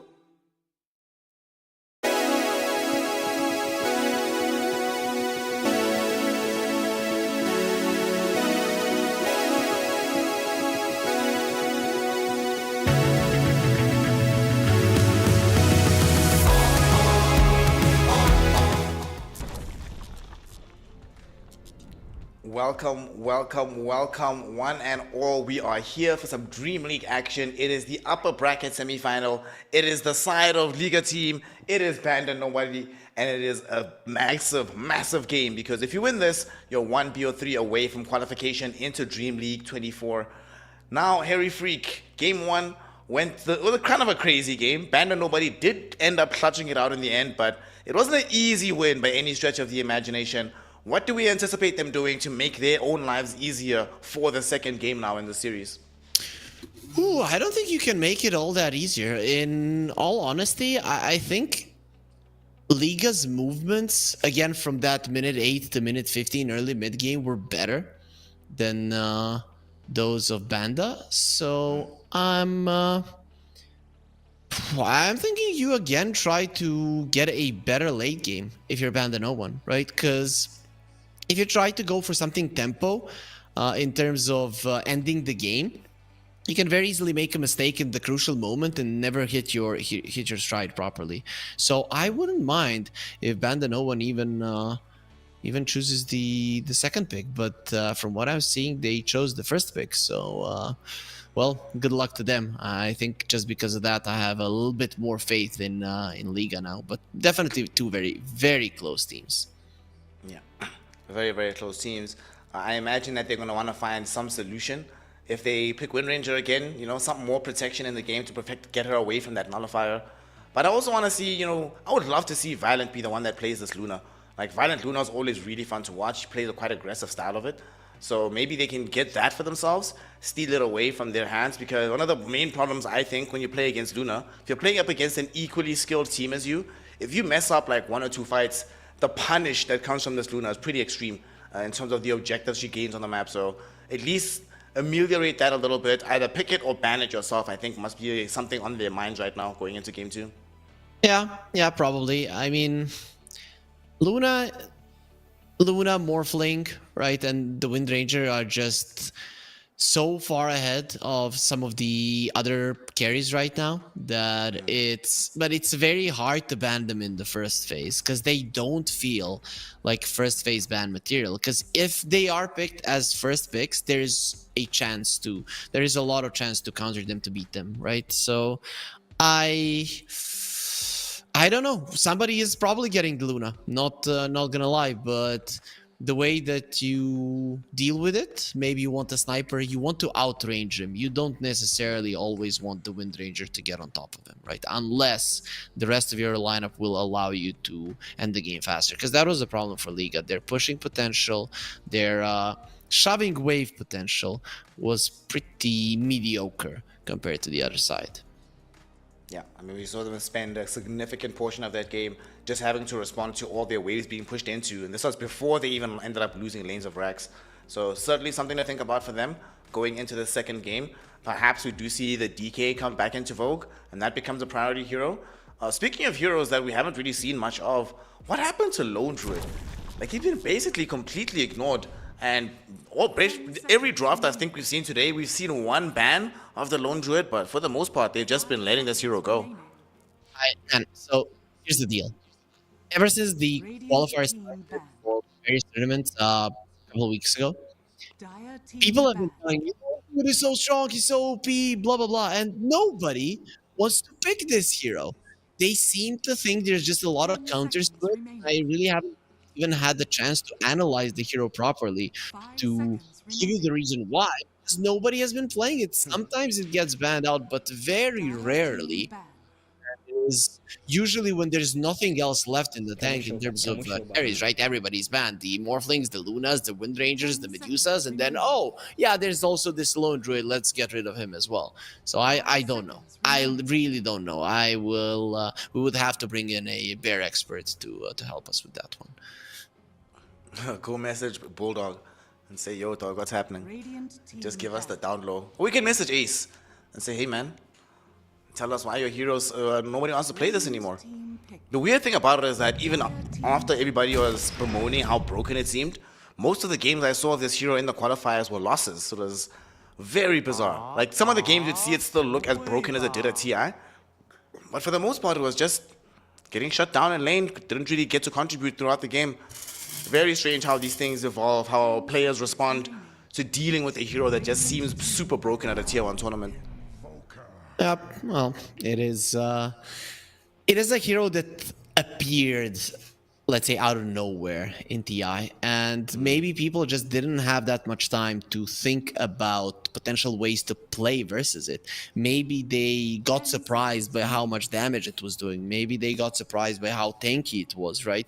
All of those things can happen and make you lose a game. So it doesn't necessarily mean that the hero is all that powerful. He's definitely strong with the bare necessities facet, but it doesn't mean there aren't ways to play around it. And Lone Druid is just that type of a hero that has very small amount of strengths that are incredibly powerful, but he also has a ton of weaknesses that you can exploit. And once you get in the groove, he's not a problem. Well, unlikely that we're going to be seeing him in this game. Hasn't been addressed so far in the bans whatsoever. In the pick stage, BandaNoone utilized their first pick to go for this Doom hero, feeling like they had some decent success with this in the past. And Liga team, they'll grab themselves the Invoker for Mirage. We've seen this Invoker hero today actually putting in some pretty decent work across the board. Squad X was owning with it. We saw a good game coming out of no one with this hero. Feels like the stonks of this Invoker are just on the come up right now. Yeah, looking good, right? I guess when he saw the Doom, he was thinking, oh, Crimson Guard, so let's purge that one off, right? So, plus, the hero is very, very powerful, and he used to be this weak laner that you can exploit, and no longer is that the case ever since he became a universal hero. So now you can first pick him, and I don't think there's a single hero that crushes you in the mid lane. There's gonna be somebody who wins, but nobody crushes you. You know, right now, somewhere in this world, SCCC is like, really, bro? They buff up this hero like this after I've retired? What the hell is going on? This is terrible news. Could have won TI with this new Invoker. What can you do? You're still talking about winning TI for your region that didn't win TI for 8-9 years? Sure. Yeah. He could have done it. Maybe in 2014. It ain't never over, Nicola. I'm going to hold this beef forever. Okay, we have a beef over sparkling water. Now we have it over China. We're the Chinese region. We're gonna find something else. Liga team, they'll grab themselves as Batrider right now. We've already seen this hero put in work in the laning phase. They can decide if it's 4 or 5 later, but gives them a way to start fights, another place to easily set up for these Invoker Sunstrikes. It's always astonishing how much stronger Invoker feels when he has that global presence as opposed to when he's just like a mid-game teamfight tempo controller. Yeah, it's nice to be able to contribute once again, and well, people are doing it with Invokers. We get to see a Void Spirit again. Today, no one was 15-0-15 with the Void Spirit, so I do have faith in this hero when he's playing it. You know, there's just certain hero player combinations that you don't actually care what the matchup is. You don't care where this hero fits in the meta. They can just do what they want. You're just like, okay, man, you're allowed to just play this hero to your liking. And they pair this up with the Disruptor. You know, early on in the day, I was asking you, why is nobody playing Disruptor? We had forgotten, fam. This is Eastern Europe. If there's ever going to be a region that thinks Disruptor is strong, even remotely, and starts picking it up en masse, it's going to be this one. Let me check other regions if people are doing it as well, or is it only Eastern Europe that has suddenly seen the strength of this hero? So No, not really. In Western Europe, it has not been picked. And it's only these Eastern Europeans, at least when it comes to Europe. Let's check some of the other ones. South America only now started, and no disruptor. Southeast Asia, I guess, got finished with all of their games, so they could be the ones, and they are kind of similar to Eastern Europe in terms of gameplay. No, nobody's doing it, so Solo's legacy only lives on here. It's not even, bro. When I think of this disruptor hero, you know what I really think of, right? I'm showing my age here. I think of Go Black. When I see Tree and Protector disruptor, I see Go Black in my eyes, man. It's nice and classic. Okay, that's fine. The thing is, though, Solo was in the scene also back then, and he remained in it a little bit longer, so that's why he came to mind first. That's true. Solo has the champion. He's still in the scene. Old man Solo, still out here. Unfortunately, got eliminated in the open qualifiers. What can you do? Oh, is this gonna be a support Enigma? Does look like a support Enigma, right? Because sure, there is some flexibility, but I would assume that this Brood is a flex between the 1 and the 3, and the Enigma is most likely gonna be a support. That's how it looks to me. I mean, we already saw earlier today, like some of these Enigmas can have difficulties into the disruptor, but I guess if it's support, you still get yourself. You still have the access to the black hole. Can play a little bit more safe. The thing I like the most about this Enigma, looking at this game, is the Midnight Pulse. I see Doombringer, I see the Alchemist. Suddenly Midnight Pulse feels like a very good spell, but we just need a lockdown to keep heroes inside it longer. Well, they have Solid, right? Because Invoker puts the ice wall. It's not impossible for them to stay in that 1, 3, 4, 5 seconds, and then you've already taken a massive amount of damage. I have to say, I don't necessarily dislike the BandaNoOne's lineup. I just think Alchemist isn't the hero that's gonna be their forte. That's how I see it, right? And it's just not that type of a team. I would now favor Liga just because of this, right? It reminds me of the old Virtus Pro, where they crush you in lanes and they win, or they crush you in lanes, then they screw up the early mid game, and then they win in the late game because of their overwhelming understanding of, or overwhelming mechanical skill mostly, right? And aggression. And Alchemist doesn't, in the current meta, fall into that category because he needs to be the strongest there around the 20th minute mark, and it's I don't think BandaNoOne are a good team at that point. Definitely going to be asking a lot of Crystallis with his movements on the map with this Alki. And actually, it might be a support Alchemist. We were speaking earlier about the potential of 4 Alchemists, 5 Alchemists, and they pick up this Wind Ranger for Crystallis, a bigger farmer, someone that can scale into the later game. I guess Broodmother can buy Nullifier as well, so there is some risk in that department, but you finally get like the overwhelming physical damage that this lineup was lacking beforehand. Yeah, I like it. Plus, you have the minus armor from the Alchemist with the Acid Spray. I would assume this is going to be 5 Alchemist, 1 Wind Ranger, and 4 Disruptor. Does look like a pretty decent way to play this lineup. Now, Liga team are going to be revealing where this Broodmother goes, where this Enigma goes, and who is going to be the big hero for Violent. Luna has already been banned out. There's no Dusa. Morphling is still in the pool if he wants to go for that, but it's dangerous into the Disruptor. At least be pre-BKB. And they'll pick up the Kunkka. So Broodmother is going to be the carry for this game. Alberca gets the Pirates. So that's going to be the lockdown that they needed in order to make sure that this Enigma gets as good value, Midnight Pulses, and Black Holes as possible. Okay, what do you make of this? I know you're a super big fan of Kunkka right now. Is this the kind of game the kind of hero rather that Liga team needed to fill in their draft? First of all, it is going to be a Crystallis Alchemist, so that I don't like. But I'm not going to lie, I am having a hard time understanding this Liga lineup. I think they're a little bit lacking in the damage department. The Invoker is going to need to go ham. And I don't necessarily like lineups that I don't understand because I don't know what to expect. I think once again they're doing a little bit more of let's try to split push and force enemies into mistakes, but I think this time around BandaNoOne have a little bit more catch and no one is on his Void Spirits on which he has been on point today. I'm kind of leaning towards a 2-0 now. Not gonna lie, even though I think that Crystalis might not be the classic Alchemist player or this lineup around him either. One thing I also like about this Disruptor being in this game, when you proc the Thunder Strike out onto this Broodmother, she can't destroy it really. So it gives you that vision through the trees, makes it easier for no one to target him, finding her, killing her off. This will be a hard game for Liga team. However, if they win, it's going to look spectacular because they have some very fun spells in their arsenal. So let's find out what's going to happen with Game 2, Liga team versus BandaNoone. Let's see what we're going to end up getting here. If they win for BandaNobody, they go through into the winners final, 1 BO3 away from DreamLeague. But if you drop down, it's not the end of the world. Still have a secondary life, still have multiple opportunities to come back in. So Liga team need not despair even if they end up losing this game.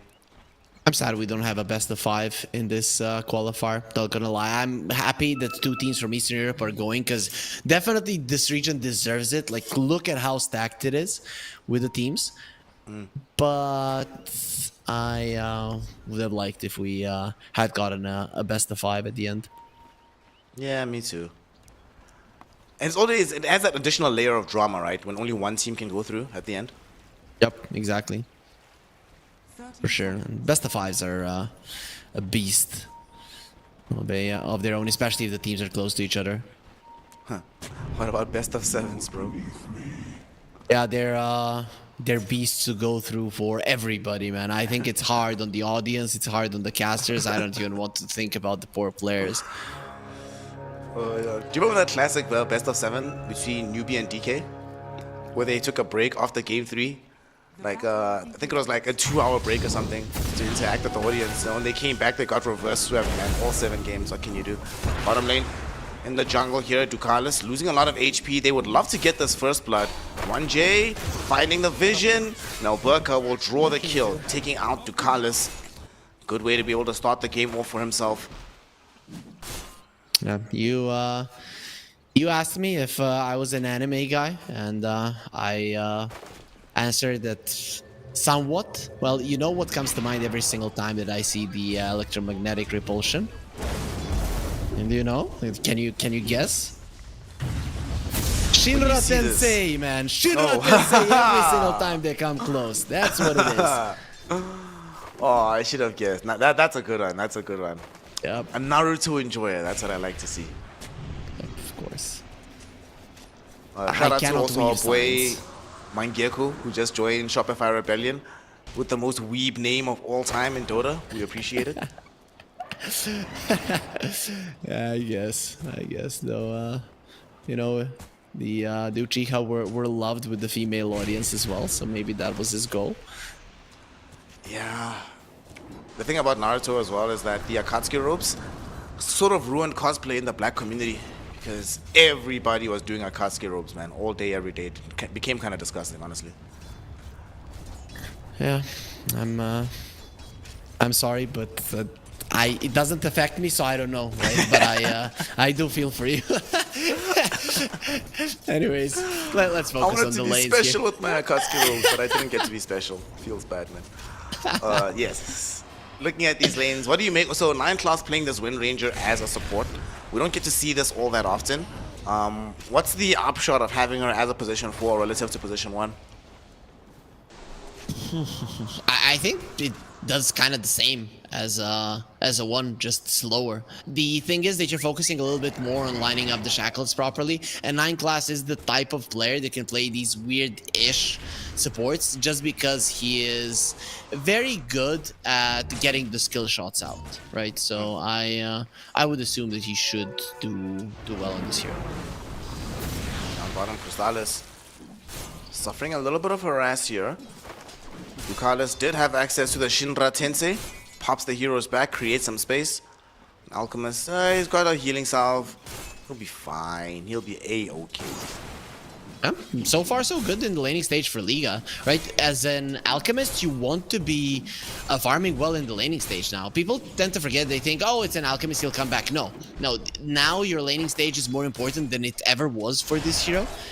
just because the gold doesn't scale. It's always the same, right? So you do want to do well in the laning stage to create a difference, and with only 10 CS, it's a problem. Gonna have to perform a little bit more. Top lane, Violent and Panto. We're putting some pressure out onto DM. Who ended up securing the Lotus? Okay, it looks Violent. like Violent picked it up. Nice stuff. Yep. He went inside of the pool, and then you know that you're not gonna have any turn rate, right? Not even that millisecond, and then it's yours 99% of the time. Pretty smart. We're struggling in the CS department in the top lane. Mid is pretty much exactly even, so no one's always happy when it's like that. But DM, only 9 CS to his name at the moment. Yep, not looking good. Not looking good here for Banda at all, right? It's a rough one to be in. I'm thinking about their rotations from the mid lane once the time does come, but you need like level 7, level 8 on the Void Spirit for that to happen. This is pretty good for Liga. Speaking of rotations, I wonder if Mirage is gonna play this like SquadX played it earlier on the Invoker, making like a rotation at 6.5 minutes. I would be fine with that, right? Especially because you're winning the laning phase, and then you don't mind the Void Spirit being left in the mid lane alone. As soon as you make sure that he doesn't get the runes, you go. I think that's the way to do it. We'll get our answer in about 90 seconds when the power rune comes up. This bottom lane, this Kunkka has now become the CS leader on the map. It's Kunkka. What a hero. Why did they give him Admiral's Rum, dude? I'm still gonna complain about this for a very long time. Because he's an admiral. And on the boat, that is the preferred drink. For some reason. I've never understood why rum of all drinks. You know, beer makes more sense to me on the boat, but rum, I don't know, man. I don't want to have that rum hangover with the ship, you know? Maybe that's the point, right? I don't know, not a sailor, but okay, it's their choices. They're gonna be going in nice low from 9 class, but he does save DM, almost dies himself. This is becoming a problem. They really can't lane at all in the top lane. Yeah. This Broodmother getting everything that she wants. She has more denies than DM has CS at this point. So, really problematic. Maybe Void Spirit, he might already be thinking about, I might need to go to the top lane, help secure the Doom's position, but if he doesn't have the Doom spell available, there's no guarantee that we can actually kill this Broodmother right now. If you think you have to do something, then the enemies are going to be aware that you have to do that as well. So in Dota, it's never good to emotionally react like that. Oh, they cannot bottle refill. Oh no, the cold snap disables the bottle refill. Or at least we'll be able to get a couple charges out of it. Glimpse back onto L1GA, bringing him towards the rune spot. Does activate the invis, but there is a sentry drop down, so they should be able to find that kill. Mirage looking to get some revenge onto 9 class. One more right click is all he needs. But the cold snap, not going to be able to get the kill through the wind run. Last second, it came back off cooldown. 9 class uses it to survive. Also dodges a tornado. Have they debated in this Invoker? Glimpse back towards where this Void Spirit is, and the jump in from no one. Ducalis credited with the kill. Back. Mirage got greedy, thought he could bring down 9 class and ends up paying for it with his life. Maybe they at the very least end up picking up Ducalis here. And with the chain disables, they should be able to at least get that, but definitely not worth it what happened in this mid lane. Yeah, for sure, for sure. And now when you get that little bit of advantage in the mid lane, you can start forcing the issue around the Void Spirit. And that's the way, because if you look at Liga, do they want to fight in the mid lane? No. So why did they really focus on that one? I guess the Invoker really wanted 9 class, but very nice movement, nice side steps to the tornado, getting the wind run just in time as the last right click is flying towards him. All of it just worked out. This 9 class guy might not have been able to perform at TI, of course. Shout out European visa issues, but there's a reason he was on the Tundra squad. They ended up placing super highly at the tournament. Mans is a real baller, and now in this mid lane we're gonna see him yet again laying into this Invoker who gets glimpsed back. The shackle shot not gonna be thrown out just yet. It won't connect, but it doesn't matter. They have enough damage. No one finding this Invoker, and now Mirage back-to-back deaths in this mid lane. It was going okay earlier on. a far cry from that right now.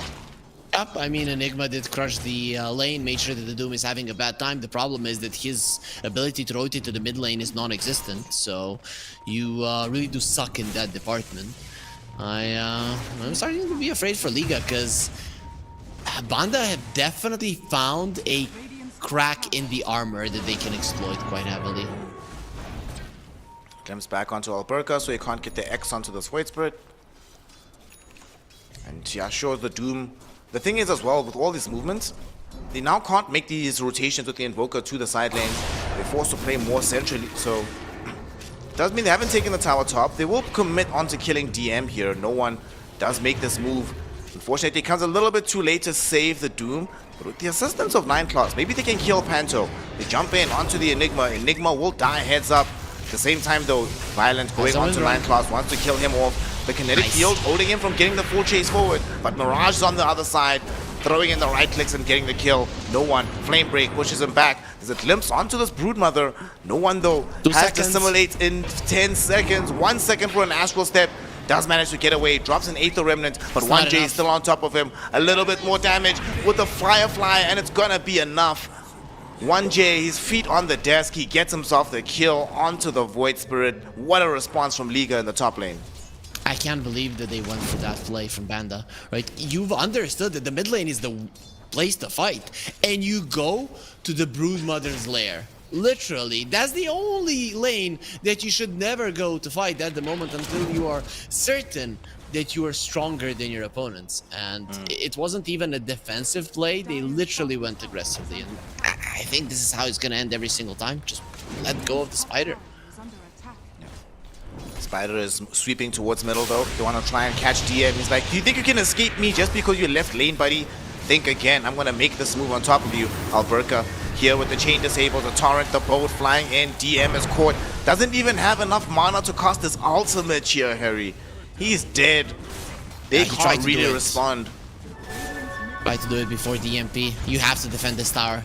There is no black hole, lucky for you. But it's close. Okay, he just got it. Ooh, perfect time. Nice little remnant onto Alberca. They're trying to go onto this Kunkka. Crystallis has just shown up. They are able to get the first kill onto Alberca, getting the glimpse back onto 1J. The Firefly gets him onto the high ground.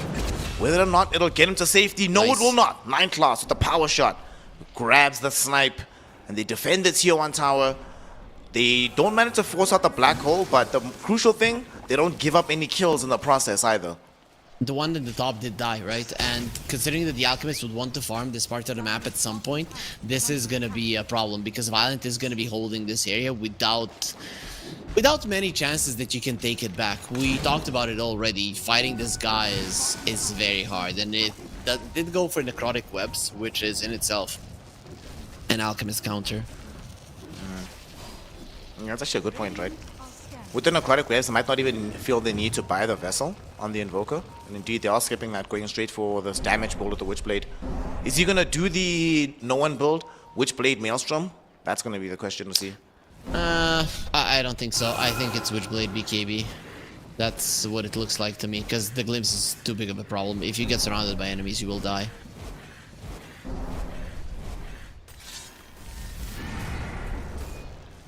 Alchemist making some good progress towards having his Radiance. Pretty much has it complete after this next camp. And then we're going to see the acceleration of the farm down bottom. DM. The toughness of this game continues for the Doom. It's been rough in the laning phase. And Doom is not one of those heroes that tends to have good games after having a bad start. And we're going to probably see him continue to just lose his life time after time after time on the front lines for his squad.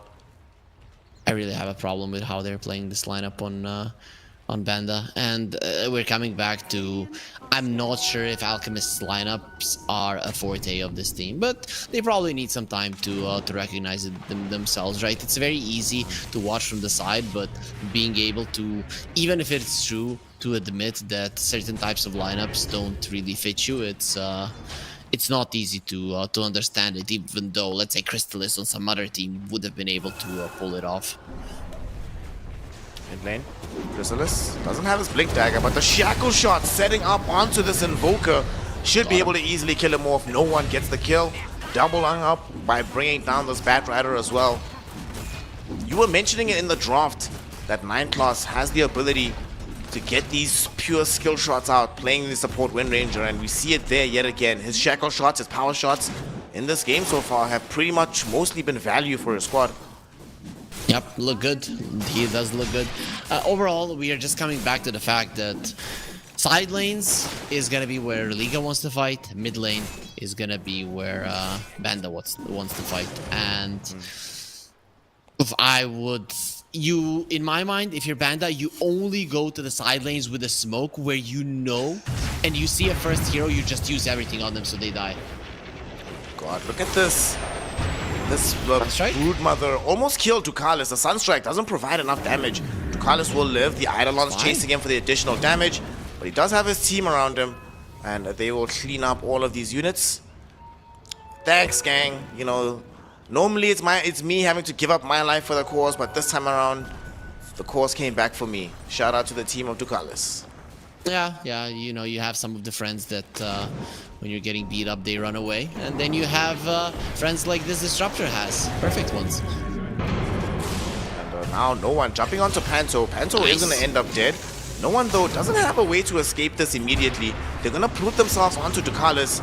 Dude, this is one of those awkward situations where if they knew just how few resources he had on Whisper, they would have jumped him, but now middle, they're going onto Mirage. 9 Claw set him up. The boat will crash through from Alberca, but they've already lost their big invoker now. This Broodmother attempting to run herself away. She's in the trees. She does manage to TP away.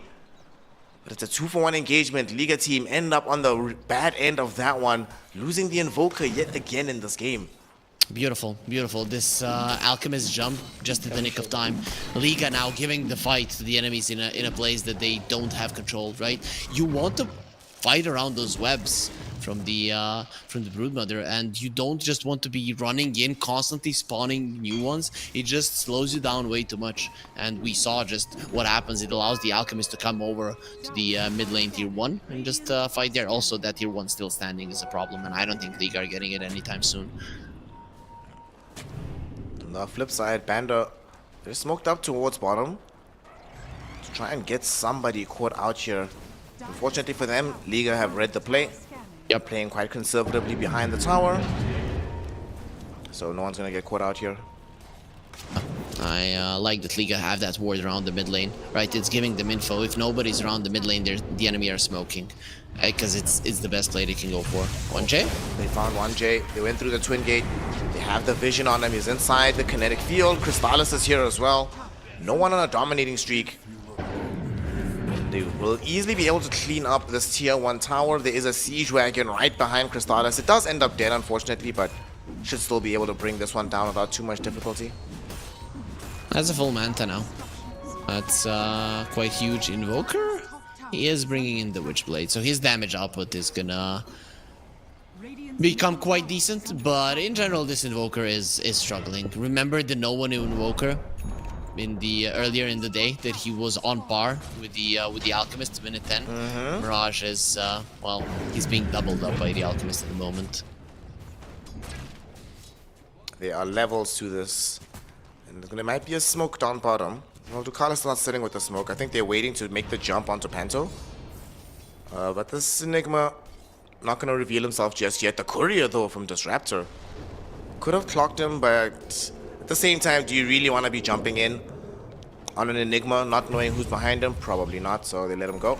They see the Enigma on vision. He's isolated away from his team.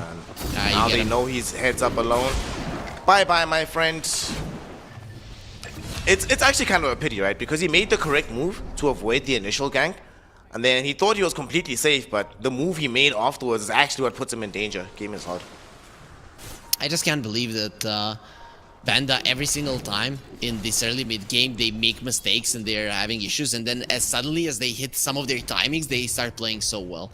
I think what this team is missing is, you know, those moves that you poke, force TPs, and go back out.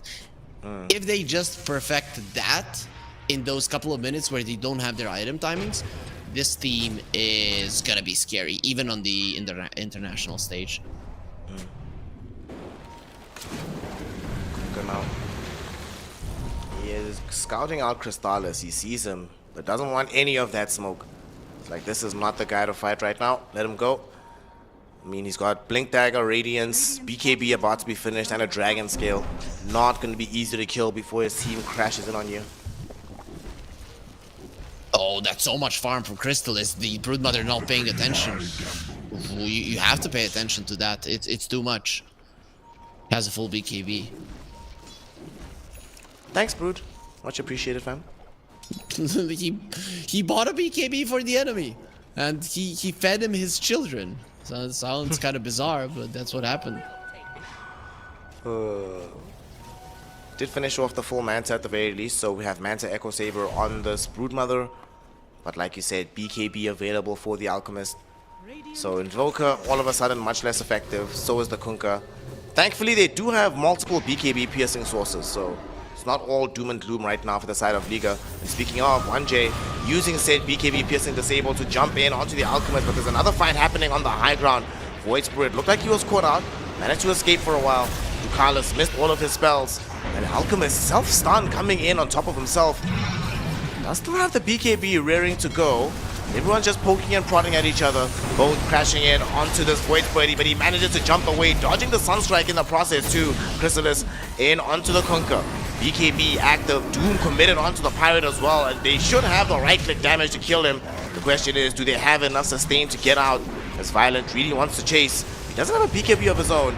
He's in a dangerous position here. He's looking to try and bring down one of these supports, but he gets brought into a stun, glimpsed back into the rest of the engagement. Do they have a way to kill him? Infernal Blade will be there. They have what it takes. Astral Step got him. They dive through him, they bring him down, and even the Invoker, as much as he tried with this Ice Wall, he cannot evade the damage of NoOne in 9 class. The only survivor is L1GA, but that's about to change. He gets killed off as well. It is a 5-for-1 engagement, a full team wipe, and BandaNoone yet again powering up as we start entering the proper portion of the mid game. Their teamfight communication is top tier. That was beautiful what they just did. The way that they're going in and out, the way that they're respecting the Enigma Black Hole, the way that this Void Spirit is understanding where to leave the Remnant so that the glimpses are going to be coming in, it's beautiful. And then the individualism, understanding who to go for, understanding who to commit, when to pop your BKBs, the double shackle shot, everything aligned perfectly. I cannot find a single mistake from them in the entire engagement.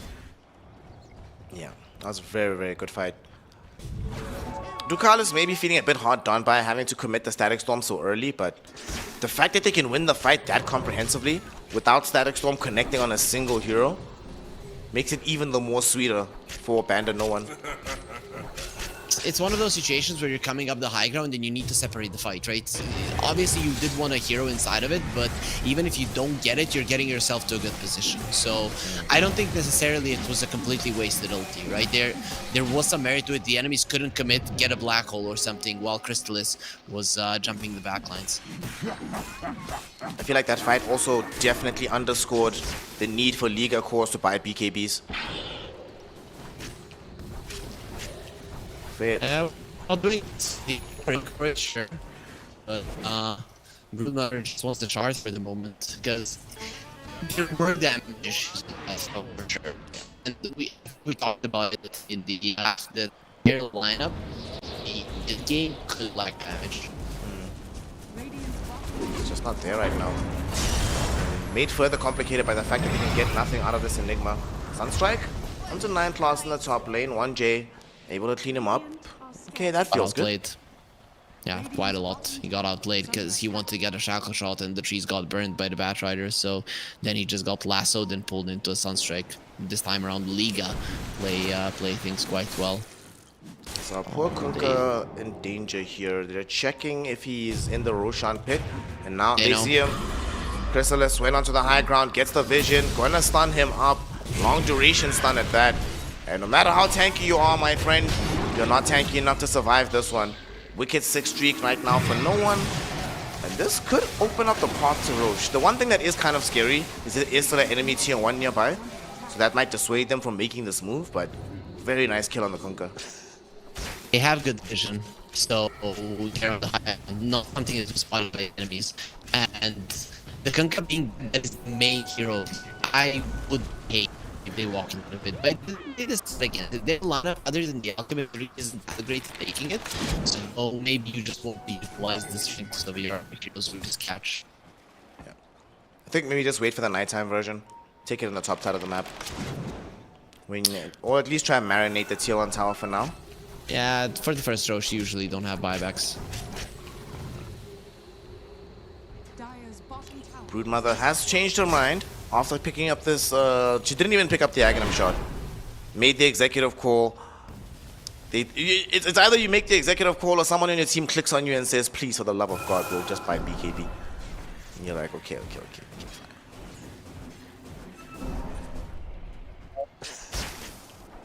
We'll see. So you are slowing things down and going for a smoke from the bottom lane.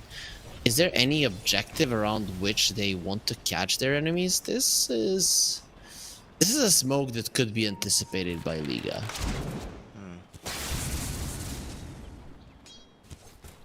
They're closing the gap on top of them.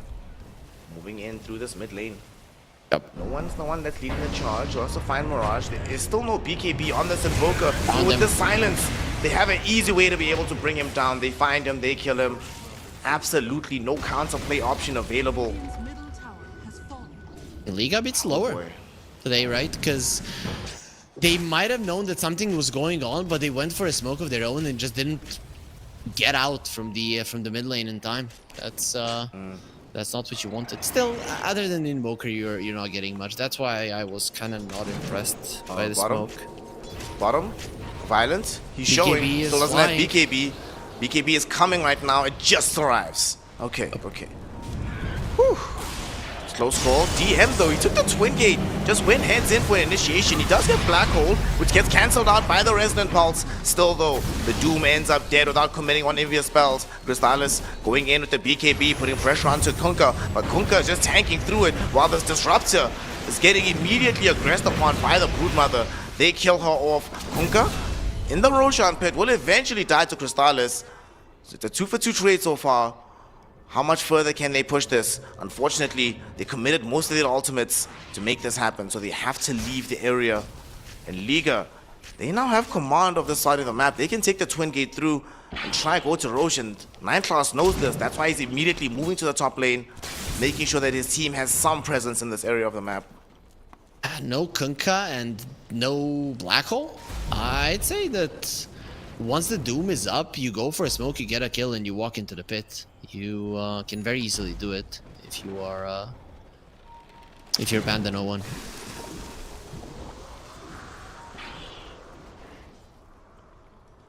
And they have an AC now available on Crystallis. He's building into the Abyssal Blade. Dire's middle tower is under attack. And we got to see in that last fight the impact that having BKB can have for this Broodmother. I'm so glad that he changed his mind. Yep. Made sure to get this crucial item. Is the shard flying out? No, it's a full harpoon. I still think he needs to get that shard, right? It really changes the damage output of the Brood significantly. Under attack. Do you ever play this hero, this Broodmother? Do I look like a Broodmother player? You never know. You never know. Nah, you don't. You're too nice of a guy to be a Broodmother player. See, you know. That would be the same. Do you ever play techies? Did you ever play the old techies? Hey, you see, it's an insult. It's like, let's take this outside, bro. How dare you say that about my family? 5 hero smoke up. Liga.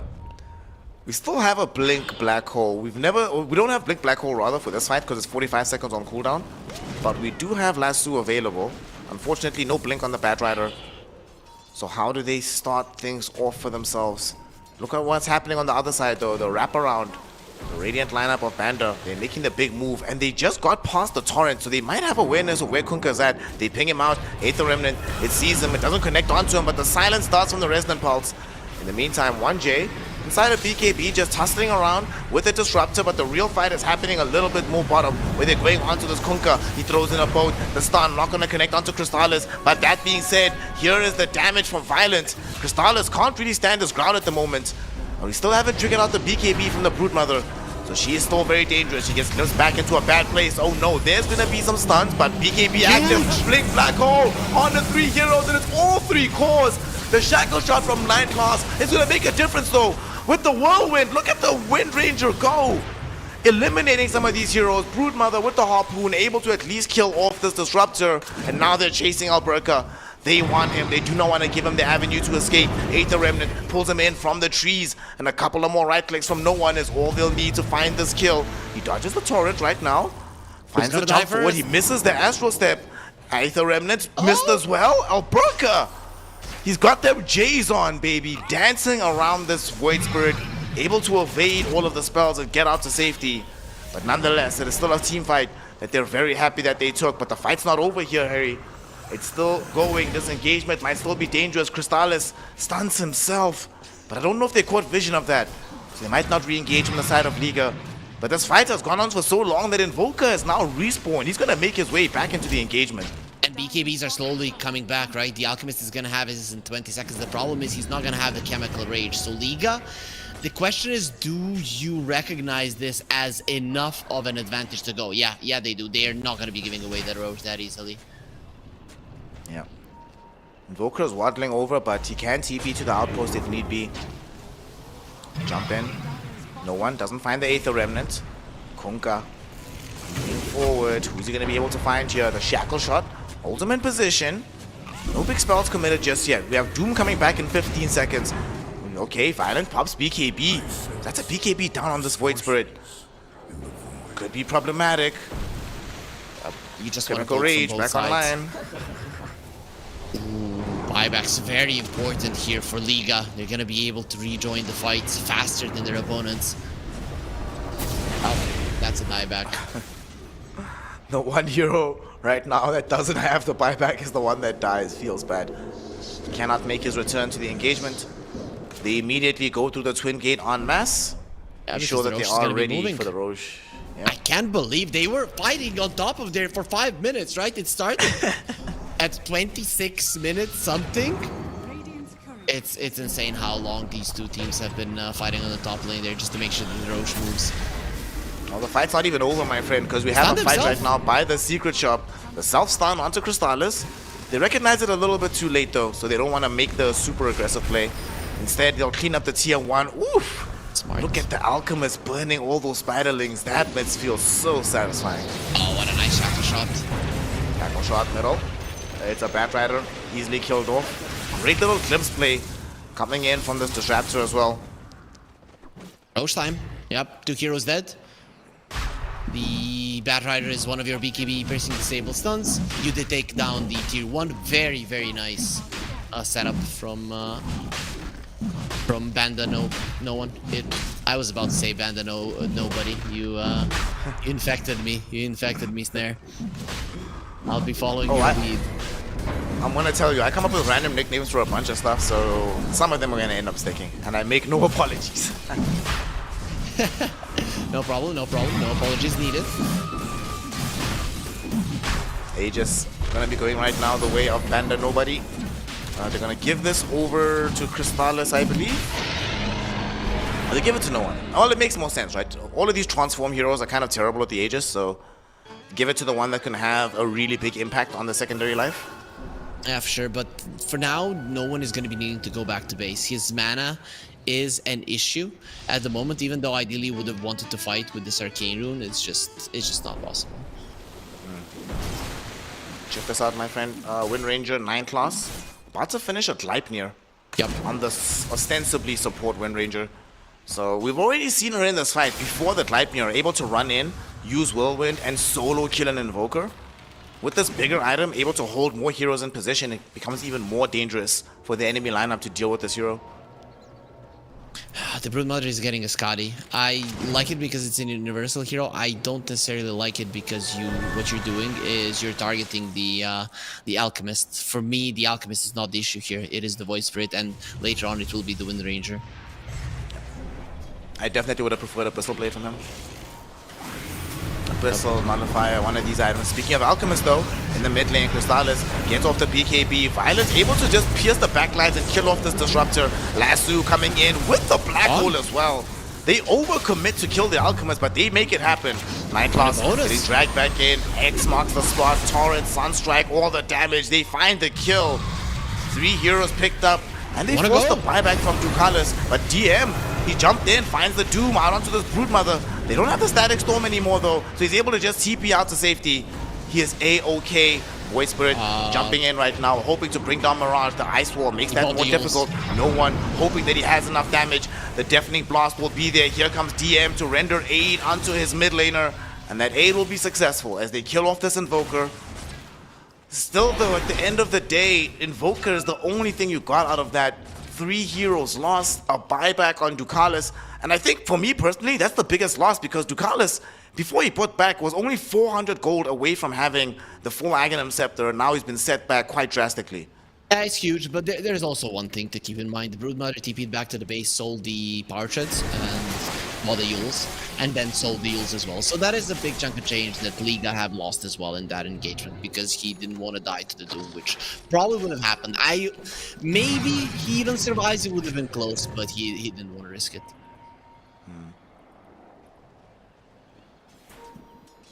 For the cost-effective item, that's where you start spam buying the braces. That's a little bit cheaper than buying a full Yules. Kunkka, drag him back right now. He is trying to get back with the X. He wants to go home, and he's fine. In the meantime, Disruptor is not violent, able to get the jump in and kill off the Raptor. That is a full-on dieback on Disruptor. Crystallis piercing the backlines. He jumps on the Invoker and the Kunkka at the same time. Both of them stunned. Kunkka is gone. In the meantime, Panto trying to play the edge of this fight. The Enigma will be able to get away while Silence just cleans up on this Wind Ranger. No, not yet. Shackle Shot prevents him from doing it. No one now jumping back in, looking for the Spiderling. Crystallis wanted to stun him up, but the BKB is going to be available. In the meantime, stun up with the lasso onto this Doom. Doom is dying. Violent wanting to find the final damage, eventually makes it happen. Doom is down for the count. It's a 2-for-2 engagement. No chemical rage. They want more Harpoon onto Chrysalis. At the same time, though, he's turning around with the stun. His BKB just came back off cooldown. It's now all of a sudden Violent, the one that's in danger, trying to run himself away. No one does not have access to another Astral Step, but the Gleipnir from 9 class, in tandem with the Shiva's Guard, it finds and kills the Spider. No buyback for him available either. And Mirage just ran out of damage. It could not impact the fight any longer. It was a 2-for-2 at some point. Now it's a 4-for-2. And Mirage might not be able to escape this one either. Here is going to be the Shackle Shot connecting onto a tree. They caught him. They killed him. 9 class, a hero of this engagement, turns it into a full 5-hero wipe. I cannot believe that that ward there on the high ground is standing there for the full duration. It's giving so much info to them. That's why they're able to engage, re-engage, engage, re-engage, because they know from which angle the enemies are coming, and now in the end they even get the extra Invoker kill just because of that. The Void Spirit didn't have no more mana, but because he knows exactly where the enemy Invoker is, he can connect the Remnant and get the kill. It's just beautiful what no one is doing to Liga. It is him and 9 class, as you're mentioning, in these fights, dancing around, getting so many of those connections with their spells and with their items and getting the kills. It's a show between the two of them. 9 class, 5, 4, and 21. No one, 16, 1, and 14. So that's 2 games in a day that he's been able to get 30 kill involvements on his Void Spirit. No one messed up. He got flame breaked and it did cancel his biggest regen, so now he's gonna have mana issues. Yeah, he's still gonna be able to claim the lane of Rax through middle, and they're gonna be happy to retreat from this one. Wait for the Aegis unless somebody comes out. No one, just de-warding on the way, so there's no surprise shenanigans while they're leaving. Violent finally bought that shard. I think he really has been lacking damage in these fights, right? The only reason 9 class survived in that engagement is because the Broodmother didn't kill him fast enough, right? Because he didn't have the shard. And now, next fight, well, if you get the connection, if you do get on top of this Wind Ranger, you will be able to kill her, especially if it's towards the end of the Insatiable Hunger. Are you sure, brother? She just picked up a BKB on this Wind Ranger. BKB, Enchanted Quiver, Solar Crest, Gleipnir with double Bracer. She has 3000 HP. I don't know, fam.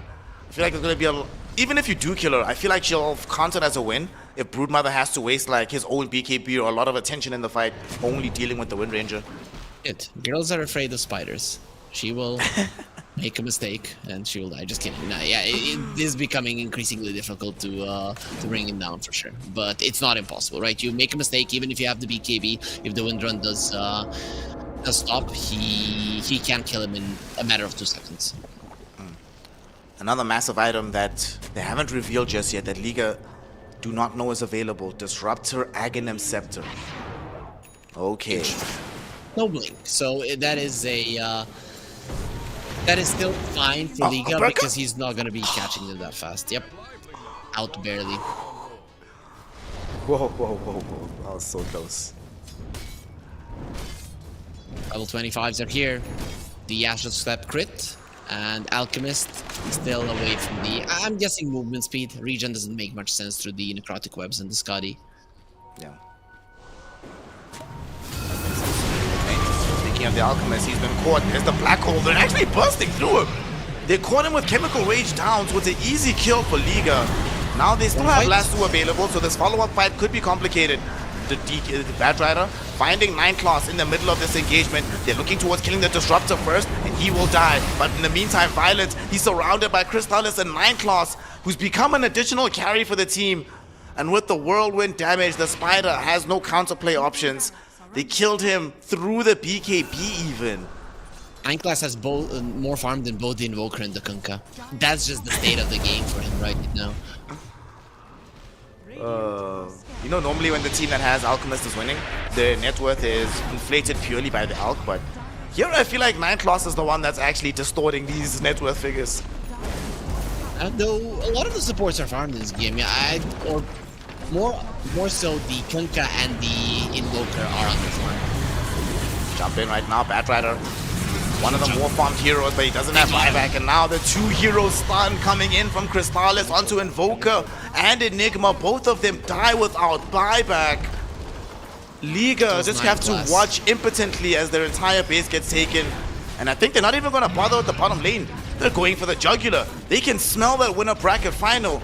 Can Liga even do anything about this? No, they don't have any of their heroes. Kunkka is tanky, he's not tanky enough to survive. And they will even ignore him, right? Oh no, the Kunkka is coming, what are we gonna do? We just let him drink his rum, run around, and wait for his throne to fall. The throne has indeed fallen. BandaNoone fulfill the prediction of Harry Freak. They make it a 2-0. GG, well played. And they are the first team from Eastern Europe to get into the DreamLeague Season 24 upper bracket final. If they win that game, Harry Freak, one more BO3 away from being one of the teams from EEU at the biggest tournament right after the TI calendar begins. Yeah, you don't want it to go that way, but you can even lose one and you still have another shot, right? So out of the next 2 series that they're playing, they just need to win one, and they're going into the season 24. So very close to it, and I would assume, considering that for me, in this day, they have evolved already as a team. They take what they've learned today, speak a little bit now for an hour. Tomorrow, they're going to be even more formidable. We've seen some really good things coming out of them. I think both of us were skeptical about how they would play this Alchemist lineup. And in the first 16, 17 minutes of the game, our skepticism was definitely vindicated. But then afterwards, it's like you say, they just find their item that sort of clicks for them, and they understand exactly what they have to do on the map. For me, obviously, we have to shout out NoOne. He ends the game 16-1-18. But my goodness, 9claws do not give this guy a win ranger. Like, when this guy has the ability to carry from the 4 position, he makes it happen. And honestly, there were fights where he was scarier than the Alchemist, in my opinion. Well, most of the fights he was scarier than the Alchemist. I think Crystallis was doing a lot of that AoE damage, constantly poking people, but 9class damage and NoOne's were the ones finishing people off, right? When he isolates the target, Whirlwind, he gets him down. Of course, the AoE damage is nice, but overall, if you get somebody alone, you are gonna be able to kill him. So yeah, 9class and NoOne, it would be hard to choose between the 2 of them for the MVP. I guess NoOne, considering how well he has played today, he's the MVP of the day. And this lineup, even when they get a sponsor, they need to remain BandaNoone because he's carrying this team. The name is certainly apt for how they've been playing this Dota. He has been the driving force of why they are now in the upper bracket final. It is not over just yet for Liga team. They dropped down to the lower bracket, so they still have a fighting chance to find their own way into the DreamLeague Season 24 tournament itself. But that does mean that we are done and dusted for now. It's a 2-0 win for BandaNoone. They're in the Upper B final. We are now going to be moving on to the next day of Dota. Tomorrow is where we have the really crazy games. Elimination series will be happening here on the channel. So make sure that you keep your eyes locked on these Eastern European qualifiers. Brother Harry Freak, we thank you so much for your efforts. Please go ahead and follow this man on Twitter. Make sure that you also go check out ESL, see what DreamLeague is cooking up for the next couple of seasons. But the most important thing, I want you to just remember how valuable you are as a human being. Somebody on this earth is happier simply because you exist. So cherish that, nourish that, get some rest today, and join us tomorrow to share some love of Dota 2. Until then, it's Snare and Harry Freak. We're done. And we'll see you tomorrow for some more DreamLeague action.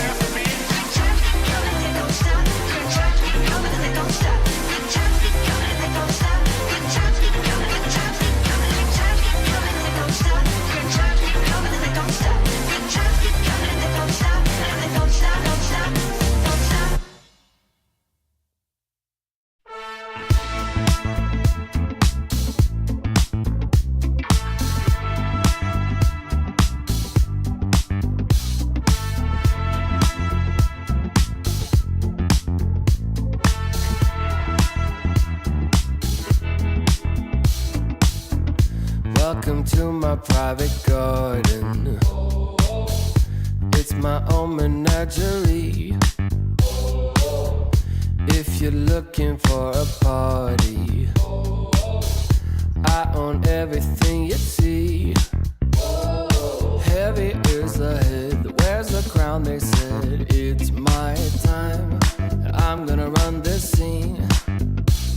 If you don't like the way I rule my empire, you can go ahead and you can kiss my ring.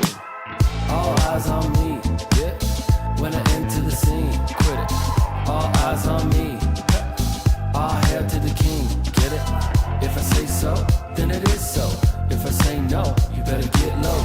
On bended knee, yeah. All hail to the king, get it? Make way for the king, yeah.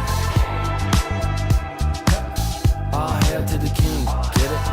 If I say so, then it is so. If I say no, you better get low. On bended knee, yeah. All hail to the king, get it? There's only room for one hustler, sitting way up on that throne. Guess I'm showing my true colors. 24 karat gold.